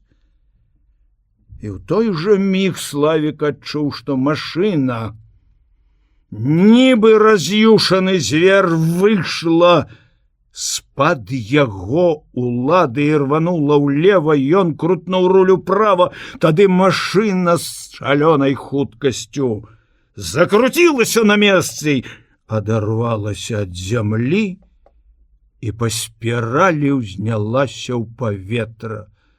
Адзін віток, другі, трэці, пры кожным вітку стрымгалоў ляцелі падстрыжанымі вершалінамі ўніз старыя вербы. Зося, пачуўшы званок, торопка адчыніла дзверы, убачыла Антона Кузьміча аднаго, спалохалася. Яна чакала яго колькі дзён і баялася.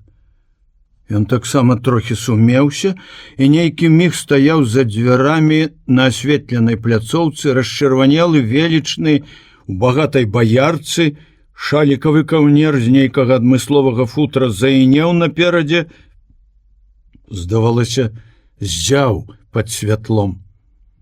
Доктар трымаў некалькі пакункаў. Марозам і снегам, водарам елкі, святочным пахам пакупак і яшчэ нечым прыемным, здаровым павеяла ад яго на Зосю. Яна ўдыхнула ўсё гэта, і ў яе закружылася галава. Яна адступіла ад дзвярэй, ён увайшоў, зачыніў дзверы. У калідорчыку не было ўключана святло, яны апынуліся ў паўзмроку. Зося мацала па сцяне, шукала выключальнік і ніяк не магла знайсці. Антон Кузьміч цераз яе галаву працягнуў руку і адразу ўключыў святло, але пры гэтым пусціў адзін з пакункаў. Нешта шкляное разбілася. Зося хутка нахілілася, каб падняць пакунак. Ён таксама ў гэты міг нахіліўся, яны стукнуліся галовамі. Добра, што шапка яго такая мяккая. Антон Кузьміч засмяяўся. Гэта на шчасце. Яна не разумела, што на шчасце. Ці тое, што нешта разбілася, ці тое, што яны стукнуліся. Але таксама засмяялася. Ён сказаў тут жа ў калідорчыку, трошкі ўрачыста, трошкі афіцыйна: «Віншую вас, Соф'я Сцёпановна, з наступаючым Новым годам. Жадаю ўсяго самага найлепшага. Рад быў бы сустрэць Новы год з вами. Але не магу. Буду ў гасцях. Вось зайшоў павіншаваць і маленькі падаруначак прыміце». Ён працягнуў адзін з пакуначкаў. Яна збянтэжылася. «Што вы?» Але ўзяла і прытуліла да грудзей, як нешта самае дарагое. «Я сёння паўдня, як Дзед Мароз, разношу падарункі. Люблю прынесці хоць маленькую радасць». «Маленькую?» Ёй варта было прапанаваць яму распрануцца, запрасіць у пакой, але яна на ўсё забылася. Стаяла перад ім, скрыжаваўшы на прыціснутым да грудзей падарунку рукі, але баялася падняць галаву, каб глянуць у вочы. Антону Кузьмічу таксама зрабілася няёмка. «Прабачце», — сказаў ён, — «яшчэ раз віншую, шчасця вам, здароўя. Мой першы клопат».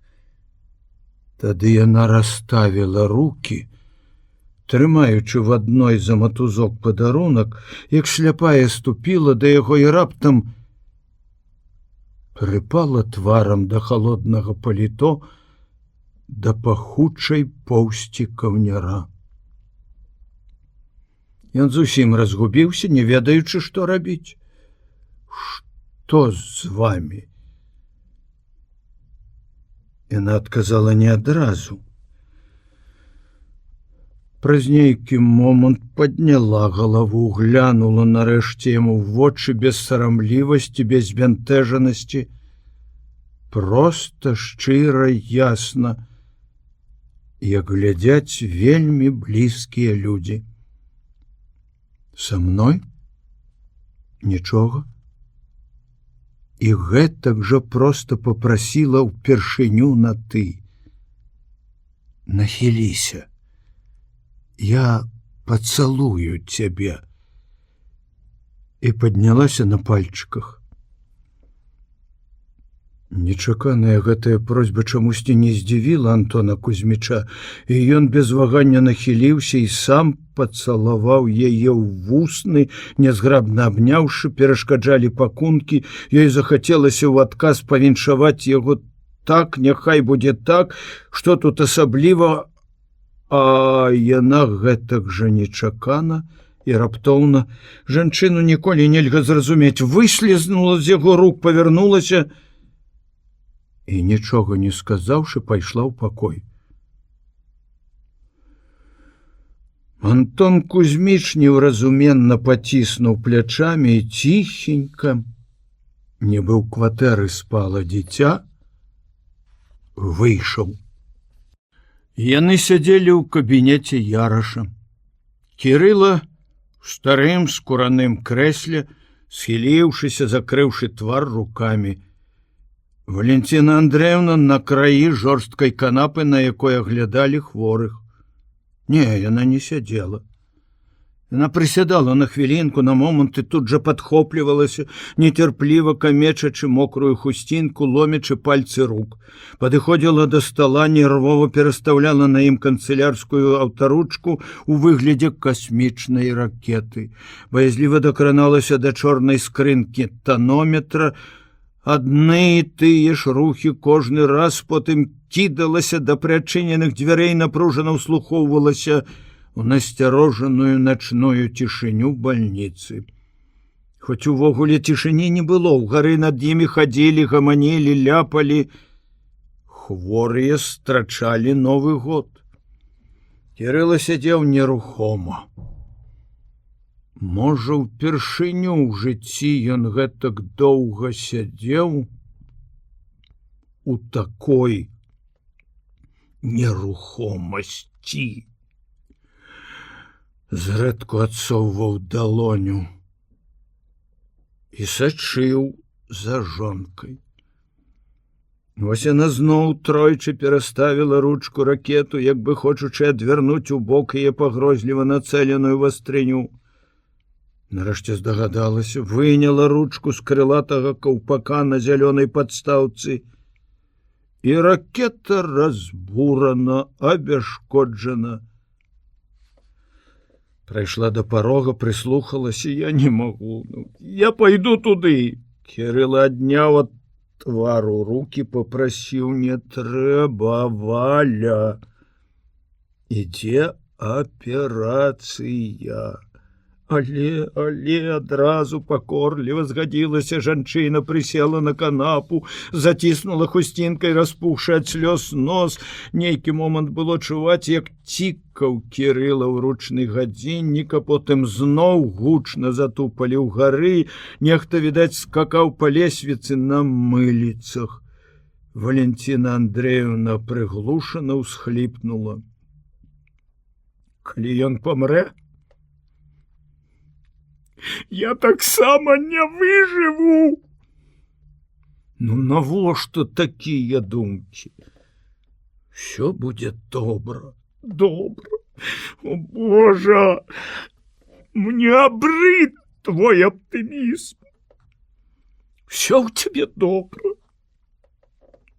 А ты твой аптымізм пераходзіць ужо у абыякавасць да ўсяго, да мяне, да дзяцей. Всё ў нас будзе добра. Навошта ж ламаць галаву? Хапае другіх праблем. Накінула гэта са злосным дакорам. Кірыла зноў попрасіў: не трэба, Валя, пра гэта пасля, не хапае нам яшчэ пачаць сварыцца цяпер. Яна разумела і ў душы ухваляла мужава маўчанне ў такі момант, калі сын на аперацыйным стале. Але ну, лепш все-таки маўчаць. Чалавек робіцца прымхлівы, калі ведае, што блізкі яго на краі жыцця. Не трэба думаць пра яе смерць. Але Валентине Андреевне лезлі ў галаву самыя жахлівыя думкі. Таму ёй цяжка было сядзець у нерухомасці і тым больш маўчаць. Яна зноў схапілася, зноў падышла да стала, механічна працягнула руку, але ні да чаго ўжо не дакраналася. Пэўна, яе несвядома трывожыла ракета. Не, гэтага я не магу зразумець. Абвяшчаць сябе знаўцам чалавечых душ, пісаць разумныя кнігі, разумныя артыкулы і не разумець, не ведаць уласных дзяцей, чым яны жывуць. Жонка за гэтыя колькі гадзін, як прыйшло трагічнае паведамленне, каторы раз дакарае яго то мякка, з жаночай слязлівай чулівасцю, то цвяроза злосна. Кірыла ўрэшце не вытрымаў і першы раз кінуў ёй: вучыць чужых дзяцей. Валентина Андреевна змоўкла, да нечага прыслухалася.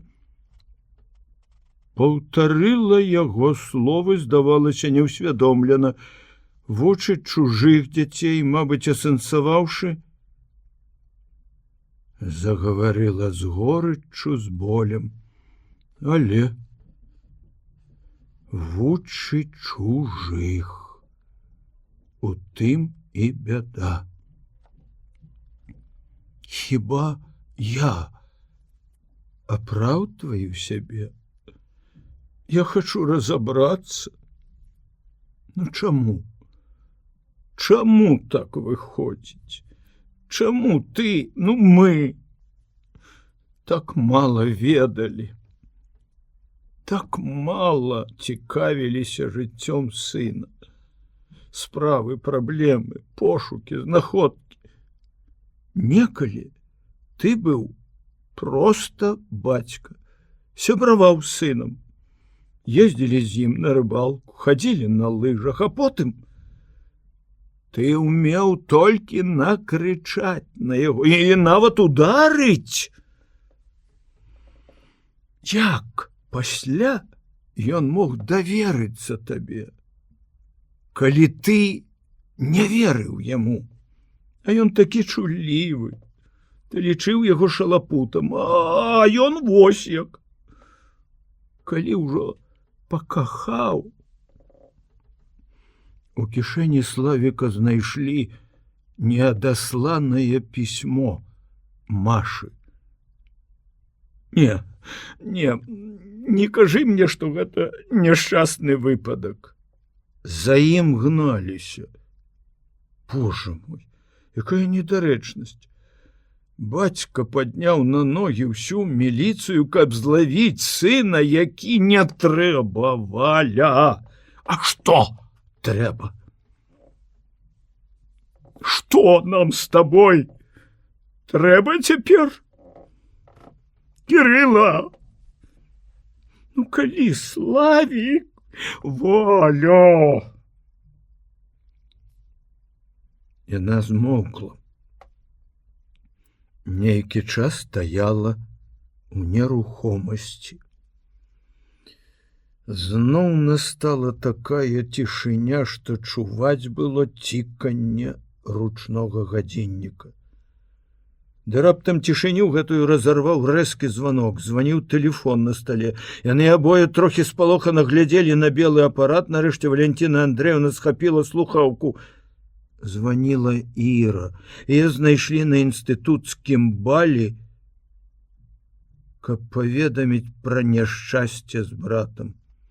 Пазнала маці, заплакала. Што са Славікам?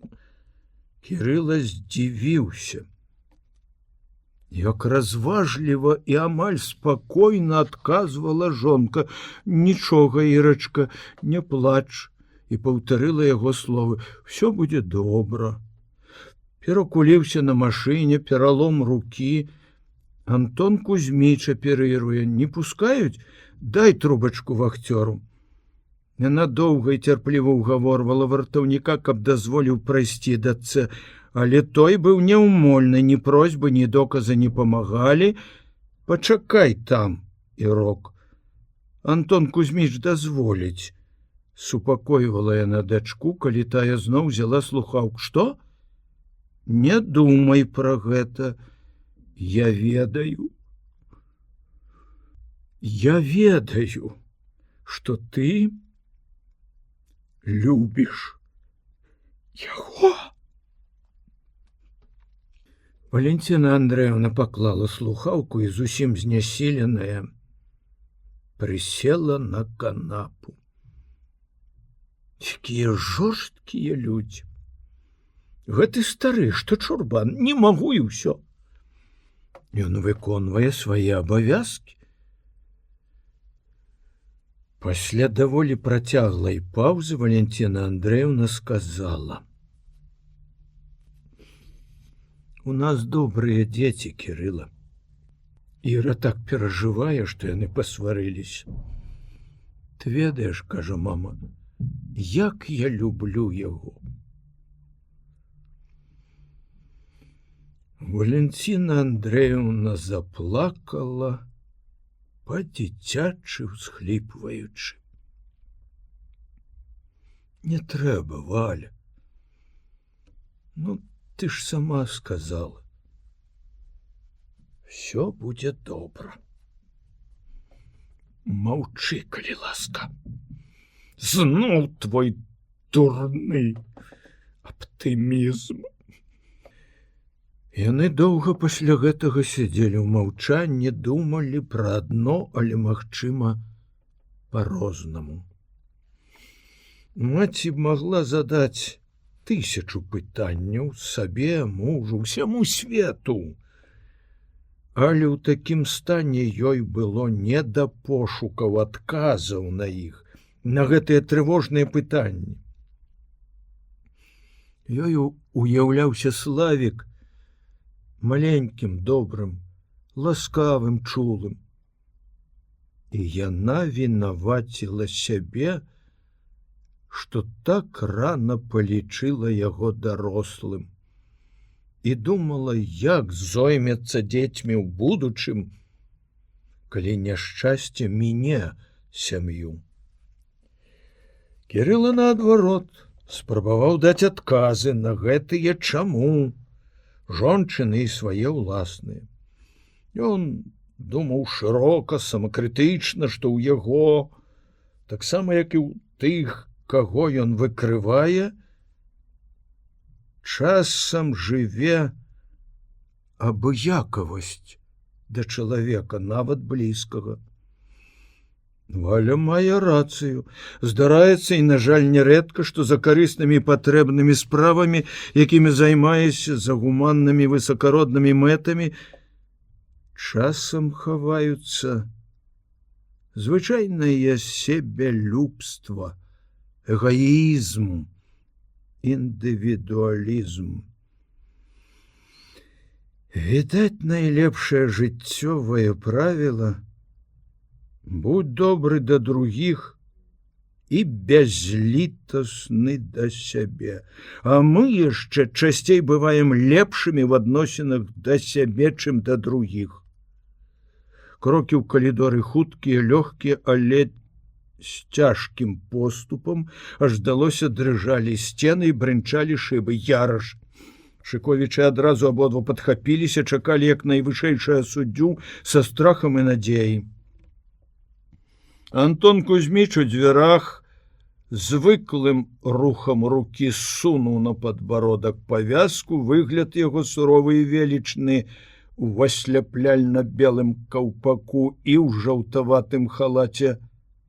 Спалохаў Валентина Андреевна. Яна застыла з нямым пытаннем на твары, ў вачах. Нічога.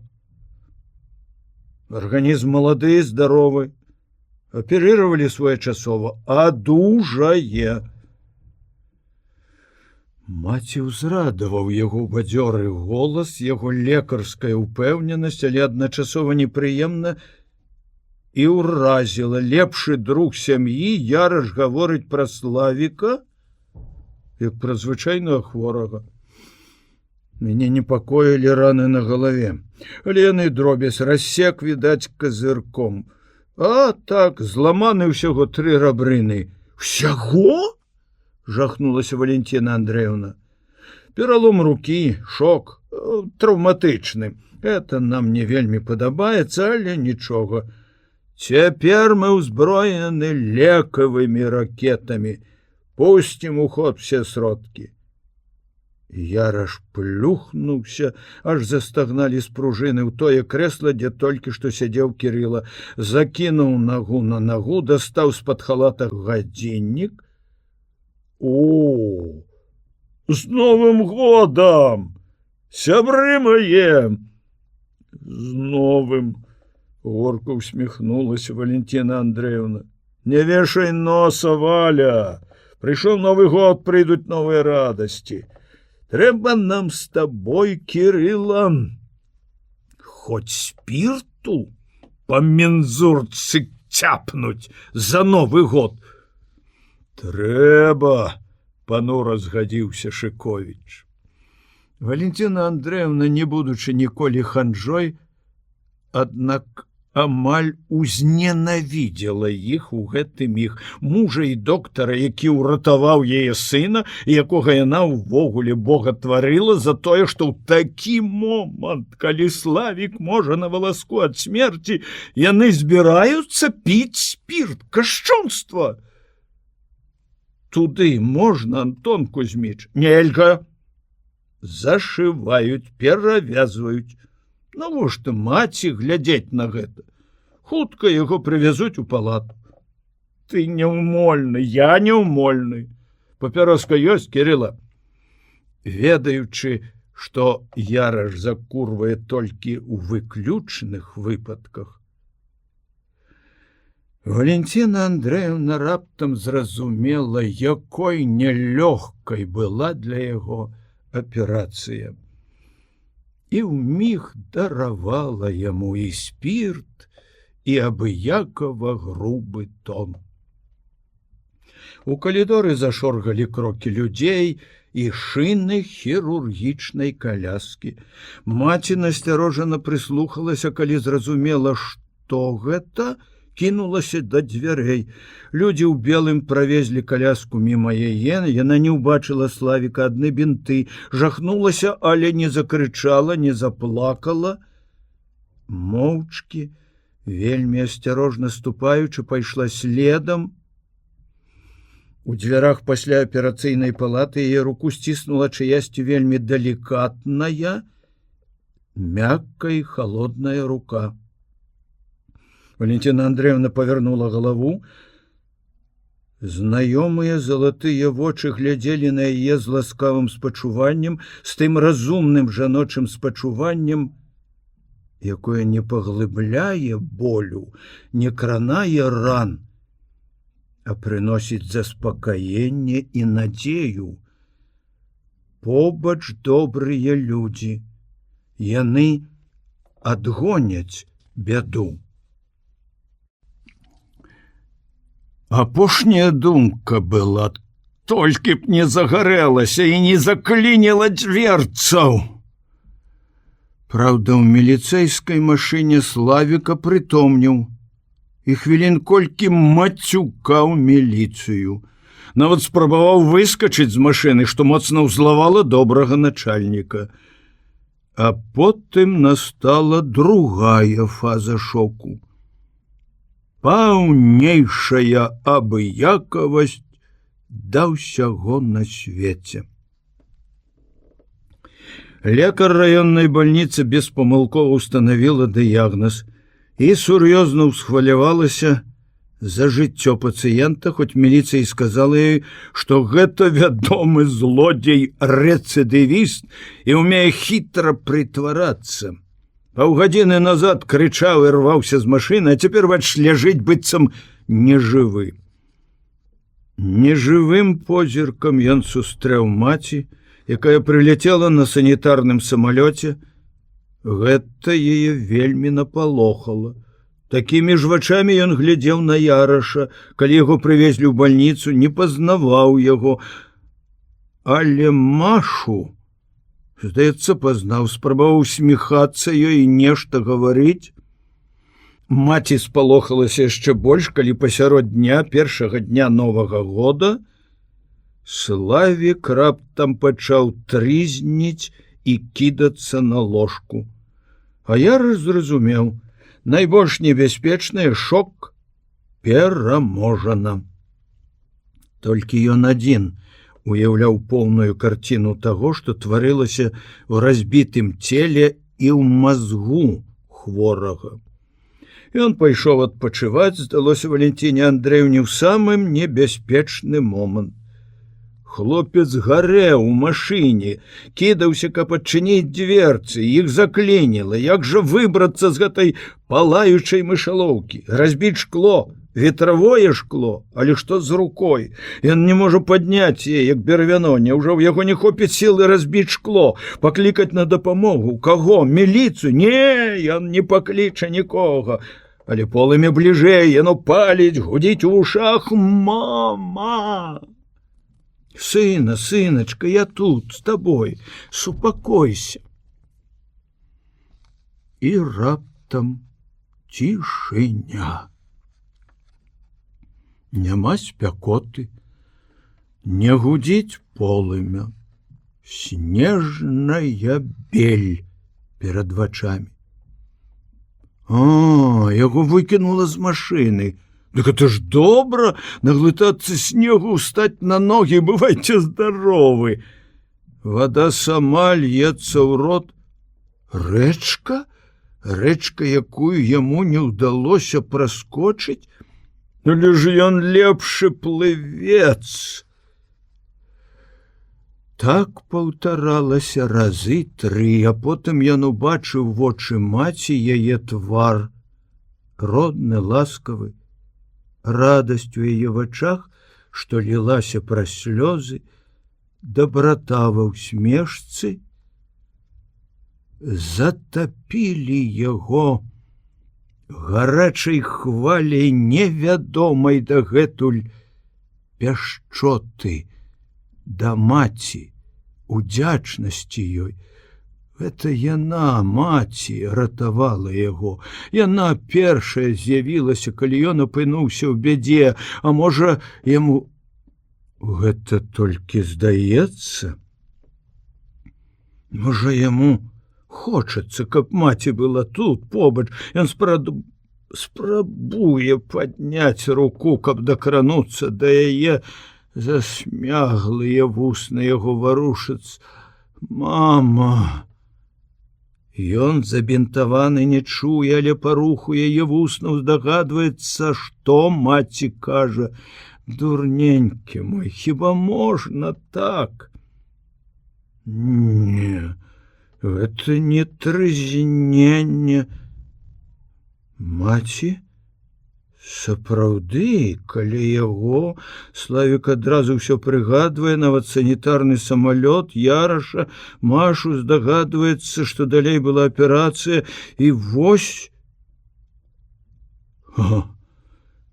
Ён зноў жывы. Усведамленне гэтай немалаважнай акалічнасці напаўняе яго такой радасцю, што, каб былі сілы, ён, пэўна, загалёкаў бы, закрычаў бы на ўсю бальніцу, на ўвесь свет.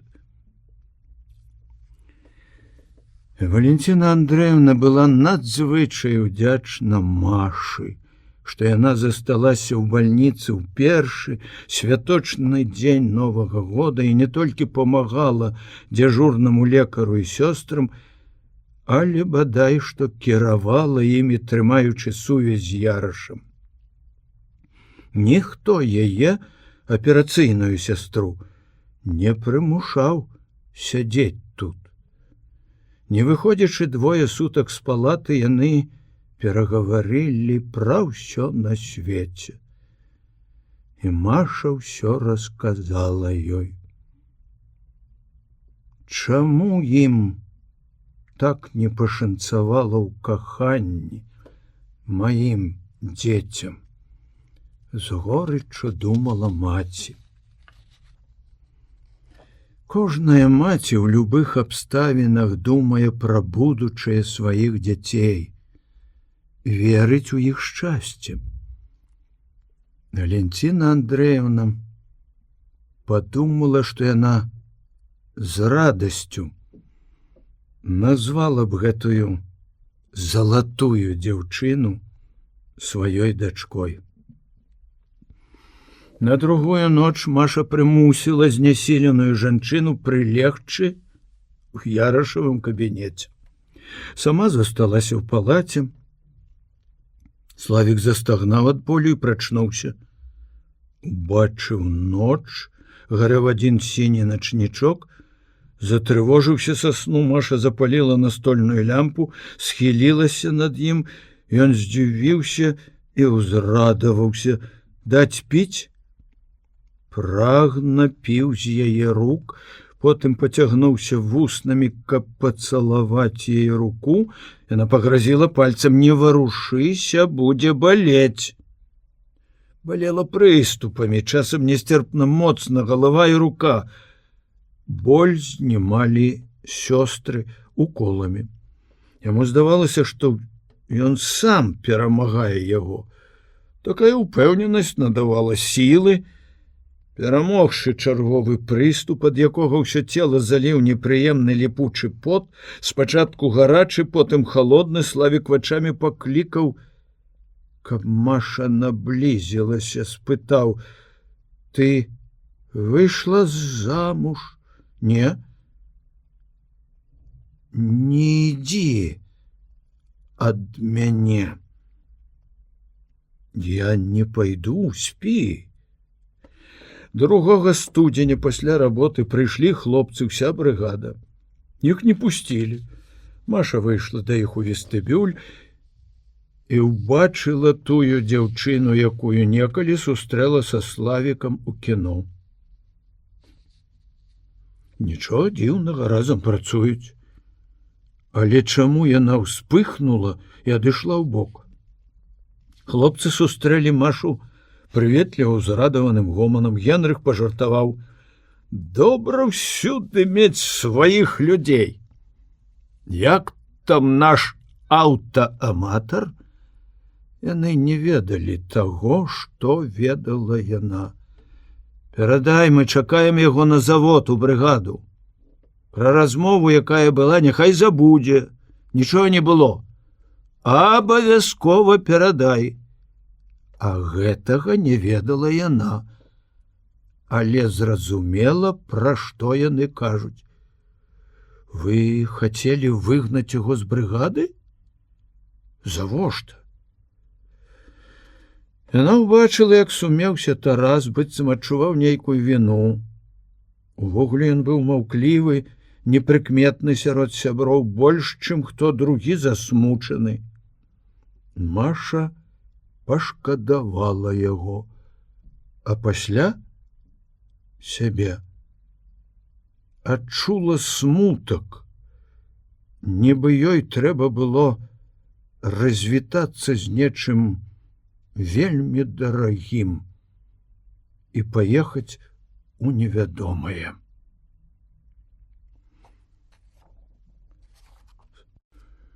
Яраш і Маша разам выйшлі з бальніцы. Скончыўся рабочы дзень, даволі напружаны, былі аперацыі, якія заўсёды стамлялі. Славік адчуваў сябе добра, нават маці нарэшце даверыла яго дзяжурным сёстрам і санітаркам. Да аўтобуснай супынкі ішлі моўчкі, свяціла марознае сонца, якое, здавалася, прамяніла не цяпло, а холад. Снег под нагамі ў прахожых звінеў на сотні ладоў. Маша расчырванелася, узбадзёрылася. Ёй зрабілася весела, і яна сказала: «Сёння я буду страчаць Новы год. Ох, і пагуляю! Як там моя Зося? Учора я забегала на гадзінку, дык яна нейкая кіслая была, засумавала. Антон Кузьміч зразумеў яе словы як запрашэнне разам сустрэць Новы год і нічога не адказаў. Ён абяцаў раніцай Віцю і Наташы пайсці з імі на лыжах за горад. Але пад вечар памацнеў мароз. Наўрад ці варта ў такі мароз выводзіць дзяцей у поле. Маці, напэўна, будзе супраць. У апошнія дні нечакана Галіна Адамаўна прыкметна змянілася. Атмасфера ў доме ачышчалася. Знікала напружанасць. Праўда, жонка ішла на прымірэнне асцярожна, паступова. Раней ён заўсёды стараўся любымі сродкамі прымірыцца як можна хутчэй. Цяпер жа нічым не паспяшаў падзей, але нічым і не запавольваў іх. Няхай усё ідзе сваёй чаргой, можа, так нават лепей у іх гадах. Менш гарачых прызнанняў любві, менш будзе трагедый, рэўнасці, сварак. Ён проста змарыўся ад усяго гэтага. Колькі энергіі і нерваў прыходзіцца траціць, на глупства. Калі гэта людзі стануць такімі, каб разумелі адзін аднаго ва ўсім, у палітыцы, у навуцы, мастацтве, у сям'і, побыце. А можа, і не трэба такое ідэальнае ўзаемаразуменне? Сумна будзе. Барацьба супрацьлегласцей, закон жыцця і руху, любоў і ненавісць, любоў і рэўнасць, цяпло і холод. Многа і другіх думак роілася ў галаве, пакуль Антон Кузьміч ужо адзін ішоў ад аўтобуса да свайго дому па ціхай вуліцы, дзе снег не ачышчаўся з пачатку зімы. Жонка сустрэла з большай прыветлівасцю, чым праводзіла раніцу. Вось добра, што ты так рана сёння, а я як ведала, у мяне ўжо гатовы абед. Яшчэ адзін крок. Ну што ж, так лепей, спакой для яго працы ў клініцы і дома над дысертацыяй самае дарагое. Трэба і яму зрабіць нейкі крок насустрач. Ён распрануўся і, памыўшы ў ваннай рукі, заглянуў на кухню, весела і смешна пацягнуў носам паветра. Адгадаць? Это яго даўні жартаўлівы занятак па пахах. Адгадаць, што гатуецца на абед. Жонка шчасліва засмеялася. Не адгадаеш. І раптам тэлефонны званок. Ён рушыў калідор, дзе стаяў тэлефон, узяў слухаўку, пачуўся яго ўстрывожаны голас. Што здарылася? Што з ёй? Кіньце жарты, не да жартаў. Добра, еду. Галіна Адамаўна з няяснай трывогай у душы і з бояззю выйшла з кухні. Муж спешліва апрануў паліто, яна спытала асцярожна. В аддзяленні што-небудзь? Не, званіла Маша. Просіць зараз жа прыехаць, відаць, нешта з Савіч. Ён зашпільваў гузікі, рукі яго дрыжалі, як ён хвалюецца. Пабляднела Галіна і памкнулася да яго. Можна я з табой? Навошта? Спытаў ён суровым здзіўленнем. Яна адступіла, сцялася, быццам Антон Кузьміч замахнуўся на яе.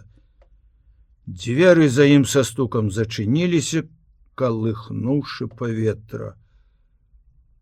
А яна працягвала стаяць, як анямелая. Ён вярнуўся неспадзявана для яе хутка, можа, праз гадзіну, якая, аднак, з'явілася бадай што самай пакутлівай у яе жыцці. Галіна пачула яго цяжкія крокі на лесвіцы, вельмі цяжкія. Так ён ідзе, калі бывае страшэнна змораны. Это яе спалохала яшчэ больш, яна чакала яго там жа ў калідоры, быццам і не саступала з месца. Ён не пазваніў. Ён адчыняў дзверы сваім ключом, адчыняў доўга, шкрабаючы, быццам не мог прасунуць ключ у шчыліну. Яна не кінулася, каб адчыніць хутчэй. Ёй страшна было зрушыць з месца. Антон увайшоў нарэшце, глянуў на жонку і пачаў павольна распранацца. Зняў сваю баярку, паклаў яе акуратна на палічку вешалкі, паволі расшпіліў гузікі, раскручваў чырвоны шалік. І ўсё гэта моўчкі. Галіна баялася спытаць, што там, што здарылася. Зразумець, здагадацца яна не магла. Каб Савіч было кепска, ён не вярнуўся б так хутка. Пакуль бы завёз у клініку, уладзіў, памог. Каб памерла? Не так ён паводзіў бы сябе, не так, ён неяк дзіўна. Сапраўды зморана заспакоены. Распрануўся, заглянуў у люстра, правёў далонямі па твары, прыгладзіў валасы, пайшоў у пакой. Праходзячы міма, ударыў пальцам па клавішы піяніна. Бас глуха загудзеў. Пастаяў каля акна. Павярнуўся, убачыў, што Галіна стаіць на парозе і глядзіць на яго, спалоханая з нямым запытаннем. І адразу стаў звычайным. Толькі усміхнуўся так, быццам за нешта не ўзлюбіў. У першую чаргу самога сябе. Ён сказаў проста, спакойна, без злосці, без эфектаў: ты можаш радавацца. Твоя дурная рэўнасць выгнала чалавека ў свет хворага пасля такой аперацыі. Каго? Каго? Софью Савіч. Я выгнала? Куды? Каб я ведаў, куды. У тым і бяда, што не ведае ні Маша, ніхто. Пакуль мы ратавалі маладога Шыковіча, яна з'ехала. Куды? Я нікога няма з блізкіх. На дварэ вунь якая лютая зіма.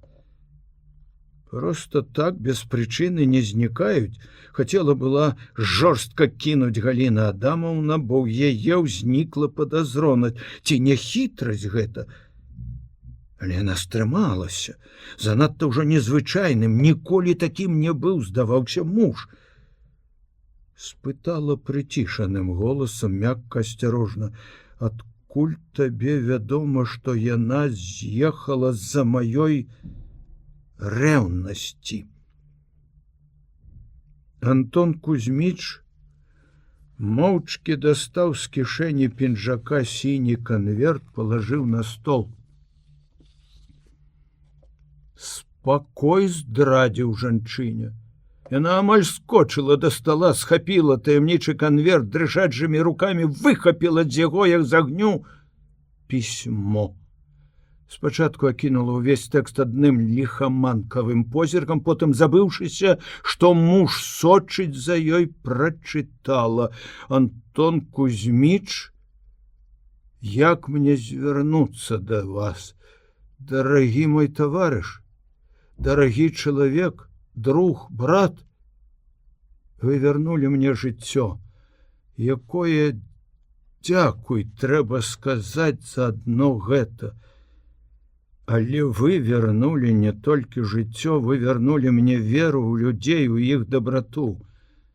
У мяне няма слоў, каб выказаць всё тое, што я адчуваю да вас. Да і не варта гэта рабіць. Я магла б сказаць, што люблю вас, а гэта не ўсе могуць зразумець правільна. Дзякуй вам за ўсё, за ўсё. Вось словы, што выходзяць з глыбіні майго сэрца, якое вы трымалі на далоні. Дзякуй вам, дарагі Антон Кузьміч.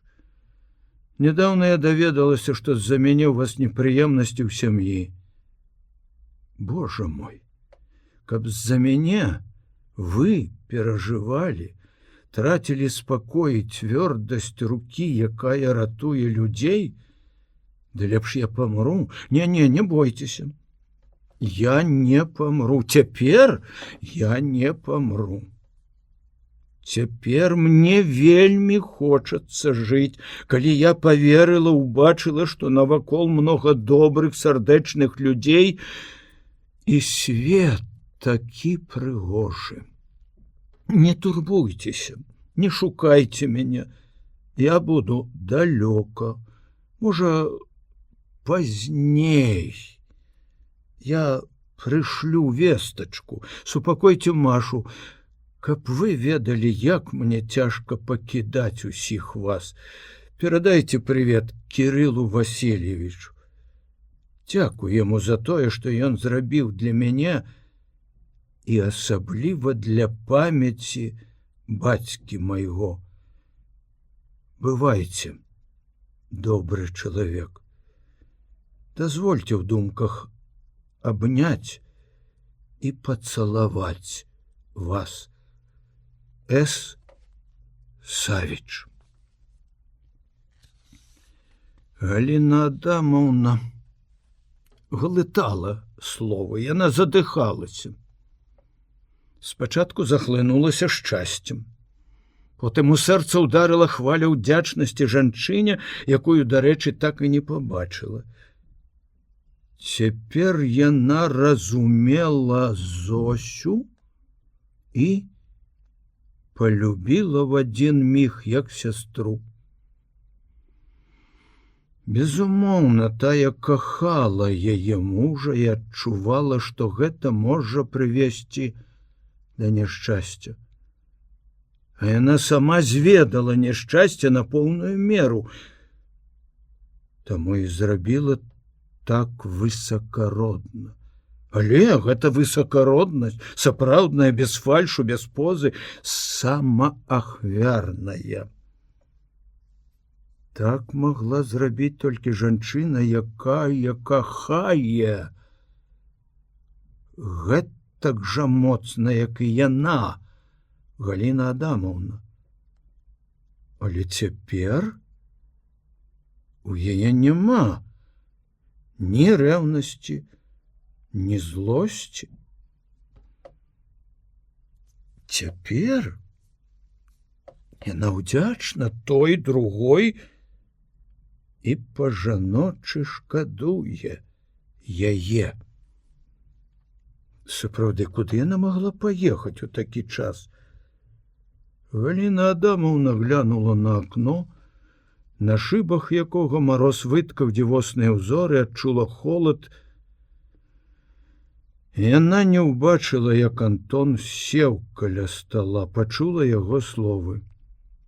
Сорам, які сорам! Ён цёр далоней свой лоб.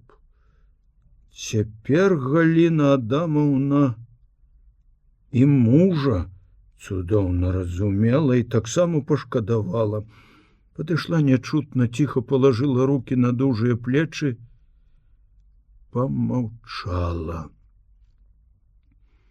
Ён таксама нібы стаіўся, нібы чакаў, што ж будзе далей. Табе цяжка? Мне сорамно. Ты кахаў яе? Ён перасмыкнуў плечамі, нібы хацеў скінуць яе рукі. Зноў ты са сваім глупствам. Ты зразумей ты нарэшце, што гэта недарэчна. Словы такія, што іх трэба было крычаць.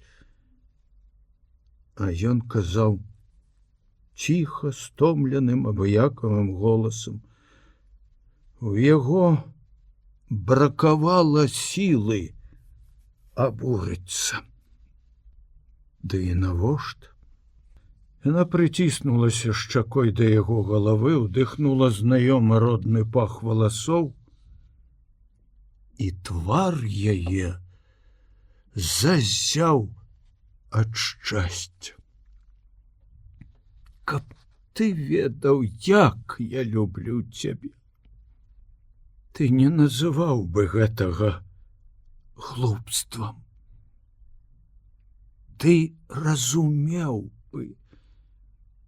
Я ведаю, як ты любіш мяне, але пора ўжо, каб твая любоў рабілася разумнай. Любоў ніколі не бывае разумнай, адказала яна старой кніжнай ісцінай. А яму гэтая сцёртая ісціна чамусьці здалася амаль адкрыццём. Ён падумаў: а праўда, ёсць яна ў каго разумная любоў. Антону Кузьмічу не зрабілася непрыемна ад таго, што жонка лашчыцца. Наадварот, яму раптам чамусьці захацелася ласкі. Ён узяў яе руку, прыціснуў да сваёй шчакі. Галіна Адамаўна ледзь трымалася, каб не зарыдаць. Вось яна, яе перамога, яе шчасце. Ад такога раптоўнага шчасця бывае, што разрываецца сэрца. Яна баялася паварухнуцца, нібы яно магло выпырхнуць шчасце ці выплеснуцца з сэрца. А яна даражыла кожнай кропляй яго.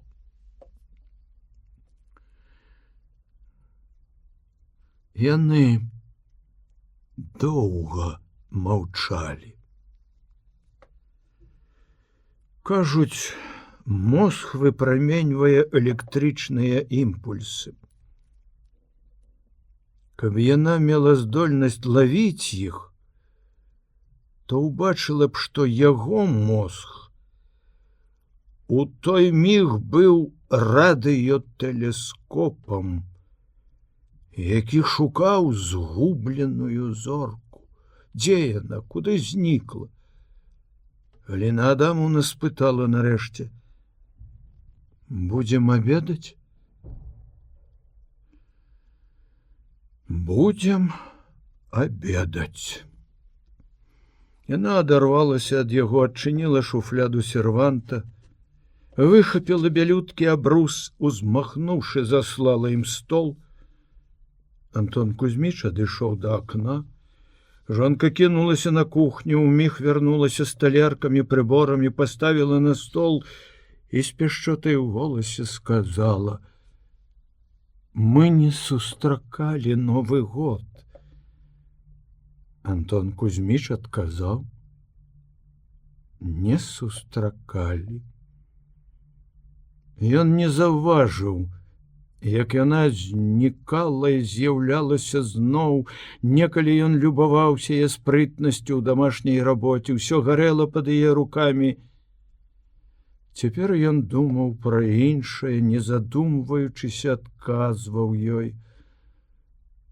У нас не крануты ўвесь навагодні запас віна. Што ты будзеш піць? Всё адно, шампанскае? Не, лепш каньяк. Можа паклікаць Кірылу, як хочаш. Не, не, я хачу быць з табой. Я хачу быць з табой, каб ніхто не перашкаджаў. Дзеці пайшлі на каток, яны не паверылі, што ты так рана прыйдзеш. На ноч бярэцца, але 15 ужо. У полі, напэўна, больш. Надка лёгка адзяецца, баюся прастудзіцца. Наташа не прастудзіцца. Прашу вас, доктар, да стала. Ён здзівіўся, што за такі кароткі час, некалькі хвілін, яна так хораша і прыгожа сервіравала стол. У гэтай жанчыны свой талент. Яна добрая маці і гаспадыня. Антон Кузьміч сеў за стол. Жонка села насупраць, пільна, з замілаваннем і пяшчотай глядзела на яго. Гэтае замілаванне неяк дзіўна збянтэжыла яго. Зрабілася няёмка глядзець ёй у вочы.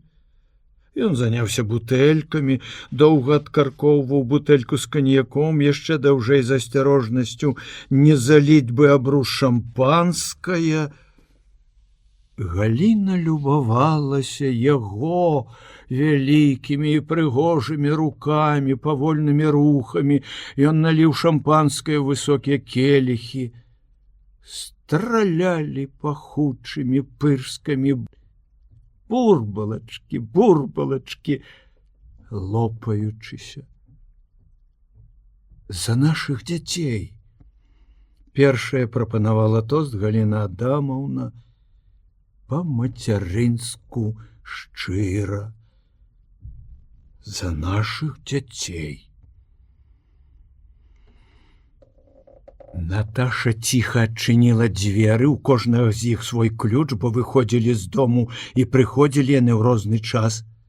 Ціха палажыла канькі, ведаючы, што маці не любіць, калі стукаюць, а в апошні час маці вельмі нервовая. І раптам паверх занавескі на шкляных дзвярах дзяўчынка ўбачыла, маці і бацька сядзяць за сталом і чокаюцца келіхамі. Памірыліся.